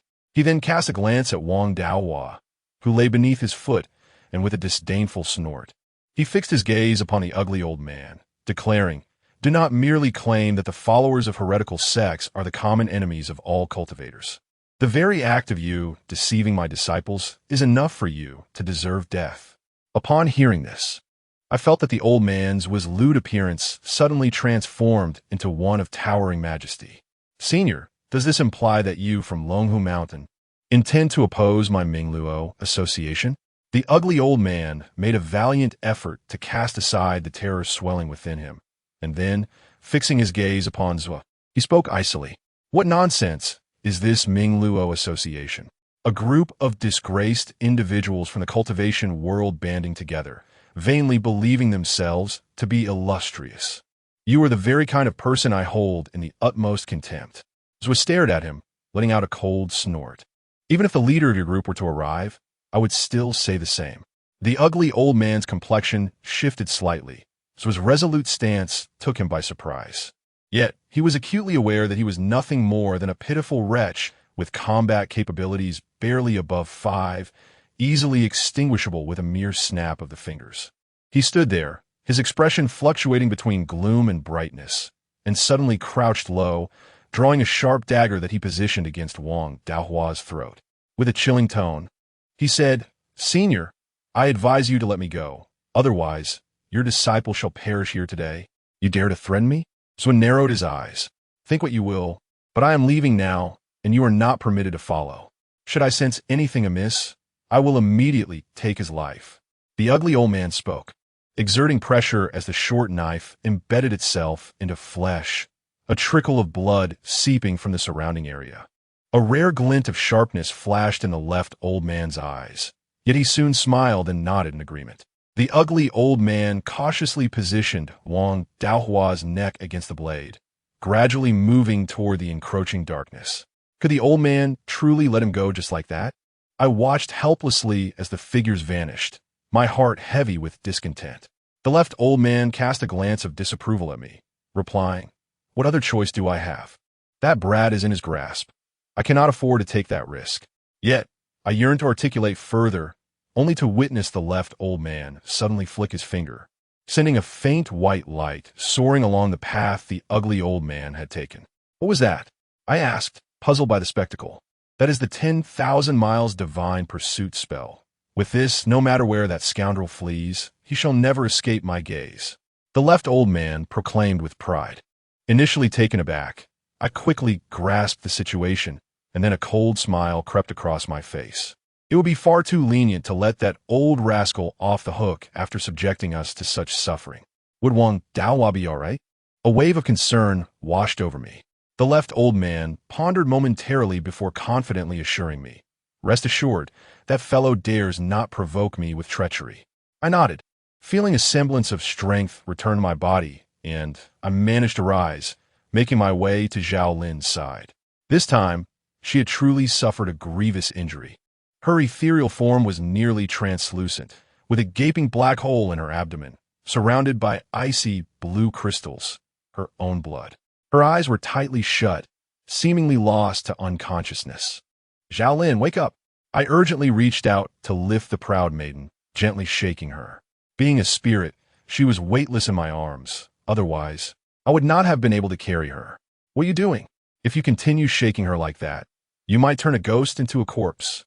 Elders were remarked disapprovingly, observing my actions with furrowed brows. "What should I do then? How is she now?" I asked anxiously, for Zhao Lin had been injured because of me, and the feeling was akin to a woman taking a knife for one's sake, filling me with profound guilt. Elder Zhua approached, crouching beside Zhao Lin, his gaze fixed intently on her form. His peculiar stare stirred unease within me, prompting me to exclaim, "Hey, what are you looking at?" No matter how beautiful a woman is, in my eyes, she is merely a skeleton adorned in crimson. And given that she is a ghost, why the urgency? Elders shot me a baffled glance, replying, "Why are you so flustered?" My cheeks flushed with embarrassment. Yet with Zhao Lin's life hanging in the balance, I pressed him once more about her condition, inquiring if he had discerned anything. After a moment of scrutiny, Elders' brow furrowed slightly. Seeing his expression, my heart sank, and I quickly asked what was wrong. "The situation is rather dire. She has been infiltrated by the malevolent essence of the spectral green ghost. Although she, too, is a spirit, the dark aura of the spectral green ghost cannot be assimilated by other phantoms. This ghost is now in peril," Left Elder observed slowly. "What should we do? Please clarify," I implored, urgency creeping into my voice. Once the essence of the spectral green ghost enters her being, it will gradually cloud the mind of the spirit. Of course, her life is not in immediate jeopardy. She is already a ghost and cannot perish easily. However, at this point, Left Elder hesitated. "But what?" I pressed for more information. "Perhaps she will become a fool," Left Elder sighed, his voice laden with sorrow. In that instant, I felt as though something had lodged itself in my throat, a sensation of profound discomfort. "What can be done? Is there a way to rescue her?" I asked, my eyes reddening with emotion. Left Elder pondered for a moment before shaking his head. "If it were in the past, I could forcibly expel the spectral green ghost's essence from her body through a spell. Yet now, with a resounding thud, I struck the ground with my fist, blood erupting from my knuckles, but I paid it no mind, for an indescribable ache resonated within me. Left Elder gazed at me in silence, but after a brief moment, astonishment washed over his face. "Oh, your blood." Chapter 57. The peculiar blood, what has happened to my blood? At his words, I momentarily stood in disbelief, then glanced at my fist, only to be struck dumb. I had just struck the ground with a punch, injuring my finger bones. The area of the phalanx lacks blood vessels. Thus, even if bleeding occurred, it should not have been substantial. Yet at this moment, blood was splattered all around. Strangely, this blood seemed to possess a life of its own, flowing slowly yet purposefully, not merely obeying the law of gravity. It appeared to be guided by a strong intent, all converging toward the direction of Zhao Lin. After the blood had traversed, the ground was left immaculate, devoid of any lingering crimson. The blood, coursing along Zhao Lin's ethereal form, gradually surged into her body. My eyes widened in astonishment as a brilliant crimson light swiftly enveloped her entire being. This old Left-ass face was a canvas of bewilderment. He had never witnessed such a remarkable sight. Zhao Lin was enveloped in a radiant red glow, the blood flowing within her as if it were a living entity distributing itself throughout her body. Simultaneously, her physique underwent a profound transformation. Her once frail and almost ethereal form began to solidify. The dark, gaping wound on her abdomen slowly healed, while the azure crystals surrounding her dissolved under the influence of the red light. The brilliance of the red light, interspersed with threads of gold, signaled Zhao Lin's spirit becoming increasingly substantial, indeed showing signs of restoration. I gazed vacantly, perplexed, at the elderly man beside me, hoping he could illuminate the enigma that clouded my mind. He regarded me with a penetrating glance before shaking his head, saying, "Do not look to me." I too am a loss. With this response, I was compelled to silence my inquiries, yet a sense of joy blossomed within me. Regardless of the circumstances, I had gleaned a crucial understanding. My blood possessed the power to save her. As I unclenched my fist, I realized that the blood was not trickling from my knuckles, but rather flowing gently from the palm of my hand, coursing through a subtly raised pattern resembling a vein. The crimson light persisted for a moment longer, ultimately converging entirely into Zhao Lin's being. At that moment, her ethereal essence appeared as robust as before, yet even more solidified, and the gaping wound in her abdomen had fully mended, signifying her apparent recovery. Zhao Lin, I tentatively called her name. At the sound of my voice, her eyelids fluttered slightly before she gradually opened her eyes. The dark orbs sparkled with an otherworldly luminescence, brimming with vitality, her expression devoid of any dullness, suggesting she was far from being foolish. "You have recovered," I exclaimed in delight. Zhao Lin replied softly, shifting awkwardly as her demeanor suddenly shifted. She fixed her gaze on me with an icy stare and declared, "Who permitted you to embrace me? You scoundrel." It just dawned on me that she was still in my embrace. In a hurry, I set her down, and as she touched the ground, she suddenly floated up, delivering a swift slap directly to my face. Although she was a spirit, she seemed to possess a different essence this time. That slap landed with palpable force, nearly sending me crashing to the ground. The elder on the left displayed a look of astonishment. Zhao Lin was momentarily taken aback, then stared at her own hand in disbelief. A moment later, she turned to me with a puzzled expression, her tone softening slightly as she inquired, "What exactly did you just do to me?" I offered a wry smile and replied, "My dear lady, I assure you, I meant you no harm." Then I recounted the events that had just transpired. Upon hearing my explanation, her demeanor softened considerably, a faint blush gracing her cheeks. Yet, she quickly regained her composure, coldly stating, "Consider this a one-time occurrence. It shall not happen again." "Absolutely, absolutely." I chuckled, feeling a wave of relief wash over me. This was undeniably the proud maiden I had come to know. "See, I told you so. That fellow dared not provoke me, and the lad has returned safely." At that moment, the elder on the left suddenly focused on a distant dark alley, stroking his grizzled beard with a self-satisfied grin. Following his gaze, I spotted a rather disheveled figure emerging from the shadows, who then took a deep breath and hurried towards us, eyes glistening with tears of joy. He knelt down, bending his knee in reverence, and proclaimed, "Wang Daohe, the 178th disciple of Longhu Mountain, pays his respects to the sect leader." "No need for formalities," came the elder's response. The elderly man, with a smug smile adorning his face, cheerfully assisted Wang Daohe to his feet. I stood by, observing this scene, unable to suppress a disdainful smirk. I never anticipated that this lecherous and unscrupulous old man was indeed the master of Longhu Mountain, dazzling my eyes like a pair of 24K titanium alloy spectacles. "Disciple, I am profoundly grateful for the master's intervention. Allow me to bow to you once more." Wang Daohe, with reddened eyes, made to kneel again. "Oh no, please refrain from kneeling. The old man harbors no fondness for such empty gestures. You have already bowed in gratitude. To kneel again would merely diminish my fortunes," the elderly man retorted, once more steadying him with a hand, his displeasure evident. Only then did Wang Daohe rise, though the excitement on his face remained undiminished. "That old scoundrel did not make things difficult for you, did he?" The elderly man yawned lazily, inquiring. Wang Daohe hastily replied, "No, with the master present, he wouldn't dare lay a finger on me, even if given 10 lives." Such words delighted me.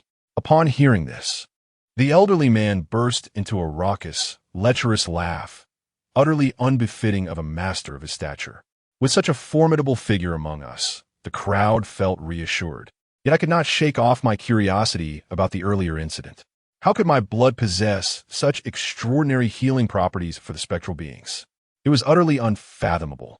In the distance, a rooster crowed, and glancing at the time, I noted it was 4:30. Soon, the dawn would break. At this moment, Old Man's was suddenly announced his departure. I was taken aback and inquired about his reason. He replied that the rooster had crowed, indicating that no further events would transpire that night. He insisted that the youth had their own affairs, while the elders had theirs, urging me not to pry further. Wang Daohua also seemed momentarily stunned before expressing his confusion.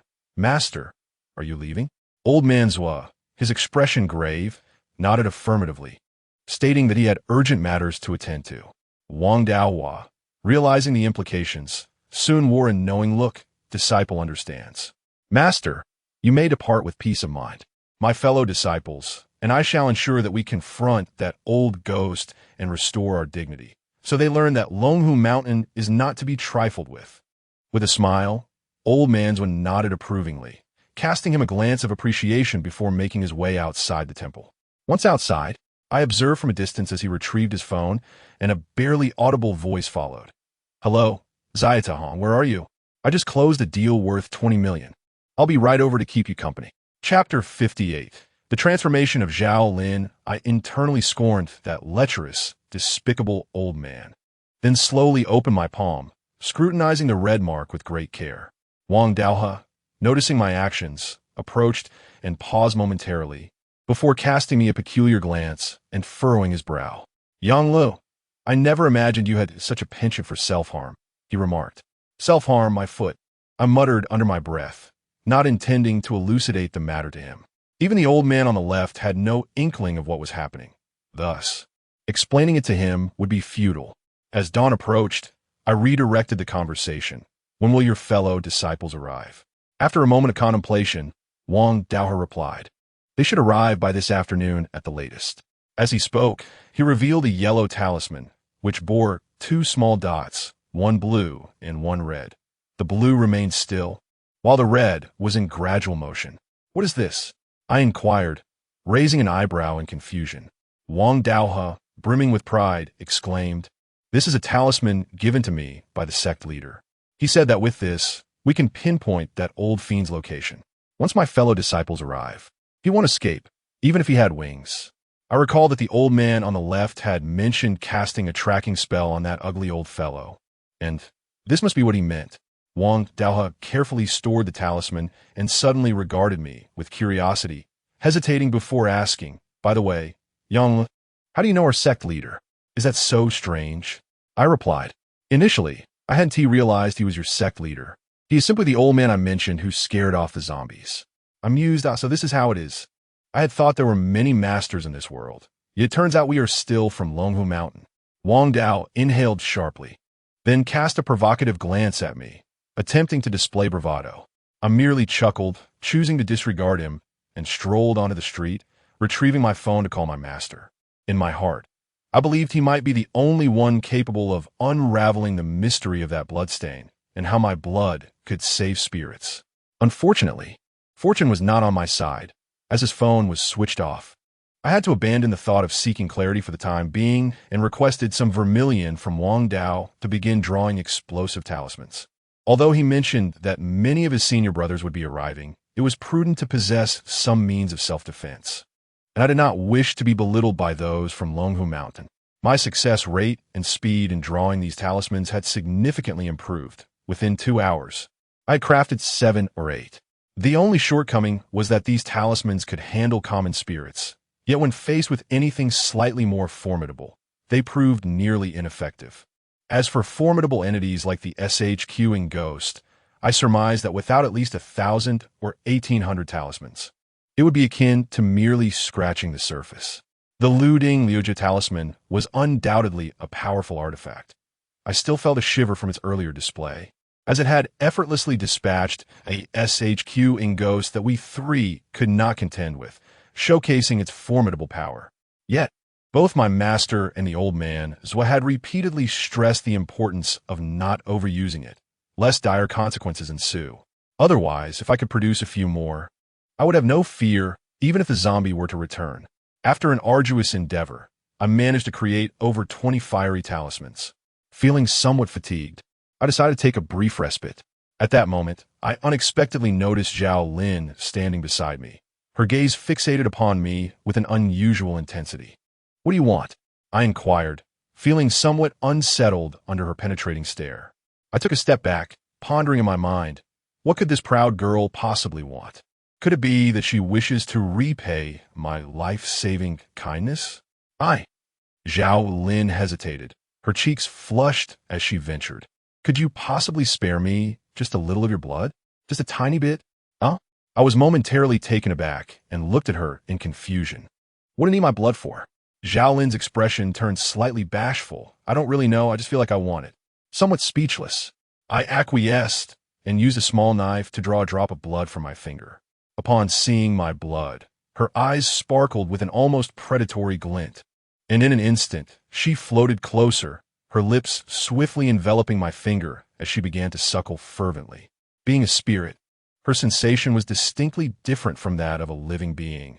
It was smooth, evoking an indescribable feeling. Due to her translucent form, I could see my blood flowing in her mouth, rapidly diffusing throughout her entire being.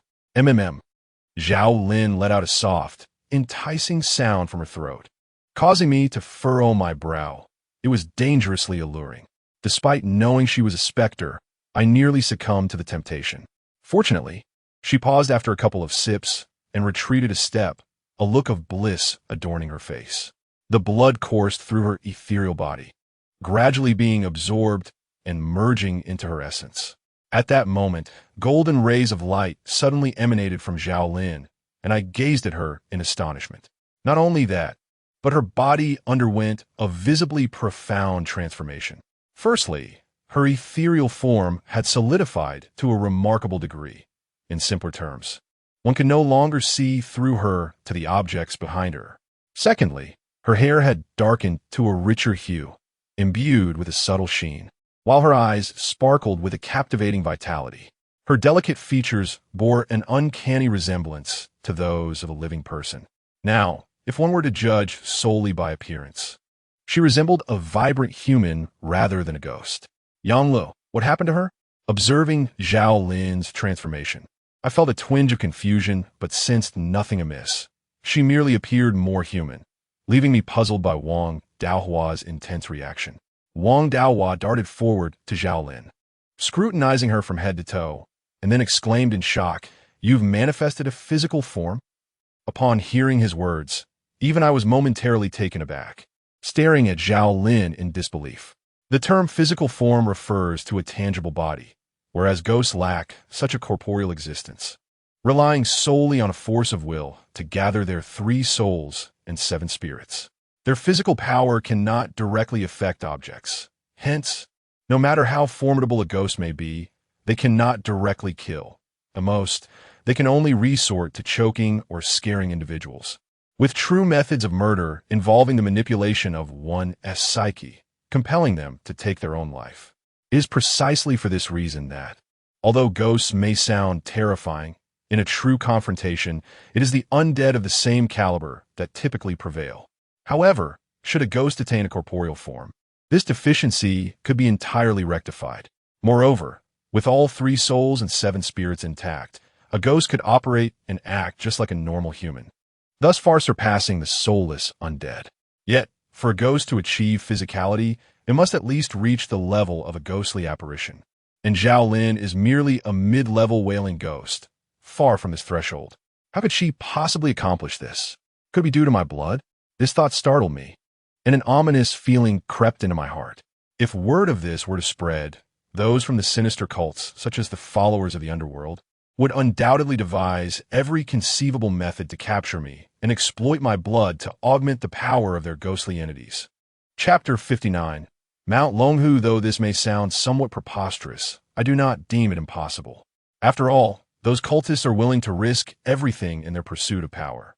First, there was the one who nurtured blood corpses, followed by the grotesque old man who orchestrated the 7 fiends' ghost prison formation. Were not both of their endeavors fraught with peril? Particularly the former, who was outright decimated by an evolved zombie-esque strike to the head. A sense of unease washed over me, my face taut and brows knitted in concern. Wang Daohua, however, remained oblivious to my change in demeanor. He fixated intently on Zhao Lin, who, despite not yet having transformed into a ghostly demon, emanated an undeniable aura of danger. "What are you staring at? Keep that up, and I'll have your eyes gouged out," Zhao Lin remarked, slightly perturbed by his unwavering gaze. Wang Daohua cast her a lingering glance before cautiously pulling me aside. He then whispered, "Hey, what did you just give her to eat?" Taken aback by his inquiry, I quickly regained my composure and silently exhaled in relief. It appeared he had not noticed my earlier act of feeding her blood. "I have no idea why she is like this," I replied, shaking my head, although I had little faith that Wang Daohua would cause any trouble. It was prudent that as few people as possible were aware of the matter. How peculiar. She is clearly a lamenting spirit, and of a low level at that. How could she possibly manifest into a corporeal form? Wang Daohua murmured, furrowing his brow in contemplation. I feared he would delve deeper into this topic, so I remarked, "Why concern yourself so much? Isn't it a good thing? After all, she is one of us, and her presence will certainly bolster our combat strength in the evening." Although Wang Dao and Wan Yin found it rather peculiar, they nodded in agreement. I was right. After all, Zhao Lin was our teammate, and her power could only serve to enhance our capabilities. Wang Dao chose not to linger on the matter any longer, stating he needed to prepare and hoped to fortuitously procure a couple of blue talismans, as the one he had last night was his final one. As I watched him retreat into the inner room, I turned my gaze towards Zhao Lin. She now appeared as a living person, her energy contained, devoid of any spectral aura. Noticing my scrutiny, Zhao Lin fixated on me in silence. After a moment of mutual gaze, I cleared my throat awkwardly and strode towards the door, gesturing for her to follow. "What are you doing?" Zhao Lin questioned, trailing behind with a hint of confusion. I hesitated for a fleeting moment before speaking. "I must caution you about something. My blood can enhance your abilities, but you absolutely must not disclose this information." I thought it was something serious. Zhao Lin shot me a skeptical glance. "Do you think I am that unreliable?" "I'm merely reminding you." I chuckled nervously. "Oomph. That depends on my mood. If you're willing to periodically share your blood with me, then I might consider it," Zhao Lin teased, tilting her head with a playful smirk. I exclaimed in frustration, "Hey, are you extorting me? Don't forget that I was the one who saved you." Zhao Lin, elegantly brushing her hair, fixed her gaze upon me and smiled. "So what? Do you believe I won't consume you?" I muttered about her ingratitude, paused, and then inquired, "Do you truly need my blood?" Zhao Lin nodded eagerly, her eyes ablaze with fervor. "Indeed, I feel that if I were to absorb a bit more, I would ascend once again." Her words brought me a surge of joy. The stronger Zhao Lin became, the more fortified my own foundation would be. I could hardly resist the temptation to offer my blood for her to absorb, but after a moment's hesitation, I resolved to wait until after tonight. I would find a secluded spot then, for the prospect of being discovered now would pose considerable trouble. Gazing at the haughty yet exquisite features of this girl, my heart fluttered unexpectedly. I sensed an indescribable bond tightening between Zhao Lin and me, a feeling akin to symbiosis. At 3 o'clock in the afternoon, I was practicing the palm symbol at the temple. This technique, when unleashed, possessed nearly half the power of an explosive talisman, with the advantage of requiring no tools for execution. I invited Zhao Lin to practice with me, knowing that the strikes would cause her no pain. Yet, this haughty girl seemed determined to tease me, inadvertently striking me each time, leaving me in pain and wanting to curse. With her newfound corporeal form, her blows felt as real as those from a living being. Smack! I aimed at Zhao Lin and sent forth a gleaming palm talisman towards her. With a swift flourish of her sleeve, the white light I had painstakingly conjured vanished in an instant. Undeterred, I focused my mind once more and crafted another rune, reciting the incantation as I directed it toward the haughty maiden. With a resounding clap, I had anticipated another miss, but to my astonishment, it struck her squarely, landing in a rather awkward position. "Hey, are you all right?" I exclaimed, startled, although I knew it would have no effect on her. A twinge of anxiety gripped me. After all, I had struck her posterior. Zhao Lin's face flushed, and she shot me a sidelong glance, her expression possessing a certain allure. She then composed herself and said sternly, "Stop fooling around. There are people outside." Huh? I paused, suddenly realizing, and hurried to the entrance of the temple to peer onto the street. To my surprise, I beheld a group of approximately a dozen men clad in suits, their ages ranging from the elderly, perhaps in their 50s or 60s, to those who appeared to be my age. Yet, they shared a common trait. Each sported long hair, enveloped in a subtle aura. This aura, formless and colorless, represented an energy field commonly associated with practitioners of the mystical arts.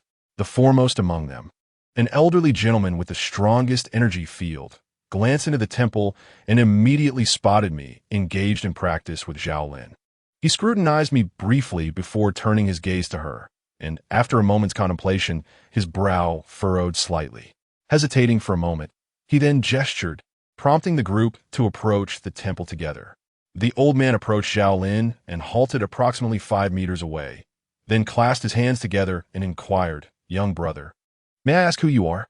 "I am a friend of Wang Daohua, and this is my companion," I promptly replied, gesturing toward Zhao Lin.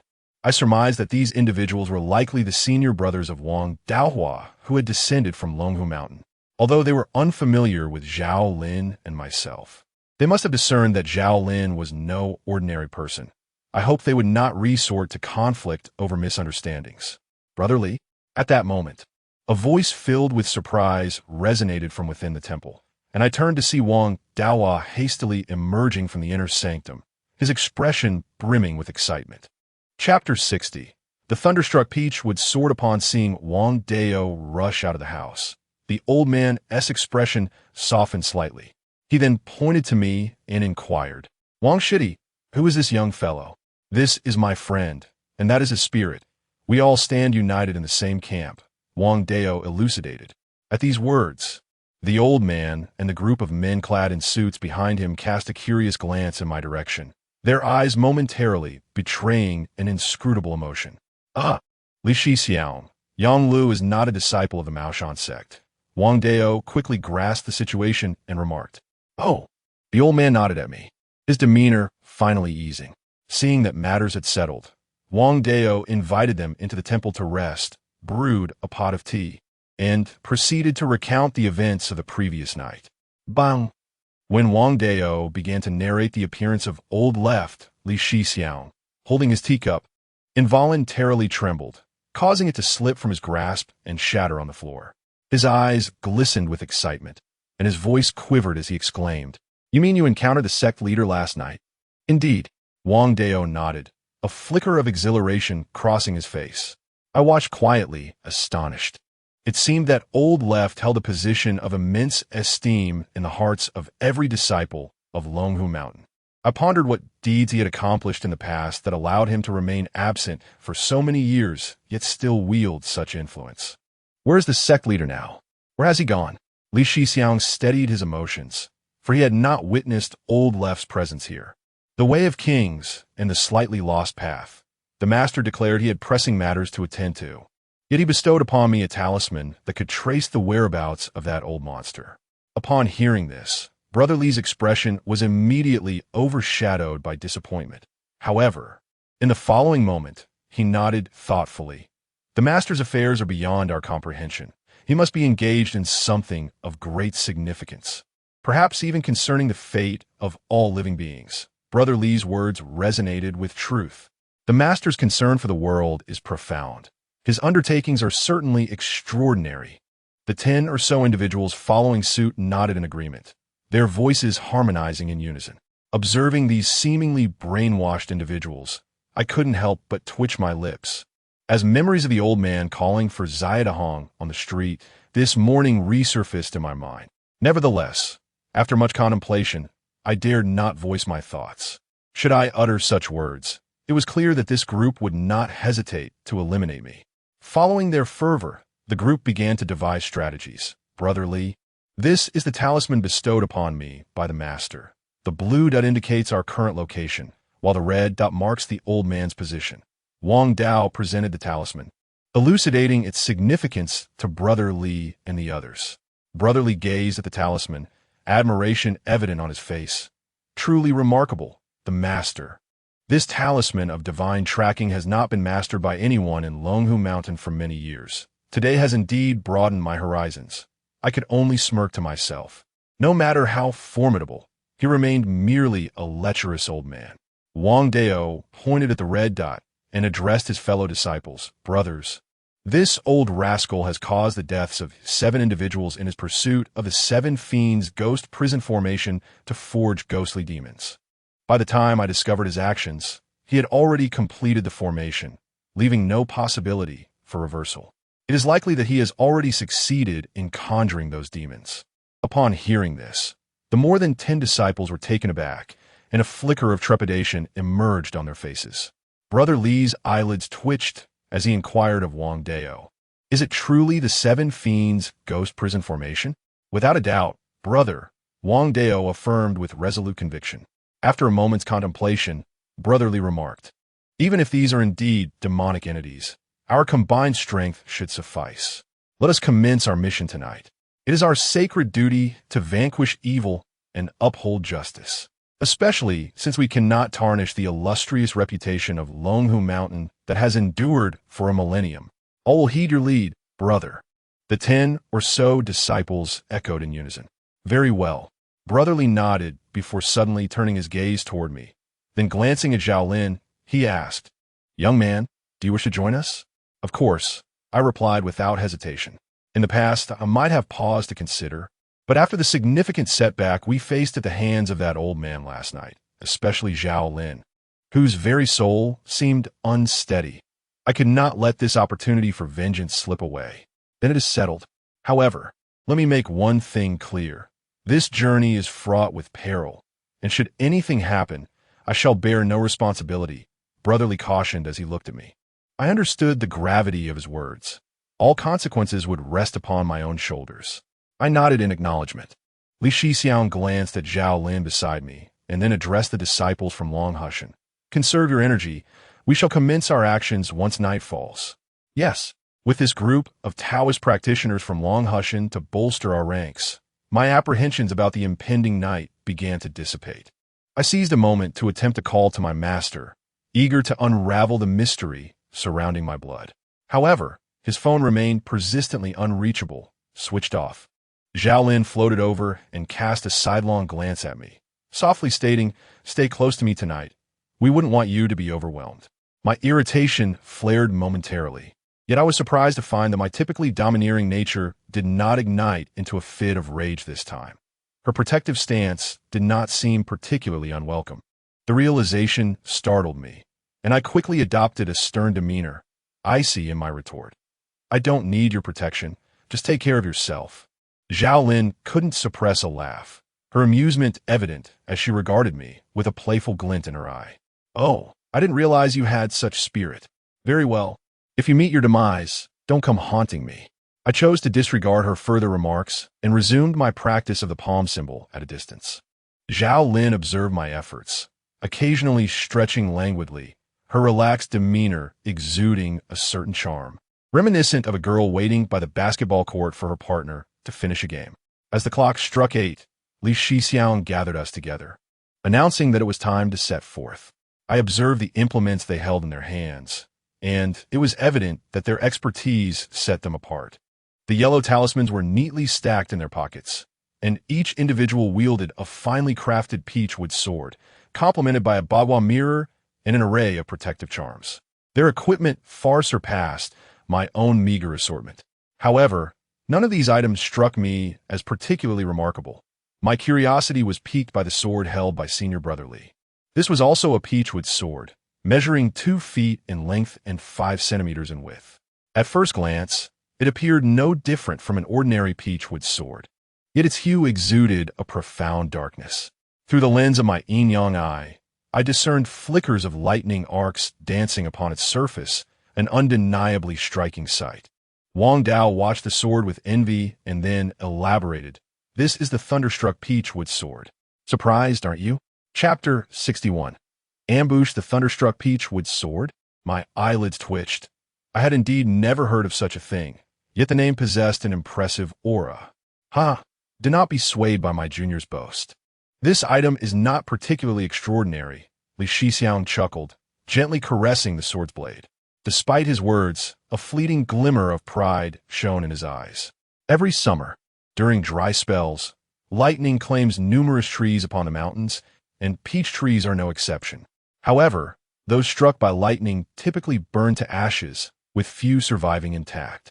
The thunderstruck peachwood sword is crafted from the heartwood of those rare trees that, though struck by lightning, did not completely incinerate. This item is quite rare. A fortunate acquisition from my past, Li Shixiang recounted, gazing at the dark, polished peachwood sword. What purpose does this item serve? I could not help but inquire, as it sounded rather formidable. The purpose, of course, is to vanquish demons and spirits. Peachwood is inherently a talisman against evil, and lightning is the nemesis of all malevolent entities. This thunderstruck peachwood sword, having been struck by lightning, harbors the formidable force of the storm, making it significantly more effective against apparitions than an ordinary peachwood sword, he explained. Oh, I regarded the sword with renewed admiration, nodding in realization. It truly was a treasure. Well then, having discussed this at length, it is time to depart. Junior, see if you can locate that old codger. Li Shixiong instructa Bangdawa. Understood. Wang Dawa nodded, examining the Wanli Shinxing tracking charm before finally gesturing towards the southwest. That old fellow is in that direction, approximately 50 miles away. Let's set forth. Brotherly nodded and walked towards the temple's exit, followed closely by the disciples of Longhu Mountain. 50 miles southwest. I found myself momentarily taken aback. Oh, little brother, have you been there? Upon hearing my confusion, Brotherly turned to gaze at me. I pondered for a moment and couldn't help but chuckle. How long ago was that? Indeed, I have been there. It is a desolate graveyard, I replied, nodding. 50 miles southwest. I vividly recalled that it was there my master summoned Wang Yin for annihilation, and it was also there he discovered my ability to see spirits, insisting on taking me as his disciple. Desolate graveyard. Brotherly mused for a moment before nodding in acknowledgement. Typically, in such places replete with heavy yang energy, malevolent spirits possess greater strength than usual. However, given our numbers, we need not be overly concerned. Thus I took the lead, and a group of over 10 set off towards the desolate graveyard. The night had fully descended, and this area was largely deserted after dark. As we were engaged in serious business, even Wang Dao and his companion refrained from their usual antics. His fellow disciples were equally solemn, rendering the atmosphere quite oppressive. Fortunately, Zhao Lin accompanied me in conversation, alleviating the tedium. 50 miles is no small distance. After about an hour of walking, we gradually departed the urban sprawl and arrived at the outskirts. The outskirts were even more secluded. Amidst the darkened night, I beheld countless wispy objects dancing in the wind, resembling willow catkins. These were manifestations of resentment, which I had encountered previously in Anneltown. Such entities were present in all directions, yet they ultimately converged towards a singular destination, the forsaken burial ground. Quickly, everyone, it will be even more challenging to manage once midnight strikes. Brother Li, having discerned the anomalies, furrowed his brow at the group behind him. The others responded affirmatively, quickening their pace. Remarkably, the physical prowess of this group was extraordinary. Even the elderly, in their 50s or 60s, exhibited speed and endurance rivaling that of young men. Had it not been for my unwavering commitment to training, I might have hindered their progress. As we advanced at full speed, we gradually approached the peak where the burial ground lay. Approximately 2 hours later, we arrived at the foot of the mountain. The aura of resentment here was significantly more potent than before. The sky was filled with those Kakin-like entities, surging towards the mountainside like a relentless tide. Everyone, ascend quietly. It is best not to alert them, Brotherly whispered urgently. Understood, the group replied in hushed tones, drawing their peachwood swords as they stealthily navigated the narrow path. As practitioners of the Tao, their vision surpassed that of ordinary individuals, allowing them to see the path clearly in the darkness. I, on the other hand, relied on the faint blue glow emanating from Zhao Lin to avoid stumbling. As we ascended to the midpoint of the mountain, Just a little further ahead lay the chaotic graveyard. We concealed ourselves behind a grand tree, observing the peculiar scene before us.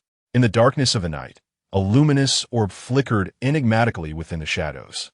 This orb radiated 7 colors, with certain hues appearing more than once, the most prominent being a striking red, exuding a vibrant brilliance. However, upon witnessing this orb, a sense of familiarity washed over me, prompting a moment of contemplation that sent a shiver down my spine. This was indeed the amalgamation of the 7 spirits from yesterday. Senior brother, that orb is the very essence of the 7 spirits from yesterday, Wang Daohua exclaimed, equally startled by its presence. Senior brother Li's expression turned grave as he gripped his thunderstruck peachwood sword, his gaze sharp as that of a hawk. Fixated upon the orb for a moment before he murmured, "The 7 fiendish ghost prison formation has been established. It is already transformed into a ghostly entity. Yet, it appears not fully formed. It seems that it intends to absorb the myriad grievances from all directions at the stroke of midnight to complete its final metamorphosis. What shall we do then?" Wang Daohua inquired, clearly deferring to senior brother Li. "What time is it now?" He pondered aloud. I retrieved my phone. It is 23:08, leaving us with 52 minutes until midnight. After a brief moment of contemplation, senior brother Li gestured for everyone to take cover behind a nearby large boulder. If we recklessly charge forward now, the malevolent spirit is bound to go on a rampage, and we cannot ascertain whether that old fellow lurking in the shadows possesses other means. Even if we emerge victorious, it may come at a significant cost. After all, it has been many years since we encountered such a malevolent entity. I recall the last time a spirit appeared. We suffered considerable losses among our brothers at Longhu Mountain before we managed to vanquish it. We must not underestimate our opponent, Li Shixiang said slowly. The group paused, and he continued. Given the current circumstances, it would be prudent to wait until midnight when that old fellow casts his spell. At that moment, we should all swarm him and capture him to ensure our success. Although this approach may lack honor, there is no need to uphold any moral principles when dealing with such nefarious cultists. Everyone nodded in agreement, fully focused and poised to act as soon as the hour struck. I must admit, I feel a tinge of sadness. Allow me to explain. As you all know, I have been striving diligently these past few days. This is not an issue, as it takes only a fleeting moment for readers to lend their support by clicking for a free reward, which would affirm my efforts in writing. However, I have come to realize my mistake. The author's backend offers comprehensive data, revealing that while 1,500 individuals peruse my work daily, only half of those readers take the time to click for the free reward, leaving the other half unwilling to spare even a second. Each chapter is crafted with meticulous care, yet so many refuse to invest a mere moment to claim their free reward. To be candid, it is quite disheartening. The website currently allocates me 200 excavators. Assuming I produce 4 chapters a day, that equates to 800 excavators. Presently, there are over 1,500 readers engaging with my work daily. Is this truly unreasonable? Furthermore, using the UC browser allows one to claim 2 free excavators, which means a potential surplus of 2,200 excavators each day. Yet, have all of you assisted me in claiming these? Have you cast your votes? I understand that most of my readers are students, and I have never solicited rewards. I recognize that everyone faces challenges, but I genuinely fail to comprehend why even the free excavators are not extended to me. It takes me an entire day to write 4 chapters. Can you not spare a second to help me claim an excavator? Additionally, I have noticed several unfamiliar readers in the review section suggesting the cancellation of my book tracking to prevent an increase in excavators. In reality, the number of excavators is not related to tracking, but rather to the number of readers. Some mention those with tens of thousands of followers having over 1,000 excavators. Yet they also have 7,000 to 8,000 readers daily. The allocation is determined by readership, and the website ensures that no one is unable to mine excavators. I do not insist that everyone spend money on purchasing excavators for me. For those who enjoy reading my work for free, merely supporting me by claiming free excavators, clicking to engage, and checking in daily would suffice. If even this minimal effort cannot be managed, then how can one still discuss excavators? Of course, for those who find value in my writing and have a bit of financial freedom, I would appreciate the purchase of additional excavators or rewards. After all, I am akin to a storyteller. The sound of coins and appreciation is melodious, affirming my abilities.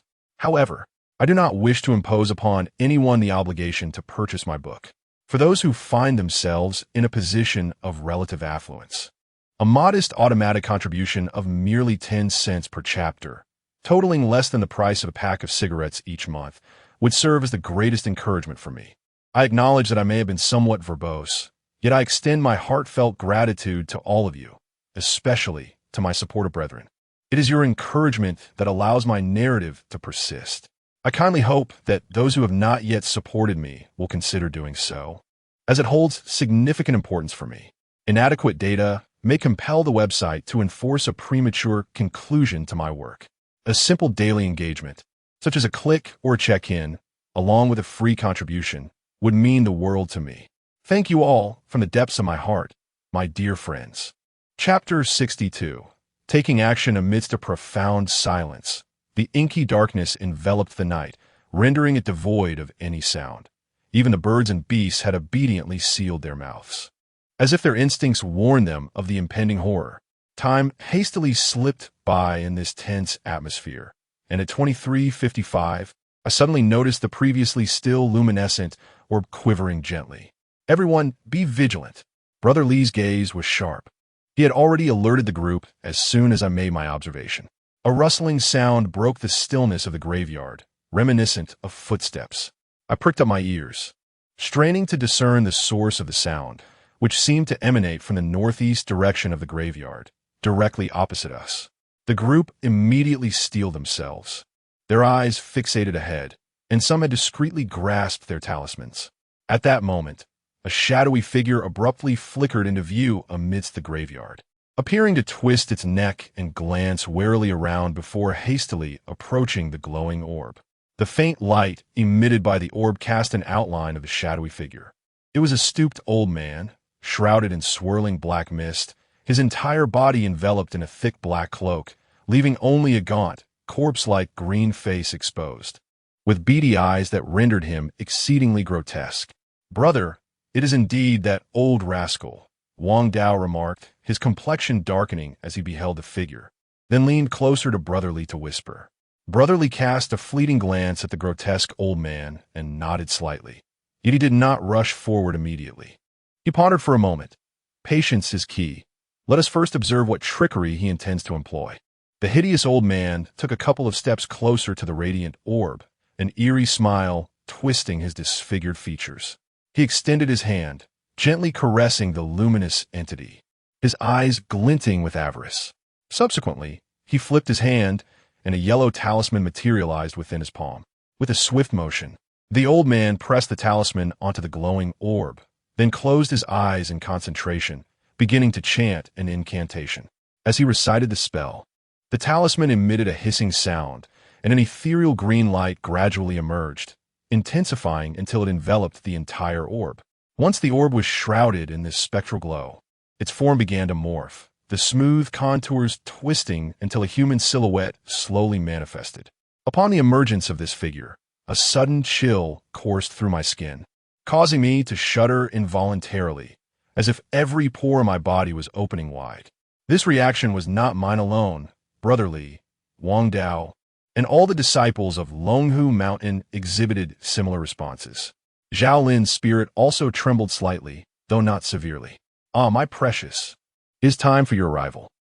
The old man chuckled ominously, then swiftly peeled away the talisman.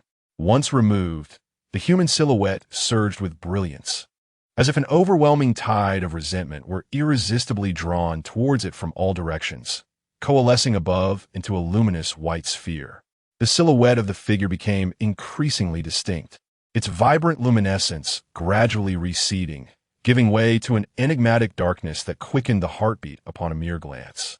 Within mere moments, the radiant entity transformed into a pitch-black female specter. This apparition diverged significantly from the typical ghostly visage, in addition to her corporeal form beginning to solidify.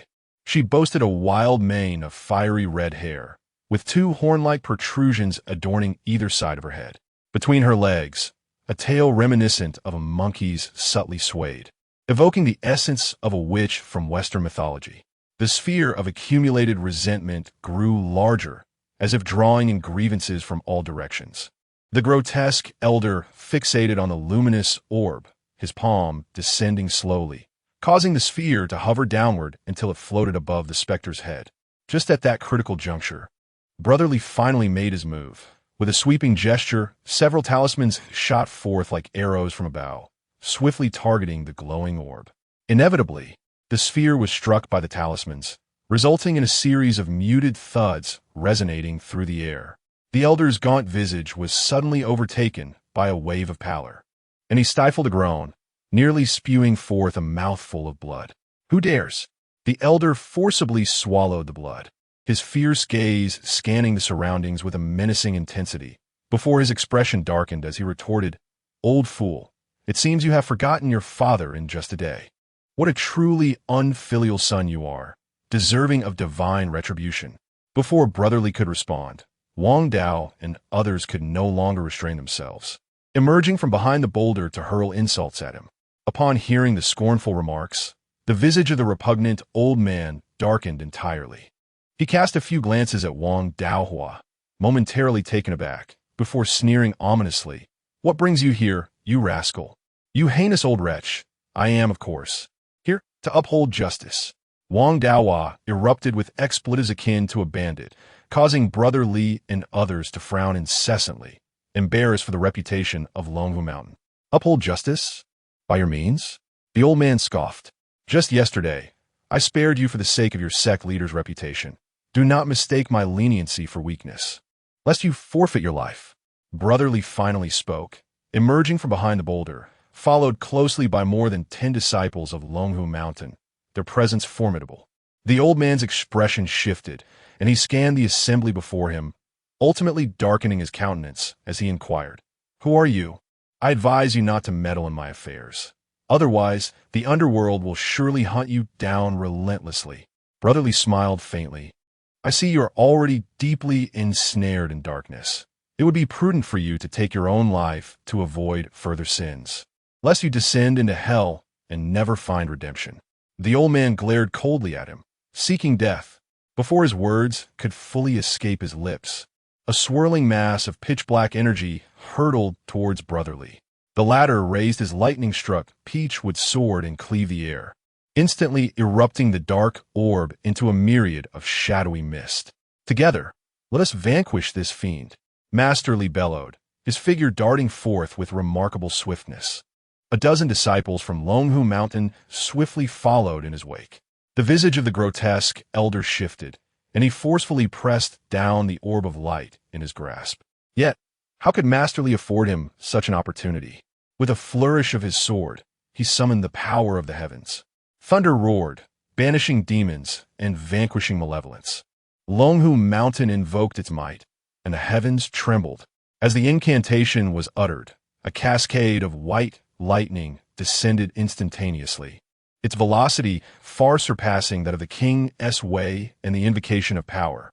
Chapter 63.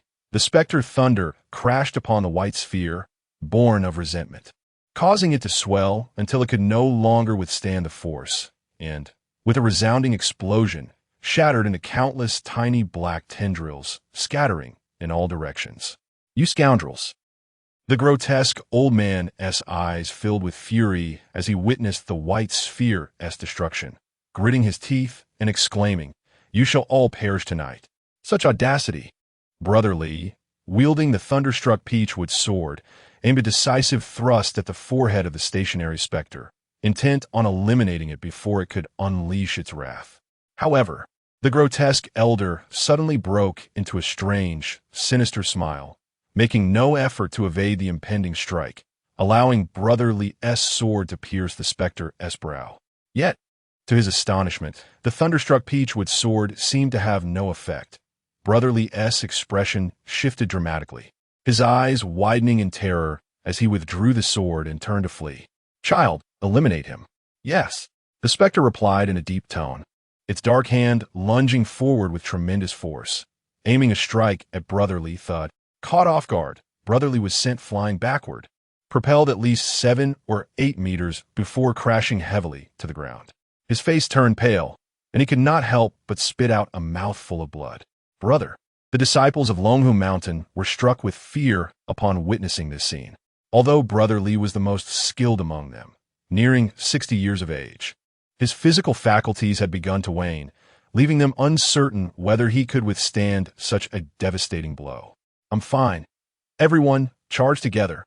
Brotherly managed to catch his breath and forced himself to stand, shouting resolutely, though his fellow disciples were concerned about his injuries. It was evident that they had little energy to spare for such matters. Upon hearing the shouts, they assumed he was unharmed and valiantly charged toward the demon and the grotesque old man. Ahem, noticing their engagement, Senior Brother Lee lowered his voice and coughed twice, then opened his mouth to expel another mouthful of dark red congealed blood. He glanced down his chest, where a dark red palm print had formed, surrounded by a swirling black mist that was rapidly expanding. Poison from a demon. His complexion shifted dramatically as he hastily retrieved a talisman, reciting an incantation before swallowing it whole, which temporarily stifled the encroaching blackness. The others were too engrossed in battle to notice this incident, but it certainly did not escape my attention. I rushed over to support him, observing the ominous wound on his chest, and could not help but furrow my brow. Taoist, are you all right? Although today marked our first encounter with this elderly man, our fates were now intertwined, especially since he had rendered me a significant favor. How could I remain indifferent to his plight? Cough, I'm fine, he shook his head, glancing at the unfolding situation. The demon had regained its strength and was wreaking havoc, with 1 or 2 disciples from Longhu Mountain already injured. I must assist, he uttered, clutching his chest, using his peachwood sword to prop himself up. Ahem, however, as soon as he made the slightest movement, he was seized by a violent fit of coughing. His face paling once more as blood surged to his throat. Taoist, do not move. Allow me to give a try, I proposed after a moment of contemplation. You? He appeared taken aback, then cast a glance at Zhao Lin beside him and nodded slightly. Be careful then. Take this. As he spoke, he handed me the thunderstruck peachwood sword. I did not hesitate to accept it, and the instant it touched my palm, a faint stinging sensation coursed through me, akin to a mild electric shock. Let us proceed, I instructed Zhao Lin. Although I possessed the precious thunderstruck peachwood sword, my own abilities were lacking. I needed to exercise utmost caution. The battle raged fiercely ahead. The demon-like specter was as impervious as iron, the sword merely producing metallic clangs upon striking her. Whenever she launched an attack, anguished screams would echo through the air, yet fortunately, none fell victim to the demon's poison as Brotherly had. In addition to that malevolent spirit, the hideous old man had unleashed several red-clad, vengeful spirits, each far from ordinary, each one significantly more formidable than Wang Yan. While they could not contend with the multitude of Taoists, they nonetheless posed considerable trouble for Wang Dao and his companions. I charged forward, raising the sword to strike one of the vengeful spirits. I dared not stab the demon, sensing something amiss. The thunderstruck peachwood sword seemed ineffectual against it. As my blade struck the vengeful spirit, it emitted a piercing wail, a deep black mark appearing on its ethereal form, faint arcs of lightning dancing around the wound, causing its spirit to tremble violently. Remarkable. The power is quite impressive.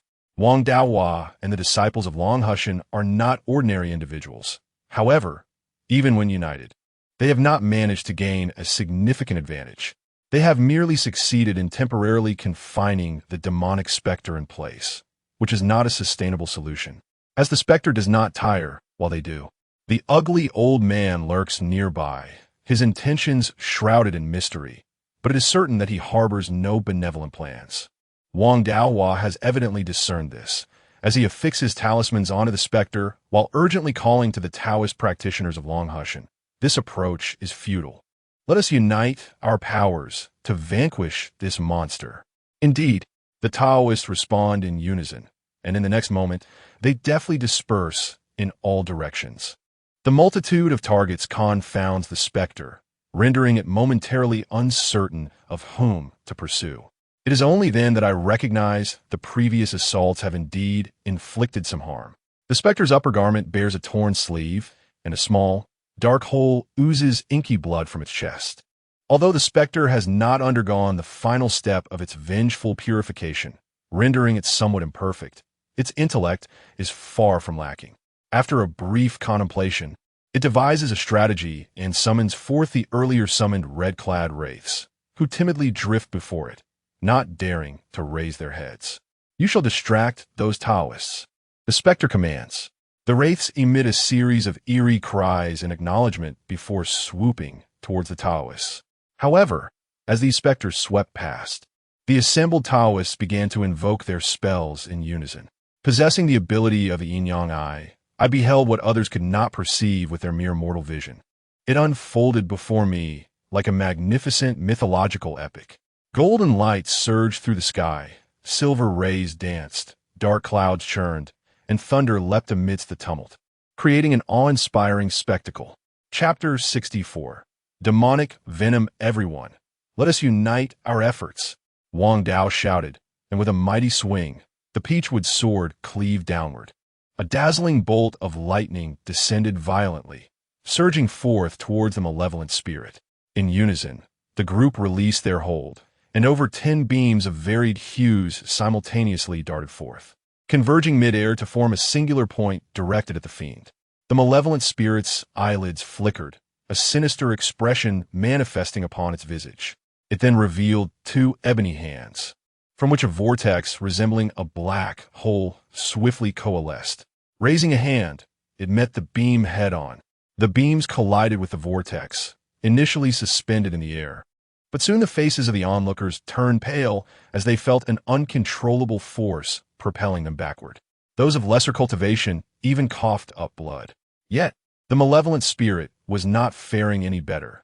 It gritted its teeth, struggling fiercely, but ultimately, the black vortex could not withstand the beams. Suddenly it was pierced through, and the remaining force struck the spirit with full intensity. A resounding boom reverberated through the night sky as the spirit staggered. Its body propelled backward until it crashed violently into a mound of earth, dislodging a coffin buried within. The ugly old man, witnessing this scene, could not help but change countenance. His movements froze as he clutched several yellow talismans, seemingly intended to summon resentful spirits to aid the malevolent entity in its final transformation. Little did he anticipate that it would be resolved so swiftly. The crowd gazed at the temporarily motionless specter, collectively exhaling a sigh of relief, while simultaneously harboring an underlying trepidation. The ghostly apparition had displayed such formidable power, even in its incomplete form. It was only through their combined efforts that they had narrowly emerged victorious. If it were to attain its final stage, the outcome of the night, despite the overwhelming numbers, will be uncertain. Old fool, what do you have to say now? Wang Dao and Li immediately assumed an air of arrogance, fixating their gaze on the grotesque elder. Speaking with haughty disdain, the elder's expression oscillated between dark and light. He cast a glance at the specter, now collapsed in the mass grave. He could sense that the entity was not dead, merely incapacitated. After all, the ghostly creature was no ordinary spirit. It had transcended into the realm of monstrosity and would not perish easily. However, at this juncture, the elder's solitary power could no longer contend with our united front, and he would certainly refrain from engaging us directly. Thus, upon observing the flicker of uncertainty in his eyes, I felt an ominous premonition and shouted, "Everyone, seize him. This old rascal intends to flee. You brat." The elder shot me a vicious glare, his eyes sharp enough to seem as if they could slay me. With the force of thunder, I invoked the 5 elements and the arcane arts of the underworld, activating the divine movement.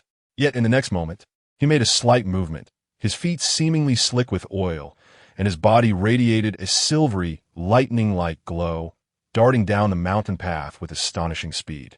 Such swiftness was unparalleled. Even the dozen or so Taoist priests from Longwu Mountain failed to react before the elder had already reached the foot of the mountain. Wang Dao was the first to react, cursing vehemently. This old man was indeed cunning, having quietly prepared his escape while exchanging glances with us just moments ago. Now, with feet like the wind and lightning. Who could possibly catch him? However, this technique of swift movement had a significant drawback. It consumed an enormous amount of vital energy, leading to inevitable exhaustion.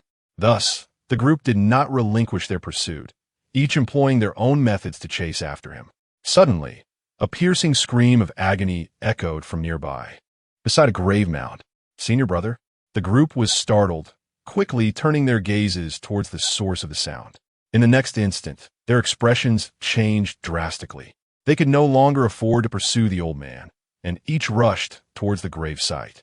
At that moment, Senior Brother Lee's complexion was ashen, his lips tinged with purple, and a thick black aura swirled around his brow, resembling someone who had been poisoned profoundly.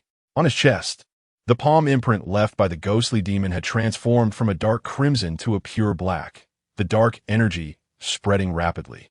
Just a little further to the left, and it would reach his heart. He began to roll his eyes, his body trembling uncontrollably, limbs convulsing, as if he had reached the brink of death. Senior Brother Wang Dao and the other disciples of Longhu Mountain were equally distressed, with two young disciples even breaking into tears. They were orphans, taken to Longhu Mountain at a tender age, where they were nurtured and taught the ways of Taoism. Without this refuge, they would have likely perished on the streets. Their bond with their mentor was akin to that of a father. "That old scoundrel! I shall flay him alive!" One disciple roared, his face twisted in rage. "I will slay that wretched creature!" Another disciple declared, fixated on the demon that had collapsed into the coffin, brandishing his peachwood sword, ready to charge. "Enough!" Wang Dao thundered, his voice cutting through the air. "Killing is futile. First, we must retrieve Senior Brother Lee." The two disciples fell silent, their heads bowed in acquiescence. After quieting them, Wang Dao hoisted the barely conscious Senior Brother Lee onto his back and turned to me. "Yang Lu, the situation is dire. We must utilize the divine movement to return to the temple. You will follow at your own pace." I nodded, a sigh escaping my lips. I had not anticipated the potency of the so-called demon poison. It was astonishing how swiftly a healthy individual could descend into such a state. More than a dozen of them gathered in the clearing, invoking their powers simultaneously, and then, like the grotesque old man before, they surged into the distance. Once they vanished from sight, I took a moment to steady my emotions and said to Zhao Lin, "Let us depart as well." "Let us wait a moment," she replied. Zhao Lin shook her head and suddenly glanced towards the location of the unconscious ghost demon. After a moment's hesitation, she stepped forward. "Hey, what are you doing?" I was taken aback by her action. The ghost demon was merely temporarily incapacitated, but once it regained consciousness, it would be extraordinarily terrifying. Although Zhao Lin had undergone significant changes, she was still just a ghost, while the demon was a formidable creature, and there was scarcely any basis for comparison between the two. "Don't worry, it won't awaken anytime soon." Zhao Lin paused, turning back to reassure me. I observed that her words held truth. The demon was indeed still unconscious. After a brief moment of hesitation, I summoned my courage and followed her. I was uncertain of Zhao Lin's intentions, yet her eyes sparkled with fervor, indicating that something was undoubtedly captivating her attention. Chapter 65. The 5 Declines of Heaven and Man. She approached the ghostly creature, her physical form remaining still while her ethereal essence gently crouched down to explore its being. Suddenly, a gleam of joy illuminated her expression as her arm pierced through the creature's head, and with a subtle exertion, she extracted a sphere of obsidian light. This orb, roughly the size of a large glass marble, was enveloped in an inky darkness so profound that it starkly contrasted with the surrounding shadows, evoking an unsettling sensation as if one might be drawn into its depths with a mere glance. "What is this?" A wave of astonishment washed over me. This object was exceedingly peculiar. Just moments before, I had experienced a fleeting moment of disorientation. "This is a demon core," I recalled having heard an old woman mention when I had first transformed into a ghost. She had said that if we, as spirits, were to undergo significant transformation into ghostly entities, a demon core would coalesce within us.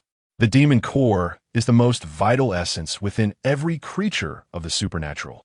Without it, one would swiftly perish. Zhao Lin's gaze flickered with intensity as she fixated on the black orb, slowly articulating her thoughts. Observing her fervent demeanor, I felt a slight twitch at the corner of my mouth. So what? Do you intend to consume this? Zhao Lin shot me a glare. Are you not going to intervene? I shrugged nonchalantly. If she wished to take it, then let her. After all, it seemed unlikely that this object would yield any significant repercussions, and according to her, by removing the demon core, this ghostly entity would meet its demise, thus averting any future troubles. Having taken the demon core, it was nearly time to return. I couldn't help but wonder about senior brother Li, who had been afflicted by demon poison. I had no idea how he was faring. After all, we had fought side by side, and it was only right to check on him. As I prepared to descend the mountain on foot, Zhao Lin suddenly seized my arm. I turned to her, perplexed. What is the matter? Are you foolish? Don't you know how to borrow the divine technique of flight, like them? At this pace, you'll take an eternity, she remarked, regarding me with an expression of disbelief.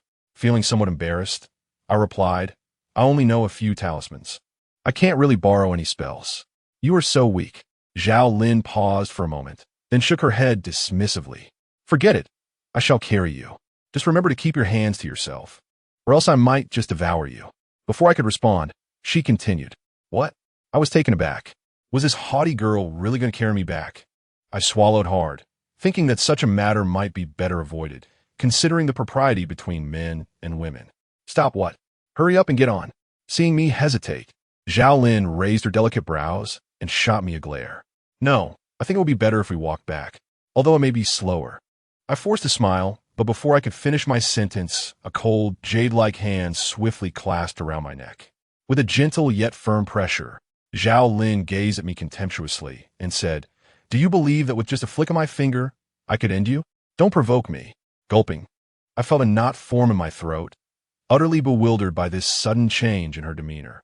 Without waiting for my preparation, she abruptly seized me and whisked me away like a gust of wind. In mere moments, we reached the foot of the mountain, her speed surpassing even that of the legendary Shunhung method. Terrified, I cried out, but Zhao Lin paid no heed and quickened her pace instead. At such velocity, we soon found ourselves in the city, where the hour was still early morning and the streets were utterly deserted. Zhao Lin showed no intention of releasing me. She carried me directly back to the entrance of the Taoist temple. As she set me down, my legs felt weak, and I nearly collapsed onto the ground. I shot her a fierce glare, ready to voice my grievances, when suddenly a chorus of wailing emanated from within the temple. Startled, I hurried inside. Could the demon poison truly be this potent? Was it possible that Senior Brotherly had already succumbed? With a heart full of trepidation, I entered the temple and was immediately met with a faint, unpleasant odor in the air, a scent I had never encountered before, yet my instincts warned me that it boded ill. Senior Brother. In the inner chamber of the temple, Wang Dao and over a dozen disciples from Longhu Mountain knelt by the bedside, their eyes bloodshot as they called out. There, lying on the bed, was Senior Brother Li, afflicted by the demon poison. After a brief moment, I noticed his complexion had darkened considerably, resembling that of charred coal. However, the dark aura around his chest had remained confined to the vicinity of his heart, indicating that Wang Dao and the others had likely employed some method to temporarily suppress the demon poison. Nonetheless, his condition remained far from optimistic. Although the dark essence had ceased its encroachment upon his heart, it was gradually creeping towards his head, having already extended to his neck. Should it ascend further, it would likely render him irretrievable. His garments were thickly coated in dust, which bore no resemblance to soil, rather akin to the grimy residue accumulated from several days without bathing. The foul odor emanated from this very source. Master Li was curled upon his bed, his eyes tightly shut, his limbs twitching slightly as he tossed and turned. The vital energy that once enveloped him had vanished, replaced by a pallor reminiscent of death itself. His brow was deeply shadowed, and remarkably, he had lost a significant portion of his hair, teetering on the brink of baldness. These myriad anomalies heralded a dire prognosis. His time was all but short. The rise of heresy, the decline of celestial beings. I pondered for a moment before inquiring, Is there any means to save Master Li? I urged them to contemplate, for perhaps a solution might emerge. Wang Dao cast a bloodshot glance at me, remaining silent. From his expression, I discerned the answer. With a sigh, I accepted the grim reality. Standing at the threshold, I fixated on the dark handprint upon Master Li's chest, and an idea sparked within me. Turning to Zhao Lin, I urged, quickly, try using that demon core. It may hold the key to his salvation. Zhao Lin paused, then nodded, flipping her palm to reveal the demon core, deep and enigmatic as a black hole, materializing within her grasp. As soon as the demon core was extracted, the surrounding air seemed to diminish significantly. Although Wang Daohua was enveloped in sorrow, his perceptive faculties remained intact, and he sensed the aura of the demon core. He turned to me and said, "This is the demon core taken from that ghostly creature. I wonder if it will be of any use." Upon hearing this, Wang Daohua was momentarily taken aback, and then a glimmer of hope surged in his previously vacant gaze, rendering him nearly speechless. "Quick, please, try it." Observing his urgency, I silently reflected on the profound bond this group from Long Hushan had with Brother Li. Without further hesitation, I urged Zhao Lin to give it a try.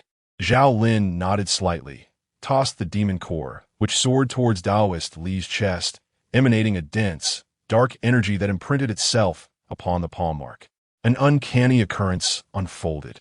As the dark energy touched the chest of the latter, rather than displaying any signs of suppression, it instead indicated a resurgence of the dark energy that had been obstructed in the throat.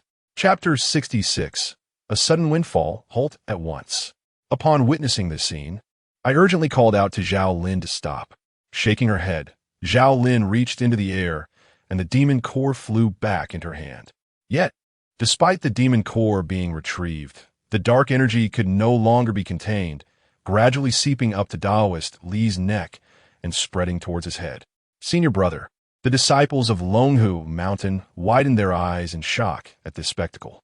Subsequently, one disciple, brimming with resentment, turned his head away and shot a cold glare at Zhao Lin and me. Suddenly, he produced a talisman from his robe, recited an incantation, and hurled it in our direction. Absurd. At this critical moment, Wang Daohua seized the flying talisman, tearing it to shreds with a swift motion, and began scolding the disciple. The disciple, filled with rage, glared at Zhao Lin and retorted to Wang Daohua, "Senior brother Wang, it was that cursed orb that harmed senior brother Li. This female ghost is certainly no good. It would be better to eliminate them and avenge senior brother Li." Slap! An unprecedented fury erupted on Wang Daohua's face as he swiftly retaliated with a resounding slap that struck the disciple, causing him to see stars and become disoriented. "Senior brother Wang, why did you strike me?" The disciple was taken aback and then exclaimed in anger, "Is this truly the time for such discussions? If we continue to delay, senior brother Li will be beyond saving." Wang Daohua retorted vehemently. Upon hearing this, the disciple immediately lowered his head. Zhao Lin fixed her gaze upon him, letting out a displeased hum. In her view, this individual had entirely misconstrued her goodwill as something insincere. Yet, she was aware that her previous actions had indeed caused more harm than help. Thus she refrained from expressing her anger. Wang Daohua, having risen from the ground, approached the wardrobe, crouching down to extract a small leather suitcase from the depths. He opened the suitcase and rummaged through it, pulling out stack after stack of talismans, casting them aside. As the number of talismans he discarded increased, his complexion grew increasingly pale. Suddenly, from an unknown location outside the temple, a prolonged and unnaturally deep dog bark echoed, resonating eerily as if it originated from the depths of hell.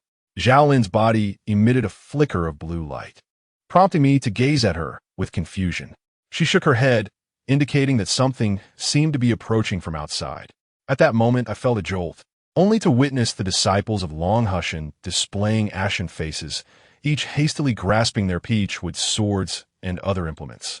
Their expressions taut as they stared intently at the entrance of the temple. What has befallen them? As I pondered this, a sudden gust of wind swept through the street outside, carrying with it a flurry of dried leaves that surged relentlessly towards the temple. The disciples of Long Hushan stood up in unison, including Wang Daohua, who immediately ceased his search, grabbed a talisman from nearby, hesitated for a fleeting moment, and then slowly made his way to the door. On the street outside, there was nothing of note. However, as I vigilantly scanned my surroundings for any anomalies, a figure exceeding 2 meters in height, no, it must be a specter, suddenly appeared within the temple. This ghost possessed an exaggerated appearance, towering high, clad in an ancient white robe with sleeves that trailed excessively.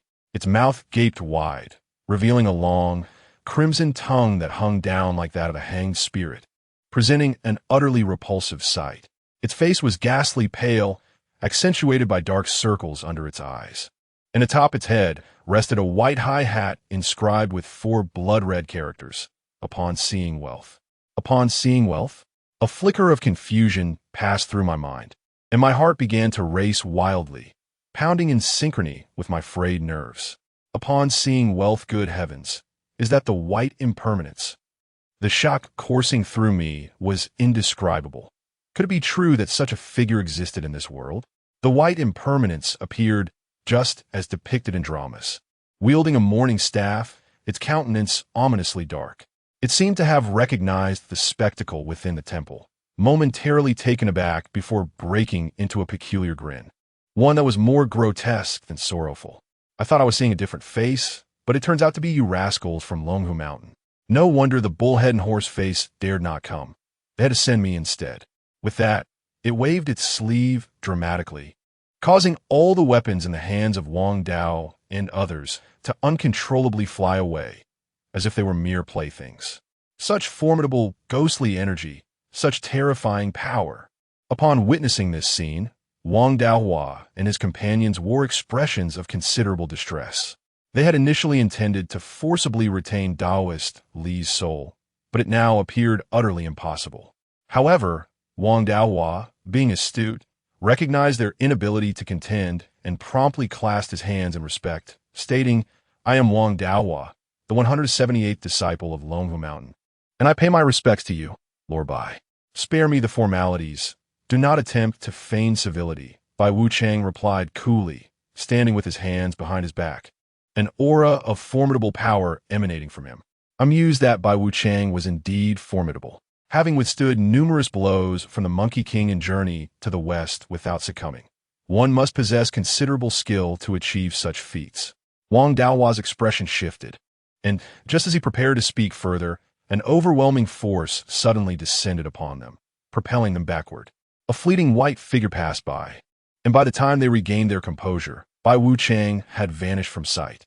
"Quick, enter," Wang Daohua commanded, hastily rushing into the room, followed closely by over 10 individuals, their faces etched with solemnity, for they were about to confront Bai Wuchang. Bai Wuchang stood at the bedside, not rushing to claim the soul. He scrutinized Taoist Li's chest for a moment, then furrowed his brow and inquired, "How was he injured?" Wang Daohua hesitated briefly before recounting the previous events. Upon hearing his account, Bai Wuchang nodded slightly, a flicker of approval crossing his pale face. Acting on behalf of heaven and righteousness is commendable. At these words, the group felt a surge of hope, and Wang Daohua exclaimed with excitement then, "Lord Bai, does that mean my senior brother will not have to perish? Is there no need to die?" The white impermanence glanced at him, seemingly offering a disdainful smile. "I merely offered a compliment. Death is still inevitable." The flicker of hope that had just ignited in the hearts of the crowd was immediately extinguished by his words. Wang Dao, with a sullen expression, fixed his gaze upon white impermanence and remarked, "Sir Bai, your actions are rather lacking in compassion, are they not? You are correct, regardless of who it may be. Once deceased, I must escort their soul to the underworld. There are no exceptions." As he spoke, his tone remained indifferent, yet he suddenly cast a glance at Zhao Lin beside me, a slight smile gracing his lips. "As for those who ought to depart but cling foolishly to the mortal realm, should I encounter them, they will inevitably be bound to the tortures of the underworld." A tremor coursed through me, and my complexion shifted to one of distress. Could it be that he would not spare Zhao Lin either? Chapter 67. Dialogue with the White Impermanence. Upon finishing his words, the White Impermanence cast a calm gaze around the room, his expression indifferent. Life, aging, illness, and death are the immutable laws governing the proliferation of all things in this world. You need not entertain futile resistance. Such attempts will only lead to your own demise." At his words, a profound silence enveloped the crowd. The white impermanence spoke with undeniable authority. If he intended to take someone away, there was no way for us to impede him. Even if all present were to unite their strength, they would surely fall short against him. He possessed the right to utter such declarations, being a being that had existed for millennia. I surmised that this white impermanence was undoubtedly more formidable than the zombies I encountered a few days prior, as well as the ghostly entities of the night. The atmosphere grew heavy with despair, and after a long pause, Wang Daohua finally spoke. He fixed his gaze on the white impermanence, hesitating for a moment before asking, "Is there truly no room for negotiation? Might you grant a few extra days?" The white impermanence slowly shook his head, his tone resolute. "No, his time on earth has come to an end. He must depart for the afterlife immediately, or he shall become a wandering soul. However, within the next 7 days, you may cast a spell to summon him for one final farewell." Upon hearing this, the expressions of the more than 10 disciples of Long Hushan darkened further. They were acutely aware that departing for the afterlife meant being registered in the realm of the dead. Once registered there, returning would be utterly impossible. Wang Daohua stared intently at the white impermanence, his demeanor gradually transforming into one of fierce determination. "My brother shares a bond with us akin to that of blood. I will not allow him to perish without a fight. Though I may be powerless, as a younger disciple, I shall make every effort to try." As his words fell, a dozen formidable auras simultaneously surged within a room.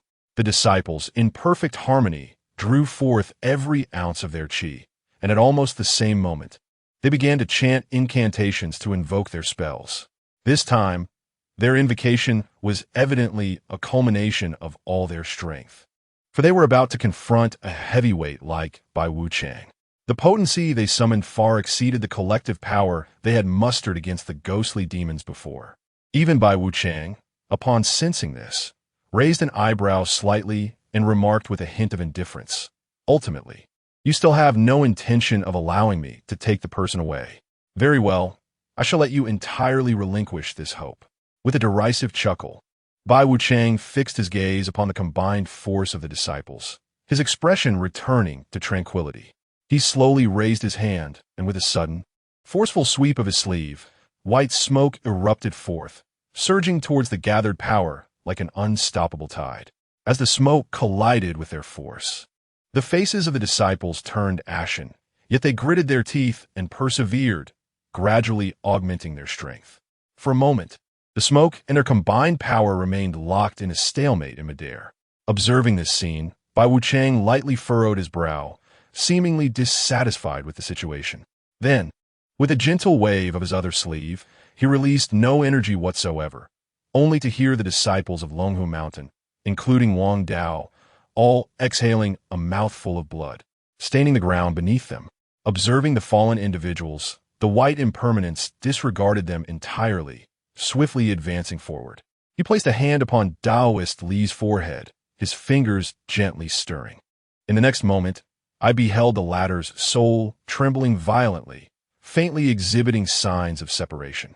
I hesitated momentarily, then resolutely bit my tongue, unleashing a droplet of blood that I directed towards him.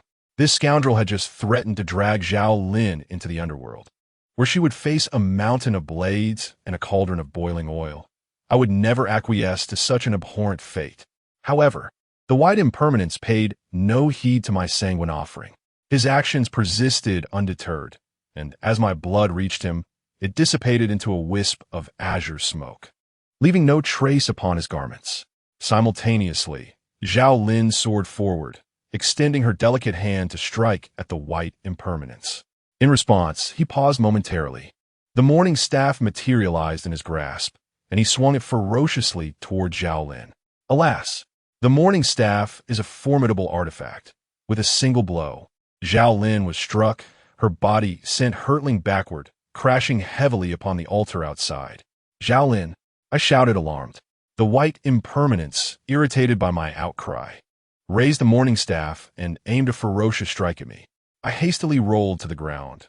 This staff, when wielded against spirits, could shatter their very essence, and against a human, It could dislodge the 3 souls and 7 spirits, leaving one a mere fool. Evade? The white impermanence chuckled, and the morning staff descended upon me like a flash of lightning. I found myself unable to escape, fixated on the impending strike, pondering whether this would be the end. Would I perish without even a chance to defend myself? In a moment of dire urgency, a blinding white light suddenly surged from outside the temple, striking the mournful staff with impeccable precision. The impact caused the arm of the white impermanence to tremble as if he were unable to maintain his grip. His expression finally revealed a flicker of emotion as he fixed his gaze upon the entrance, demanding, "Who dares to intrude?" "Is it you, Xia? After all these years, do you still recognize my voice?" An aged voice reverberated through the air, and overwhelming joy surged within me. The old man had arrived just in time. The sect leader, Wang Dao, and the others instantly recognized the voice, their pallid faces transforming with elation. Wiping a trace of blood from the corner of his mouth with his sleeve, he struggled to rise from the ground, his eyes eagerly fixed on the outside of the temple. The mention of the sect leader elicited a fleeting moment of confusion on the face of the white impermanence, which soon morphed into an odd expression. "Huh, Xia, how shameless you are to bully the disciples of Longhu Mountain in the absence of the old man." The old man gradually entered the temple. His attire today was notably formal, a stark contrast to his usual appearance. He donned a blue Taoist robe, his hair slicked back and neatly arranged atop his head. His eyes sparkled with vitality, exuding an aura of authority and grace, resembling a transformed individual altogether. "I thought it was someone else. It is you, Rashan. How many years it has been." The white impermanence retracted his mourning staff, standing with his hands behind his back as he gazed at the old man on the left. Speaking in a measured tone, "I have not bullied the disciples of Longhu Mountain. It is they who have hindered my endeavors. Out of respect for you, I have refrained from eliminating them outright. Had it been anyone else, I would have undoubtedly detained them all in the underworld." "What manner of obstruction did they pose?" the old man inquired, raising an eyebrow, his interest piqued. "The sect leader, Senior Brotherly, has succumbed to demonic poison and is in dire straits. We wish to keep him here, but ended up clashing with Lord Bai," Wang Daohua explained. Upon hearing Wang Daohua's words, the old man's expression remained impassive as he turned to white impermanence and said, "Might you, Sir Xia, grant this old man a favor by allowing a few more days? If no remedy can be found, then you may take his soul." Chapter 68. You cannot move. When he spoke these words, there was little courtesy in his demeanor. It dawned on me that I had gravely underestimated the old man, yet I found myself perplexed. How could someone capable of conversing with the likes of Bai Wuchang be so sordid in his everyday conduct? Bai Wuchang's expression darkened as he fixed his gaze upon the old man, asserting, "You must understand that birth, aging, illness, and death are irreversible. Spare me your platitudes. I am well aware that with your connections and abilities, it would not be difficult for you to carve out a few days. At worst, I can simply burn more gold paper for you in a few days." Before he could finish, Zwa interrupted him with a brusque dismissal. I watched in awe, thinking the old man was remarkably impressive at that moment. "So, you intend to thwart me?" Bai Wuchang narrowed his eyes slightly and, with a light laugh, replied, "You are no match for me now. You should think carefully. Do not lose your life along with this endeavor." In response to this subtly threatening remark, Zwa remained noncommittal, casually stretching his neck. "Bring out your lamentation staff. Let me see if you have made any progress in these years apart." After speaking, a series of crackling sounds emanated from within his body, reminiscent of bones colliding. A soft, luminous white light began to radiate from him, enveloping his form. As the light surrounded him, his visage seemed to transform. The wrinkles on his face vanished, and he appeared to have regained decades of youth, returning to a time of vigor and vitality. The expression of the white impermanence finally shifted dramatically, a tremor surging across his pale visage. "You actually wish to unravel the seal? Are you not afraid of death?" "Death?" The old man, known as Left, scoffed derisively. "If it weren't for certain matters still unresolved, I would have descended long ago to thrash you, you wretch. If I cannot even safeguard my own disciple, then I, of the surname Left, have no reason to persist in this existence." "Stop. The countenance of the white impermanence underwent a series of transformations, ultimately narrowing his eyes at him in frustration. Very well, I shall grant you this one opportunity. You have 3 days, should you succeed in rescuing him within this time frame. I shall not return, but if you fail, do not blame me for my lack of mercy. With these words, as soon as they left the lips of the white impermanence, the radiance surrounding the old man vanished in an instant, and he cackled lewdly. The sight made the former's long tongue involuntarily flicker. Could it be that this old man was deliberately mocking him? Do not delay. Express your gratitude to Lord Bai.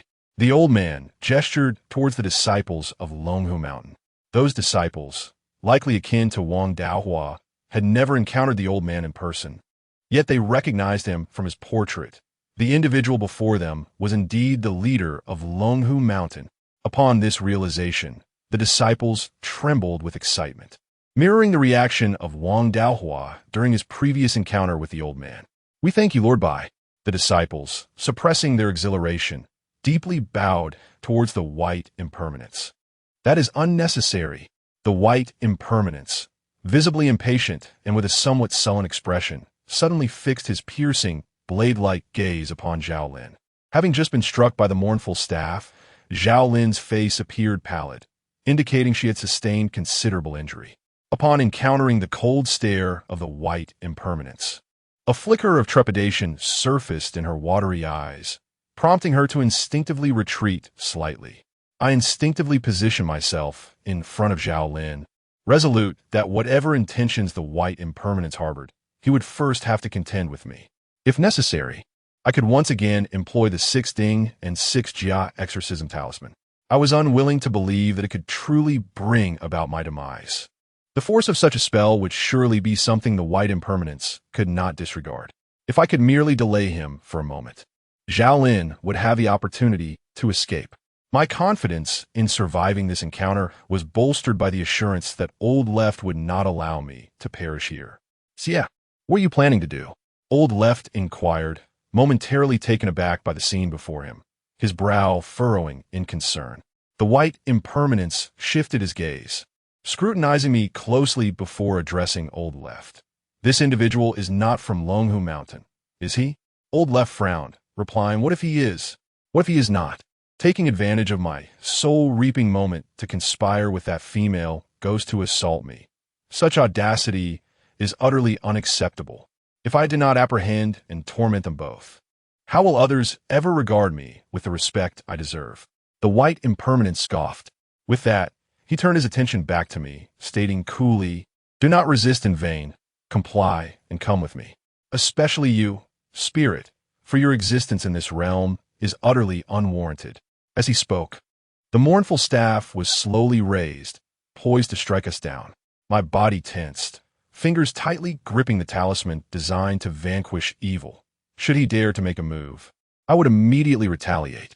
Zhao Lin observed me from behind, her tearful gaze reflecting a flicker of emotion, and a cough interrupted the moment. Please, do not act hastily. At that juncture, the old man on the left coughed a few times and interjected. What do you intend to do? I have already shown you respect.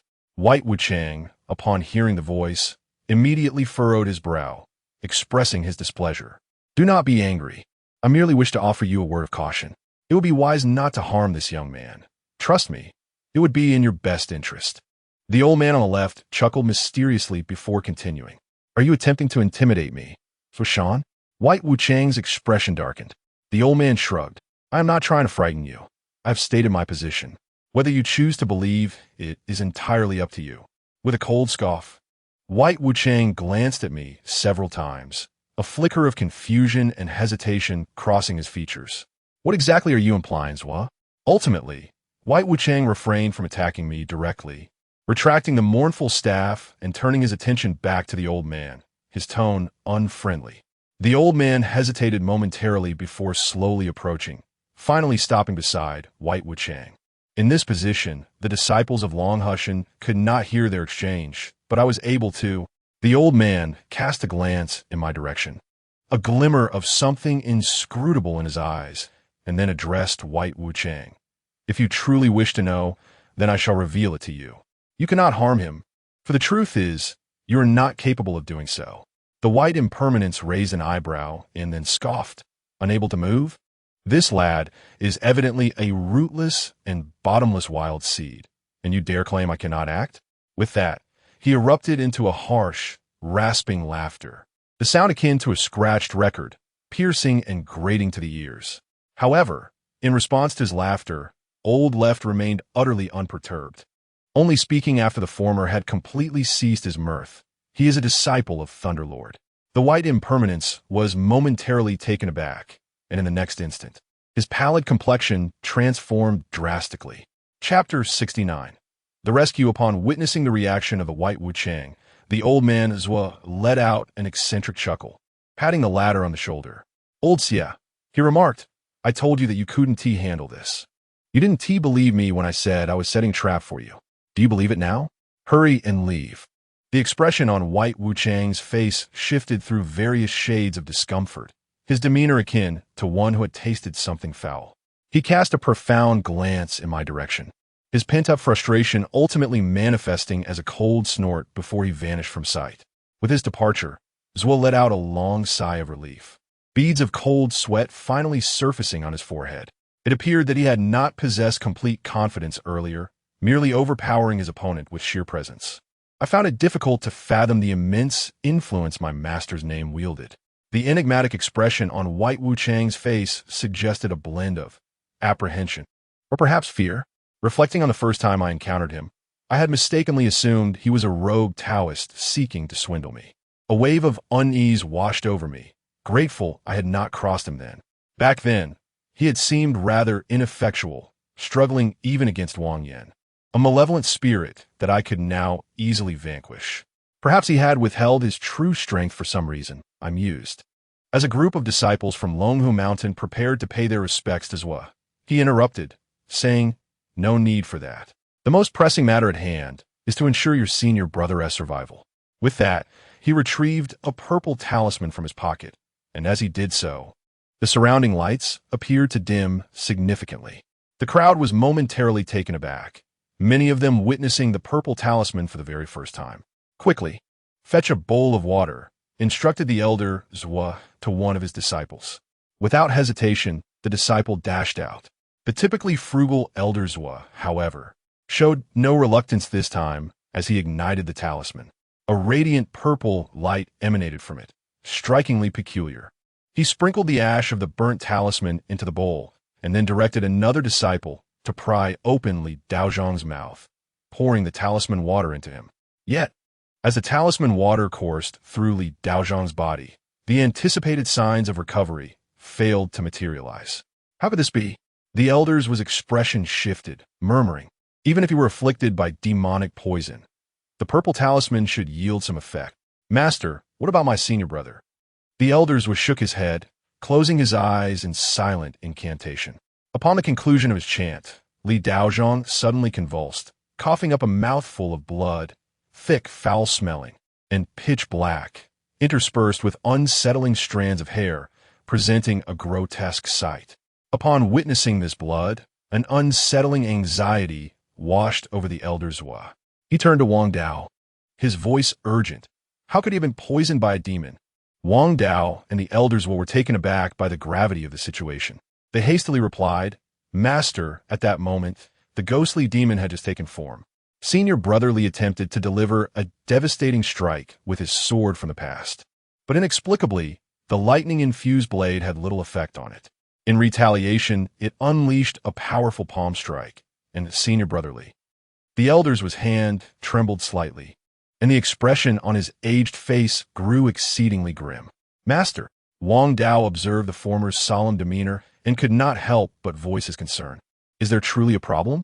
The elder's gradually sank in his chair, sighed deeply, and spoke slowly. This is dire. That ghostly demon, upon its emergence, concentrated all the resentment and toxic energy within its being into that palm strike against your senior Brother Li. Now, with the poison invading his heart, it seems there may be little hope for recovery. Upon hearing this, the disciples' eyes reddened, and one of them sorrowfully remarked, Master, is there truly no way to save him? If it were before, the elder's words trailed off, his expression clouded with melancholy. At that moment, the ailing Taoist Li, lying on the bed, suddenly stirred, his soul trembling violently as if attempting to break free. This is bad. The elder's countenance darkened as he rushed forward, swiftly placing a talisman upon Li's forehead with a decisive slap. A plume of black smoke erupted, and only then did the unstable soul settle down, returning to a state of tranquility. Sighing once more, the elder's was slumped back onto the chair, shaking his head repeatedly, seemingly overwhelmed by an indescribable frustration. He gazed at the suddenly despondent disciples of Longhu Mountain, hesitating for a moment before abruptly inhaling deeply and rising with a commanding shout. "You all leave at once." The crowd was momentarily taken aback. "Leave first, and do not question why," the old man's gritted his teeth and instructed. Oh. The disciples of Longhu Mountain finally comprehended and swiftly retreated outside. Although they were puzzled, they could not defy the command of their leader. Yet, I did not hasten to exit. An instinct told me that the old man was about to undertake something significant. "You two go outside." The old man's urged me towards the door while shutting it. "Wait, just a moment," I called out hastily as I watched him close the door. "What is it?" The old man's paused, surprised. I pushed the door open, stepped inside, and fixed my gaze upon him for a moment before asking, "Are you intending to break that seal?" Upon hearing this, the old man's expression shifted as he looked at me in astonishment. "How did you know?" "Just a guess," I replied, pausing to glance at the unconscious brotherly before continuing. "Do not rush. Perhaps I have a solution." "You?" The old man's clearly doubted my words. Without further explanation, I took out a small knife and made a cut on my palm, blood flowing profusely. I quickly grabbed a bowl to catch the crimson liquid. The old man's initially stared at my actions in shock, but soon a glimmer of hope appeared on his face. He remembered, well, that just last night, I had used my own blood to revive the nearly perished Zhao Lin and solidify her form. I gazed into the bowl filled with crimson blood, pondering whether this substance could save Zhao Lin, and perhaps it would pose no issue in rescuing Master Li as well. With such thoughts in mind, I approached, pried open his mouth, and gradually poured the blood into him, gently caressing his throat. As the blood flowed within, the tightly furrowed brow of Master Li began to relax, and the dark aura surrounding his face dissipated significantly, retreating once more below his neck, reassembling at the ominous black imprint upon his chest. Suddenly, he erupted into a violent fit of coughing, his actions exaggerated, as though he were expelling his very lungs. With a forceful heave, he propelled himself upright, ultimately expelling a stream of dark blood, identical to what had been consumed, riddled with hair and exuding a foul stench.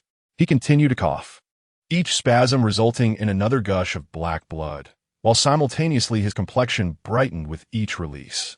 However, upon the ninth cough, he abruptly opened his eyes wide, and then collapsed straight back. I was taken aback, wondering what had transpired. Could it be that he passed away with his eyes wide open? Chapter 70. Stout-heart Old Master's expression was somewhat grim. He grasped the hand of the former and, with closed eyes, attentively sensed for a moment. Suddenly, a look of ecstatic joy illuminated his face. "He has recovered." I was taken aback for a moment before inquiring, "Not yet. However, the demonic poison has receded significantly, and I now possess a means to address the remainder." Old Masters exhaled a sigh of relief, speaking slowly. "That is reassuring." I nodded, feeling a wave of relief wash over me as well. Just as I was about to say something, I noticed Old Masters was staring at me with an odd expression, causing a shiver to run down my spine. "What are you staring at?" I took a step back, suddenly feeling a tingling sensation emanating from the wound on my arm. When I turned my head, my mouth involuntarily twitched. Zhao Lin was crouched beside my arm, extending her delicate tongue to lick the wound, resembling a kitten in her fervor. Her expression was one of pure ecstasy.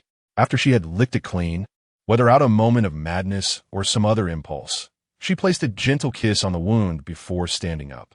"Don't waste it," Zhao Lin remarked, a hint of embarrassment coloring her flushed cheeks. I shook my head, at a loss for how to respond. When the disciples of Longhu Mountain learned that their senior brother was saved, they erupted in exuberance, some kneeling on the ground, tears glistening in their eyes as they gazed up at Old Masterswa. Thank you, Master, for rescuing our brother. Thank you, Master, for rescuing our brother. Upon witnessing this, the remaining disciples also knelt, faces filled with reverence. Oldswa cast a glance at me and, noticing the lack of any change in my expression, chose to remain silent. He was undoubtedly aware of the catastrophic consequences that could arise should this matter be disclosed, especially if it reached the ears of a cult. More than a dozen disciples from Longhu Mountain, including Wang Dao, surged into the inner room, leaving only myself and Oldswa in the main hall of the temple, along with Zhao Lin, 2 humans and 1 spirit in total.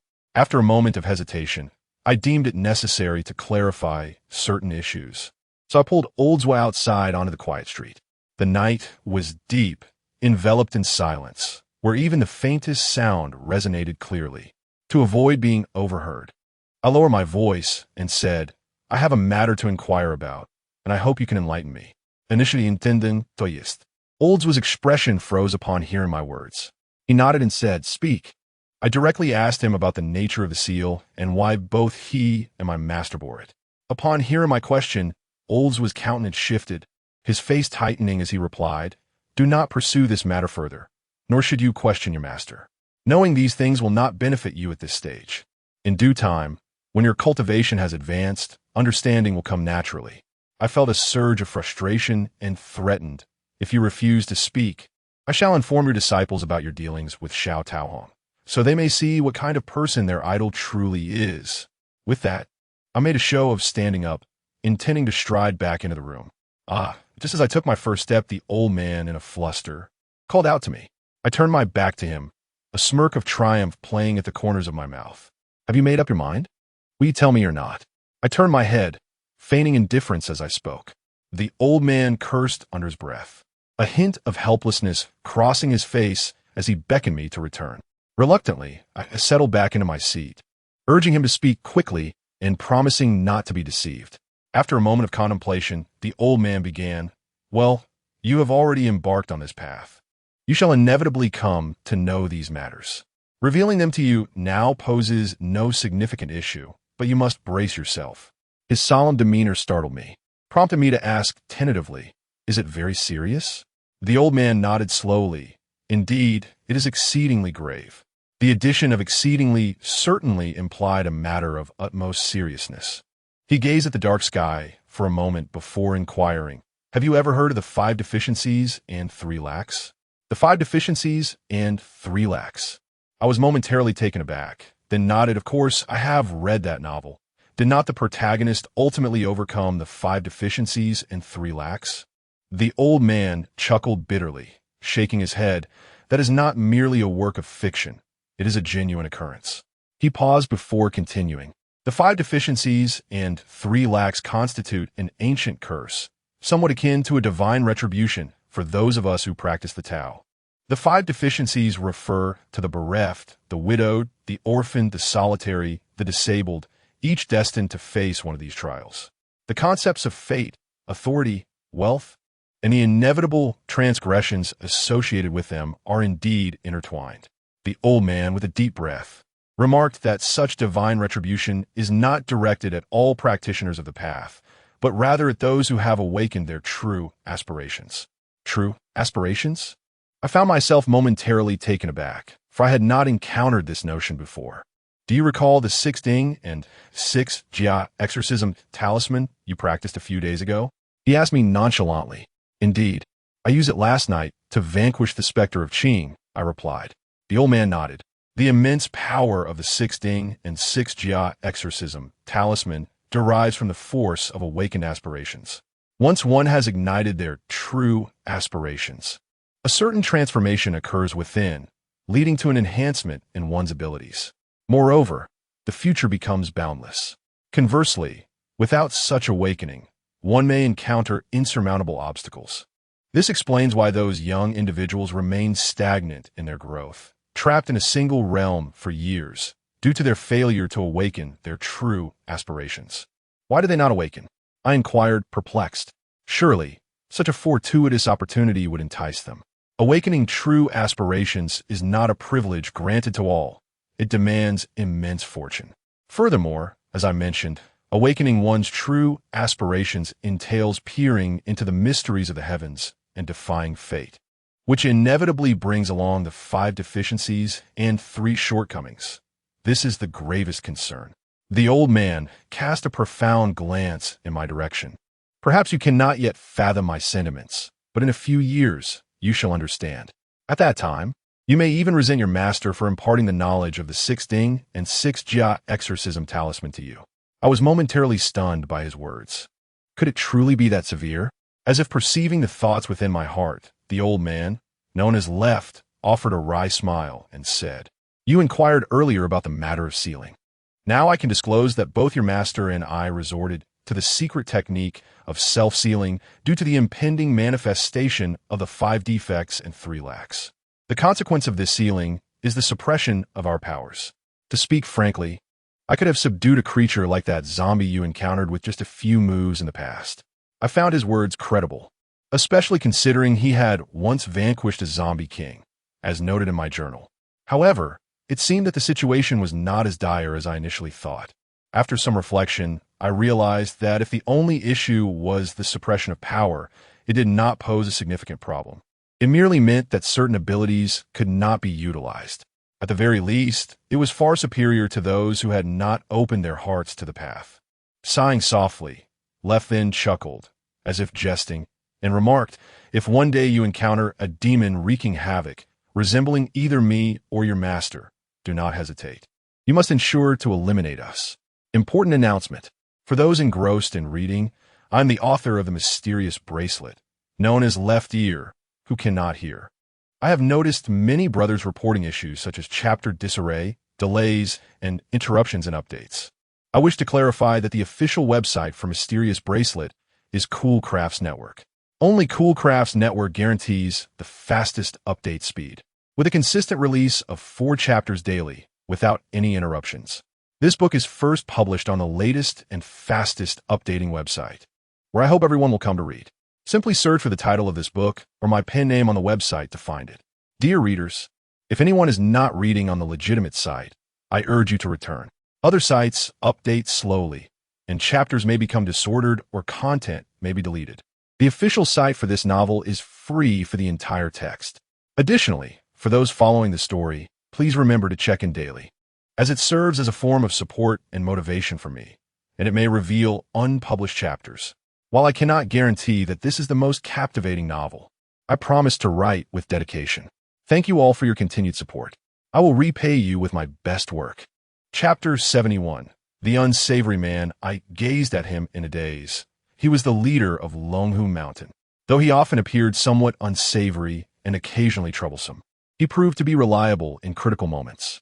Most importantly, he was certainly not a malevolent individual. Yet, why would he utter such words? As for my master, setting aside his other qualities, his vehement disdain for evil was evident. When he witnessed the old man being bitten to death by a zombie in Annal Town, he was nearly driven to a frenzy. He would never engage in any heinous acts. I suspected that the old man was merely jesting with me. "Oh, well, you're still young." Observing my reaction, the old man chuckled softly and refrained from elaborating further. He then produced a talisman and inscribed several medicinal herbs upon it before handing it to me, saying, "Deliver this to the young ones at Longhu Mountain. They must gather these herbs and consume them 3 times a day, morning, noon, and night, for a fortnight. This will effectively purge the demonic poison from their elder brother's system." I accepted the talisman without a glance and inquired, "So, where are you off to this time?" "Ahem." The old man cleared his throat awkwardly. "Youngster, I'm not embarking on a leisurely jaunt. I have pressing matters to attend to. You shall not see me for a considerable time, so take care of yourself. Do not expect someone to come to your rescue in critical moments henceforth."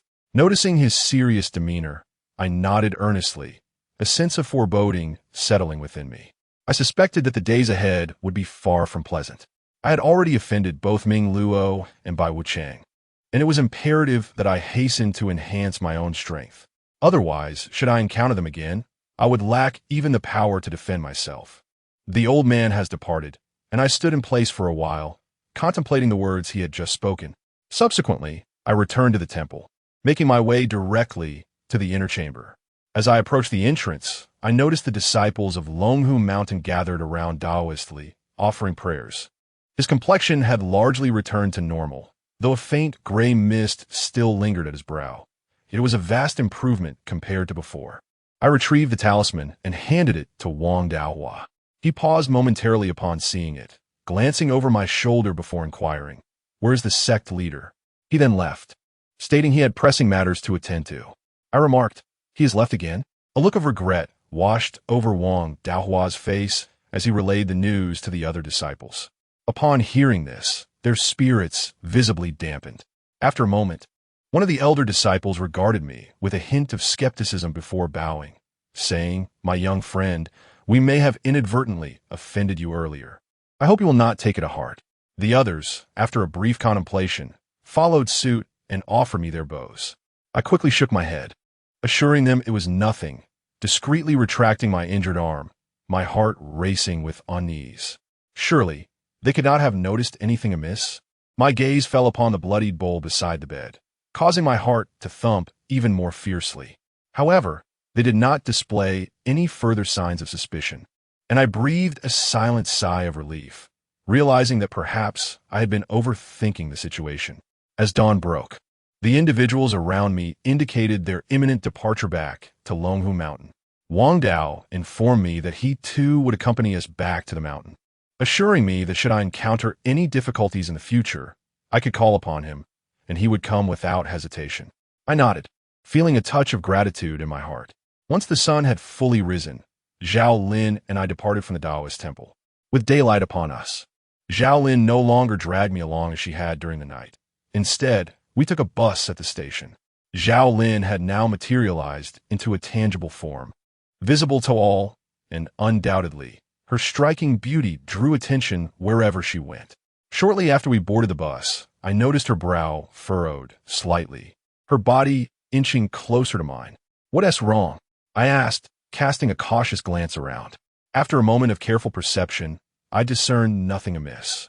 Just as I was about to inquire further, my gaze fell upon a scene that left me astounded. A young man, his face marred by acne and bearing an exceedingly unsavory appearance, was stealthily running his fingers along Zhao Lin's thigh, his expression one of sheer delight as he played the role of an unwelcome intruder. My expression darkened, not from anger, but from the realization that this individual was about to face dire consequences. What a fool! Could he truly believe that Zhao Lin, such a proud and haughty spirit, would allow him to take such liberties? Indeed, the very next moment, Zhao Lin bestowed upon him a smile radiant as a blooming flower, her enchanting visage so captivating that my heart raced uncontrollably. The man was utterly unable to withstand this and immediately opened his mouth like a dog, staring blankly at Zhao Lin, with drool slowly accumulating at the corners of his lips. His hands, even more audacious, were placed entirely upon Zhao Lin's thighs. A glint of coldness flickered in both our eyes. I felt that this fellow was in dire need of a lesson, while Zhao Lin appeared to be teetering on the brink of fury. To be frank, I was somewhat apprehensive that she might deliver a slap that could potentially end his life. However, to my astonishment, apart from her gaze turning icy, she made no further move, allowing the man's hands to rest on her legs without protest, leaving me utterly dumbfounded. I thought this fellow was exceedingly outrageous, and I could no longer contain myself. I stood up from my seat, intending to engage him in a discourse about life and the importance of self-awareness. The man, clearly one of those who harbored lustful thoughts yet lacked the courage to act, immediately shrank back upon seeing me rise, as if jolted by an electric shock. This left me momentarily taken aback, and a flicker of irritation surged within me. His cowardly demeanor made it all the more difficult for me to confront him. Ultimately, I had no choice but to sit back down. Unbeknownst to me, as I resumed my seat, a faint expression of triumph flitted across Zhao Lin's delicate face. With a slight parting of her lips, she exhaled a breath towards the man, who immediately shivered, as if a chill had run through him, extinguishing the two fiery lights of his bravado. Witnessing this scene, I couldn't help but twitch at the corners of my mouth. I tugged at Zhao Lin's sleeve and whispered, "What did you do to him?" "You needn't concern yourself," Zhao Lin replied, not even turning her head. As I was speaking, the vehicle came to a halt. Once it had stabilized, I refrained from exiting immediately and turned to glance at the man beside me. He was slumped against the seat, his complexion as pale as one who had endured 10 sleepless nights, appearing as if he were on the brink of death. Despite my strong aversion towards him, I recognized that he was not yet deserving of such a fate. I turned to Zhao Lin and remarked, "That should suffice. A lesson is all he needs." Zhao Lin scoffed lightly, waved her sleeve, and exited the car without a backward glance. I had no choice but to follow suit. Once outside, I inquired once more about what had transpired with that man. She regarded me with a teasing gaze, her long lashes fluttering slightly, and said, "What's the matter? Are you jealous?" I shot her a look of incredulity and replied, "Don't be so self-absorbed. I'm merely concerned whether that man will be all right." Zhao Lin furrowed her brow and replied casually, "I didn't lay a hand on him. I merely blew a breath his way. At most, he'll fall seriously ill." "That is good to hear," I nodded. In my mind, as long as he wasn't dead, that was sufficient. The more severe the repercussions, the better. Chapter 72. The Thunderbolt Talisman. This was merely a fleeting episode, one that neither of us paid much heed to at the time. Little did we know that it would soon bring us considerable trouble. Upon returning to the apartment, I first bowed before the statue of Tai and lit a stick of incense. At that moment, I suddenly noticed Zhao Lin standing outside the door, gazing at me with longing. Taken aback, I presumed she was hungry and tossed her a stick of incense, saying, "Here, have this." Zhao Lin caught it, but wrinkled her nose in disdain, discarding it onto the ground. This left me momentarily speechless, prompting me to inquire, "What is wrong with you?" "I want," Zhao Lin murmured, her cheeks flushed. "What?"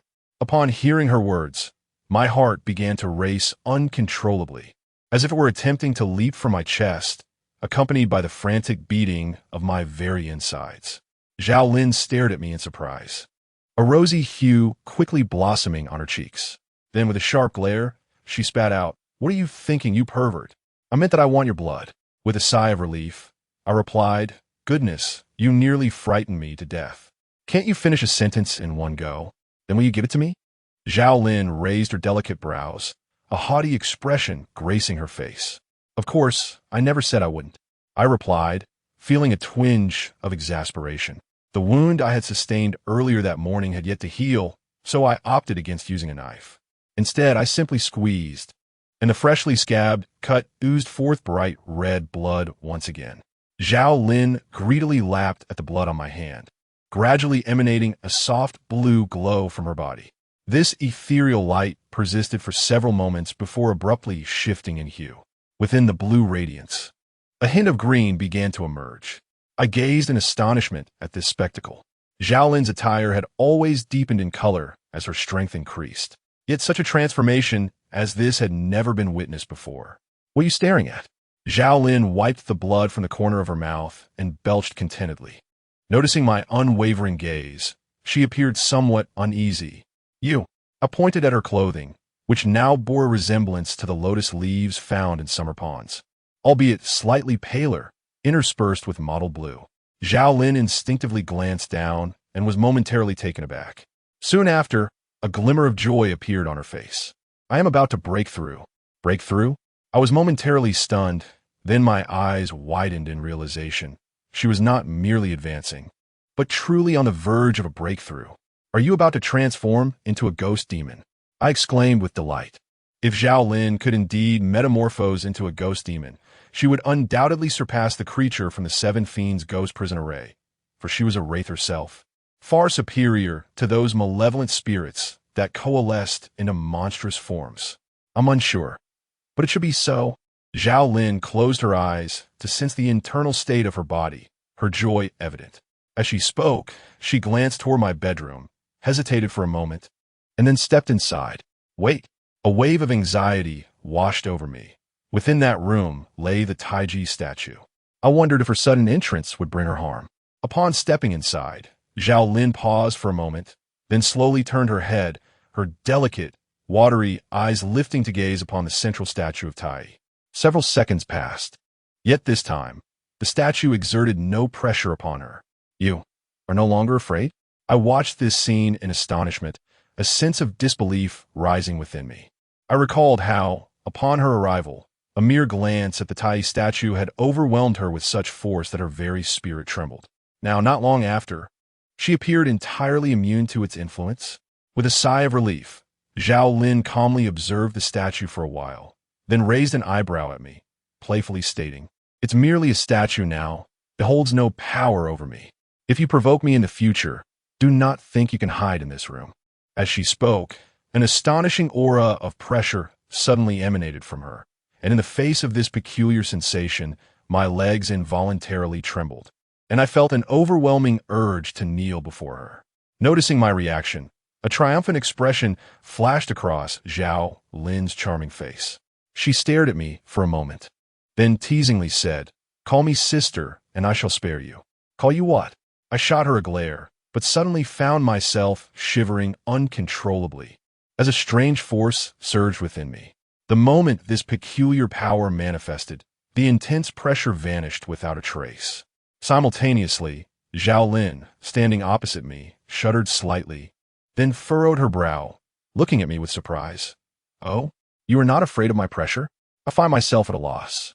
It perplexes me, for just moments ago, there seemed to be an inexplicable force within me that severed the oppressive pressure.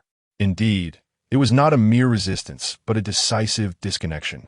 I regarded her with a peculiar gaze, causing her to feel somewhat uncomfortable under my scrutiny. She retorted, "What are you staring at?" "Zhao Lin, could it be that since you have consumed my blood, this oppressive force has lost its potency over me?" After a brief pause, I tentatively inquired. Zhao Lin was taken aback, pondering for an eternity, yet managing to utter not a single word. Hesitating for a moment, I suddenly struck my own face with a resounding slap. With a loud crack, the sound reverberated in my ears, and Zhao Lin was momentarily stunned before bursting into laughter. "Hey, are you all right?" I shook my head, feeling a bit sheepish, and replied, "It's nothing, I'm just being irrational." I cast aside that absurd notion and said to her, "You should indulge in some Korean dramas. I must focus on my training."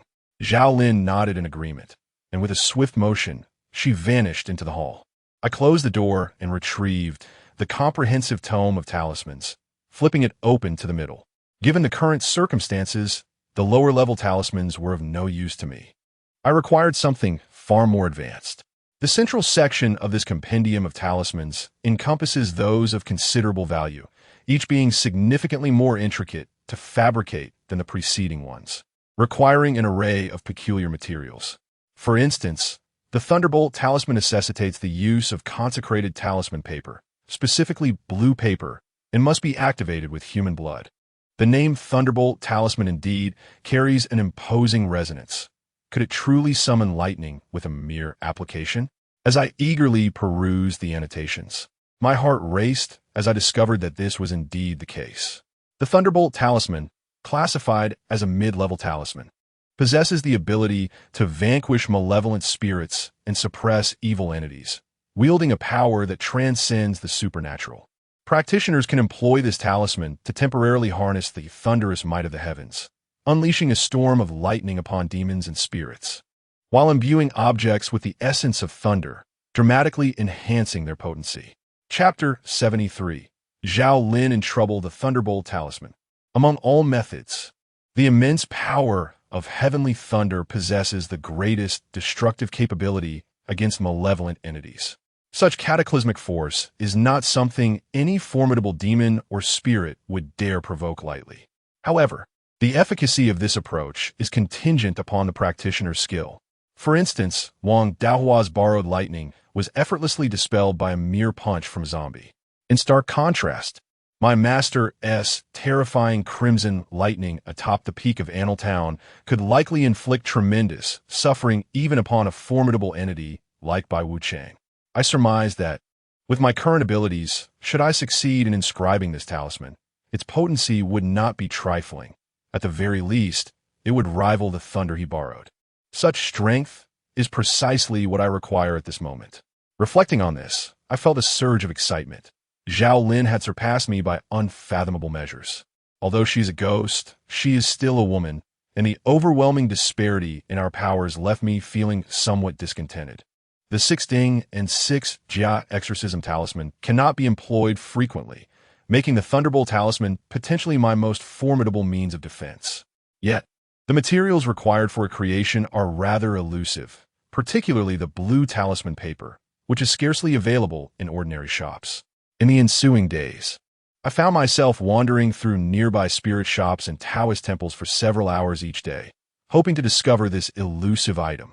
Despite my efforts, I encountered nothing but disappointment. Each inquiry was met with a shake of the head, leaving me in a quandary. Although I am aware that such items can surely be found on Taobao, a realm where even DVDs gnawed by dogs are available for sale, I suspect that the talismans offered there are likely unreliable, and the drawings are mere rubbish. Suddenly, a thought struck me. How could I have overlooked this? Perhaps the old man in the shop might possess what I seek, if only he were present. However, his absence is inconsequential, for I already owe him 90,000 yuan. Even if my debts were to increase, it matters not, as my financial state remains unchanged. With this in mind, I eagerly hailed a taxi, directing it towards his funeral goods shop, intent on a brazen raid. To my surprise, I discovered that this place, which I had assumed would only be bustling at night, was remarkably desolate during the day as well, with few souls in sight. Thus, I effortlessly slipped through the back entrance of the shop, entering directly into the main hall. The hall was shrouded in darkness, and the inability to discern my surroundings left me feeling quite unsettled. I reached out to switch on the lights, revealing that the arrangement of items remained unchanged, identical to a few days prior, indicating that he had not returned. As I scanned my surroundings, I noted the various wreaths and funeral papers scattered about, remnants of discarded goods. After a thorough search, my attention was drawn to a small wooden box tucked away in a corner, concealed behind several wreaths. It would have been nearly impossible to notice without careful inspection, yet I sensed that it might yield some treasure. Approaching it, I lifted the box, only to find it secured with a heavy, robust lock, firmly fastened. I tugged at it with considerable effort, but it remained steadfast. I found myself in a moment of perplexity. There exists a talisman known as the lock-opening talisman in the Compendium of Charms, yet regrettably, I had not learned it. In hindsight, had I acquired that knowledge, I would not be entangled in this dilemma. After pondering for a while without arriving at a solution, I decided to carry the entire wooden chest away with me. Upon returning to the apartment, I was somewhat taken aback to discover that Zhao Lin was not at home, engrossed in her usual Korean dramas, leading me to speculate that perhaps this proud girl had ventured out for some leisure. I procured a hammer and, with a show of brute force, shattered the lock. As I lifted the lid, a waft of musty decay, a testament to the passage of time, greeted me. I waved away the dust and, once it settled, leaned in to examine the contents within. It appeared that there was little of value: a half-burned white candle, a mundane copper coin sword, and several stacks of yellow talismans. Additionally, I discovered a bundle of unused blue paper and 2 sheets of purple paper. The sight of these 2 items filled me with exhilaration, for they were precisely what I had been seeking. I scrutinized the blue talisman paper, estimating there to be around 50 or 60 sheets, quite a substantial amount. As for the 2 blank purple sheets, it was evident they were intended for crafting purple talismans, which are even rarer and more precious. However, such pursuits felt distant and unattainable at this juncture. I carefully stored them away, took a few deep breaths, and then, seizing a brush, I began to meticulously draw upon the blue paper, emulating the design of the lightning strike talisman. To engage in the art of drawing such a complex symbol requires unwavering focus and concentration, for even the slightest lapse can render all efforts futile. The intricacy of this blue talisman far surpasses that of the previous fire talisman, a testament to its status as a mid-level charm. Yet, the greater the challenge, the more exhilarated I feel, as it serves to underscore the potency of this craft. After 2 or 3 hours of painstaking effort, I found that I had barely sketched half of the runes necessary for the talisman. While fatigue overwhelmed me, my vision blurred and perspiration dripped from my brow. The creation of such a symbol is immensely taxing, demanding undivided attention, lest it be ruined. Gritting my teeth, I reminded myself that I had completed half the work, and that perseverance might lead to success. However, at that critical moment, An inexplicable unease surged within me, causing my concentration to wane. As my hand trembled, the progress I had made crumbled away. Yet, there was no time to lament. The weight of anxiety grew heavier, compelling me to abandon restraint and dash out the door, racing down the stairs. Zhao Lin was in trouble. This thought echoed in my mind. Perhaps a consequence of her having consumed my blood, forging an enigmatic connection between us. There, as I reached the bottom of the stairs, an inexplicable sensation surged from my heart, drawing my gaze toward the distant grove. Without hesitation, I sprinted towards the thicket, my desperate urgency overshadowing my own inadequacies as a fighter. If Zhao Lin were in peril, I would not hesitate to wield the 6 Jia exorcism talisman in her defense. The woods drew nearer, and I could sense Zhao Lin's presence. She was within, yet there seemed to be no significant disturbance, nor did she appear to be in peril. A slight sigh of relief escaped my lips, though my pace showed no signs of abating. I swiftly plunged into the thicket and immediately spotted Zhao Lin, clad in a blue-green outfit. Fortunately, she stood still and unharmed. "Zhao Lin, are you all right?" I rushed over and grasped her hand, my voice laced with urgency. Zhao Lin regarded me with a peculiar glance, shook her head and murmured that she was fine. Then a teasing smile graced her lips as she lifted her gaze toward the horizon. I was momentarily taken aback, following her line of sight ahead. Goodness. Chapter 74. Ling Haoshuan. I stood agape, my heart shaken to its very core. It was no wonder I felt such a profound unease, for I had never encountered a person of such exquisite beauty, and most strikingly, he was a man. Clad in a flowing black robe, he held an ornate fan, his bright, dark gaze fixed ahead. His posture was impeccably straight, exuding an unbidden aura of authority. With a face as refined as jade and features reminiscent of the renowned Pan, and his long, dark hair cascaded naturally over his shoulders, making him appear as if he had stepped straight out of an exquisite painting. Gazing upon this man, who would undoubtedly elicit admiration from any woman, I was unexpectedly filled with an indescribable annoyance. I warily inquired, "Who are you?" Although I was uncertain of his origins, he had not harmed Zhao Lin. Hence I could not resort to aggression without cause. Upon noticing me, the man briefly paused, then revealed a gentle smile that felt like a refreshing spring breeze. "Greetings, my friend. I am Ling Haoshuan. I did not ask for your name. I asked who you are," I retorted, inexplicably irked by his presence, raising my voice in frustration. The man's expression remained unfazed as he cast a calm glance in my direction before shifting his gaze to Zhao Lin, his eyes betraying an unspoken intensity. A wave of unease washed over me once more. What was he staring at Zhao Lin for? "Is she yours? Hey, could you please divert your gaze?" I shot back at him, irritated. "Are you the owner of this young lady?" The handsome man hesitated slightly, then inquired with measured curiosity. "Owner?" I was taken aback. Was this man truly deranged enough to suggest such a notion? Do you truly believe that donning ancient attire and adopting a historical hairstyle makes one a person of the past? Upon encountering my reaction, the man furrowed his brow, unable to suppress his surprise, but soon relaxed, bowing slightly as he addressed me. "My friend, I feel a certain kinship with this young lady and wish to inquire if I might be so bold as to ask for her hand. Could you refrain from speaking in such an elaborate manner?" I could not help but retort. A chuckle escaped Zhao Lin upon hearing my exclamation, and a flicker of apprehension crossed her eyes as she glanced at Ling Haoshuan. Realizing that my sarcasm had little effect, he directly stated, "What I truly wish to ask is whether you would be willing to part with the ghost you have nurtured." "Part with her?" I was momentarily taken aback, then regarded him with disdain. "Are you out of your mind?" I thought this man must be deranged. How could one simply relinquish something like that?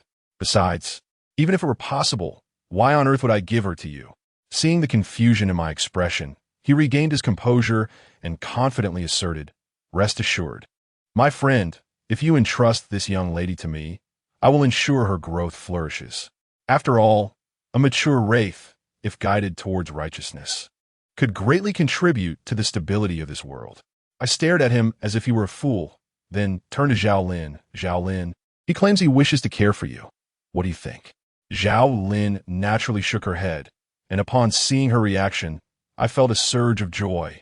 While Ling Haoxuan's expression darkened considerably, I remained quietly vigilant, sensing that this individual possessed considerable prowess.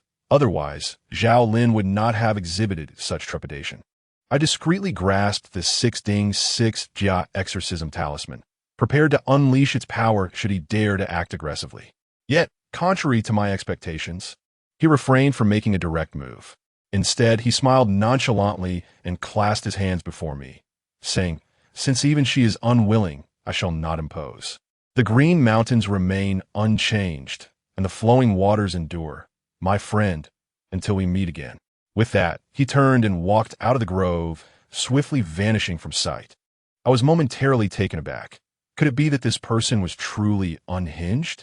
Moments ago, he had insisted I relinquish Zhao Lin to him, and now he departed with such ease. Surely, there was something amiss. Zhao Lin, perceiving my bewilderment, suddenly remarked, "That man is a ghost keeper. He harbors several formidable entities." A ghost keeper? I was momentarily stunned, and a wave of apprehension washed over me, perhaps due to my exposure to numerous online novels. I had come to associate ghost keepers with a heavy aura of malevolence. They certainly did not strike me as benevolent beings. Had he chosen to act against us, the consequences could have been dire. "Please, elaborate on the situation," I urged. Zhao Lin glanced at me and shook her head. "It all traces back to some trouble I stirred up a few days ago. Do you recall the man on the bus whom I exhaled upon?" I paused briefly, then replied, "Yes, but what connection does he have to this?" Zhao Lin exhaled with a sense of resignation and remarked, "That man was extinguished by my celestial and earthly flames, and he became enshrouded in my ghostly aura. Upon returning home, he indeed fell gravely ill. Even a trip to the hospital proved futile. His family frantically sought out a sage, and by sheer happenstance, they encountered the very person I had just met. After a visit to their home, he seemed to recover. Subsequently, he approached me, initially intending to claim me, but upon seeing me, it appeared he wished for me to follow him instead. What a lecher! I spat in disdain. From my analysis, it was evident that the man was most likely captivated by Zhao Lin's beauty. Had she been unattractive, he would have undoubtedly resorted to violence without a moment's hesitation. Zhao Lin regarded me with a peculiar expression and exaggeratedly exclaimed, "Oh dear, it seems someone is feeling a touch envious." I muttered my disinterest and proceeded towards the edge of the small grove. Zhao Lin huffed, stamped her foot emphatically, and then, with a resigned arch of her brows, followed suit, her irate yet adorable demeanor causing me to chuckle inwardly. Initially, I thought this matter had concluded and paid it no further mind. Yet I was surprised to discover that the story continued. After spending the night at our apartment, the following day, while I ventured out to procure some items, I unexpectedly encountered the enchanting Ling Haoxuan, who resembled a woman in beauty.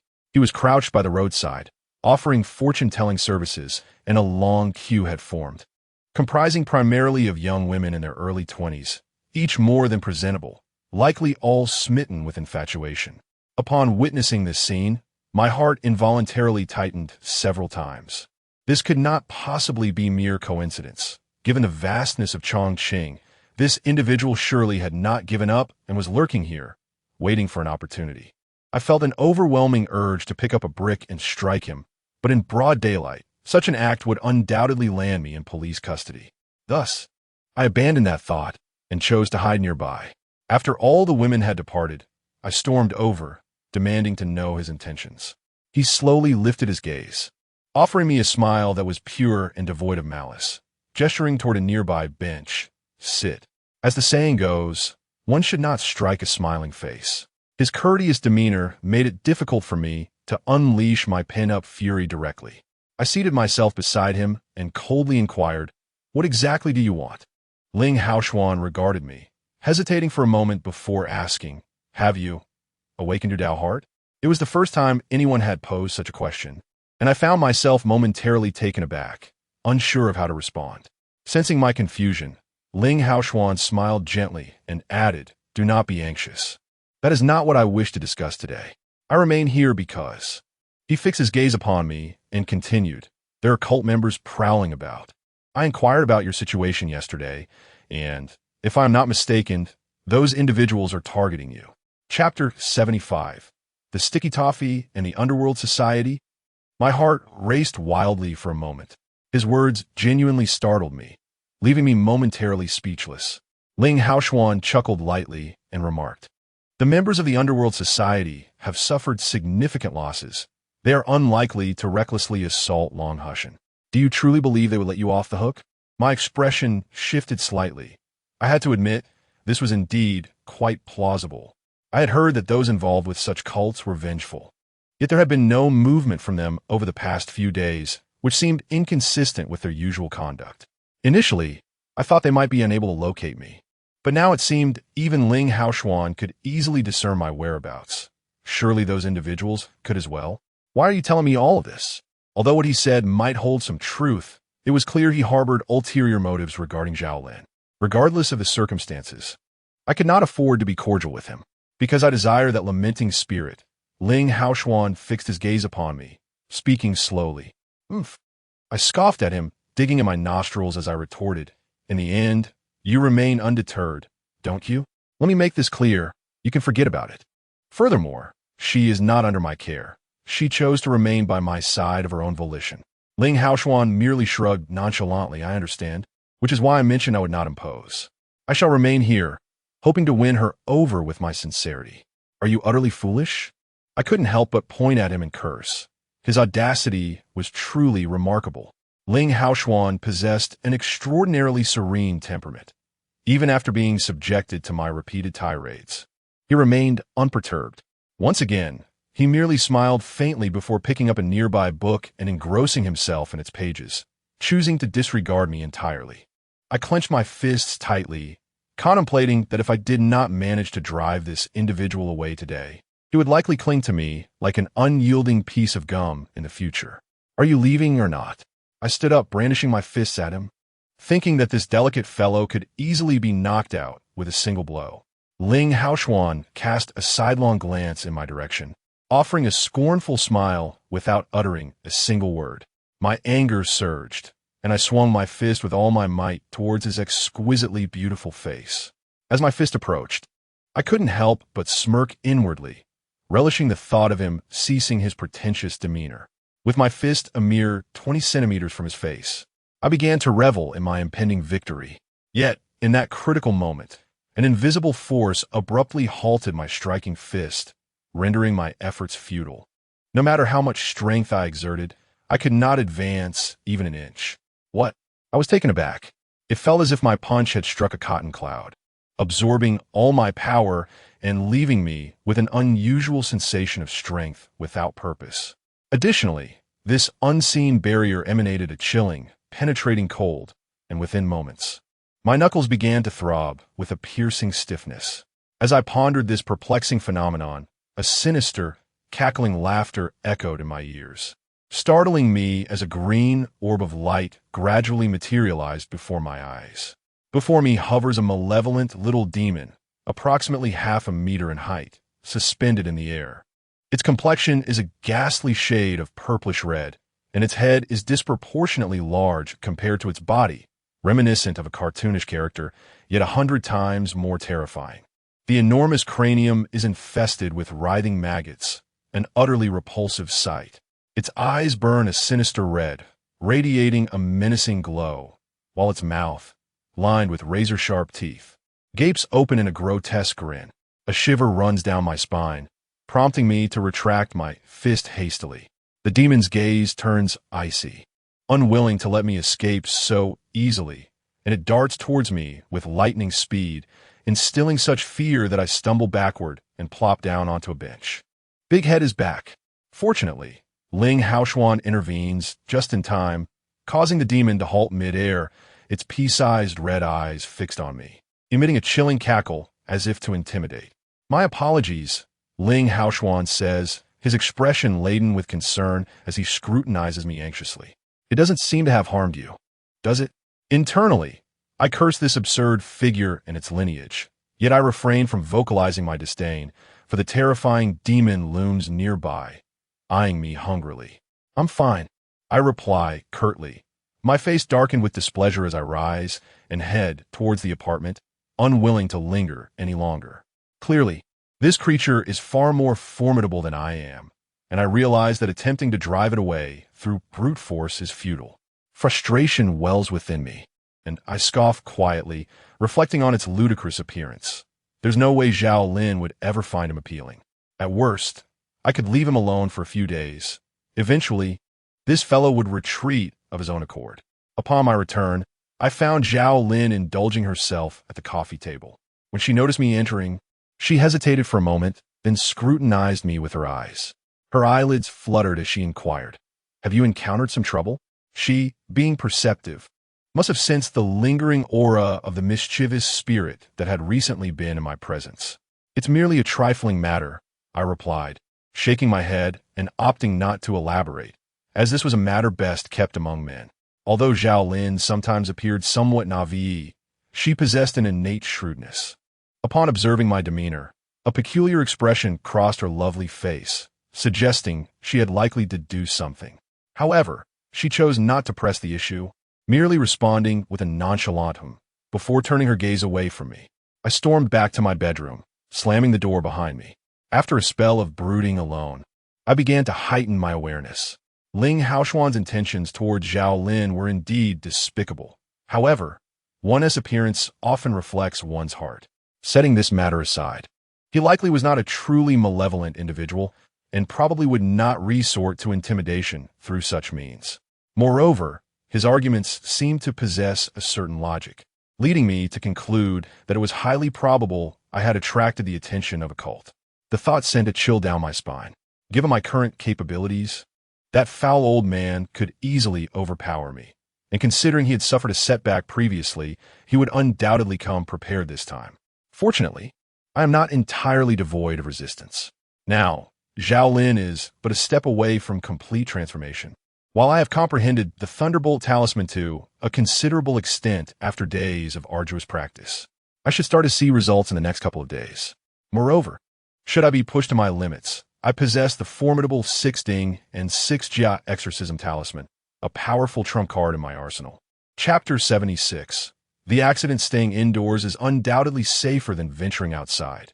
Thus, for the next 3 days, I remained steadfastly ensconced in my bedroom, repeatedly practicing the Thunderbolt Talisman. At this point, should I step onto the street, a brick might very well come hurtling towards me, potentially leading to my demise. Such bizarre and malevolent sorcery is not uncommon. Suddenly, I recalled the death curse afflicting me. My master had temporarily suppressed it with a purple talisman for 3 years. I pondered what he might be doing during this time away, whether he had made any progress, yet my attempts to reach him by phone had been fruitless. How I wished he were here. Even that unsightly old man, or Bai Wuchang, would dare not approach me in his presence. Alas, he was not. On the night of confronting the specter of dread, old Zhuo was right. I could not rely on others indefinitely. There would come a time when I must confront the challenges that life presents on my own. During my daily practice intervals, I would peer out of the window, tilting my head to catch a glimpse of the street directly below, where Ling Haoshuan conducted his fortune-telling. Each time I observed him, he was invariably surrounded by a multitude of young women, all queuing eagerly for their turn, their faces adorned with infatuated smiles, exuding an unmistakable eagerness to win his favor. It left me feeling quite irked. After all, we live in an era that prizes appearance. I harbored a twinge of concern that Zhao Lin might be ensnared by him, which is why I had restricted her from going out these past few days. She protested vehemently, questioning why I curtailed her freedom. I took the opportunity to impart some wisdom, gently advising her that a young lady ought not to wander aimlessly. Ling Haoshuan, with his striking good looks, was clearly not a man of virtue. What if he led her astray? If one were to seek companionship, it should be with someone as dashing and earnest as myself. Nevertheless, it must be noted that although Ling Haoshuan has been persistently setting up his fortune-telling stall downstairs, he has remarkably refrained from disturbing us. In this regard, he exhibits a commendable self-awareness. To quote Zhao Lin, she finds him quite agreeable, if not entirely endearing. Yet, the more she appreciates him, the more irksome I find his presence, to the extent that I entertain the notion of stealthily descending to deliver a swift blow to his head, sparing myself the annoyance of his gaze. Upon the emergence of such a thought, I was momentarily taken aback. When did I become so petty? Could it be due to Zhao Lin's influence? As I observed Zhao Lin, intently fixated on the television screen, I sighed inwardly and dismissed that peculiar notion, refocusing on my practice of the talismans. Perseverance, it seems, does bear fruit. After enduring several days of relentless failures, I finally succeeded in sketching my first complete Thunderbolt talisman. Gazing at the finished symbol, my heart surged with excitement. This was a blue talisman, a rarity that could fetch several tens of thousands in the market. Should I find myself unemployed in the future, I could resort to crafting talismans for sustenance. However, after scrutinizing it in my hands for a moment, I realized that the talisman appeared to lack a certain essence, a spirit of sorts. The blue talisman my master had previously entrusted to me radiated an indescribable vitality, and it was this very essence that maximized the talisman's potency. Moreover, the runes inscribed upon that talisman shimmered with a resplendent golden light, exuding an air of formidable authority, in stark contrast to my own, which appeared rigid and lifeless. This discrepancy could not solely be attributed to the differing vermilion used. After a moment of contemplation, a thought struck me. Did the comprehensive guide to talismans not assert that one's own blood was essential for the crafting of a talisman? Perhaps this was the very reason for the imperfection of my creation. Such a minor flaw could potentially jeopardize a critical moment. With this in mind, I did not hesitate to create a small incision on my hand. At the scent of blood, Zhao Lin swiftly approached, leaning against the door with eager anticipation. Although the statue of Dong Huang Tai held no sway over her now, she had likely grown accustomed to its presence over time, thus refraining from entering. "Do you wish to try again?" I asked her, my gaze tinged with exasperation. Over the past few days, I had been offering her my blood daily, yet the results were negligible. The miraculous revival and surge in her power that had occurred previously were nowhere to be seen, as if my Qilin blood had lost its potency. Upon hearing this, Zhao Lin expressed her disinterest, responding with a resigned, "Well then, let it be." I shook my head and let my blood cascade onto the completed talisman, murmuring the incantation softly. As I intoned the words, the talisman erupted in brilliant golden light. Where the light spread, the blood seemed to come alive, slowly writhing and pooling drop by drop toward the various runes etched upon the talisman's surface. The runes, once cloaked in blood, transformed into a resplendent gold, and in that moment, I felt a sudden heaviness in my head, akin to the disorienting sensation one experiences during a free fall in an elevator.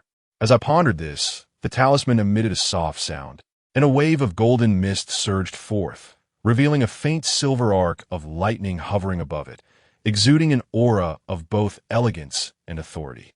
At long last, aside from the 6 Ding 6 Jia exorcism talisman, I possessed something of merit to showcase.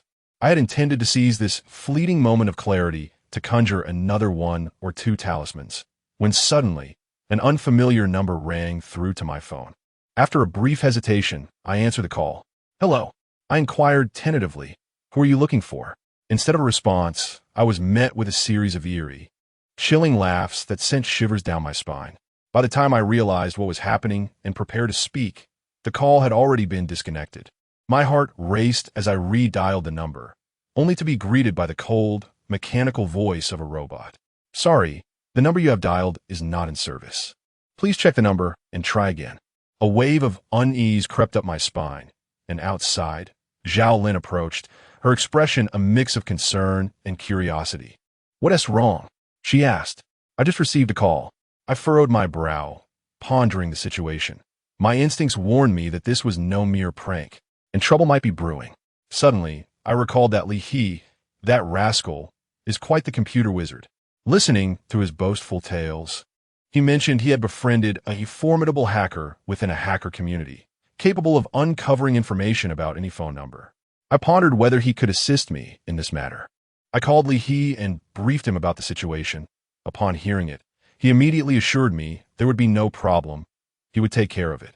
After a short while, he informed me that the location of the phone number was less than a kilometer from my home. A chill ran down my spine. Just then, a deafening crash echoed from downstairs. There had been an accident. A sleek black sedan sped by, and tragically ran over a little girl who appeared to be no more than 5 or 6 years old. The immense weight of the vehicle crushed her into a grotesque mass, her brain matter embedded into the asphalt, an utterly horrifying sight. I heard someone furiously curse, and then a shadow darted out, astonishingly using his legs to pursue the speeding car. I recognized that shadow as Ling Haoxuan, the fortune teller who had been setting up his stall downstairs every day for the past few days. Zhao Lin, noticing the sudden pallor of my expression, paused momentarily, then turned to glance out the window. In the next instant, her delicate features were gradually overtaken by an icy demeanor. Chapter 77.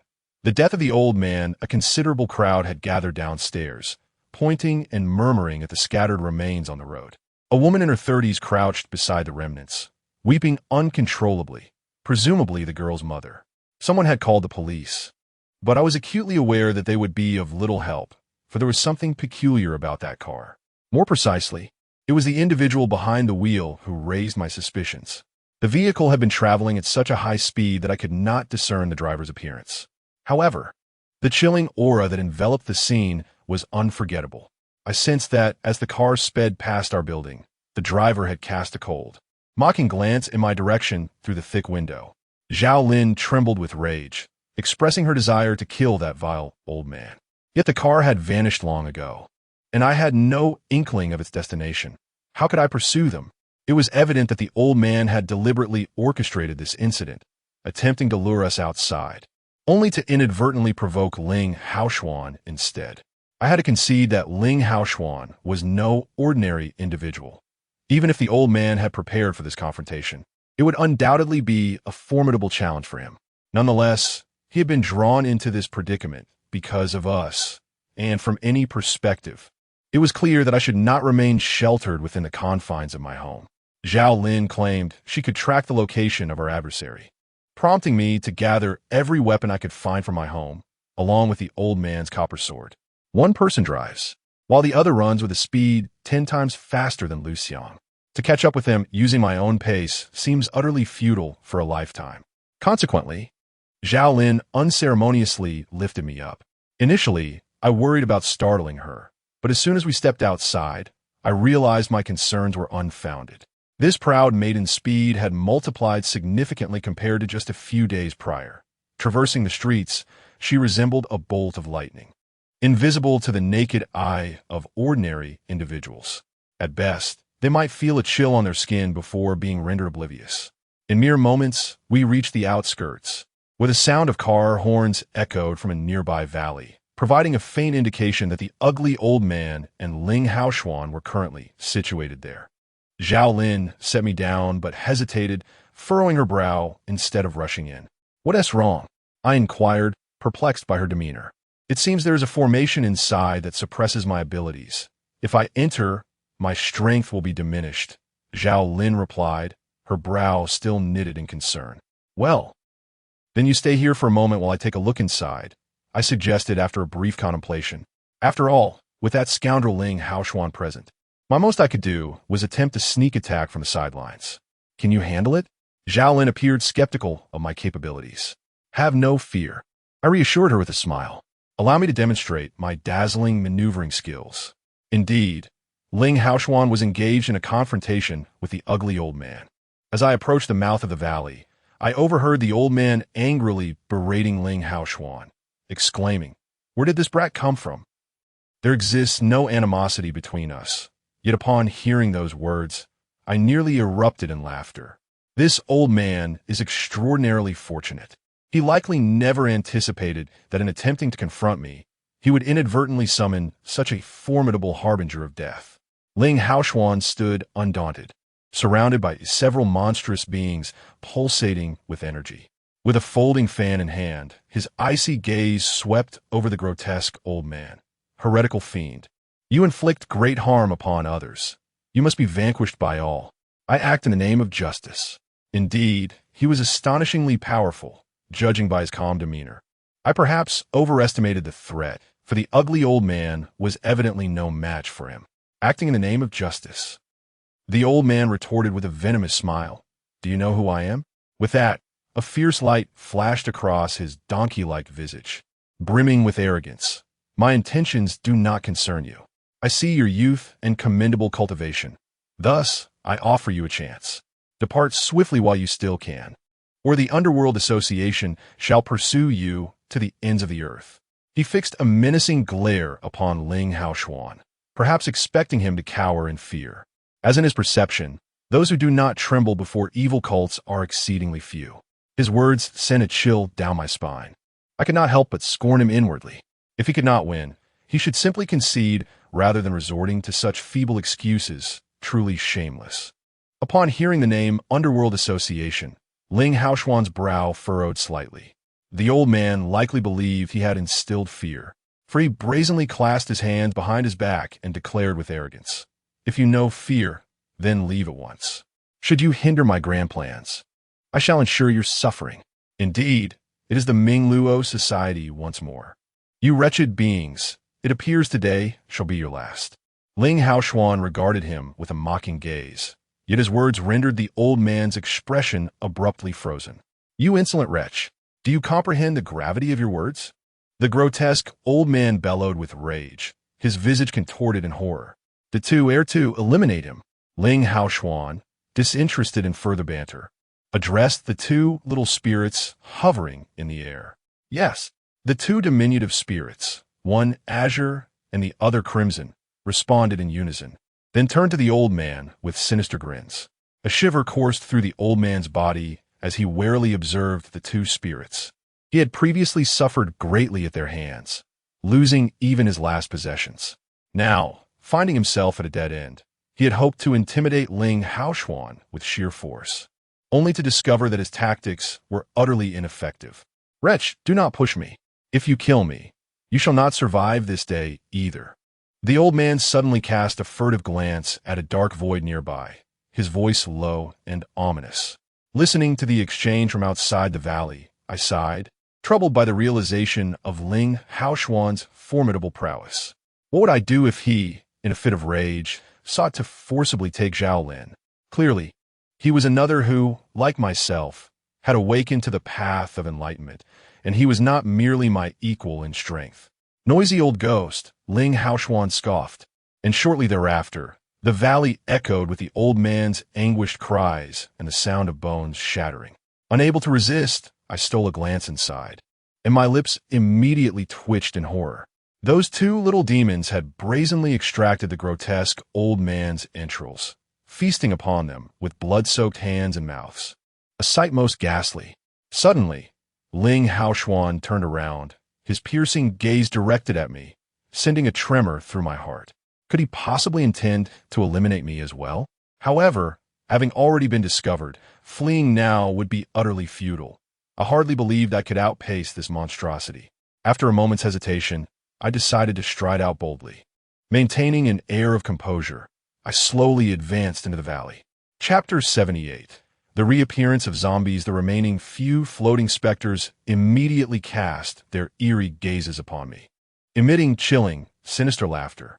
Under their scrutinizing stares, my legs momentarily weakened, and I felt an overwhelming urge to flee. In that critical moment, I steeled myself and drew forth the Thunderbolt talisman, clutching it tightly in my hand. Upon sighting this talisman, the malevolent spirits ceased their mocking laughter. Their grotesque faces contorted with fury, yet they dared not approach. Ling Haoshuan, momentarily taken aback by the blue talisman, soon broke into a smile, inquiring, "What brings you here?" I replied nonchalantly, "Thank you for your assistance this time." Ling Haoshuan dismissed my gratitude, stating, "I merely sought that wailing ghost and incidentally resolved a minor inconvenience for her. This has nothing to do with you." With that, he turned away, redirecting his gaze toward the lifeless form of the repugnant old man. "Old man, do you wish to continue hiding? Do you believe I won't obliterate your very essence?" Ling Haoshuan's voice dripped with cold menace. As his words echoed, the old man's spirit gradually emerged from his shattered body.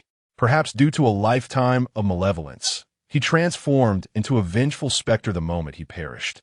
His soul enveloped in a dense, dark crimson mist, exuding an aura of terror. However, to the formidable little spirits nearby, he appeared feeble, almost pitiful. In my estimation, Each of Ling Haoshuan's spirits was hardly inferior to the current Zhao Lin in strength. You dare to kill me. You will pay dearly? The old man shrieked in defiance. The grotesque old man, transformed into a vengeful spirit, possessed considerable intelligence. Recognizing his disadvantage, he refrained from impulsively retaliating. His cold, piercing gaze scanned the surroundings, settling on the malevolent little spirits that regarded him with ill intent. Suddenly, he erupted into a sinister chuckle. Ling Haoshuan's expression darkened, and with a disdainful snort, he admonished, "How can you still find amusement in this? Young man, I initially had no intention of resorting to this, but you have forced my hand."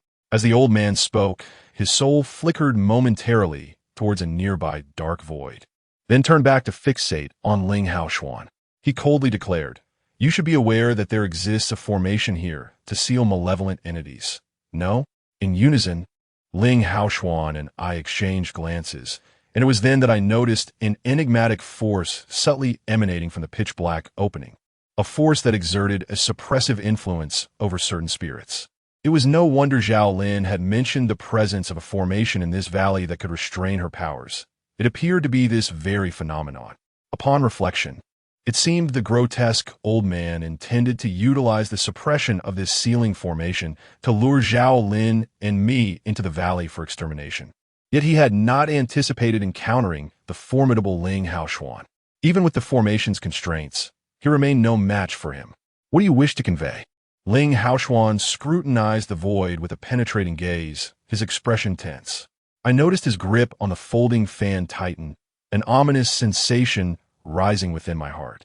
Do you know that the sealing formation was personally established by Protector Bo Rual a few days ago for the purpose of— The old man, with a grotesque appearance, paused mid-sentence and let out a chilling chuckle once more. For what purpose? Ling Haoshuan fixed his gaze upon him, his inquiry laced with frost. The intention of Protector Bo Rual is to suppress the zombies. The old man sneered disdainfully as a peculiar seal materialized in his palm. Simultaneously, I sensed a terrifying entity gradually awakening within this valley. The two heirs, stop him! Ling Haoshuan's expression shifted dramatically as he shouted at the small spirits nearby. The spirits, feeling the unsettling atmosphere, immediately lunged towards the old man's soul, attempting to interrupt his incantation. Too late. The old man scoffed, flicking his finger towards the void. A surge of black mist coalesced into a vortex, and a dark beam suddenly crashed towards the black hole. Sizzle. There was no violent sound or commotion. As the black mist collided, the beam did not penetrate the hole directly, but instead lingered at its entrance, as if something were obstructing its passage. Ripples radiated outward, reminiscent of disturbances upon a water surface. I furrowed my brow, gazing at the mouth of the black hole, when suddenly an uncanny familiarity washed over me, momentarily rendering me stunned. In the next instant, a chill surged from my heels to the crown of my head. As I stood in a daze, two thunderous roars erupted within the valley, shaking the very ground beneath us. In an instant, the wild birds took flight, and small creatures, terrified, scurried away in a frantic escape. This was dire. Ling Haoshuan gazed intently at the cave entrance, his fists gradually clenching. Another deafening roar resonated, shattering the seal at the cave's mouth like fragile glass. A shadowy figure darted out with lightning speed. It was towering, with a mane of white hair, a grim visage, and numerous terrifying scars adorning its body. For elongated fangs protruded from its mouth, emanating a sinister green glow. It was a zombie, the very same creature I had encountered twice before. Quick, destroy them. The ghost of the ugly old man shouted at the zombie. Impudent. The zombie scoffed, mercilessly crushing the ghost of the old man without a second glance. A brutal display that left my heart racing in terror. The shadow this zombie cast over me was profound. Even when my master and the old man were present, they could only frighten it away. Thus, without hesitation, I yelled at Ling Haoshuan, run. Whether it was shock or bravery, Ling Haoshuan seemed undeterred by my warning, his gaze fixated upon the zombie, a fervent light igniting in his eyes. I was taken aback by his reaction. Did he truly intend to confront the zombie? I do not deny that he is one of the most formidable individuals I have encountered, second only to my master and the old man's wa. However, I also do not believe he possesses the capability to confront the zombies single-handedly. As the saying goes, fear begets fear. The fervor in Ling Haoshuan's eyes intensified, culminating in a startling command directed at the several floating spirits. Charge forth. The spirits, emitting frantic cries, surged towards the zombie, while Ling Haoshuan conjured a copper coin sword from seemingly nowhere, swiftly lunging forward to deliver 2 precise stabs to the zombie's head. The creature, pierced and enveloped in smoke, allowed a cacophony of wails. The spirits, well-trained and strategic, each seized an arm or a leg of the zombie, pulling with all their might. Though the zombie did not topple, it was rendered immobile, unable to escape their grasp. "Foolish youngsters, how dare you strike at me?" The zombie roared in fury, exerting its strength to violently fling the spirits away. Ling Haoshuan's expression shifted dramatically. Wielding the copper coin sword, he thrust it with precision, pinning the zombie to the ground. Swiftly, he retrieved the talisman and pressed it against the creature's forehead. Chapter 79. The zombie weeps. The zombie let out a resounding cry. "Who dares to challenge me? Ignorant wretch, I shall slay you." Ah! The cacophony of its howls echoed through the air. Ling Haoshuan snorted disdainfully, wielding the copper coin sword with fervor as he aimed for the zombie's neck. I stood there, utterly astonished. Could this audacious individual truly vanquish a zombie? Such an uncanny feat seemed almost preposterous. However, the reality proved that I had underestimated the zombie, an entity that even the venerable old left found troublesome. Despite Ling Haoshuan's prowess, he was still youthful and lacked the requisite strength. He merely managed to temporarily immobilize the creature. Moments later, the zombie forcefully yanked off the talisman adorning its head, seizing it with ease. In a swift motion, it hurled a punch towards Ling Haoshuan. With a sharp glint in his eyes, Ling Haoshuan quickly raised his copper coin sword to defend himself. A resounding clang reverberated as metal met metal, sparks flying from the collision. Remarkably, the sword held its ground, revealing itself to be no ordinary weapon, while the zombie's fist emitted plumes of white smoke. Ling Haoshuan felt his blood surging, retreating several steps until his back pressed against the mountainside, struggling to regain his balance. His face paled, nearly succumbing to the urge to vomit blood. Witnessing this, a semblance of calm washed over me. It seemed he had not yet reached such formidable heights. "Umph! You dare to seal me while I am injured, and now you strike when I am weakened? You insufferable commoners shall face annihilation." The zombie bellowed in fury. Ling Haoshuan swallowed hard, yet his gaze held no trace of retreat. Instead, the spirit of battle within him intensified. Observing this, I couldn't help but grimace. This man was indeed a fervent warrior. Upon hearing the commotion, Zhao Lin hastened to the scene, and upon witnessing the 2 individuals locked in a standoff within the valley, her fair face instantly shifted in expression. Pointing at the zombie, she exclaimed, "Why is this creature here again?" I could only manage a wry smile in response. Zhao Lin then inquired, "Should we lend a hand?" After a moment of hesitation, I nodded and, grasping my copper coin sword, leaped into the fray. Regardless of the circumstances, Ling Haoshuan had rendered us significant assistance. Otherwise, the grotesque old man alone would have given me ample headaches. Seeing Zhao Lin and me approach, Ling Haoshuan's expression became somewhat complex, yet he refrained from elaborating further. He merely nodded at me, stating, "This fellow is formidable. I cannot handle him alone. I will engage him directly while my spirit will disrupt his focus. You and the lady should seize the opportunity to launch a surprise attack."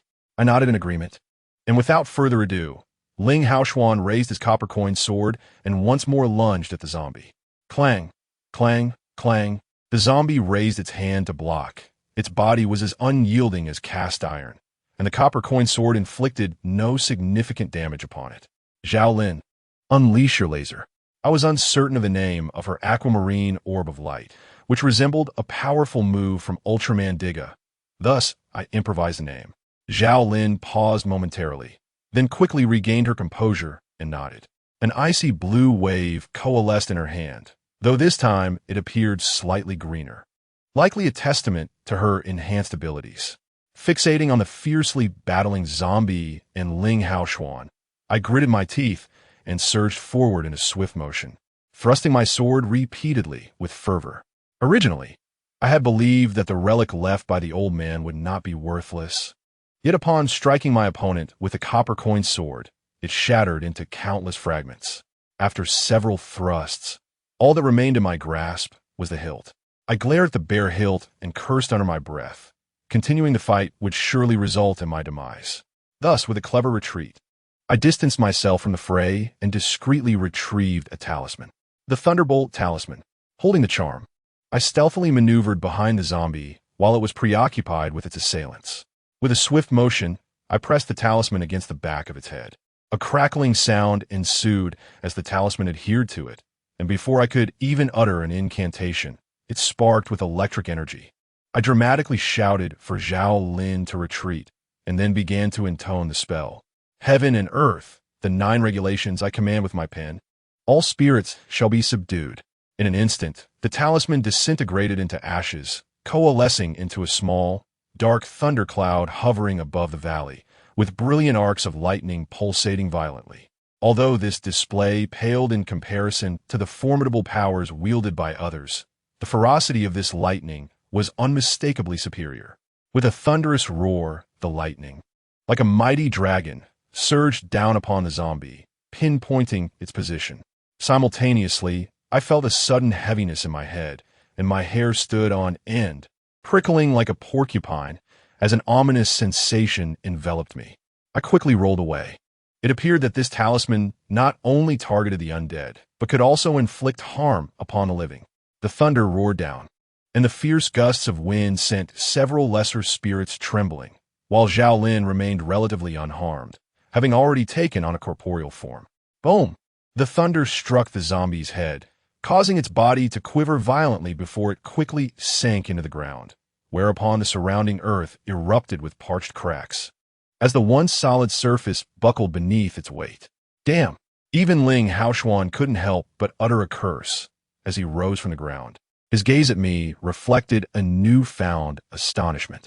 Yet, none of us dared to relax. Although the power of the lightning talisman was formidable, we were still contending with a zombie, and a few more similar attacks would hardly pose a significant challenge, at most rendering it momentarily dazed.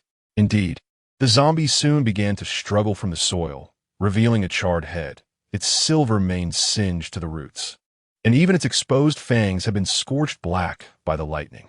Ah, you wretched beings, I shall annihilate you. The zombie bellowed furiously, still half buried in the earth. In a moment of bewilderment, I suddenly noticed a peculiar yellow glow beginning to emanate from its eyes. Could it be that this zombie was on the verge of tears? I pondered strangely. Chapter 80. The divine law of heavenly fire and thunder. When the yellow light flashed, I felt nothing, even mistakenly believing that the zombie had wept. However, the expression on Ling Haoxuan's face shifted dramatically. His pupils turned yellow. The zombie was about to transform into a yellow-eyed zombie. What is a yellow-eyed zombie? I was momentarily taken aback. Although I was unfamiliar with the term, it certainly sounded formidable, as evidenced by his expression. Alas, it was a complex matter that could not be easily explained. It's quite troublesome, Ling Haoxuan remarked, furrowing his brow. He glanced at me and asked, "Do you have any more of those talismans?" "I do not," I replied helplessly.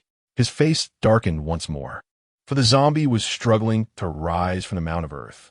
Zhao Lin stepped on its head and kicked it down again. I couldn't help but stifle a laugh at the dramatic scene, while Ling Haoxuan maintained a stern demeanor, fixated on the struggling zombie. Gritting his teeth, he instructed, "Remember to carry me out later." "What are you planning to do?" I was startled. It sounded as if he were prepared to fight to the death. Ling Haoxuan shook his head, beckoning with his hand, summoning all the small spirits back into several purple gourds. Then, he retrieved a red box from his pocket, roughly the size of a palm, which contained a series of small golden swords, each about an inch long. After spilling them out, he swiftly arranged them in a circle around the zombie, counting a total of 9. Roar! Meanwhile, the zombie struggled out from the mound of earth, its fierce gaze scanning the surroundings before finally resting upon me. I instantly felt my pores widen in response. The zombie exuded an overwhelming aura, seemingly more potent than before. Though it was not enough to render me weak at the knees, as it had previously, a sense of trepidation was unavoidable. Why must it always be you? You wretched creature! The zombie roared at me. I could only respond with silence. With a swift motion, it raised its leg, attempting to charge towards me, yet failed spectacularly, producing a deep, resonant thud upon impact. I was momentarily taken aback, as was the zombie, which soon glanced down at its foot. There! A small golden sword emerged, radiating brilliance, connecting with 8 others to form a dazzling display of light. The golden beams coalesced, standing tall in a circular formation, resembling a formidable cage. Bold rascal, what have you done to this king? The zombie bellowed, unable to break free. Its gaze shifted to Ling Haoshuan, demanding answers. Ling Haoshuan merely snorted dismissively, ignoring the creature. This infuriated the zombie, which began to pound furiously against the luminous pillars, the sound reverberating incessantly. Suddenly, a muffled groan escaped Ling Haoshuan's lips as he forcefully struck his palm, crimson blood gushing forth. He grasped the copper coin sword anew, drenching the blade with his own blood, while intoning, "O 3 purities above, grant your protection, with the 10 celestial fires and 9 spiritual paths, the 8 extremes of thunder. Let the myriad laws unite to vanquish the wicked, by the righteous might of heavenly fire and thunder." Ling Haoshuan's complexion turned pale as a mouthful of blood erupted from him, the hue a dark crimson reminiscent of congealed blood stagnant within his body. 9 small swords emitted a dazzling brilliance, a trinity of golden light, silver thunder, and crimson flames converging upon their blades. With a swift whoosh, they soared into the air, piercing towards the bound zombie. The sound of clashing echoed resoundingly throughout the valley as the 9 gleaming swords embedded themselves into the zombie's form, causing radiant golden light to erupt from the punctured areas.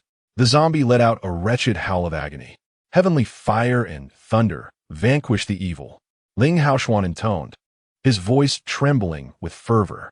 Suddenly, the zombie's body swelled violently, a thunderous explosion resonating from within, reverberating throughout the entire valley. Transparent holes appeared on its chest, thighs, and back, and it stared in disbelief at the wounds that marred its body. Overwhelmed by shock, it fell backward, collapsing onto the ground. "What the?" I gasped in astonishment. My master and old left could only frighten it away in the end. Yet Ling Haoshuan had truly slain the zombie. Coughing, Ling Haoshuan gazed at the fallen creature, his own complexion paling as he coughed up blood, and then, with a heavy heart, he collapsed into the earth. As I gazed upon the blood-soaked figure of Ling Haoshuan, despite my intense disdain for him, a flicker of admiration surged within me. Such audacity and spirit are qualities not possessed by the faint-hearted. On the ground lay the grotesque form of an old man, truly unfortunate. First, he encountered the murderous Ling Haoshuan and was struck down, his life extinguished. His soul, having broken free from its cavernous seal, had hoped for a complete resurgence. Yet fate dealt him another cruel blow as a zombie-esque claw reduced him to mere ashes. Now his corporeal form has become a true relic, destined to decay and ultimately vanish from this world forever. Chapter 81. Captured, I cast a glance at the zombie sprawled on the ground, riddled with gaping holes. My mind clouded with uncertainty. If it were a typical ghost or demon, such grievous wounds would surely spell death. Yet this creature was different. Even the underworld would not claim it. I pondered whether Ling Haoshuan had truly vanquished it. As I approached to examine it closely, I discerned that the zombie had completely lost its breath. It appeared lifeless. Releasing a sigh of relief, I hoisted Ling Haoshuan onto my back and began to make my way outside. I had promised to carry him out, and I could not betray that vow. Initially, I intended to take him directly to the hospital, given the severity of his injuries. Delaying could lead to dire consequences. Although I harbored disdain for his earlier intentions toward Xiaolin, he had not resorted to forceful means, and having just alleviated 2 of my pressing concerns, I could not forsake him. However, as soon as I emerged from the valley, barely having taken a few steps, a sudden burst of red and blue lights flickered outside, followed by the roar of engines, and the distant wail of police sirens began to echo. I was taken aback. How had the police arrived? Immediately, I feared that Zhao Lin might bring us back, for such matters would be difficult to explain to law enforcement, especially with a deceased elder and a zombie still lingering inside. While I was mulling over this predicament, a police car screeched to a halt just 5 meters away. With a sudden jolt, 7 or 8 officers leaped from the vehicle. One young officer, brandishing a firearm, aimed squarely at me. "Don't move. Raise your hands." I cast a glance at the individual, estimating he was not much older than I, which immediately instilled a sense of unease within me. The younger they appeared, the more unpredictable they seemed. What if this fellow accidentally discharged his weapon? "Do not fire." I quickly lowered Ling Haoshuan, allowing him to lean against my back, and raised my hands in a gesture of peace. "Officers, I am an innocent party. This individual is gravely injured and requires immediate medical attention." The young officer scanned the 3 of us, his gaze lingering on Zhao Lin for a moment, visibly taken aback by her beauty. Zhao Lin cast a cold glance his way, causing the officer to tremble, his grip faltering as his firearm clattered to the ground. The young officer, flustered, retrieved his gun and secured it at his waist, discreetly signaling to a nearby colleague, "Fetch that person and call for an ambulance." "Understood." The nearby officer acknowledged, promptly making his way towards me. As he approached, I noted he was evidently over 40, which piqued my curiosity. How had this younger officer, seemingly my contemporary, risen to lead this group? After a moment of reflection, it dawned on me that he was likely a privileged scion. "Hand him over to me," the officer before me said, scanning me with a discerning eye, likely relying on years of experience to ascertain that I posed no threat. I hesitated briefly before relinquishing the individual to him, knowing he would be taken to the hospital. After the police escorted the individual away, they assisted him to his feet. It was not long before an ambulance arrived, and several doctors and nurses lifted Ling Haoshuan into the vehicle. With a resounding slam of the door, the ambulance roared to life and swiftly vanished down the road.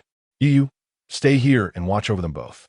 The rest of you, follow me," commanded the young officer to his colleagues. "Yes." The group responded in unison. The 2 older officers he had singled out approached me and Zhao Lin, while the remaining personnel proceeded towards the nearby valley. As they departed, the young officer glanced back at me, scoffing, "Behave yourself." I had no intention of engaging with someone of his ilk. In truth, I could devise countless ways to deal with him if I so wished. "Young man, that was just our chief's son. He's a bit impetuous, so don't take it to heart," remarked the officer who had just taken Ling Haoshuan away, a smile adorning his face. "All right, no problem," I replied casually, thinking to myself that he was indeed a typical second-generation official. However, if you can still converse with me in such a jovial manner later, I might just reconsider my opinion of you. Finding the grotesque elder and the zombie's corpse was inevitable, given the limited expanse of the valley. Indeed, as soon as that group ventured into the valley, gasps of astonishment echoed back. We discovered 2 bodies. The 2 officers who had been observing us were momentarily taken aback. Their expressions shifted dramatically as they swiftly drew their firearms, pointing them at me and commanding, "Raise your hands." Reluctantly, I lifted my hands while Zhao Lin stood beside me, unmoving and silent, exuding her characteristic aloofness. "And you, raise your hands. Otherwise, I will shoot." Another officer shouted at Zhao Lin, "Oh, let her be. She is but a woman, unarmed. Why take it so seriously?" I said with a grin. The 2 officers exchanged glances, and the one who had previously perceived me as a good person slowly shook his head, lamenting such a young age and yet straying from the righteous path. What a pity. I nearly burst into laughter at his words, but managed to stifle it just in time. Otherwise, he might have been provoked to strike me. Zhao Lin couldn't contain her laughter, prompting the officers to glare at her, admonishing, "How can you still find this amusing?" Zhao Lin cast a calm glance in their direction, causing both officers to tremble slightly, their guns slipping from their grasp onto the ground. Startled, they quickly bent down to retrieve them, re-aiming their firearms at me, their expressions a mixture of suspicion and fear. "What did you just do to us?" Zhao Lin ignored them, turning her head away. The officers, somewhat irritated, perhaps sensing something amiss from their years of experience as detectives, hesitated to inquire further. After a moment, a team of officers emerged from the valley, and a young officer rushed up to me, sneering, "We thought we had wronged you. But what about the two corpses inside? Speak." I pondered for a moment before replying, "I don't know." "Oh, you don't know?"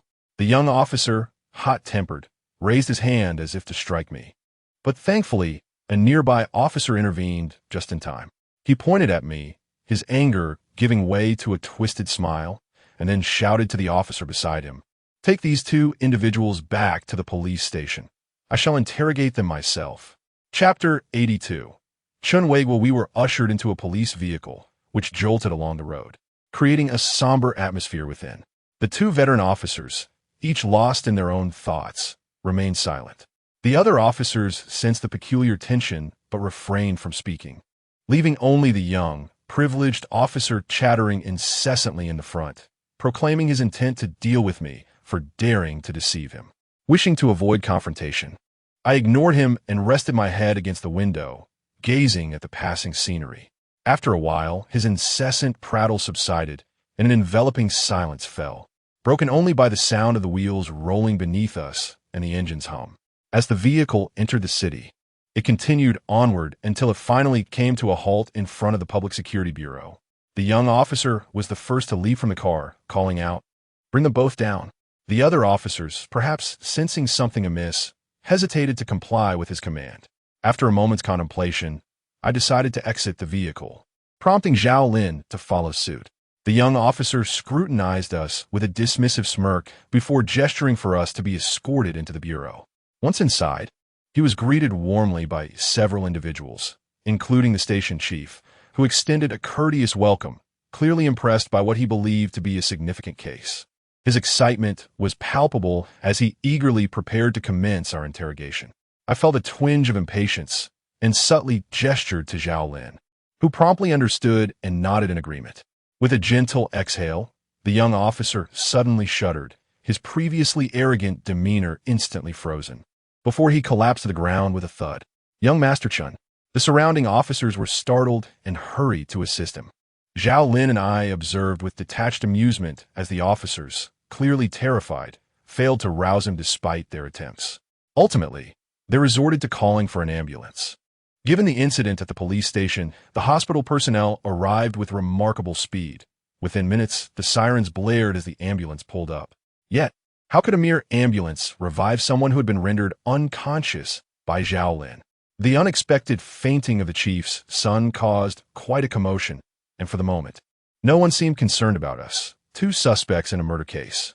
Nonetheless, I chose not to flee. This situation would inevitably require clarification, or else it would lead to endless complications. Thus, I settled into the office and began to engage with the computer. Zhao Lin, on the other hand, curiously surveyed her surroundings, remarking that it was her first visit to such a place. After a while, an officer entered the room. I focused my gaze and realized he was the one who had previously lamented my misfortune. "What brings you here?" I paused my activities and inquired. The veteran officer regarded me for a moment, hesitated, and then said, "Young man, I recognize that you are no ordinary individual. Young Master Chun, while somewhat spoiled and temperamental due to his upbringing, is not truly a bad person. I implore you not to stoop to his level." His words, surprisingly, brought me a sense of comfort. After pondering for a moment, I turned to Zhao Lin and inquired, "Zhao Lin, what fate awaits that individual? It won't be too severe. At worst, he might become a fool." Zhao Lin replied nonchalantly, as if she were merely stating a trivial fact. Her tone compelled me to silently mourn for Qin Xiao. Evidently, his prior demeanor had irked this proud young lady, leading her to strike so harshly. The veteran officer was taken aback by her response, yet he dared not confront Zhao Lin. Instead, he pulled me aside and advised, "Young man, consider this. Isn't it wise to grant mercy where it is due? Even if you are not an ordinary person, there may come a time when you require the assistance of the police. Qin Xiao's father is the director of the Public Security Bureau in Chongqing. Extending this favor could ease your future endeavors." I contemplated his words, but letting Qin Xiao off so easily felt like an injustice. I instructed the old officer to have his father come and speak with me personally. He nodded in agreement, stating he would make the necessary arrangements. 2 hours later, a stern-faced officer with a commanding presence appeared before me. The piercing coldness in his gaze quickened my heartbeat, an invisible pressure radiating from his authoritative stature. I surmised that this must be Chen Xiao's father, the director of the city's public security bureau. I reminded myself to remain composed. Losing my poise would only put me at a disadvantage. With my legs crossed and a casual glance cast in his direction, I adopted an air of indifference. Indeed, the more I behaved in this manner, the more uncertain he seemed. He lingered at the threshold for a minute or two before finally approaching me, extending his right hand. "Greetings, I am Chen Weigua, the father of Chen Pengfei." "Hello," I replied, shaking his hand with a tone that was neither warm nor cold. His expression bore a hint of embarrassment, given his status. Few dared to converse with him in such a manner. Yet, he could not display anger towards me, as my influence over his son's fate was undeniable. "My young friend," he said, his tone earnest, "I must speak candidly. When one attains a position such as mine, one inevitably hears whispers of various matters. I understand that some situations are far from straightforward. My son has acted recklessly this time. I implore you to show mercy and not pursue this further, if you please." After a moment of contemplation, he gazed at me sincerely. It was no small feat for him to lower himself to this level to engage with me. If I were to press further, it might seem excessively domineering. A director of a public security bureau possesses numerous means to deal with me. Thus, I nodded in acknowledgement and replied, "Very well, I am willing to grant him leniency, but I require a personal apology from him. Additionally, let us cease any further investigation into those two corpses. They should be taken directly to the crematorium. Otherwise, the repercussions could be dire."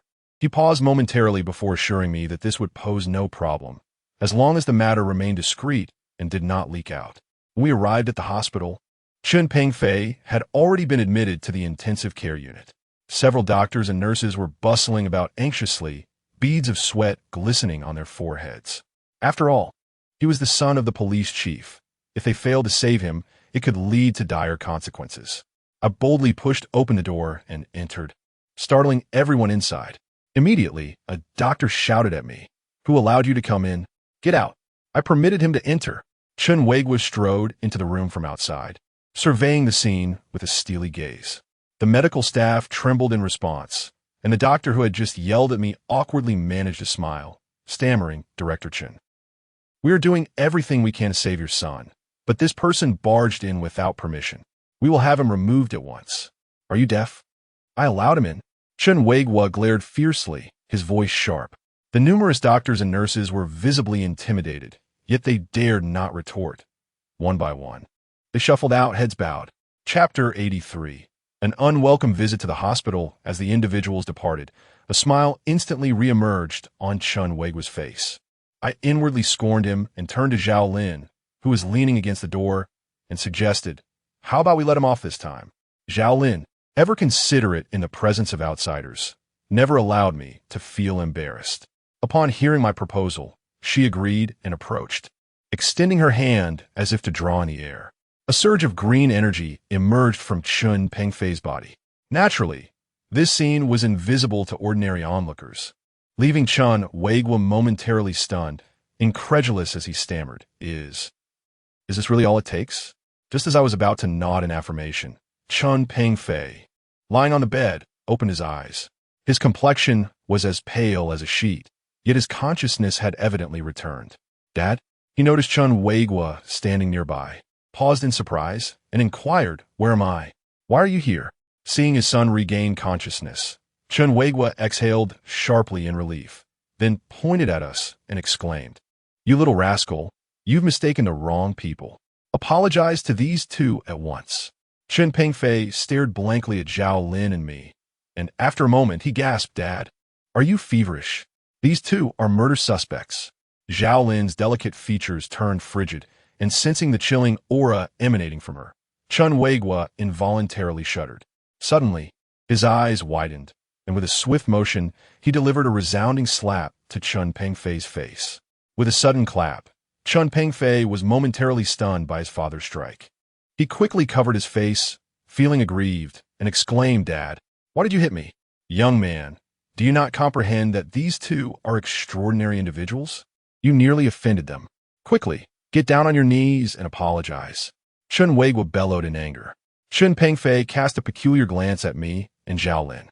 Although he was unaware of the circumstances, instinctively he obeyed his father's command, reluctantly, sitting up from the bed. Let's forego that.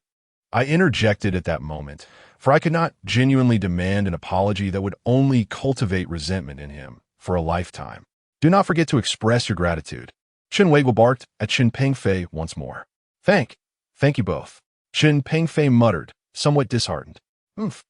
Should you dare to offend them again, I swear I will not hesitate to put you down. Chun Weiguo glared at him with a cold snort. I understood that his words were also intended for my ears, meant to placate me. Since Chun Pengfei had regained consciousness and was not foolish, I decided to take my leave and find out which hospital Ling Haoshuan was in. Abandoning him like this felt rather ungracious. By the way, where have you taken that person? I inquired of Chun Pengfei. Upon hearing my question, he paused and surveyed his surroundings. Realizing they were in a hospital, he turned to Chun Weiguo and asked, Dad, which hospital is this? Xiao Hospital, Chun Weiguo replied. Oh. He nodded and then said to me, it seems that person is right here. Thank you. I nodded slightly and turned to leave. Chun Weiguo's lips moved as if he wished to say something, yet ultimately, he refrained. Nevertheless, he requested my phone number, and I thought it harmless enough to oblige. The doctors and nurses lingered just outside the door. Chun Weiguo commanded them to leave, but they dared not comply, for they knew the repercussions that would follow from the director's wrath. It seemed that witnessing my association with Chun Weiguo had instilled a sense of reverence in them. As I passed by, the doctor who had previously urged me to exit suddenly lowered his head in anxiety. Approaching him, I inquired, Excuse me, doctor, may I ask if a particularly handsome patient arrived at the hospital approximately 2.5 hours ago? A male covered in blood? The doctor appeared taken aback by my question, momentarily stunned before expressing a hint of trepidation. I apologize, let me think. He furrowed his brow in contemplation, and after a moment, a realization struck him as he nodded vigorously.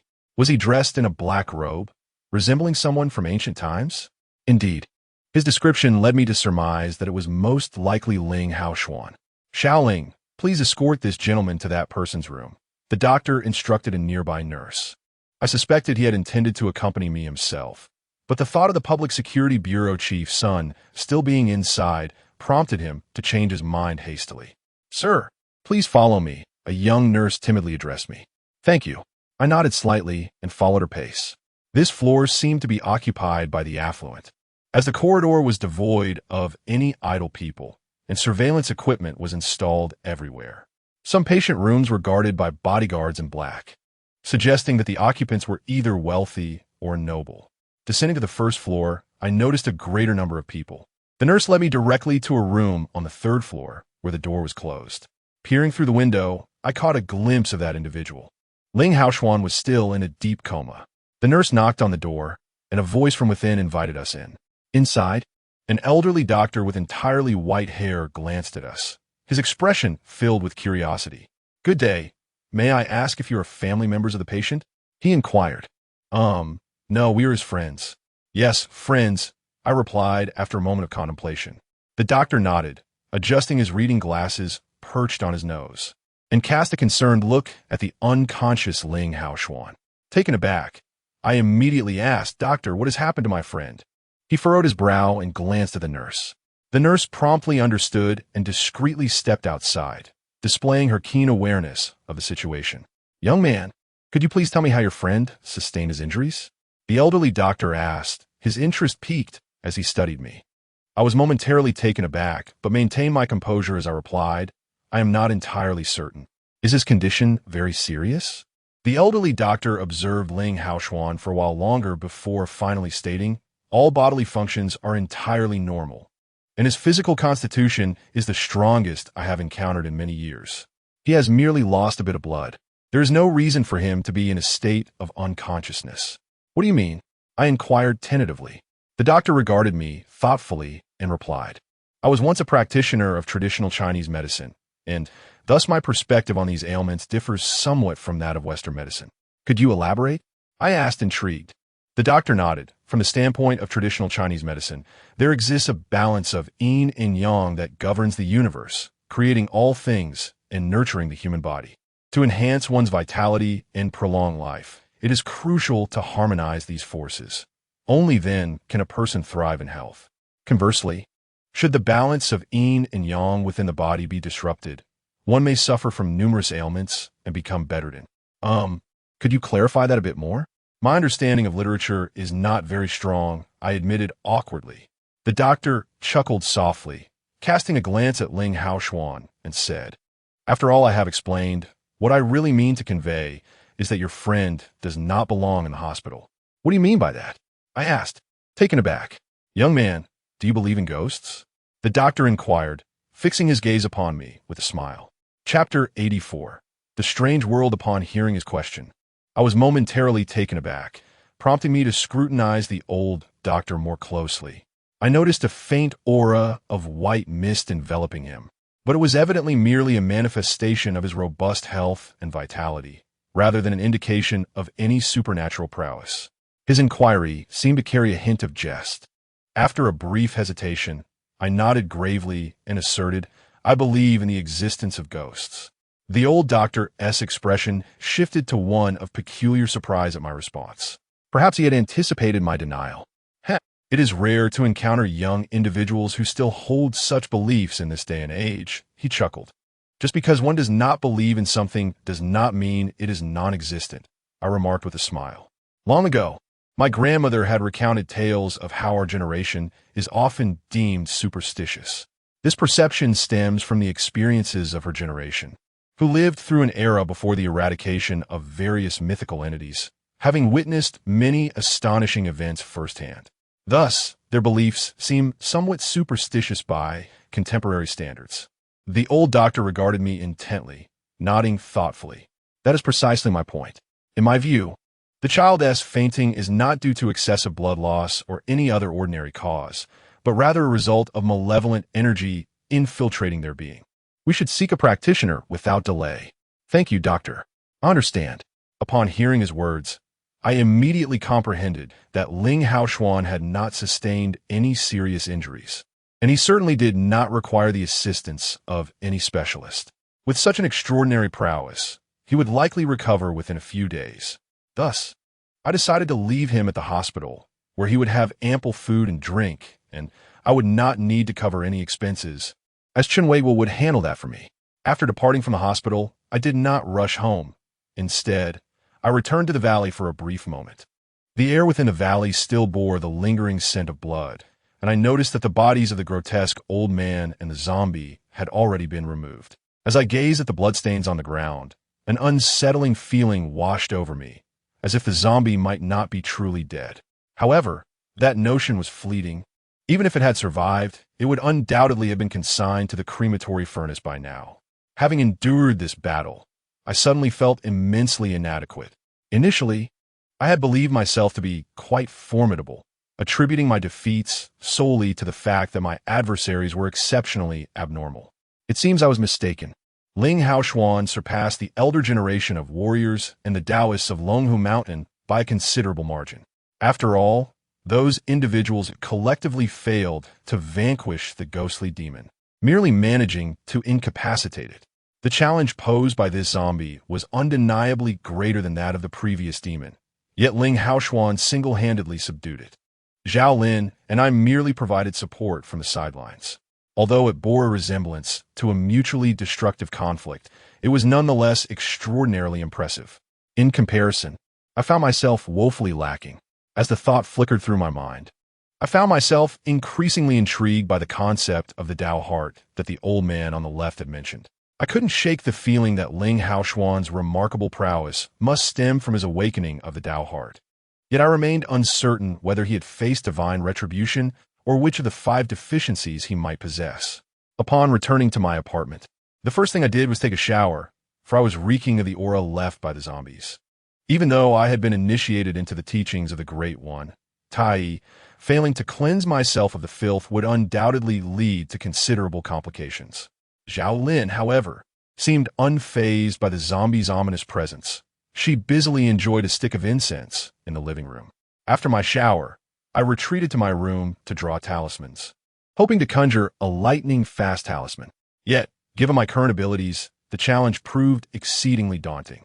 My previous success had likely been a mere stroke of luck, as I found myself wasting over 10 sheets of blue talisman paper without even sketching a proper outline. Time slipped away unnoticed, and the sun, once high in the sky, had long since set. The night breeze grew cooler, and fatigue began to wash over me. I set aside my tools, stretching my weary limbs, preparing for a restful slumber. My mind felt relatively at ease. The two greatest threats had been dealt with by Ling Haoshuan today, and I anticipated a period of tranquility in the days to come. As I closed my eyes, my mind gradually emptied, slipping into a state that was neither fully awake nor completely asleep. Where was this place? I stand upon the ground, gazing at the ashen soil beneath my feet, my eyes sweeping across the surroundings, which are enveloped in a pallid hue. The sky is a muted gray. The earth is shrouded in the same lifeless tone, and even I appear to be draped in this desolate shade, exuding an air of lifelessness. Behind me lies a broad thoroughfare, flanked by towering trees that stretch towards the heavens. Despite my earnest attempts to gaze upwards, I find myself unable to glimpse the treetops. I have never encountered trees of such magnitude. Each one, I surmise, would require the embrace of 2 or 3 dozen individuals to encircle. On the expansive road behind me, shadows dart towards my direction, their presence starkly incongruous in this monochromatic realm. As I focus intently, a wave of astonishment washes over me. These dark figures are, indeed, human. Their movements are as rigid as those of corpses, their expressions devoid of life, their gazes vacant and seemingly foolish. Were it not for the absence of any malevolent aura emanating from them, I might readily mistake them for specters. Suddenly, I discern that they all don identical attire. Squinting to see more clearly, a chill runs through me as I come to the alarming realization that each of these individuals is clad in funeral garments. Chapter 85. The gate of ghosts. Those donned in funeral attire hurriedly advanced along the path, their faces devoid of expression. Yet their pace was as swift as the very essence of reincarnation, imbued with a palpable urgency. "Hey, where are you all headed?" I called out to one passerby, who merely glanced back at me, silent and vacant, pointing ahead before swiftly continuing on their way. Furrowing my brow, I pondered the peculiar demeanor of these individuals. Was there an obsession with funeral garments at play? I surveyed my surroundings, feeling bemused. I distinctly recalled being asleep, yet here I was inexplicably transported to this place. Was I wandering in my sleep? And what of Zhao Lin? Even in a state of somnambulism, she ought to have intervened. A cascade of questions flooded my mind, compelling me to seek clarification from someone. Yet these strange figures were mute, leaving me with no one to inquire. Reluctantly, I followed their lead. Before long, a sudden chill enveloped me, prompting me to glance down at my chest. A faint wisp of black mist coiled around that very spot. Upon raising my gaze, I noticed a figure in funeral attire ahead of me. I swallowed hard, fully awakening to the realization that there had been no one before me moments ago. How had this person overtaken me? The only plausible explanation was that they had passed through my very being. Fear gripped me, and I swiftly turned to retrace my steps. With nothing tangible clinging to me, I resolved to bolster my courage, mimicking the act of wielding a sword against the unseen foes, managing to distance myself by a mere 10 meters. "Little one, do you still wish to flee?" In that moment, a chilling voice suddenly resonated beside me, causing me to shudder as if struck by lightning. Slowly, I turned my head to behold a towering figure before my eyes. He stood over 2 meters tall, clad in an ancient white robe, his tongue extending 3 feet long. Atop his head rested a tall hat adorned with 4 vivid red characters. Instant wealth. Could it be the infamous Bai Wuchang? I forced a sheepish smile, but my heart plummeted with alarming speed.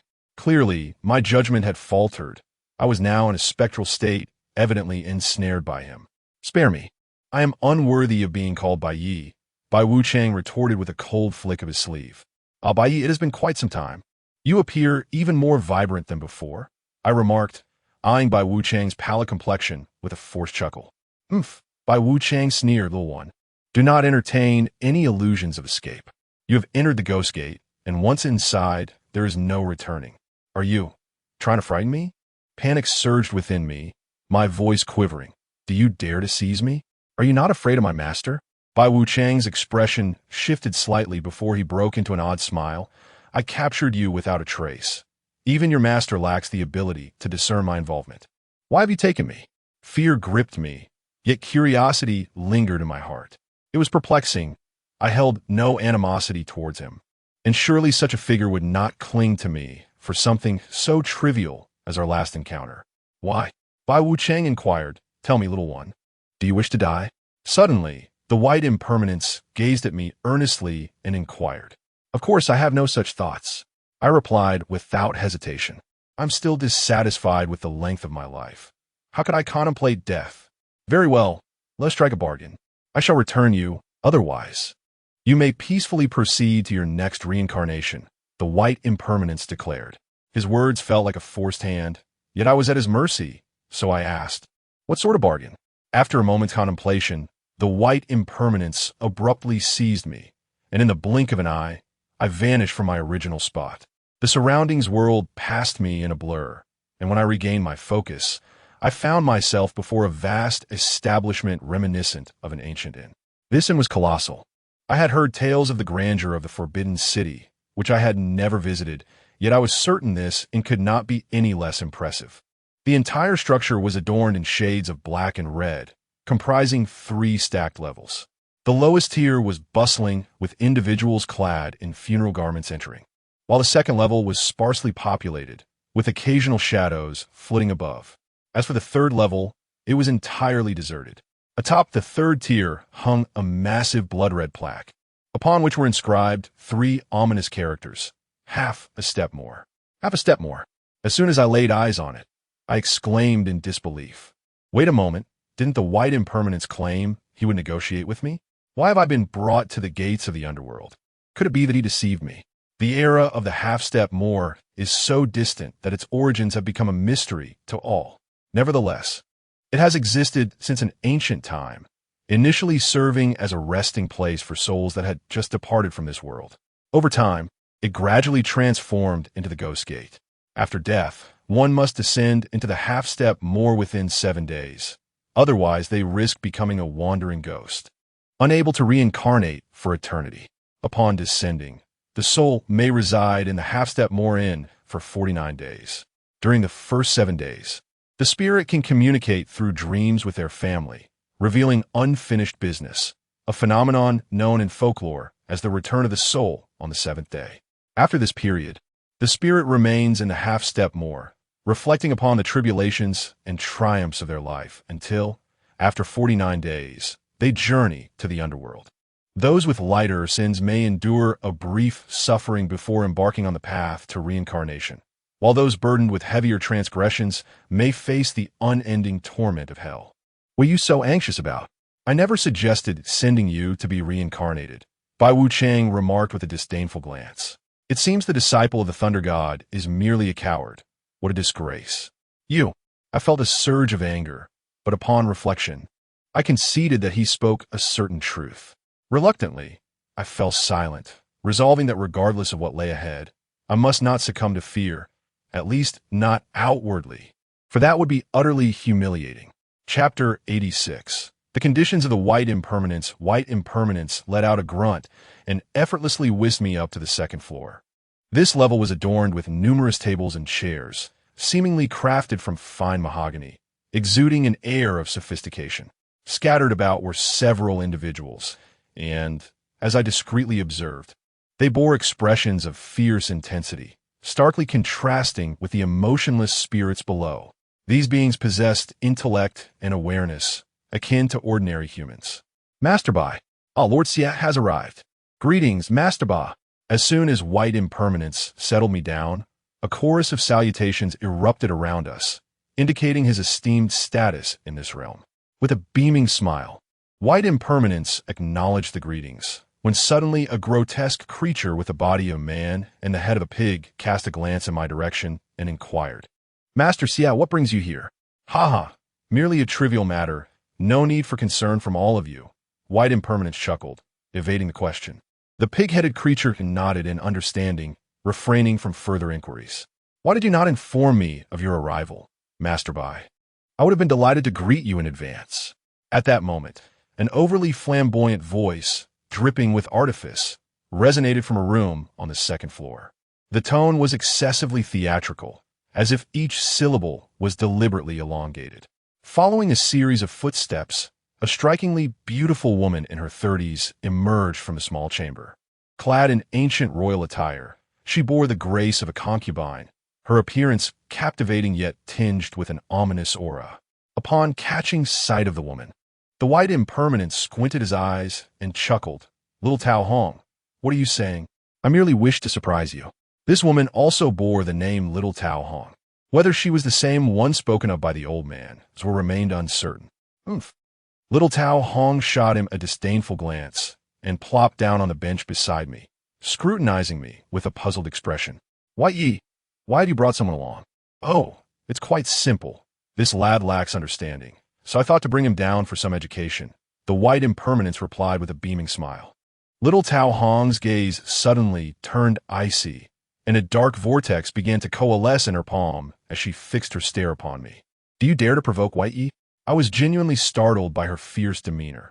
However, recalling my earlier resolve to maintain an air of bravado, I remained unfazed and did not acknowledge her.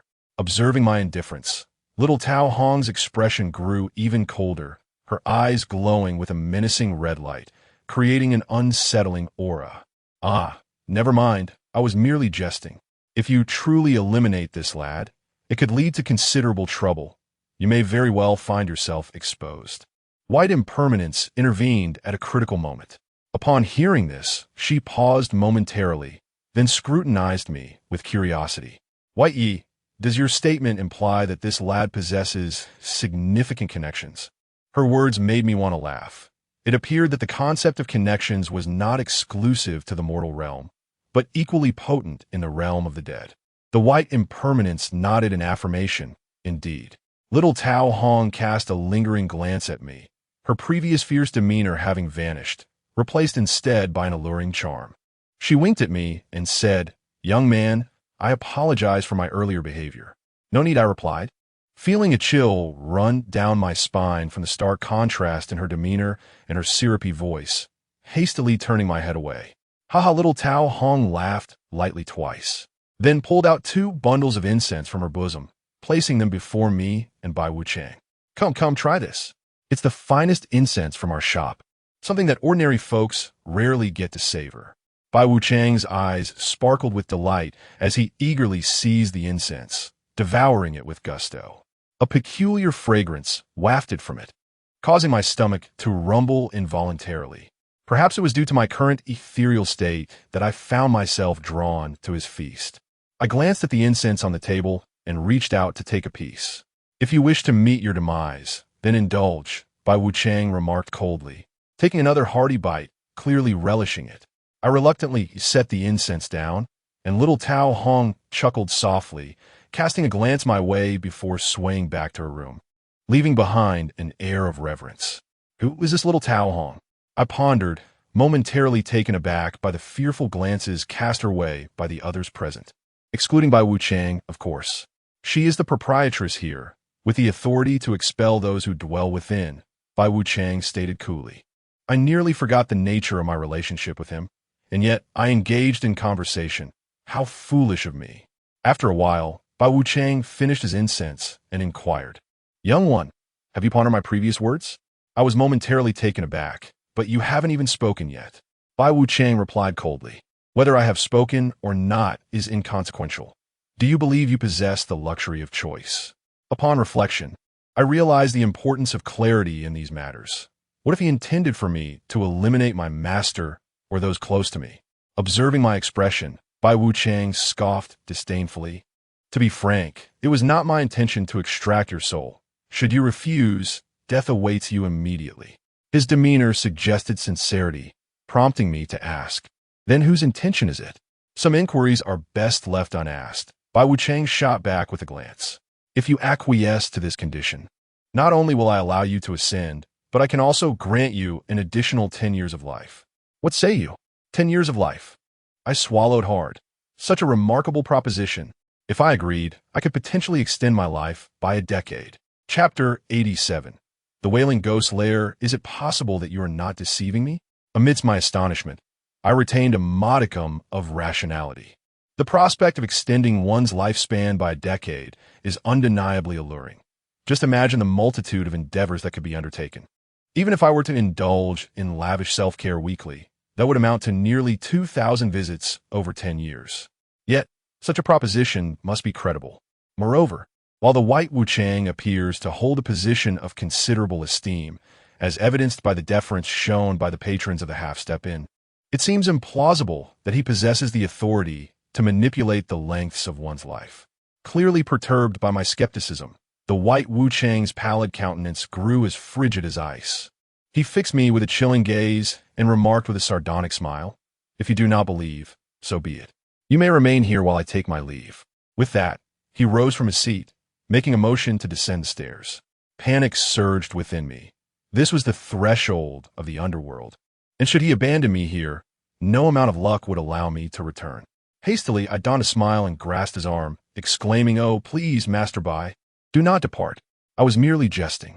Given your esteemed status, how could you possibly deceive a novice such as myself?" With a smirk, I attempted to lighten the mood. The White Wuchang turned his head to regard me with a peculiar expression, snorted softly, and gradually resumed his seat, acknowledging, "You possess a modicum of discernment, young man." Although this fellow wore an air of arrogance and displayed an apparent disinterest in my presence, it was evident that my flattery had pleased him. He looked at me and declared, "As long as you obediently comply, I shall honor my word. Besides this, there will be no shortage of additional benefits for you. Indeed, I have been your devoted admirer since childhood. I recall how you even managed to ensnare the great Sun Wukong. How remarkable you are!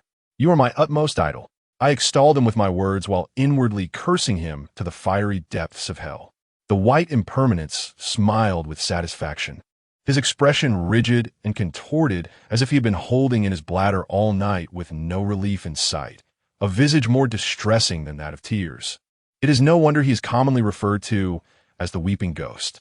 After a moment, reminiscent of constipation, he grunted and unceremoniously seized the incense before me. Chewing as he spoke, "All right, young lad, let us return to the matter at hand. I shall dispense with the pretense.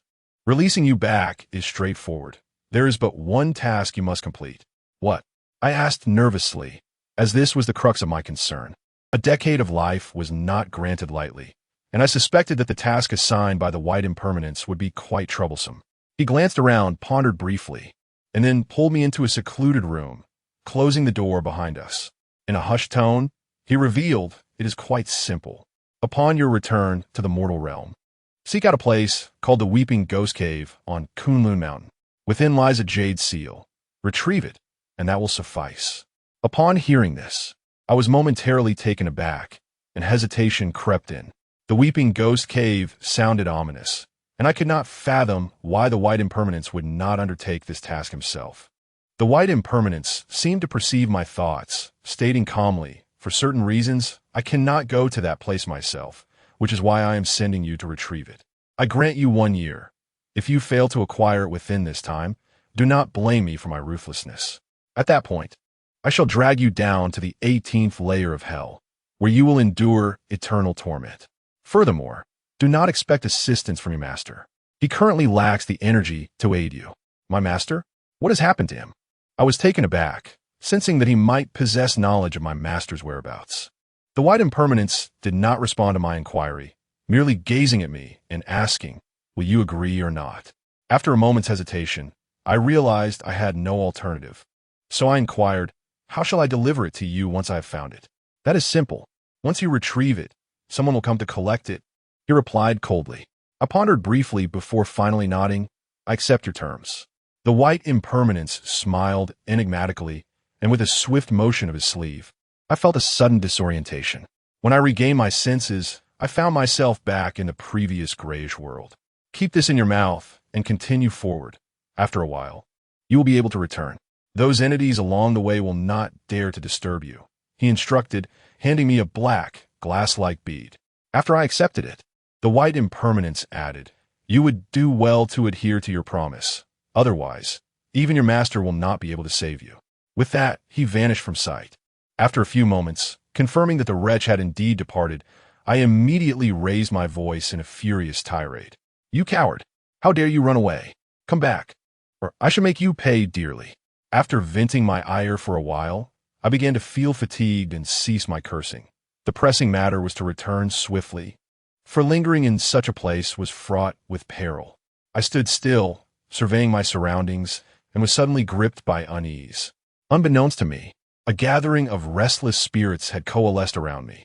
Unlike the newly deceased, these specters bore a palpable grudge, their icy gazes fixed upon me, with some greedily eyeing the orb in my hand, as if poised to pounce at any moment. Perceiving the imminent threat, I hastily shoved the orb into my mouth. In that instant, the spirits contorted into grotesque visages, their eyes ablaze with a crimson glow, shrieking as they lunged for my throat. Yet, just as one hand was about to clasp my neck, it emitted a horrific wail, and with that, the entire hand swiftly disintegrated, its substance dissipating into the ether.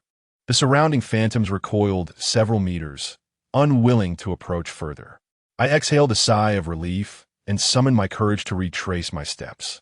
Although these spirits dared not draw near, they relentlessly trailed behind me. I pondered their presence, but chose to disregard them. It was understandable. These souls were bound by strong obsessions, unable to find peace in the afterlife. They were not malevolent enough to wreak havoc in the living world, but harbored deep resentment, yearning for rebirth yet thwarted in their attempts. Thus, they harbored jealousy towards those capable of returning to life and sought to impede my journey.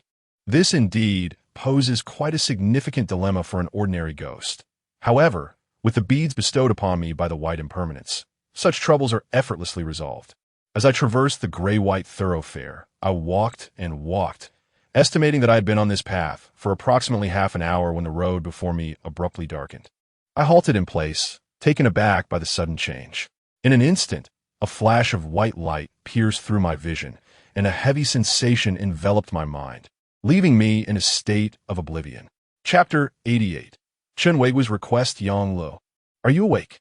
Before I even opened my eyes, a rather anxious female voice reached my ears.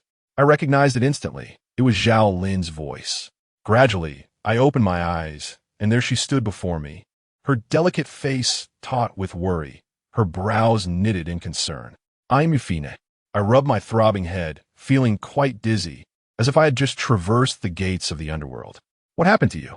Why did you suddenly faint and couldn't be roused?" Zhao Lin observed that I seemed somewhat lucid and let out a slight sigh of relief, but her curiosity couldn't be contained. I glanced around. This was still my bedroom, which eased my mind considerably. I then asked Zhao Lin, "How long was I unconscious?" "You fainted last night, and now it's already the afternoon of the second day." Zhao Lin, somewhat irritated, handed me her phone to show me the time. After I finished reading, she tugged at my shirt and pressed on, "Hey, you still haven't answered my question. What exactly happened last night?" After a moment of hesitation, I realized that I couldn't conceal these events from her, as she would eventually find out. It was better to tell her now. Thus, I recounted the series of events that transpired after I was ensnared by the white ghost. Throughout my tale, she remained frowning, and by the time I concluded, her face was ablaze with fury. That white ghost is truly outrageous. Once I become a ghostly immortal, I will make sure to teach it a lesson, avenging you. I smiled and teased, "Oh, look at you, so concerned about me." Zhao Lin cast a sharp glance at me, remarking, "I believe you simply cannot tolerate kindness from others. It seems I shall have to treat you as my own son from now on." Upon hearing her words, my expression stiffened. Zhao Lin averted her gaze, her brow furrowing with evident concern. "The Wailing Ghost Cave is surely not a favorable place.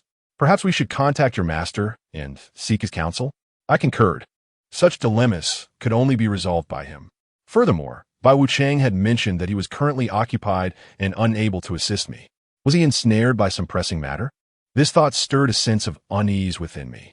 Despite his often dubious and troublesome nature, he had always been genuinely concerned for my well-being. Yet, my attempts to reach him by phone were met with failure. After 2 futile calls, I conceded that Bai Wuchang's assessment was accurate. He was indeed preoccupied with some urgent affair. With the phone line silent, I resolved to set this matter aside for the time being.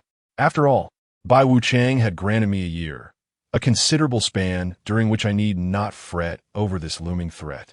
Moments later, Zhao Lin suddenly recalled something. When I inquired about it, she revealed that Chun Weigua had called while I was unconscious. What did he say? I asked, momentarily taken aback, fearing that Chun Pengfei might be in trouble again. No, he didn't disclose anything over the phone. I remain unaware of the details, Zhao Lin replied with a shrug. I nodded, contemplating the situation. A person like Chun Weigua would hardly waste time on idle chatter. He likely had a legitimate matter to discuss with me, something of significance. After all, he is the director of the Public Security Bureau. When he personally called, I dared not be negligent and promptly returned the call. As I dialed, I glanced at the call log. Chun Weigua's call had come in last night, around the time I had just fainted. The phone rang, and as the call connected, I couldn't help but wonder what he wanted from me. Was it possible that he sought revenge for his son, whom we had dealt with? It truly seemed plausible. Hello. Is this young brother Yongla? The line crackled to life, revealing a steady male voice. Recognizing it as Chun Weigua's, I replied, Yes, this is I. I apologize, Director Chun. I encountered a bit of trouble last night and missed your call. No worries, it's nothing. Chun hesitated on the other end. If you have something to discuss, please feel free to say it, I encouraged him. Could you possibly come to the police station? The matter is rather complicated and can't be easily explained over the phone. It would be better to discuss it in person, Chun Weigua suggested after a moment's contemplation. My phone was on speaker, allowing Zhao Lin to hear his voice, which instantly sparked a flicker of curiosity and disdain in her eyes. We exchanged a glance, and I calmly responded, All right, if it's convenient, we can come over now. Of course it's convenient. Shall I send a car to pick you both up? Chun Weigua asked without hesitation, his tone warm and inviting. No need. We will make our own way there, I assured him. Upon concluding my conversation, I hung up the phone. Noticing my action, Zhao Lin inquired whether I wished to join her, pondering if this could be a ruse. After a moment's contemplation, I shook my head, expressing that it seemed rather improbable. With a smile, I added, even if something were amiss, wouldn't you be there to elevate my spirits and take me on a thrilling escapade? Zhao Lin's eyes immediately transformed into crescent moons as she affectionately tousled my hair, cheerfully asserting, Indeed, I've got you back. Later, while in the taxi, I rationally reflected on my earlier anxieties, realizing I'd been a victim of unfounded fears. Chun Weigua's demeanor clearly indicated his unwavering belief in supernatural matters. It was highly unlikely he would seek revenge over trivialities. He must also understand that provoking individuals like us could lead to significant trouble. True to my thoughts, upon our arrival at the police station, no signs of ambush were evident. The precinct was occupied by merely a handful of officers on duty. Chun Weigua had been waiting for us in his office, and upon our entrance, his face instantly lit up with enthusiasm as he warmly invited us to sit. Once settled, Chun Weigua cleared his throat, and a fleeting hesitation crossed his otherwise stern visage. He glanced at Zhao Lin and me, then stated earnestly, Since both of you are here, I shall be direct. I have some good news to share, and I wonder if you would be interested. Good news? I was taken aback for a moment before inquiring, What is it? Please, do enlighten us. In recent years, peculiar and bizarre incidents have frequently transpired in the city, eluding thorough investigation. These cases, lacking resolution, have often been hastily concluded with contrived explanations, leaving me with a lingering sense of unease for many years. After a moment of contemplation, Chun Weigua turned to me and remarked, I understand that certain cases may involve supernatural elements. However, there are too few capable practitioners here in Chongqing. Previously, we had an esteemed individual from Longhu Mountain who assisted us in resolving numerous troubles, but he has since returned to the mountains. If similar occurrences arise in the future, I genuinely do not know whom to turn to. As he spoke, Chun Weigua offered me a wry smile. Unable to contain my curiosity, I inquired, What exactly are you trying to convey? After a brief hesitation, Chun Weigua replied, I wish to establish a dedicated task force to investigate such cases, and I sincerely invite both of you to join. Chapter 89. The Paranormal Investigation Team. Listening to Chun Weigua's words, I was momentarily taken aback. Hasn't the government always been staunchly opposed to feudal superstitions? As the chief of police, instead of taking me into custody for spreading rumors and causing chaos, he was extending an invitation for me to join his so-called special task force. Noticing my perplexity, Chun Wegwa cleared his throat and continued, "In truth, the higher echelons of the government have long acknowledged the existence of these phenomena.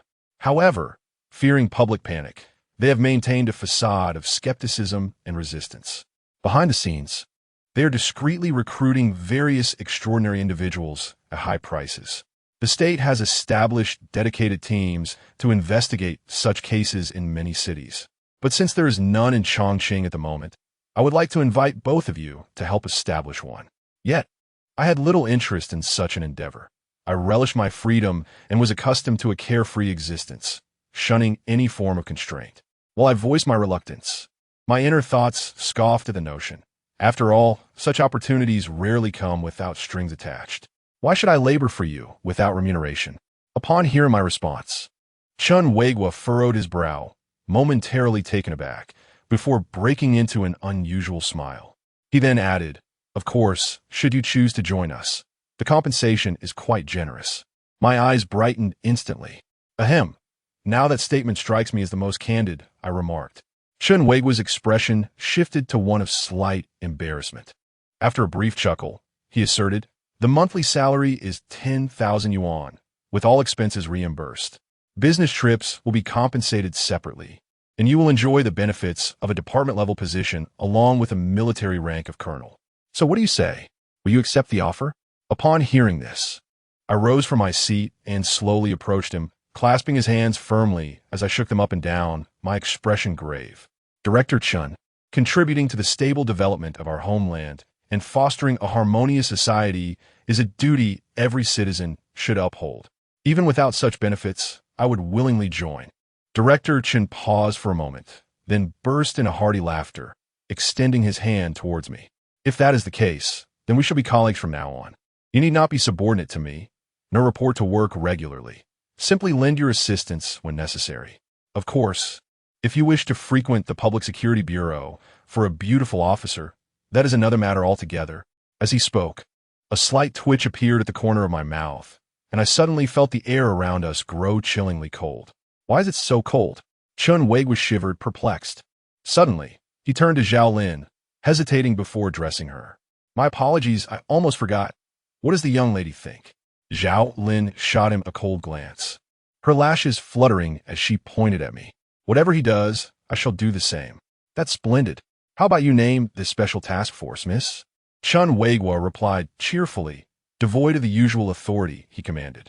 As a seasoned politician, he adeptly balanced his demeanor, subtly hinting that he suspected his son had faced Zhao Lin's ire. Zhao Lin seemed quite intrigued by the matter. After pondering for a moment, she finally suggested, "Let us call it the Paranormal Incident Investigation Team." The Paranormal Investigation Team, what a splendid name. Henceforth, it shall be known as the Paranormal Investigation Team.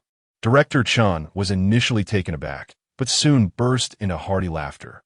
Thus, by a twist of fate, Zhao Lin and I found ourselves unwittingly enlisted in this so-called Paranormal Investigation Team. The thought of potentially becoming a major in the future stirred a sense of exhilaration within me. It felt utterly magnificent. In the ensuing days, time flowed swiftly amidst an air of tranquility. I refrained from hastily embarking on a journey to Kunlun Mountain in search of the so-called Wailing Ghost Cave, primarily because I could barely afford the fare. It seemed prudent to wait until my salary was disbursed in a month. It is no wonder that so many people yearn to infiltrate the government. I have begun to understand their motivations. During this period, Zhao Lin's abilities did not see any significant improvement. The efficacy of the Qilin blood had waned.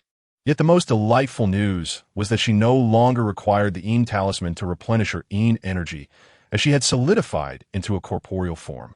Occasionally, I pondered the notion that she could simply walk away now, yet she chose to remain by my side, exhibiting no signs of abnormality, still the same aloof and proud girl.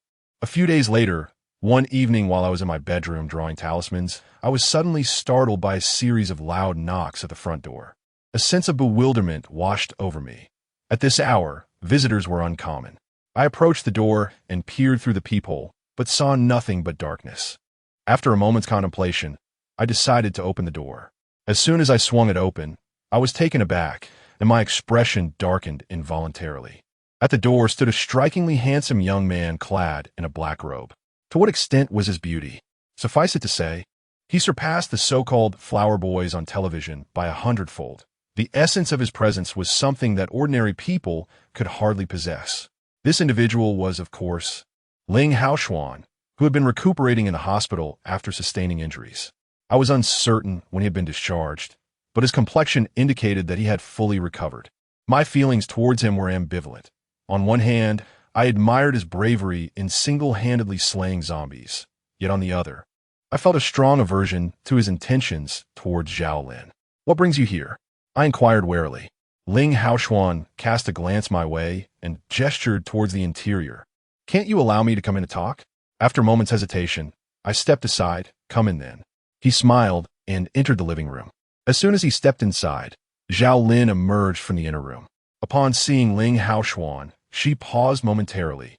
Then a smile graced her face as she nodded at him in greeting. This scene left me feeling slightly unsettled in my eyes. It was no different from a flirtatious exchange. I sulkily seated myself between the two of them and asked Ling Haoxuan, "You might as well be direct. What do you want from me?" I knew he did not seek me out to express gratitude. It was likely that some trouble had arisen once more. Ling Haoxuan hesitated briefly before slowly addressing me. "After my discharge, I returned to that valley, but found no zombies. They must have been taken to the crematorium, correct?" I was taken aback for a moment, then nodded in affirmation. "Yes, what about it?" Ling Haoxuan took a breath and frowned, saying, "Although the zombie was severely injured by the heavenly fire and thunder, I feel it shouldn't be that fragile. Its demise seems rather suspicious."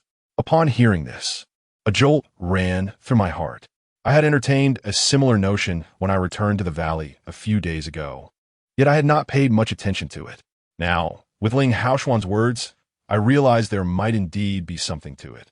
The zombie had endured various powerful attacks and emerged unscathed each time. If it were so easily vanquished, how could Old Man Zhou have allowed it to leave during our last encounter at Yi Kersen's home? Chapter 90. Entering the crematorium, Ling Haoxuan pressed his lips together, stating, "Moreover, that zombie is on the verge of transforming into a yellow-eyed one. Logically, it should be less likely to perish." I was utterly perplexed. He had previously mentioned yellow-eyed zombies, but what did that truly signify? Could it be that zombies are classified into tiers? Seemingly perceiving my confusion, Ling Haoxuan elucidated. There exists a hierarchy among zombies. The weakest are known as white-eyed zombies. Although I have yet to encounter one, they are likely not formidable and can be easily dispatched. The next tier is the blue-eyed zombie. The one we faced earlier belonged to this category and posed considerable challenges. The yellow-eyed zombies are even more formidable, and at present, I am unable to contend with them. Is the yellow-eyed zombie the most powerful? I inquired, intrigued. Ling Haoxuan shook his head, explaining, "If a yellow-eyed zombie can consume another of its kind, it may, by sheer fortune, mutate, its eyes transforming to green. Such a creature would be immortal, rendering most magical artifacts ineffective against it. At that point, it could truly wreak havoc, and unless someone of my master's caliber intervenes, no one could subdue it." "Who is your master? Is he truly that formidable?" I asked, momentarily taken aback. The blue-eyed zombie had posed a considerable challenge for the elderly left old man, and the green-eyed variant was 2 tiers superior. How could Ling Haoxuan's master possibly handle it?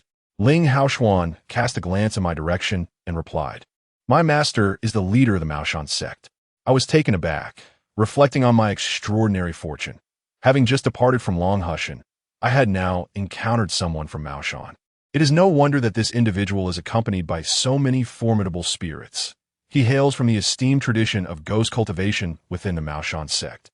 When he spoke of his master, a rare expression of reverence graced his countenance, leading me to surmise that his master must be an extraordinary figure, a true recluse of the world. If his mentor were anything like the lecherous old Zhou, I doubt he would exhibit such admiration, regardless of his prowess. Now, to return to the matter at hand, I approached you because my current energy has been depleted, rendering me incapable of employing the celestial fire thunder technique. Venturing alone poses a risk I am unwilling to take. Thus, I seek your company to visit the crematorium. It would be prudent to have a companion in case of unforeseen circumstances. Ling Haoshuan clasped his hands together in a gesture of respect and spoke. I furrow my brow, pondering, even if that zombie still lives, it ought to have been incinerated by the crematory furnace, should it not? Moreover, given the time that has elapsed, even if the zombie somehow survived, it should have fled by now. Would it really wait for us to arrive? Not at all, Ling Haoshuan replied with unwavering confidence. Having fallen victim to my celestial fire thunder technique, that zombie, even if it remains alive, is likely on the brink of death. Should it still draw breath, it is surely hiding within the furnace, recuperating. I hesitated for a moment before conceding, asking when we would depart. He gazed out the window and declared now. I nodded in agreement, telling him to wait while I gather my belongings. However, Ling Haoshuan called out to me, and I looked at him in surprise. What is it now? He unexpectedly produced a gleaming bronze sword, its surface polished to a brilliant sheen, radiating an aura of vitality that unmistakably signified its extraordinary nature. Even if it did not rival the one he possessed, it was unlikely to be inferior to the lightning-struck peach-wood sword of Master Li. Such a treasure, if offered for sale, would undoubtedly command an exorbitant price. Yet, he handed it to me without a second thought, saying, "Use my sword." I accepted it silently, recognizing that this was not the time for refusals. As long as this fellow refrained from harboring any intentions toward Xiaolin, he could be a worthy companion. Let us follow him, he suggested. Ling Haoshuan unleashed his extraordinary speed, moving as if he were treading upon the wheels of wind and fire. His velocity, so astonishing that it incited envy within me. We should go as well. Reluctantly, I allowed Zhao Lin to take me along, otherwise, I would have been left far behind. Zhao Lin shot me a disdainful glance, but this time she refrained from mocking me, perhaps sensing my inner turmoil. Remarkably, Zhao Lin outpaced even Ling Haoshuan, quickly darting ahead of him. The latter, possessing an indomitable spirit, particularly when it came to competition with women, tightened his expression upon witnessing Zhao Lin surpass him and promptly accelerated his pace. In this exhilarating chase, we burst forth from the city and arrived at the outskirts, where a crematorium awaited us. Crematoriums and funeral homes are typically situated side by side, often in secluded locations, as they are believed to carry an ominous aura that even taxi drivers hesitate to approach. The desolation is palpable, especially at night, rendering the place particularly eerie and foreboding. Not far ahead lie the crematorium and funeral home, with a few dimly lit rooms flickering under the weak glow of aging fluorescent lights, some exhibiting intermittent faults that create a disconcerting ambience, sending chills down one's spine. Surrounding the crematorium and funeral home are, of course, the spirits of the departed, devoid of consciousness, appearing much like ordinary souls, yet they linger in a state of unrest. After casually dispelling them, I stepped inside with a sense of purpose. The crematorium was utterly deserted at night, the hall exuding an unsettling atmosphere, shrouded in an eerie green pallor. Zhao Lin seemed to thrive in such an environment, and Ling Haoshuan, accustomed to coexisting with spirits, appeared unfazed. As for me, having received the teachings of the Great One, I merely felt a slight chill, though most would succumb to illness if they lingered here for too long. A sudden jolt of recognition coursed through me, as I sensed something familiar lurking nearby, an instinctive awareness stemming from the presence of a zombie. Be cautious, Ling Haoshuan advised Zhao Lin and me as he produced a flashlight, illuminating the vacant space ahead as we advanced slowly. We proceeded along the corridor, and upon reaching a corner, I momentarily froze, a wave of terror washing over me, causing my entire being to shudder. In the pitch-black environment, a withered, emaciated hand emerged, its surface riddled with deep, knife-like creases. Simultaneously, the three of us recoiled a step. Ling Haoshuan unsheathed his sword and shouted, "Which demon dares to show itself?" A chilling, sinister laugh echoed from the depths of darkness, and the sound of soft thuds reverberated through the air. Upon closer inspection, it seemed as though someone was crawling on the ground, moving forward at an agonizingly slow and stiff pace. Chapter 91 traces the atmosphere of the crematorium was inherently eerie, and in such an environment, the The sudden emergence of a shadowy hand from the corner was enough to send shivers down one's spine. I instinctively raised my copper coin sword and struck at the dark arm, simultaneously shouting aloud. My blade made contact with its wrist, producing a crackling sound akin to an electrical short circuit. The creature I struck let out a mournful wail, and the air became infused with the acrid scent of charred flesh. With a decisive thud, I severed the shadowy hand from its owner. Momentarily stunned, I pondered the ease of my action. Surely, this could not be the zombie I feared. Otherwise, I would be the one screaming in agony. Ling Haoshuan cast a talisman into the darkness, chanting an incantation. The talisman burst forth with a resounding explosion, illuminating the surroundings with a blaze that rivaled daylight. As he discerned the writhing form nestled in the shadows, he exhaled in relief and remarked, "It is merely a corpse, though we are fortunate to have arrived tonight. Otherwise, someone would undoubtedly have fallen victim to it in the future." I gazed curiously at the creature whose hand I had severed. It had once been human, yet now resembled a primate, its movements reminiscent of a monkey. However, it was devoid of fur, its skin a dry, wrinkled expanse, strikingly similar to the creature encountered at Yi Kursen's residence. This is largely due to the improper handling by the crematorium, which inadvertently led to a situation that poses a significant threat to ordinary people, should it escape or remain hidden here.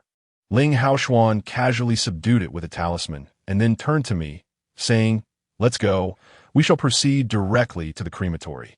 I nodded, and Ling Haoshuan, wielding a flashlight, led the way with apparent familiarity through the winding paths until we swiftly arrived at the site designated for incinerating corpses. Noticing my peculiar gaze, he elaborated, "In our Maoshan teachings, the art of nurturing spirits is a profound discipline, though it is not intended to cause harm. Primarily, it involves the cultivation of minor spirits, which, upon maturing, can provide substantial assistance.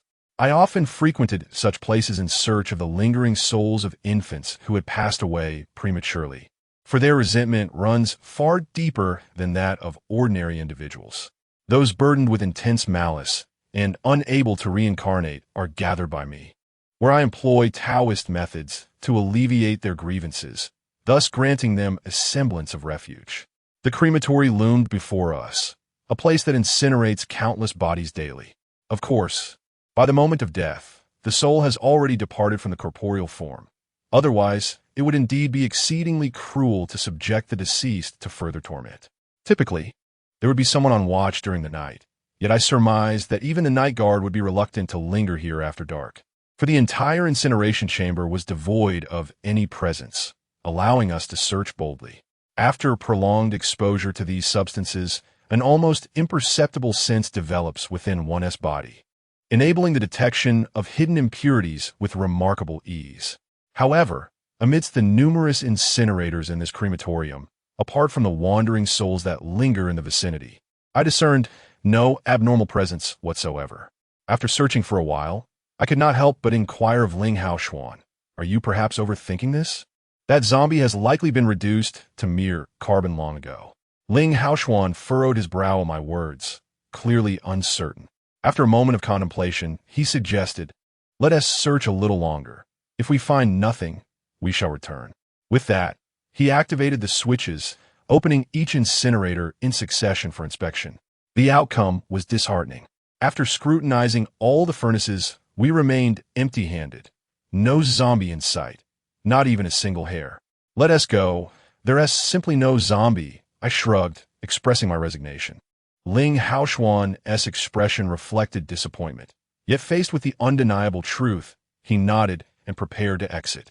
I exhaled in relief, grateful for the impending tranquility, as fatigue had long since begun to weigh upon me. Just then, as I yawned, I felt something suddenly drip onto my face. It was cool to the touch, resembling a drop of water, yet it was inexplicably viscous, akin to dishwashing detergent, accompanied by an overwhelmingly foul odor that clung to my skin, causing considerable discomfort. Ling Haoshuan gazed at me, but suddenly his expression shifted dramatically.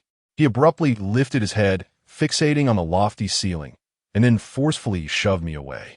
The push was so vigorous that it sent me hurtling backwards, and I landed heavily on the ground. Caught off guard, I fell unceremoniously, nearly straining my back. Once I regained my composure, I couldn't help but exclaim, "What the hell are you doing?" Instinctively, I thought he might have intended to target Zhao Lin again, which is why he turned on me. However, Ling Haoshuan paid no heed to my outburst.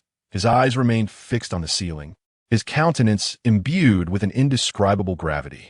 Initially, I intended to rise and confront him, but seeing his demeanor left me momentarily stunned. I followed his gaze upwards.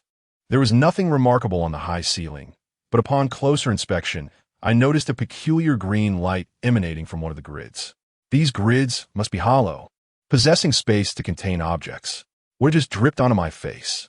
I wiped it away, and, as I touched it, a chilling sensation coursed through my hand. With the aid of my flashlight, I discerned that it was a drop of viscous green liquid, reminiscent of detergent, yet exuding an ominous aura and a foul stench. Clearly, it was anything but benign. Though I was uncertain of its nature, I hurriedly cleaned it off. "What are you doing?" I inquired, directing my attention back to Ling Haoshuan. He cast a glance my way, the corners of his mouth curling slightly as he replied, "Take a look at your face." Upon hearing his words, I hastily retrieved my phone to take a photograph. To my astonishment, I was met with a shocking sight. My face bore the marks of livor mortis, precisely at the points where that viscous substance had dripped upon me. Such markings are typically associated with the deceased, and yet I had merely been splattered by that substance, resulting in such a dire consequence. It was then that I noticed the multitude of greenish substances surrounding my previous position, sending a shiver down my spine. I inquired, "What exactly lies above?" I had certainly noticed the peculiarities within the grid, yet I was unable to ascertain their nature. The scent of the zombie lingered in the air. As I posed this question, Zhao Lin suddenly fixed her serious gaze upon the ceiling, speaking slowly. Chapter 92. The transformation of yellow and blue into green Ling Haoshuan bore an expression that suggested he had anticipated this moment. He cast a deep glance at Zhao Lin and remarked with a subtle smile, "Indeed, you possess remarkable insight." Zhao Lin returned his smile, while I, observing the scene from a distance, felt an overwhelming sense of dissatisfaction. "On what basis do you determine it was that zombie? Even with my ability to see the supernatural, I cannot discern it," I protested. Zhao Lin shot me a glance, and noticing Ling Haoshuan gazing at the ceiling, she rolled her eyes. A barely audible whisper reached my ears. It seemed someone is feeling a tinge of jealousy. My face flushed, and I spat in annoyance. Turning to Ling Haoshuan, I suggested, "Perhaps we should return for now. If it truly is that zombie, we are ill-equipped to confront it." Ling Haoshuan shook his head resolutely. "If we delay any longer, the zombie may awaken and wreak havoc upon countless lives. As the chief disciple of the Maoshan sect, I cannot allow such a calamity to transpire." He then turned his gaze towards me, his eyes flickering momentarily. "If you are afraid, you may return. I shall not compel you." Initially, I had contemplated leaving, but upon hearing his final words, that notion was swiftly extinguished. Glancing at Zhao Lin, I brandished my sword with a feigned bravado and declared, "If you are unafraid, then what is there for me to fear?"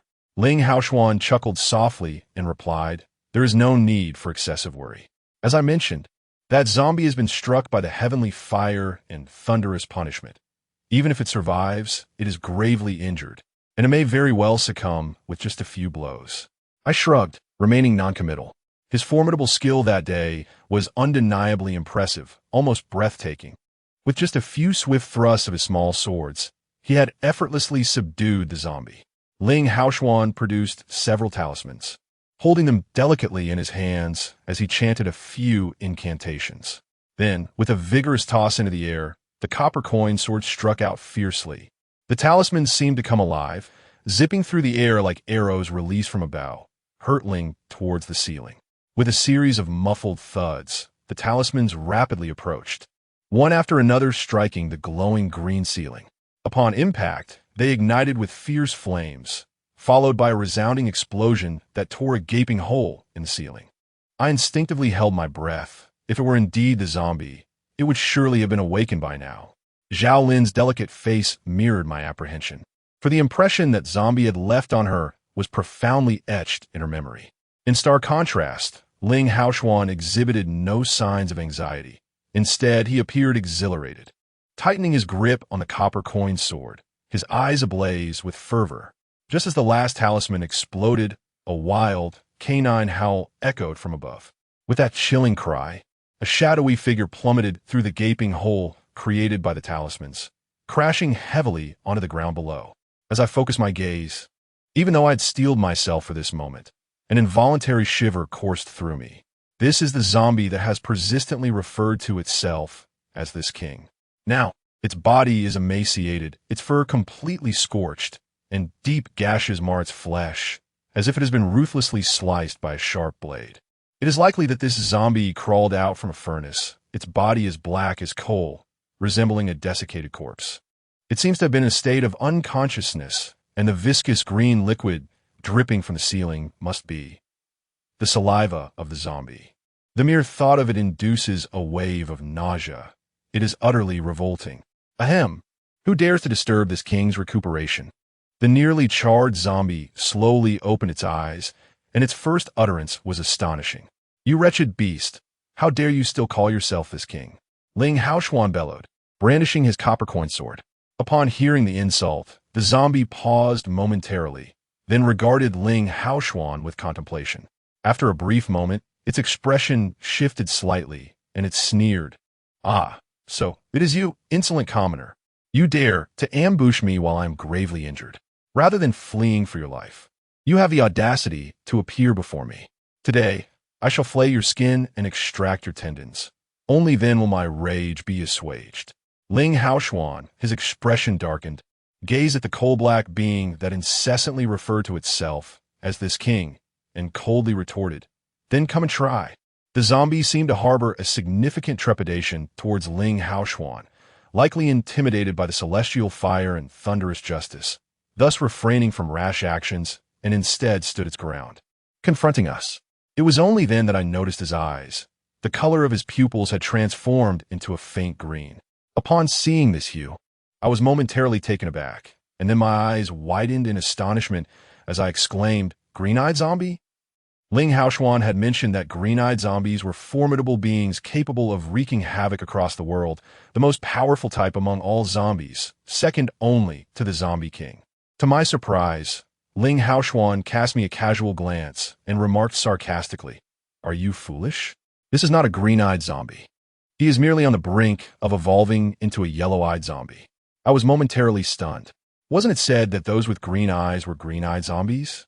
At that moment, Zhao Lin interjected, "Yellow plus blue equals green. The young lady is quite astute." Ling Haoshuan smiled and remarked lightly.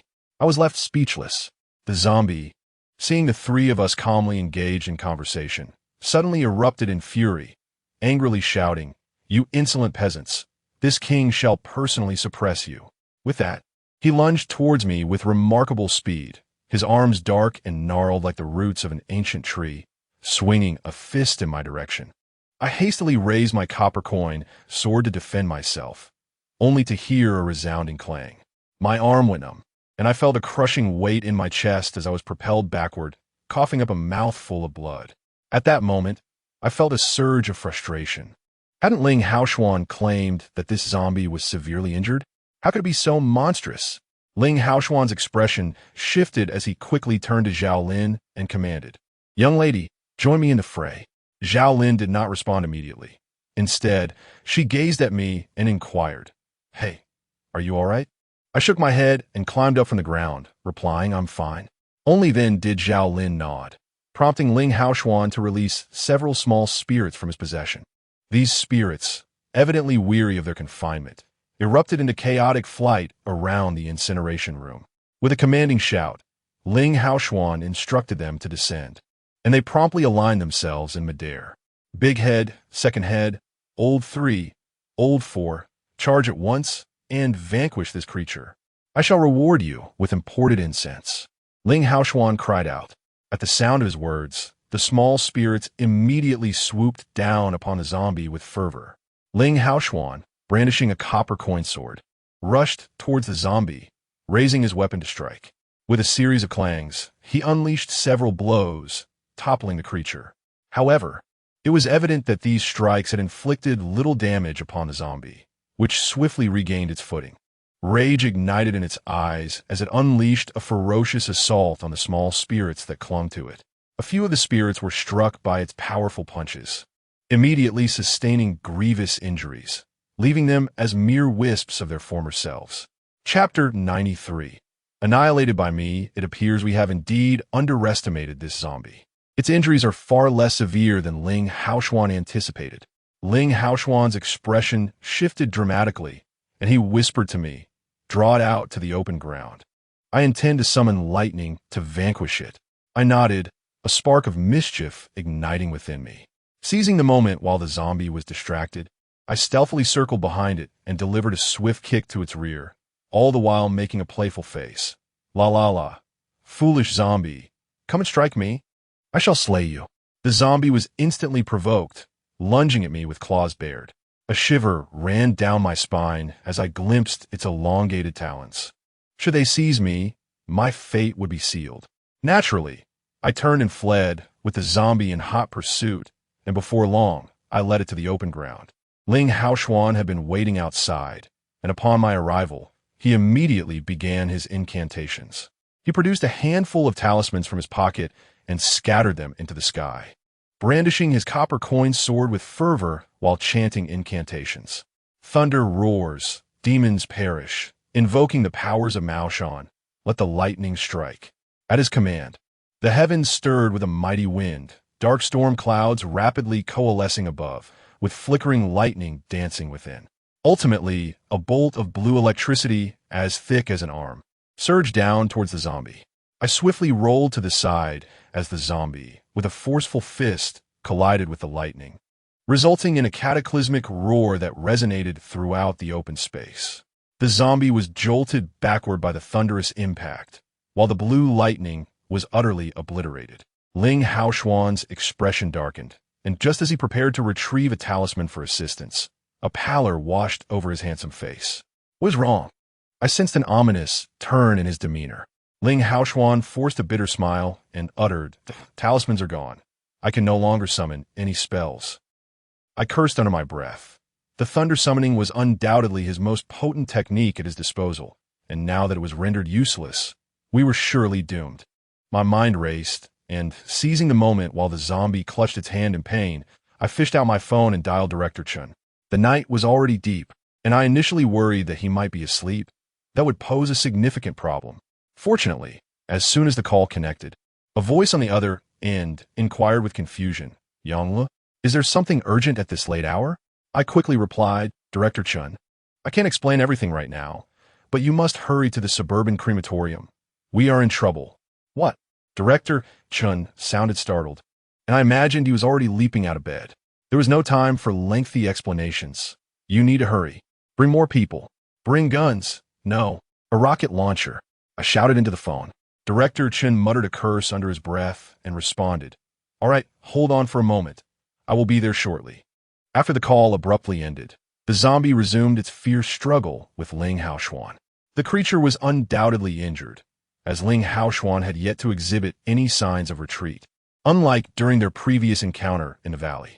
Nevertheless, his situation was far from optimistic. He remained at a disadvantage, enduring blows without the opportunity to counterattack. Zhao Lin was also nearby, unleashing waves of water that seemed to instill a sense of caution in the zombie, forcing it to evade constantly. This distraction allowed Ling Haoxuan to hold his ground without immediate defeat. Feeling compelled to assist, I, a grown man, could not remain idle. Without a moment's hesitation, I brandished my copper coin sword and charged into the fray. However, I am not one to rely solely on brute strength. My approach is grounded in strategy. Seizing the moment when the zombie was distracted, I maneuvered behind it and thrust the copper coin sword sharply towards its vulnerable rear. With a howl of pain, the zombie leapt, clutching its backside and cursing in anguish. Seizing the opportunity, I jabbed at its tender underbelly a few more times, causing it to collapse. Even Ling Haoxuan could not suppress an expletive, while Zhao Lin, her cheeks flushed, scolded me as a rogue. I chuckled at their reactions, but the amusement was short-lived. Their expressions suddenly shifted to alarm as they simultaneously shouted, "Watch out! A gust of malevolence surged from my side, and I quickly understood the imminent danger. I attempted to evade, but the relentless zombie pursued me, its fist curving unnaturally in midair to strike me with ferocity. With a soft grunt, I found myself abruptly seated on the ground, my arm aflame with excruciating pain. A fleeting glance revealed deep crimson gashes, blood seeping forth in a dark crimson hue. A jolt of alarm surged through me as I realized, to my dismay, that in my moment of hubris, I had allowed this zombie to inflict a wound upon me. I was not particularly fearful of becoming a zombie. The notion seemed exaggerated. For a zombie to transform a human into one of its kind, it required the infusion of its own vital essence, which was clearly absent in this instance. However, the real concern lay in the potential infiltration of its toxic essence into my system, a peril that could spell my doom. Ling Haoxuan and Zhao Lin exchanged glances, their expressions shifting to concern. Zhao Lin rushed over to inspect my injury, her hands trembling as she examined my arm. "Yang Lu, are you all right?" she inquired anxiously. I managed a wry smile, thinking her question rather redundant. Nevertheless, I reassured her, shaking my head and insisting that I was fine. I could not afford to let her worry. The situation was already precarious, and any distraction on her part could render our predicament even more perilous. The zombie, still seething after my earlier affront, emitted a series of shrill cries and charged toward me once more. Zhao Lin engaged it in combat, but her efforts soon faltered. This creature, once a formidable general, had thrived in a world where life hung by a thread. Its prowess far exceeded that of the pampered Zhao Lin. Had it not been for its current injuries, which had severely diminished its strength, it was likely that Zhao Lin would have already met a grim fate at its hands. I gazed at Zhao Lin, who found herself at a disadvantage, and a wave of anxiety washed over me. Yet, I was at a loss as to what to do. In that moment of desperation, I suddenly felt a peculiar itch in the center of my forehead, as if someone were scratching it. I furrowed my brows, suspecting it might be an insect, and reached up to touch it, only to find nothing amiss. Once I withdrew my hand, the itch subsided. Ling Haoxuan also joined the fray. Had he not been injured, his prowess would have been nothing short of extraordinary. With his assistance, Zhao Lin found herself considerably relieved. Moreover, as the zombies began to suffer from my relentless attacks, their movements slowed significantly, bringing both sides to a temporary stalemate. As I observed their fierce battle, a sense of foreboding engulfed me, for I understood that if this continued, our demise was inevitable. After all, human stamina is limited, whereas zombies do not tire. Just as this thought flickered through my mind, the peculiar itch returned with an unsettling intensity, far more unbearable than before. Unable to resist, I instinctively began to scratch fervently at my forehead. Chapter 94. A piercing glance. Who could have anticipated that this time, instead of alleviating the discomfort, my incessant scratching only exacerbated the itch, transforming it into an unbearable sensation, reminiscent of a caterpillar incessantly writhing in that very spot? I could not help but emit a low gasp, my limbs trembling as the surrounding malevolent energy swiftly dispersed in response to my quaking. As if it had encountered some dreadful entity, fearing it would not escape in time to avoid disaster. A tingling sensation surged at my brow, akin to the premonition of something striving to break free from within. Suddenly, the sky above roared with a tempest, dark clouds swirling violently. In the obsidian expanse, where stars twinkled, the inky void began to warp, coalescing into a colossal gray vortex, teeming with countless dark shadows dancing within. I fixated upon that gray whirlpool, and a tremor coursed through my body as a surge of inky luminescence abruptly descended from the vortex, striking me directly atop my head. As the dark light enveloped me, it gradually trickled down my scalp, cascading along my brow ridges, continuously seeping into my third eye. With the black beam penetrating my brow, an overwhelming heaviness descended upon my head. A searing pain radiated through my skull, as if my entire mind were on the verge of exploding. I clutched my head and let out a low howl. The agonizing torment compelled me to consider the desperate notion of hurling myself to the ground. perhaps akin to the trials faced by Tang Song when he recited the tightening mantra. Zhao Lin and Ling Haoxuan were both taken aback, halting their actions to gaze at me in a daze. The zombie, too, was momentarily stunned, but soon erupted into hearty laughter. "Ahaha, you audacious rascal! Daring to assault my rear while I am distracted, you shall face divine retribution. Haha." The zombie laughed boisterously, reveling in his amusement, a joy that even surpassed the moment I had previously vanquished him with the copper coin sword. In the distance, the wail of police sirens grew louder. Yet the zombie continued to cackle in delight. Zhao Lin and Ling Haoxuan regained their composure, seizing this opportunity to launch their assault. "You audacious rascal!" The zombie's laughter was abruptly cut short as Ling Haoxuan delivered a swift strike, forcing the words back into his throat, compelling him to defend himself. The sound of the police sirens approached steadily, finally culminating at the end of the road. The vehicle advanced, halting a mere 10 meters from us. 2 or 3 dozen armed police officers leapt from the car, each one equipped to the teeth, with several even bearing rocket launchers slung across their chests. Director Chun emerged from the throng, his gaze falling upon our situation with surprise. His attention was then drawn to my writhing form, and he paused momentarily before exclaiming, "Yangla, are you all right?" My head throbbed increasingly, and finally, unable to endure it any longer, I let out a piercing scream. As I lifted my head, a sensation of overwhelming pressure surged from the center of my brow. I gasped, and my limbs instantly lost their strength, feeling as if they had been filled with lead, as though something had drained the very essence from within me. Immediately thereafter, a luminous orb, the size of a yellow bean, coalesced at the center of my forehead. Upon its emergence, this radiant sphere began to diffuse into the air, not in a single burst, but through a gradual process of expansion from near to far, from small to large. The orb emanated a blinding white light, so brilliant that it was impossible to gaze upon. As it spread outward, it grew exponentially and ultimately, to the astonishment of all present, it collided forcefully against the zombie's dark, hardened body, which resembled steel. There was no thunderous crash, nor was there tumultuous display. Rather, when the white light enveloped the zombie, it completely shrouded its form in radiant brilliance. The zombie immediately began to howl in agony, its eyes wide with terror. As its limbs thrashed